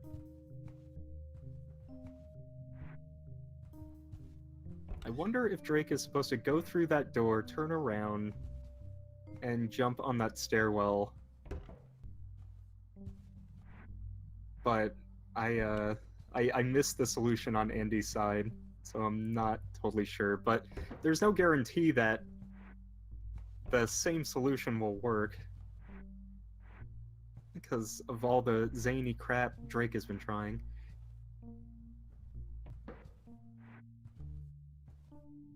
What? What? Huh? Wait, did he make it? Is he out? I think he would die if he actually exited that doorway in that orientation. So, need to figure out something else, maybe. Meanwhile, Andy's getting a little confused at the repeating rooms. He's in the Scooby-Doo chase scene. Just go forward until you go somewhere. It'll work eventually. Yeah, I think this is the trap that it tries to set you up in, is that like you're always going to move towards somewhere that, oh, actually he figured it out very quickly, is just you spin around until you don't see yourself. And that's how you solve it. So it looks like Andy is actually ahead now. He solved one more puzzle than Drake at this point. See, I think he did, but I think Drake has already pulled that switch as well. Well, exactly, but Yeah. I mean, he's at least through the area where Drake is now, and they've more box ladders. Hooray! We did something. I am like 80% sure that is not the intended method to solve that room. I think I had a completely different solution that involved like using boxes and switches, but I mean, you know what? Drake did it. Congrats The to Drake. correct answer is whatever works.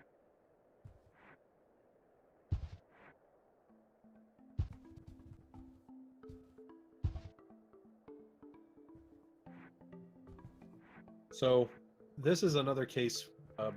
Both competitors have had rooms where they haven't been quite on the ball. They've spent some times experimenting with different things, sometimes successfully, other times not so much. And they have to have this in the back of their mind. Oh crap, have I screwed my chance here? Have I wasted too much time trying to come up with a solution? And this is especially apparent with puzzle games, where you do have these instances where you can just wind up completely lost on a particular solution for a huge amount of time, and you really have no knowledge of what's going on. Not get caught up on it. They see something that you didn't, and I mean, with what we just witnessed with that one stack of boxes room, they spent quite a bit of time on it, but eventually found something that worked for them. So there's not, in their minds, it could be still anybody's game, but most likely you're thinking that, oh crap, I'm behind. I need to pick up the pace and find. It seems as though Andy has made it to the next section. Oh, there's another section. Yeah. Oh boy. What? Oh, hello there. Baba, is that?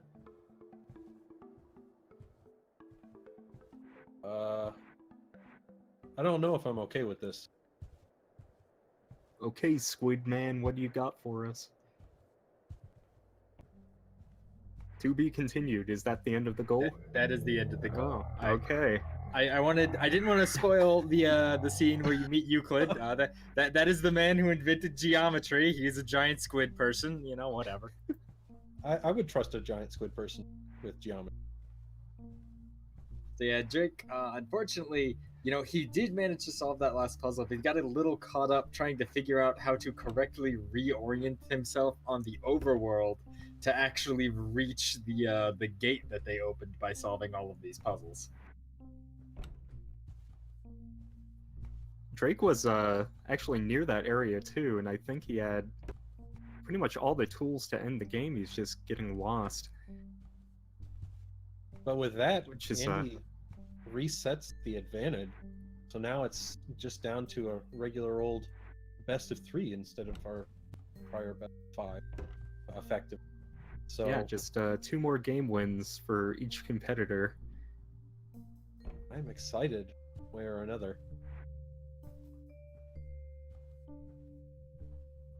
You know, watching both racers go through this game, I still don't really know what's happening or where Drake is. Not sure what he's doing wrong. Maybe he's doing it right. Yeah, maybe he's doing it right.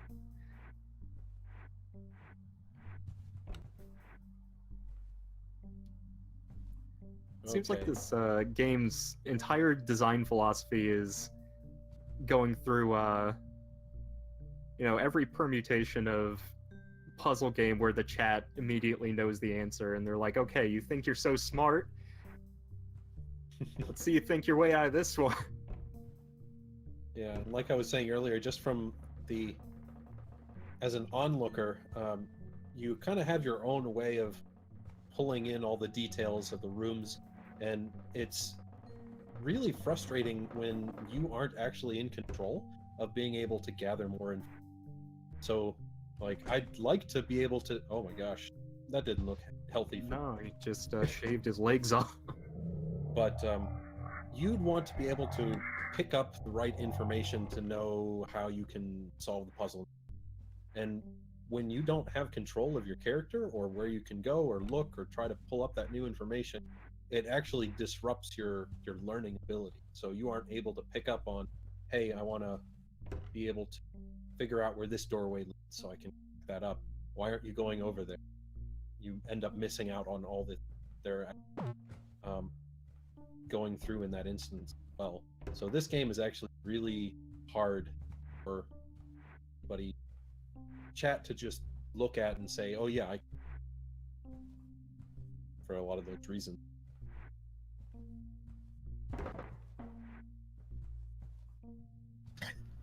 Yeah, it sounds like we're losing you a bit, Omni, but I can definitely agree with the sentiment there. When you're not in control of the character, it does sometimes really frustrate you because, oh man, what if they did this? Well, I'll never know because they're not going to try and do that. Well, I believe we have a pretty sizable list of all the games played tonight, so if any of you in chat were interested in trying to do better or try it out yourself, I'm sure you could find a person or two to race it with you, or you could just play it casually. I'm sure someone's got a link out there.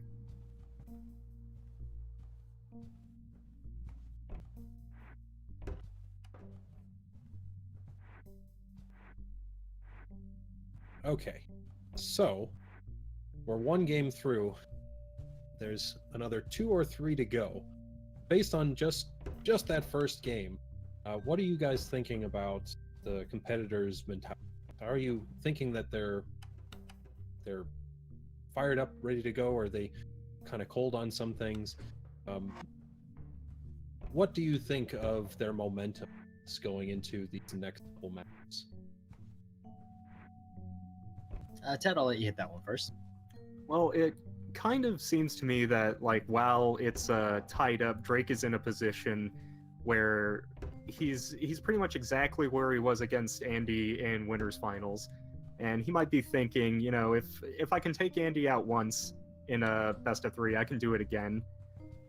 Whereas Andy might be pretty tired, pretty worn out, but then again, these are 2 very, very strong competitors who both have gone through the gauntlet of playing like 5, 6, 7, 8 games each, one after another at some ridiculous hour. They've been through this before. They're used to it, so they're probably both pretty ready. They might not be as shaken up as you or I might be.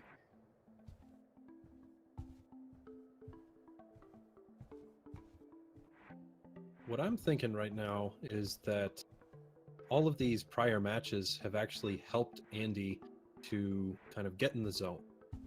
You've had the mix, you had the Gigadeep with the Mega Man action, had Streamline, which is all manner of puzzly thought process. So he's got like all of his brain already. He's seen some action stuff, seen some puzzle stuff, and I think that that's actually gotten him ready to go. Whereas Drake coming in cold he's taking a little bit more time to spin up, and he's not quite in that full mystery tournament mode yet. And I think that is some of the reason why he spent so long on kind of experimenting with these other solutions that may or may not, most likely were not meant to be, in just, it was something that he wanted to do because he let his speedrunner side take over, wants to see what he was capable of, not quite putting it into perspective that, hey, this is still in the middle of a match. We can experiment later, so long as I have an immediate solution for what I'm doing. Drake just walking away from the end of the game there, it seemed like. Yeah, he was right next to it. Yeah, he just turned around. He just turned around and second guessed himself. Oh, I am a little worried for Drake, honestly, after seeing this match. I saw him, do a couple of mouse shakes of frustration where we just I was just noticing that too. But more importantly, like this is a pretty rough start to what is essentially a best of 3 now. Andy has had this time to warm up. He's feeling good. He's ready for this. And yeah, you know, Drake, he gets this incredibly frustrating, incredibly difficult, confusing, you know, first-person puzzle game to start. You know, I kind of wonder if he's going to go on tilt if the next game isn't to his liking. Are you trying to segue some? I'm not great at it. All right. I forgive you. Thank you. But it looks like Drake is going to go ahead and forfeit that race, so we're going to get the next matchup. He was right. In fact, we explained it to him in the race channel. You just jump in the pit, and you were right there. Come on, Drake, please. But you know what? I think that's a valid strategy at this point. He's frustrated. He doesn't want to play this game. He's already lost. There's no reason for him to continue. Just forfeit. You know, why spend the energy and the effort and get even more frustrated and maybe go on tilt? Just forfeit. GG, go next. Right. And that wraps up the first match. So resetting the advantage. It's now effectively a best of 3. We'll see what happens when we get back and get our next game reveal.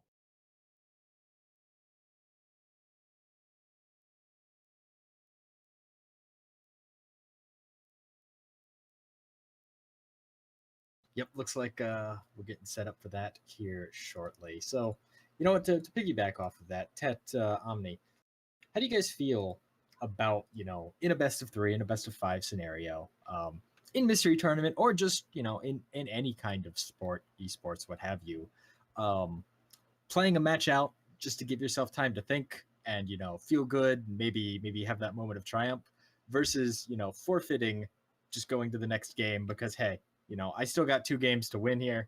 It's not over, and I don't want to waste the energy. Where do you lie on that scale? You know, what side of it are you on? Overall, I think it actually depends a lot more on the game. If it's a game that I'm actually enjoying at the time and would like to see through, then sure, let's finish it out as long as it's not like I'm not super behind that.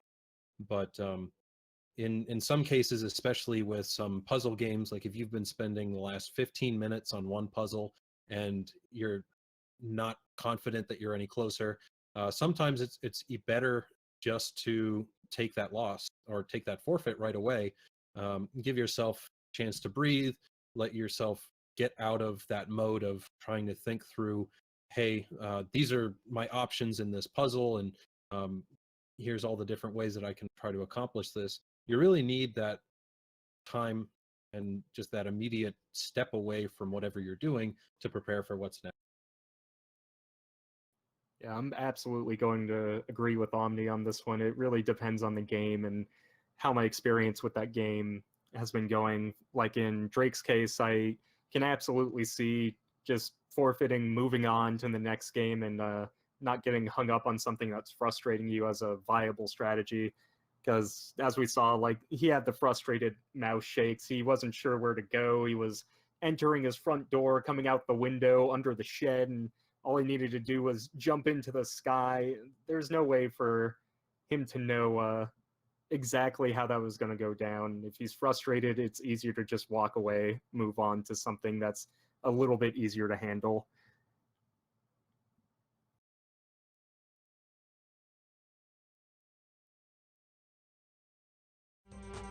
For sure. So, yeah, like I said, we're just getting our next game set up. Unfortunately, it's a little bit hard to get set up. It is a wonderful freeware game, very enjoyable, but there's not a whole lot to, you know, get our cropping right and everything on. It is basically a pure black screen that goes right into gameplay immediately. You don't want to spoil racers on that. It's, you know, it's one of those classic freeware games where pressing escape just completely closes the program. Your progress isn't saved, and there's really nothing to it other than pick it up and go. I've had quite a few Japanese freeware games lately. We're dipping into the other countries' subcultures to get games that these players have not played yet. Oh, yeah, and it looks like we have it up on screen now. So the next game we're going to be playing in this top 8, best of 3 effectively, is Mogijet. And what can you tell us about Mogijet? Well, you know, again, it's one of those games where what you see is what you get. You have a dude there, who's wearing a helmet. He's got a rifle of some sort, and he's got a barrel strapped to his back. Is that a barrel or a jet? Yes. Oh. That explains the helmet. Safety first. Guys, remember to always wear a helmet when you're using your rocket barrel. It's very important. Diddy Kong did not respect that rule. But it looks like our racers are ready, so we are going to get this underway right about now. So Mogijet is, you know, about as far away from Fragments of Euclid as you can get. This is a pretty standard run, jump, fly, shoot things single screen game. As a flood of barrels knocks over the person. Yeah, what a start animation. Oh, this looks legit. This is certainly freeware. I'm not sure if it's by the same dev, but it's very reminiscent of a game we had in Mystery Tournament several years ago at this point. And the name escapes me, but it was about harvesting teeth out of a giant I mouth. remember that. God, what was its name? But yeah, it looks exactly the same. I don't have any recollection of such a thing, so now I need to go find it. Oh, you missed out on me. It was another Japanese freeware game, and it was horrifying, but at the same time, a really fun and interesting experience. Didn't Drake also get that game? You know, now that you mention it, I believe he did. So the objective in every level is pretty simple. You just platform your way through the level with your rocket barrel, with your weapons, defeat enemies, and make it to the green swirly thing at the end. Yeah, whatever that is. It looks like a snail. Could be a curled up hose, I'm not sure. Looks like they keep getting bodied by this giant robot. I would not fault anybody for getting bodied by a giant robot. It'd be pretty difficult. I am actually getting confirmation from Exerno, one of our testers. Shoutouts to Exerno, great guy. That this is indeed from the same dev as Oriba, which was the Tooth game. Looks like Andy manages to take out the boss first, but Drake is hot on his heels. Not as much of a gap anymore.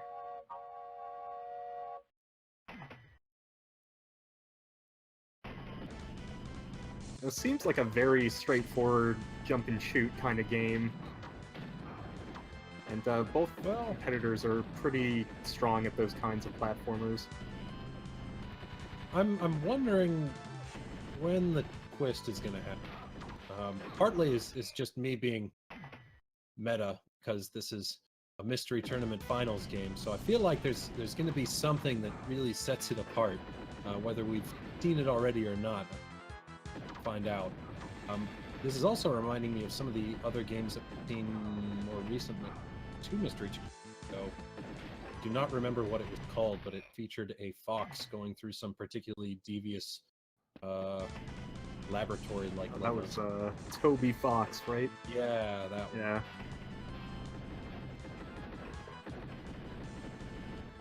Very, very similar art style. I don't think that was the same dev as I'm pretty sure it wasn't No. the same dev, but it is certainly a similar style, although so far it was a lot less forgiving. Well, Drake finally finishes that level, and Andy makes it to a flying robot with a top hat. Or no, he's got a little fedora. Flying odd job. Throws his hat to kill you. Now, you see, Omni, I'm gonna ruin your fun, and I apologize for it. It's just what I do. But you always do this. It's what I'm known for. But the truth is, there is no gimmick. Okay. That's the gimmick of this game. Honestly, it's just charming and fast-paced and fun, and it gets rather difficult. Honestly, some of these later bosses and stages really require a good use of your jetpack management. As unfortunately, Capndrake didn't quite have that. Fell into a little pit right at the end of the stage. Yeah, I'm only realizing now that the little yellow gauge on top is your jetpack. So yeah, There is going to be, especially in this boss, some critical management going on. Do you commit to chasing him out? Do you need to? It definitely looks like Andy's just found a really good rhythm until the boss whips out the flamethrower. Okay. The Gotta give it to the devs for variety. Yeah. The frustrating part about this boss, and I guess the gameplay mechanics of like having such large rooms when you're trying to maintain a safe distance, is it looks like your gun has a fairly short range. It terminates after a while.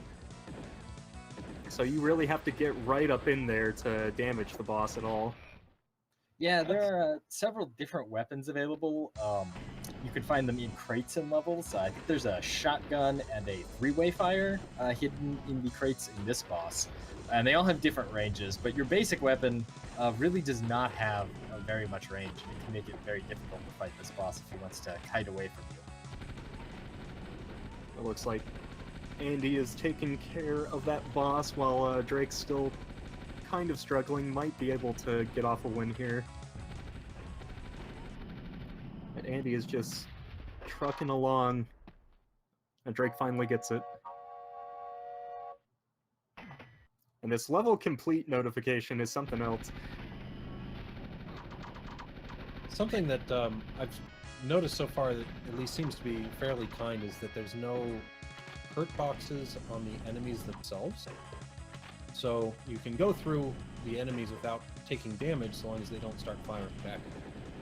It was really important on that jetpack boss, and it's something that for a lot of people tends to be fairly counterintuitive until you actually really understand that that's the way the game is. So in some cases you might actually be making the game more difficult than it otherwise would be by trying to clear out the enemies ahead of time that are directly in your way. Yeah, you know, it's something we saw Andy stumble with last night when he was playing Baba Is You. You know, we just got that mental block that, well, a wall is always impassable because it's a wall. When in that game, that was not always the case. And, you know, we see it here too, where he's taking the time to clear out these enemies when in reality, only the one that's holding the shield up at the bottom of the stage actually impedes your progress. It's looking like Drake is figuring that out and taking better advantage of it. Hopefully. Oh, he went a little bit too low there. They seem to be figuring out the mechanics of the game pretty quickly. Oh gosh. Man, this is unforgiving. These enemies just ruin you in no time flat.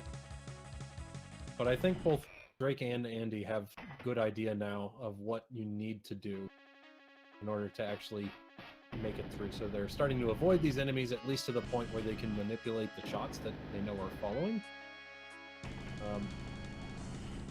It's like Andy's waiting a moment. Oh, this is some next level strategy. Mm-hmm. Maybe just taking a second to clear his head. Hopefully not having you know, controller issues or something else unfortunate. Yeah. Ultimately, didn't matter. Drake seems to have face checked Spike again in that time, and just given Andy some time to catch back up, like a gentleman. Well, I mean, they've both been on this same stage for quite a while now. Yeah.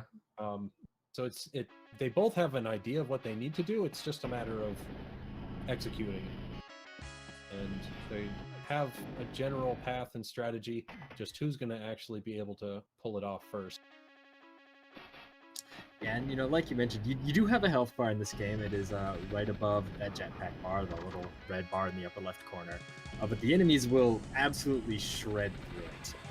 And the health pickups are plentiful if you notice the rice balls, or as 4Kids Entertainment might suggest, donuts that are lying around everywhere. You know, it doesn't really help when you die in like 2 seconds of concentrated fire. Andy takes it safe and finishes out that bottom enemy. Drake's still having a little bit of trouble getting through without taking a whole lot of damage up front. Yeah, Andy has figured out the strat of hiding under the little ledge so that shield enemy doesn't ruin you immediately. And Drake seems to be figuring it out as well. Yeah. It seems like that lone enemy with the shield is the one that's impassable, whereas the rest of them you can phase on through. But they're on the same stage now, and yeah, they keep trading the lead back and forth, back and forth. Seems to be how it always goes with these two. Yeah, Drake's weapon of choice here, the minigun, seems to be making short work of those shield guys. Where it seems like Andy's still using a more basic weapon in, I think that's the dual pistol.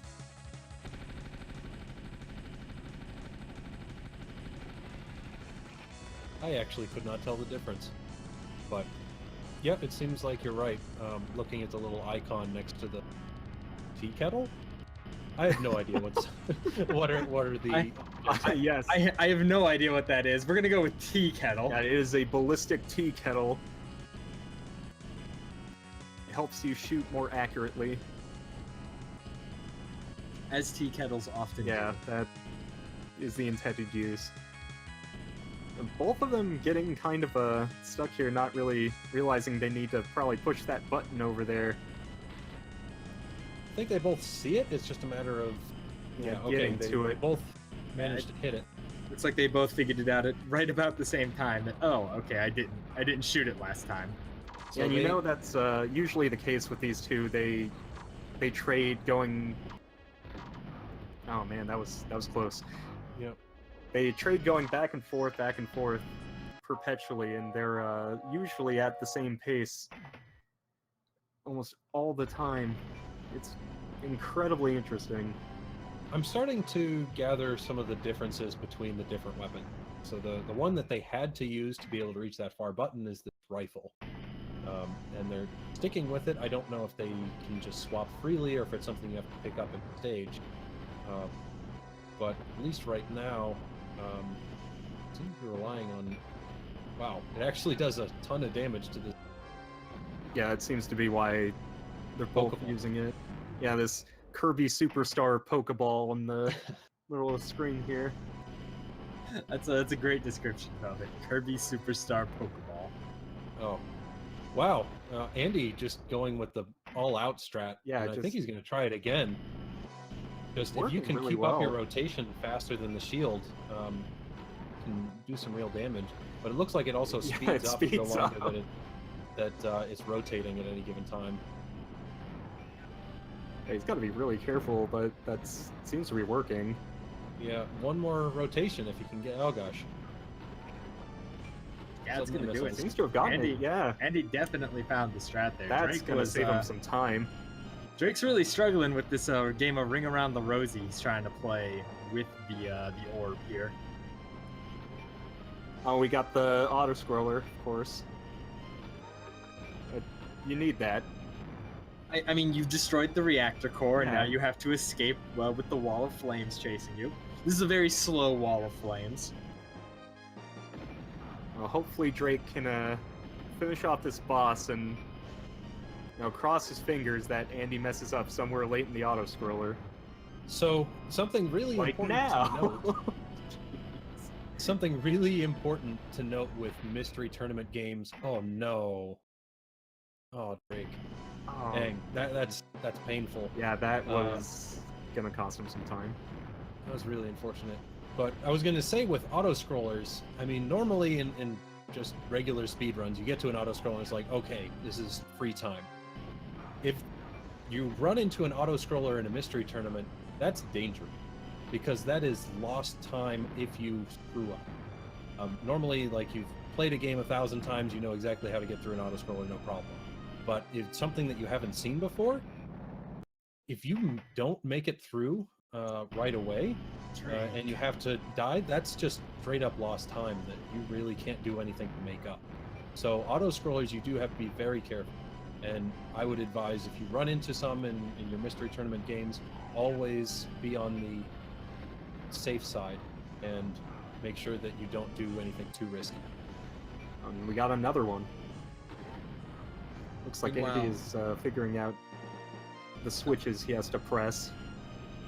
Meanwhile, poor Drake, he's that died was- twice now to that final laser attack from the boss after, he's depleted its health bar completely. Don't That's make just- it 3 times. There he goes. He's. Oh, there we go. Okay, so now he begins. Andy did have 1 or 2 deaths in that first auto-scroller section, and depending on what happens here, I mean, it could very well allow Drake to catch up. So, wouldn't count 2 on it. I also have no idea if this is actually the end. We usually associate these escape sequences with, hey, you're basically done with the game, here comes the credits. But not necessarily true for something like this. Oh gosh. Oh my god, it just one-shot him. Look at that. Yeah, do not let that guy shoot you. You will Holy die. cow. Oh, Frogbot does not take any prisoners.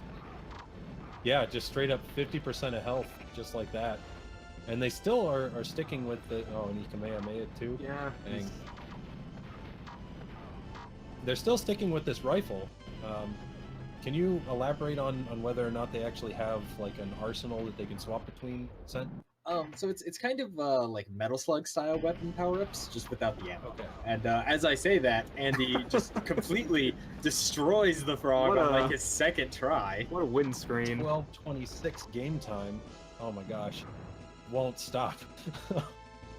That is that is horrifying to me. Can we go back to Hudon and Hudon? Oh no, looks like Drake might miss the switch. Oh no, he grabbed it. No, he sees it. Unlike Andy, unfortunately, did not catch the switch the first time, and after it scrolls off screen, you That have is- no hope. Yeah, that is punishing. Oh Oh no. Sniped by the Robo.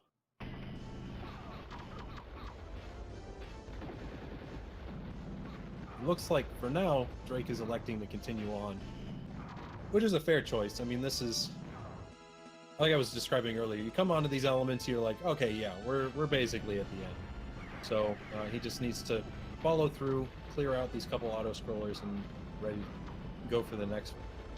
But he also is sitting on the knowledge that he's now, at least in this set, he's lost 2 in a row to Andy. So it's basically do or die for him now. He had that 1 game advantage going in, but he's about to get swept if he can't pull off in this next. Yeah, the stress has definitely got to be on for him at this point. Because of all people, he is playing against Andy as well. Andy, one of the most consistent players in blind racing, just in general. And Andy has to just be really, feeling himself right now. Like, he won a puzzle game in Fragments of Euclid, which is, if Andy has a weakness, it's puzzles. And he demolished that game. He absolutely destroyed Mogijet, and now he's 1 game away from taking home his 5th or even 6th, if you count the Mystery Tournament Invitational, Mystery Tournament win here. We've only had 12 tournaments, and this man could win half of them with this next game. Danger. So, yeah, in chat, yes, how do you want to do it?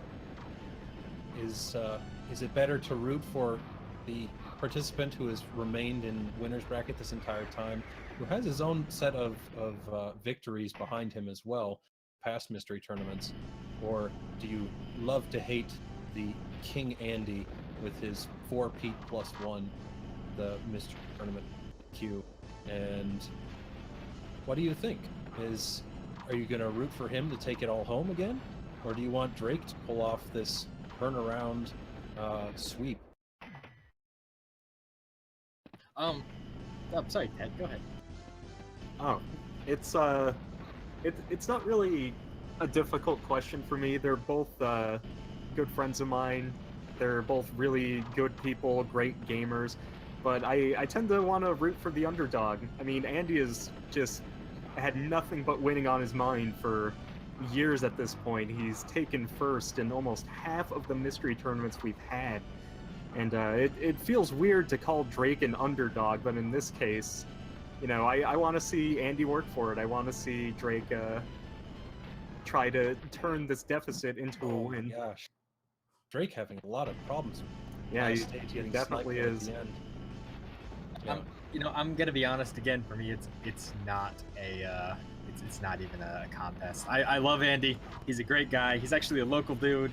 Sometimes we hang out at conventions and whatnot. But I want to see someone take him down. I made an open call at the beginning of Mystery Tournament 12 that this was the event that Andy falls. Somebody stop this man. Drake is our hope right now, and I believe in him wholeheartedly. He can bring this back, and I want to see it happen. So just for full disclosure there, Sent, who did you have winning at the top of your bracket? You know, I've actually never officially made a Mystery Tournament bracket.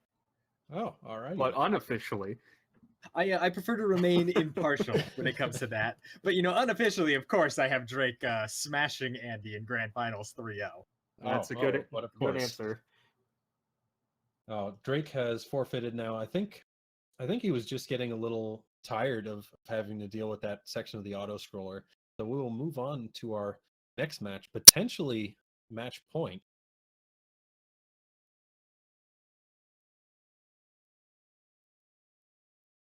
Yeah, hopefully that's a calculated decision by Drake to just let the game not get to him, move on, and not let himself tilt. You know, I gave Drake some sage advice before this matchup. I told him, don't mess up. And I think he's really taking it to heart. Hopefully. Overall, I don't really have preference on who wins the overall tournament. I mean, either way, they're putting on a great show. But for this next match, I want Drake to, because we got to get to that match 5 or 4, I guess, in this advantage best of 5 set. And I want to see what more games we have in store that have been kept away in the archives, so to speak, of Mystery Tournament Finals game options. And speaking of games there, Omni, next up is a very special game. This game was actually kept secret from just about every single person on staff. Oh no. Exerno knew it existed, I knew it existed, and outside of that, barely a soul even knew it was real. Sometimes in Mystery Tournament, you have to play old classics with a new twist. Sometimes in Mystery Tournament, you have to play new games that you've never heard of. And sometimes in Mystery Tournament, you have to play games that we've built just for you. I'm scared. This is, of course, one of those. Oh boy. So, ladies and gentlemen, everyone, I want you all to get excited and I want you all to get hyped because we have a game by our good friend in the audience, Jal, or Worms, as he is also known. Because we're going to have the long-awaited sequel to Super Monkey's Ball. Oh no! Super Monkey's Bouncy Day. Rip Drake's Mystery Tournament experience. If this is what knocks him out, I'm gonna hear about it for a year.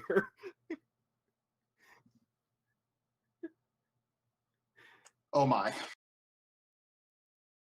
So, for those of you who unfortunately never got to experience Super Monkey's Ball, Super Monkey's Ball is everything that makes Mystery Tournament great. It was Choose your monkey color. It had everything you need. It had monkeys. It had terrible physics. There was a math section at one point and turned into a 2D platformer. And the entire race was scrapped because of frame rate issues tied to monitor refreshing. It was just the quintessential mystery experience. Was wonderful all around. And now we get to experience the sequel prequel that nobody wanted, Super Monkey's Bouncy Day. But first, you know, the runners have to read the pace bin. There's some very important information in the pace bin. And they have to customize their monkey. Because, of course, you wouldn't just go in with a basic monkey. You got to have your monkey if you want to stand a chance. Especially if you're Drake. Because this could be the game that seals the deal for him here. And gives Andy his 5th Mystery Tournament win. Man, this BGM is something else. I just have a feeling we're in for much more. You know, Sen, I was gonna ask if this was kept secret for a hype factor or because you were harboring a war crime in the making, and I'm gonna pose that question again to you now. A little bit of column A, a little bit of column B. In all honesty, this is a video game experience, and that's really all I can say about it in terms of positivity. Oh, Right, I'm gonna shoot out another question to both commentators and chat. If you were Drake right now, what color would you pick for your monkey to ensure the best result? oh boy. And what color would you pick for your pogo stick? You get to customize that too. Oh Yeah, my god. that's also Options. important. Options. Oh. You know what? I'll go first. I've already played this game a few times to iron out some of the bugs. I personally went with a purple monkey and a black pogo stick. I think that is the optimal bouncy day combination. I was thinking red monkey, silver pogo. That's stylish. That's stylish. Ted, what kind of monkey would you go with? See, I'd probably go blue monkey. It feels like it's the luckiest color. And probably red pogo, because the red pogo goes faster than the other pogo What's wrong colors, with the I would monkey's assume. face? What's right with the monkey's face? I mean, we had a 3D model artist lovingly work on this game for all of 3 minutes or so. It's about 2 more minutes than I expected. Now, you might notice that the pogo stick is clipping into the monkey. Don't worry about that. That is 100% natural. I'm pretty sure that's just the natural shape of a pogo monkey. Yeah, the pogo's like not they're- separate from the monkey. It's part of the monkey. They use it in their natural habitat to get sustenance. Yeah, that's why it's a super monkey. This isn't an actual monkey. It's a super monkey. They have pogos incorporated into their body. They use them to get around.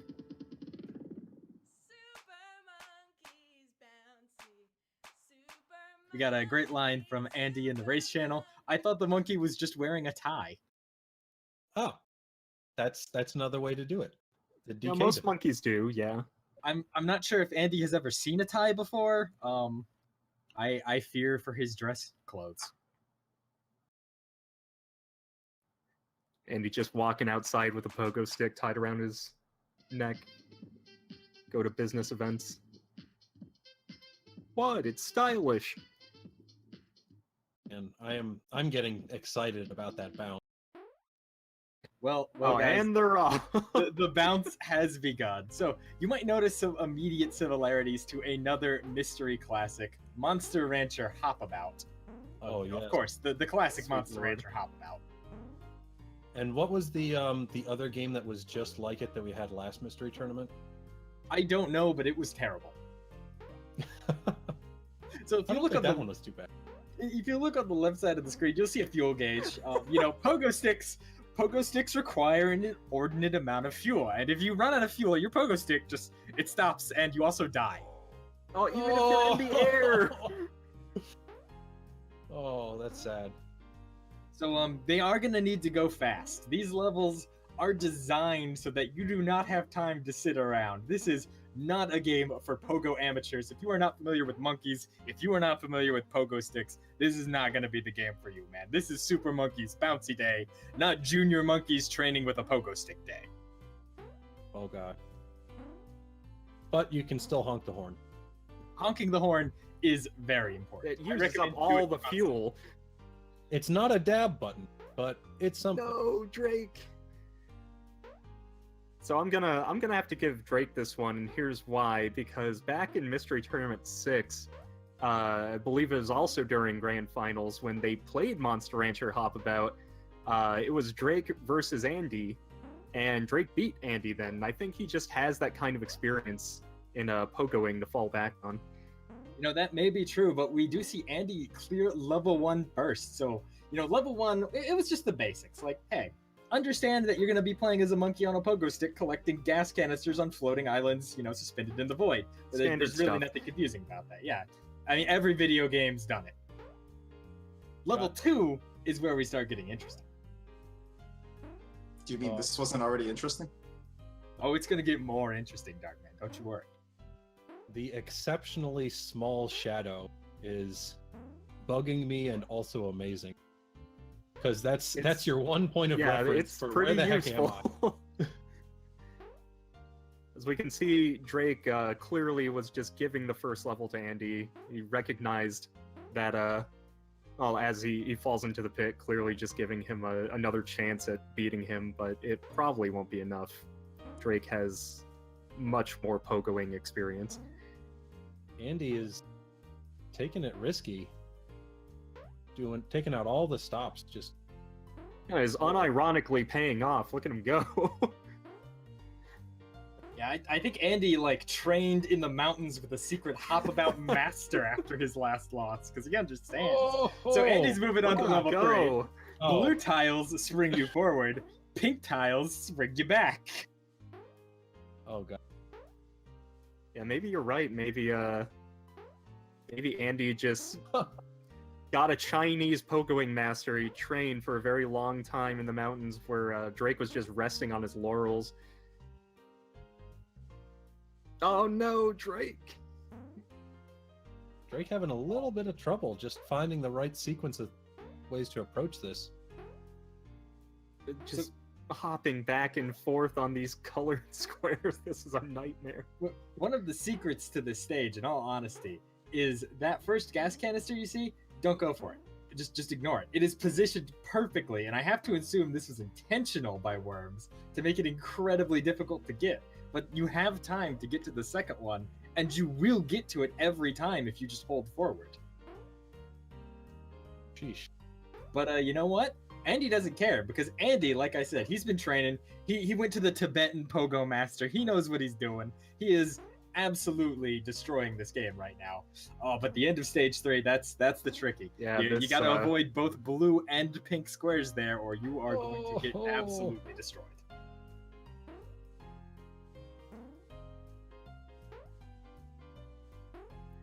Now, from what I understand, this game was developed in less time than it actually takes for the runners to get through it. You know, I'm not sure how that's possible, but I believe it, frankly.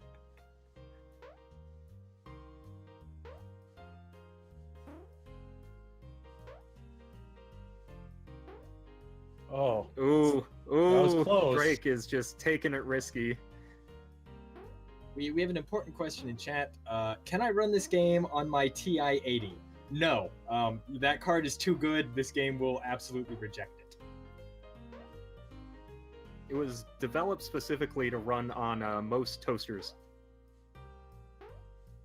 Yeah, the game actually crashes if you're not playing on laptops integrated graphics. That's the mystery catch. And Drake just tragically running out of fuel over a fuel canister. Well, I think he's still figuring out. That was his first attempt at this instance, so now he knows how he has to deal with that second pink block. Although, yeah, no, he's just skipping straight ahead. Yep. That was bold. No. A little too much. Yeah, Drake's found the real strategy for this stage. Don't even play for that first fuel canister. It's not worth it. Just bounce to the second one. Andy's still going for that first one, so every time he has to restart the stage, he's losing a ton of time to try and pick it up. And that might be the deciding factor. Can't believe there's speed tech in this game. Oh wow, the pink is deadly. Yeah, if you hit those pink squares in the wrong spot, you are just dead. There is genuinely nothing you can do. It moves you forward. Blue squares and pink squares move you forward and back respectively in set distance, and you cannot modify that. Yeah. So whereas the rest of the time you kind of have some amount of no, he's probably smart. Very smart on Drake's part to recover from that. He basically shifted ever so slightly to be able to hit the squares immediately before, so he didn't have to worry. Oh gosh. Oh god. Get him. Regardless of blue or pink, if you hit a square here, you are just dead. Drake pulling it off. The Pogo Master, like we said. So welcome to stage 4. Green squares speed you up, red squares slow you down.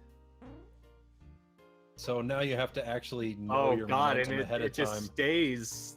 Oh.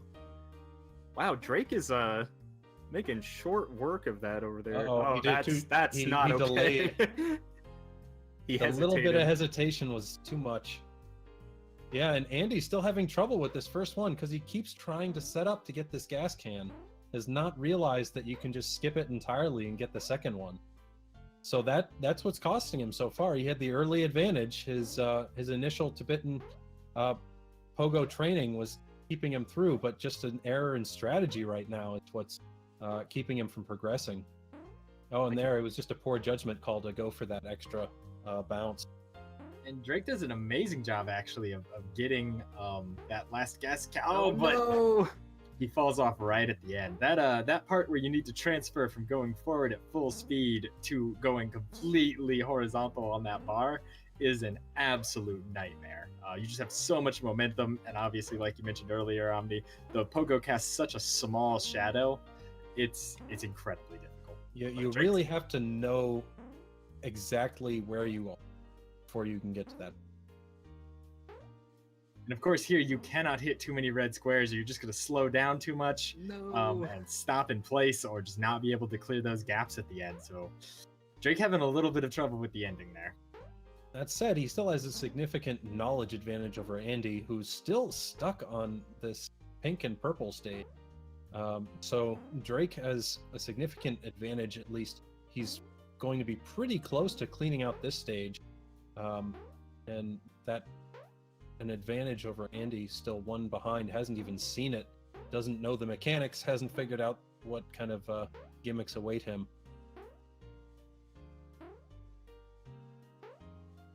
All right, Andy has a chance here. But he's going for the blue tiles. That's so risky, but he makes it work. If he could get to the end of the stage. All right, he does they're it. tied up. But Drake certainly has a lot more experience with this stage.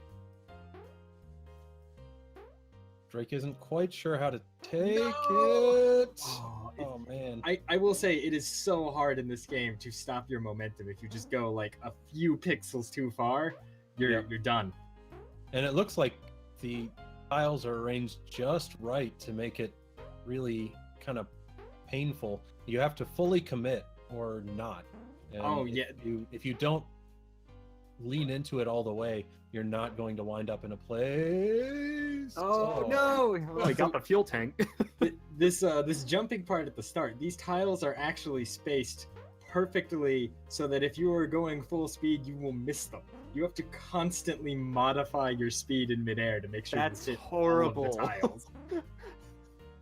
That's some cruel level design, but it is exactly the kind of thing that is going to separate out a real mystery tournament champion who realize and manage that. We can't have people just winning by holding forward all day. You gotta work. Yeah, no, they need to recognize their speed and adjust their velocity with almost no visual indication, and then somehow transfer all of that forward momentum into pure horizontal momentum. And keep in mind, they have a fuel limit. There is no time to slow down in this level. If you take even one bounce too long to get to that fuel canister, you're dead. It's over. This fuel limit is the killer here. If they could just slow down and just manage themselves a little bit at a time. Oh, every time Drake just slightly overshoots. Oh, but Andy's going. He's definitely showing his training. Oh, I believe this could be it. And there his we go. training has paid off. So we got a stage 5 bear block. 4. Oh. What? So this stage is modeled after the mystery classic Ralph 4, which is a little 2D game where you have to avoid the teddy bears as you make it through each of these top-down stages. So we're just kind of emulating that here with Super Monkey's Day Out. This stage is actually particularly mean because you need to get this fuel canister. It looks like you can skip it, but you can't. You will die about 2 frames before you touch the goal, and I've tried so many times. Ouch. So hopefully neither of them thinks that they can skip that. Meanwhile, Drake bounces over the fuel and then he falls into it as he dies. Where we pointed to the pink and blue stage as Andy's weakness, turns out that this green and red stage is going to be Drake. Oh no, what So- is going on here? Welcome to stage 6, No! Super Monkey Sudoku. Oh my gosh. The racers need to complete a Sudoku puzzle while managing their fuel. This is a nightmare. I said Sudoku instead of Picross. Excuse me while I go commit Sudoku 25 by 25 grid. Well, we'll be here a while.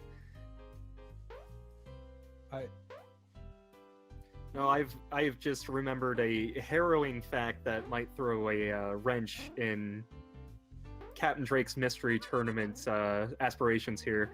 He also had a Pogo game in Mystery Tournament 9. He played against Trisscorp in Pogo Sticker, and he lost that one. So maybe that's evidence that his Pogo skills have been waning over the years. So this board is actually incredibly tricky to complete, in all honesty. You can unmark squares that you've successfully marked, and if you break the puzzle, it breaks the stage going forward. You have to fix it. Oof.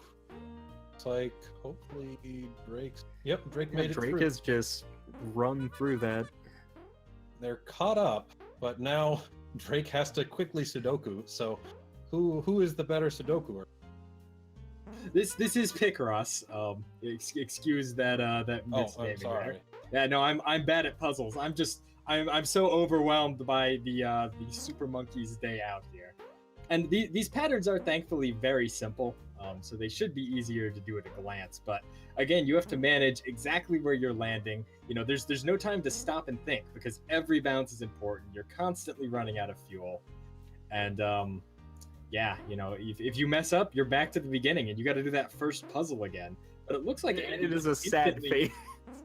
Andy instantly knows what they're going for here, and he successfully makes the giant X they were looking for, and he's going to move on to the next level, Super Monkey's Lawnmower.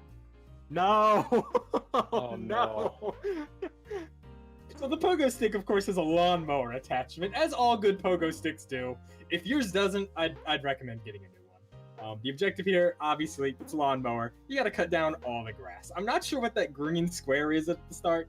I don't know if it does make you go faster. I'm not sure. I don't think it's important. What is important is that you cut all of the grass and don't touch any of the rocks. Rocks Oh, are wow. bad. So Drake keeping up too. We're all lawn mowing now. And Drake, of course, as a top 8 finalist many times himself, has plenty of lawnmower experience. He should know exactly what we want of him right here.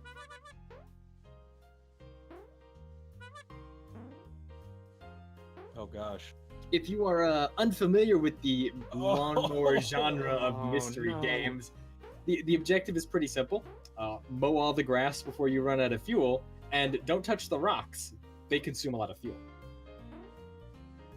This has to be especially frustrating for Captain No Mo Mo Drake. He has been fed up with lawnmower games for years at this point, and this can't be helping him. All right. So it looks like this stage actually has a fair bit of strategic use of all of these different gas canisters. You can see them ahead of time, so you know what to expect, but you have to plan out your launches. So he's purposefully waiting on that so he can utilize it at a better time. Andy Goes actually for- super smart there. He saves the initial gas can to the very end, and he's gonna make it through that stage. So now we're in something Oh else. no. Super Monkey's Sokoban. The classic block pushing game, now with monkeys and pogo sticks. Oh my gosh. The And honk button wasn't just a joke, it's required. Oh my god. what cruel people have done this. Oh man. Well, just like that, they're tied up again, but it seems like Andy Drake is trying understands. to click on it. He does not know that the honking is what. He has not figured out the importance How could of honking. you? How could you understand? What leap of logic would ever make you think, you know what, I have a box here and I have a monkey on a pogo stick. Obviously, I should honk. Obviously, yes, honk at. Boxes are naturally repelled. By This is honking. some late '90s adventure game logic train right here. Well, I mean, my monkey's on a horn. pogo stick. I might as well use horn on box. So it's actually fairly sad if this is what ends up being Drake's downfall, is just the not connecting that horn does something other than make noise. Because they came into the stage at approximately the right time, but Andy just immediately, maybe just because he likes to press the horn button, found out that that's what moves them, and Drake is just stuck. He's not quite figuring it out. When it comes down to it in a game like this, Omni, we were talking about earlier where you have a puzzle game and you can either just try things or you can exhaust your options. This is a game where you really don't have a lot of options, right? I mean, you can move and you can honk. Moving isn't working, so I mean, you gotta honk. Got it now. Although he's gotta be careful, it's gonna, split him apart like that. I just want to take a moment to mention a specific comment in the chat, which I think sums up everyone's feelings correctly. We have known renowned bad game player Author Blues saying, "Why does this game exist?" So if you know a man like Author Blues saying why this game exists, you know you have some deep self-reflections to do. Yeah, I mean, if Off is saying this game is bad, it's bad. No, what? Now we have Super Monkey's Formula 1 Racer. I mean, Monkey has had enough bouncing. He's just gonna drive to the city in his sports car, as Monkey do. I gotta kind of wonder why he didn't do that in the first place. Well, he was just enjoying his bouncy day, but now it's time to go to work. Drake not too far behind, so long as he doesn't mess up here. And this is actually a stage that's way more difficult than it looks. It's so easy to slide off the track, and once you are partially off, there's no way to get back on. It's just over. Keep in mind, of course, you have a limited amount of fuel, and Andy, he's so close to the city, but he falls off the track at the last second. No, Drake too. Yeah, so it looks like the wheels, ignore the wheels. It's really just that kind of red center area that is the car. And if that leaves the track, you are hosed. Or what? The heck? Maybe not. Or unless you unleash the secret strats forever. Oh no. Okay, so we got a boss fight. We have the boss fight. The evil space monkey throwing bananas at you. Now, if you played the original Super Monkey's Ball, you'll know that Monkey does not want banana. He wants egg. So obviously, all of these bananas are terrible. You must get rid of them. Joking aside, if I were Capndrake right now, having just been tilted off the face of the planet by the previous two games, this would probably have done me in no time. This has to be definitely trying on him. Oh, and Andy's running low on fuel. Is he going to be able to honk? Oh, he does it. He wins. Successful honk. But it's not over yet. There's one final stage. Oh, is it egg? Gotta deal with egg. What? Can he defeat the egg before the fuel runs out? No, get him! Go! Egg. Got him. Is that it? That does it. Good work. You've led Super Monkey to his first taste of that which sustains him. Please swap your disc. To Super Monkey Ball to continue the adventure.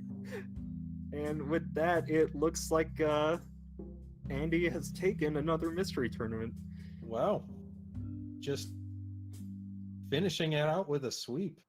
So that earlier 0-2 match against Drake for Andy in winner's bracket just completely turned around here as he just sweeps Drake in the grand finals. So really, it's something incredible just to see Andy pull this off again and again and again. Always making it into top 8 whenever he has the full opportunity, it seems.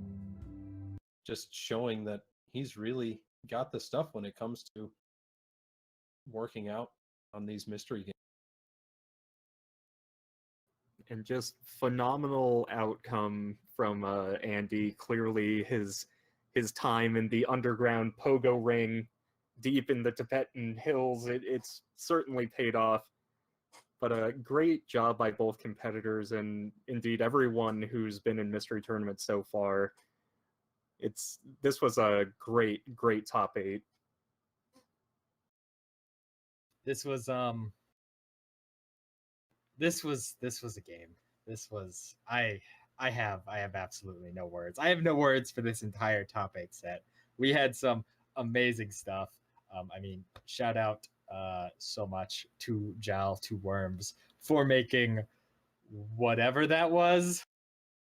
It was an experience. I would say my one regret from this set is that we again do not get to see the secret super special game that Cent has been hiding for many mystery tournaments, reserved exclusively for grand final. Didn't we meet that criteria once? And we did, and the yeah. one person who might possibly have played whatever game this is was in that setup of final, so we did not get to. Maybe in Mystery Tournament 37. We'll get there. All right. Well, Omni, thank you guys so much, as always, for being here. It's been a wonderful pleasure to have you guys with me. I've needed some people with me who could help me keep my sanity, because even knowing what that game was, I could not keep it under control, let me tell you. Well, I'm happy to have been here to shoulder that burden. Thanks for having me, and thanks to Speedruns Live, Darkman, all the testers, Boney, and all the competitors, and indeed the winner of Mystery Tournament, Andy, once again for putting all this on. It takes a lot of work and a lot of love and a lot of people just putting the extra effort in, but it's legitimately one of the highlights of my year, and I'm so happy to be a part of it every time. Yeah, it's always great to see mystery. Not just because, the crazy games, finding out whatever comes next, but just to see how people deal with everything. I mean, there were a lot of surprises throughout all of the top 8, and even throughout just the rest of the tournament overall in terms of who's winning, what strategies people employ. But really, it's something that I always enjoy, just getting to see how people deal with problems and being able to absorb that. I feel helps me to actually be a better player as well, which I don't know, we'll probably never see until Mystery Tournament 15 when I try again and do medium well. I look forward to it, Omni. And speaking of Andy, ladies and gentlemen, we have here your Mystery Tournament 12 winner, 5-time Mystery Tournament winner, and the winner of the Mystery Tournament 27 GDQ Invitational, Mr. And 4H. Andy, how are you doing? Great. First of all, 27 was a long time ago. Man, I have a long legacy. Second of all, man, that was spooky.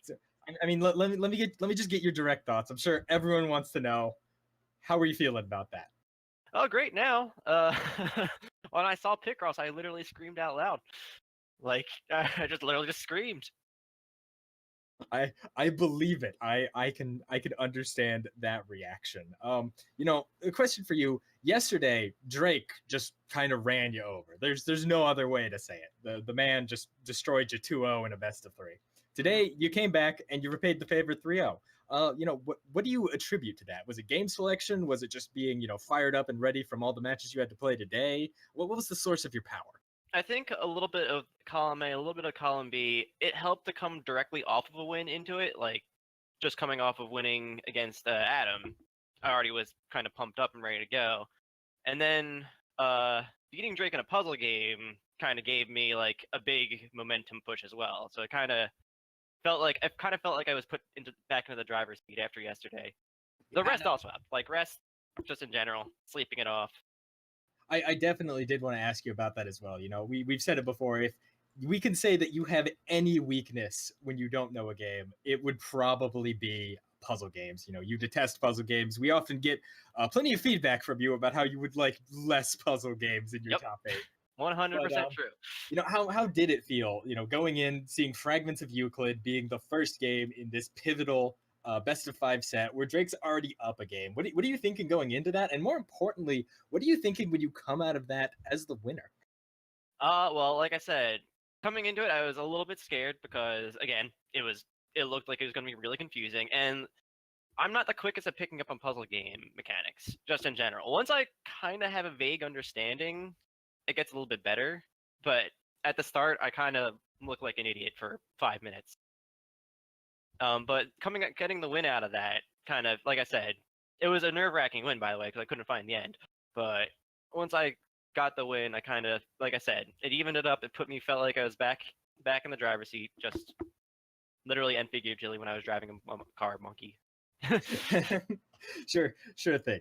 Now, the second game you guys played today, Mogijet. I liked it. Yeah, that was definitely something that seemed way more your speed. Give us some insight in general, how you approach a game like that. What's your mentality going into it? You know, we saw towards the end of that race, actually, you had a pretty disastrous mistake in one of the auto-scroller sections where you didn't hit a button. I mean, I could have sworn I hit that button. I could have sworn I hit it, but I guess the bullet decided to go around it. But I wasn't like that tilted. I felt like so here's how it started. All right. Going into it, like when I go to an action game like that, I think run and gun first. So I was doing that, and then once I started realizing I had to be patient at some parts, I started slowing down a little bit. And then at level 7, I realized, you know, this control scheme is not actually good for me. So I literally stopped for like 20 seconds to change my controls. Like, you saw me stop for like 10 seconds level 7. I was swapping controls around. Yeah, we were wondering what that was, because we all thought like, oh no, did his game crash? Like, no, is something happening? I was swapping my controls to something more comfortable for me, and as you can tell, it made things a lot easier for me and a lot better. Yeah, I mean, that is a legitimate strategy, and I think that's something we don't see other racers do. In fact, I can't think of another racer who has done that. Just stopping mid-race to adjust your controls based on the game. It was a gamble that I was assuming would pay off because I would assume I'd mess up a lot with my controls the way they were. So I feel like it was a small investment for massive rewards. I mean, being able to make those kinds of decisions and have, you know, that kind of thought process on the fly really is, you know, what qualifies Andy to be a mystery tournament champion, what qualifies him to be a 5-time mystery tournament champion. You know, what would you say to some of your aspiring competitors, both, you know, the classics like Drake and Adam Numbers, as well as any of the new people in chat who are thinking, you know what, I could take him down? Well, good luck next time. I'm vulnerable, but I'm not invincible. But I'm still not going to go down without a fight.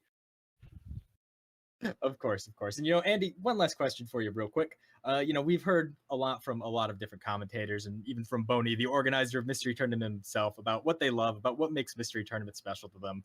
You know, what makes Mystery Tournament special to you? What keeps you coming back tournament after tournament after tournament to just dominate the field? Well, competition, for one. I'm pretty competitive. Number 2... interesting games. I like watching the games that get raced. I like playing the games that get raced. Puzzles notwithstanding. But like playing the Monkey Bouncy Day was both the most nerve-wracking and most hilarious experience I've ever done in a mystery tournament. I also gotta say, I was like, is this going to be a hop about clone? And I was right on the money. Oh gosh, what a silly game. Yeah, I think that game was the first game ever to combine the Monster Rancher, Hop About, and Kaizo Mario genres. It was a treat. And then through the lawnmower level. Why? Look, it's not a mystery tournament without lawnmower, Andy. You should know that by now. Well, I wasn't at last top 8. Was there lawn mowing then? Well, there was supposed to be, but that's a story for another day. But anyway, Andy, you know, thank you so much for coming out here. Congrats again on winning Mystery Tournament 12. It's your 5th Mystery Tournament. It's your 6th Mystery Tournament, even if you want to count the MT Invitational. You know, congratulations to you, man. Is there anyone you want to give a shout out to, or anything you want to talk up real quick? Shout outs to, well, first of all my friends and family who always have my back no matter what. Shout outs to Boney for organizing this masterpiece time and time again, putting time out of his day. Kudos to the testers. The game goals were mostly better than past years. I'm gonna say mostly because because there's that one time my friend Crankhead got that really short puzzle, not even puzzle game, that short action game, and that was subpar. But every other game has been, the testing has been on point. The games were way better. The goals were longer, which is what I've been wanting for a while. It's been a good ride. I also like to thank my friend Becca, who's always had my back for the past couple of months. Feels good. Glad to hear it, Andy. Glad to hear it. Yeah, we cannot thank some people enough. First and foremost, Boney. This man has worked tirelessly behind the scenes for years at this point. I cannot stress that enough, that Boney has been doing this for years. And sometimes he's been doing this as almost a one-man show. And he is just somebody we cannot thank enough. He's an awesome dude, guys. Please give him as much love as you can. And huge shout outs to the testers. I'm not including myself as one of them because, frankly, I exist to make things more complicated, as you could see from our top 8 lineup. XNO, Blasphemous Roar, Alpha 5, Chewcat, Orville, everyone who helped out test, as well as, of course, the legendary Crystallic Chaos and Boar Deathly. Even though they are no longer with us, they paved the way for so much of what we've done recently that's really made Mystery Tournament jump up in quality. Thank you guys absolutely so much for everything you've done. Thank you to everyone who entered the tournament this time. Again, we consistently keep above 100 entrants. It's, so much fun. And you know what? The tournament only gets better with the more people that enter. The more people that enter, the more crazy and diverse and fun, wild, wacky games we get. And guys, there's no pressure. You should join MT13. It's all for fun. Hey, maybe you go 0-2 and you drop out of the tournament, but you stick around and you join some more matches. Maybe you find some games you like, or maybe you just find out that you really enjoy playing blind games. A lot of great runners have actually gotten into speed running itself by just doing blinds. I mean, back in 2012, I actually picked up my first real run after Super Metroid from just playing blind games with Boney and Blecky and a bunch of the old guys who were around back then. So I highly recommend it. And of course, shout outs to Mystery Funhouse. Those guys are amazing. Seriously, Roar said it earlier. These guys have somehow streamed 200 matches. Normally, we'd be lucky to get the top 8 streamed. Maybe 1 or 2 other matches here and there if there was a channel available or if someone was feeling it. These guys have streamed 200 of them, and they intend to continue to do so for mystery tournaments as we continue, as well as put on other fun mystery-themed events in the off-season. So, you know what? Huge shout-outs to them. And of course, huge shout-outs to our friends over at Games Done Quick, to Darkman for hosting for us. Guys, it's been so great being here. I always love that we get on this stage in front of, a wonderfully huge viewership and introduce them to the fun and random zaniness and just good time that is Mystery Tournament. Well, thank you very much, Sent. Yeah, appreciate it. It's been a very fantastic stream. We've at JDQ have thoroughly enjoyed hosting it. It's always a pleasure to host various events, especially things like the Mystery Tournament, where you just never know what to expect, including a monkey on a pogo stick. But yeah, it was absolute pleasure. Congratulations once again to Andy for winning the tournament. Shout out to the horn button, by the way. It was the most therapeutic thing ever to just spam that every chance I could. But yeah, thank you very much to everybody. Of course, Sent kind of covered it all. So thank you to all the commentators, the Boney, the testers, Mystery Funhouse, and of course the players for participating in the tournament. And also big shout outs to our tech people that helped organize this event. We have Muffins on tech as well as Bryce on tech. So thank you very much. Real quickly, of course. Real quickly, I want to just cover a few announcements before we send you off. Reminder, if you have any sort of event, speedrunning event or showcase that you want to display and you're interested in putting it on our channel, we have an email address that you can email us, hotfix@gamesdonequick.com. So just, whatever idea you have in mind or an event you already have planned out, just kind of give us the details and we'll be happy to kind of talk through it and see what we can do to help you out. Also, just want to remind everybody that we have our next hotfixes next week. That's the start of season 2 by Speedruns Live. So if you missed the stream earlier, at the beginning of the day, we revealed the first game for that, which is Super Mario Brothers 1 Warpless. So we will be having a race every week, Sunday at 2 p.m. Eastern. So definitely hang around for that. And then if you want to participate in that, you can definitely join. Boney linked the description of the thing as well as a news post about the event. You can also join their Discord, which I'm going to link for you right here. So you can join the Discord. You can ask questions about the race. People will be happy to help you out. But yeah, without further ado, I think we have a raid target in mind. So we are going to raid Ultimo Ice. So he's an Earthbound runner. He was actually the finale of SGDQ 2017. So check him out. Earthbound's a pretty comfy speed game. So once again, thank you everybody for watching this edition of the Hotfix, and we will see you next week at 2 p.m. Eastern on Sunday. Take care, everyone.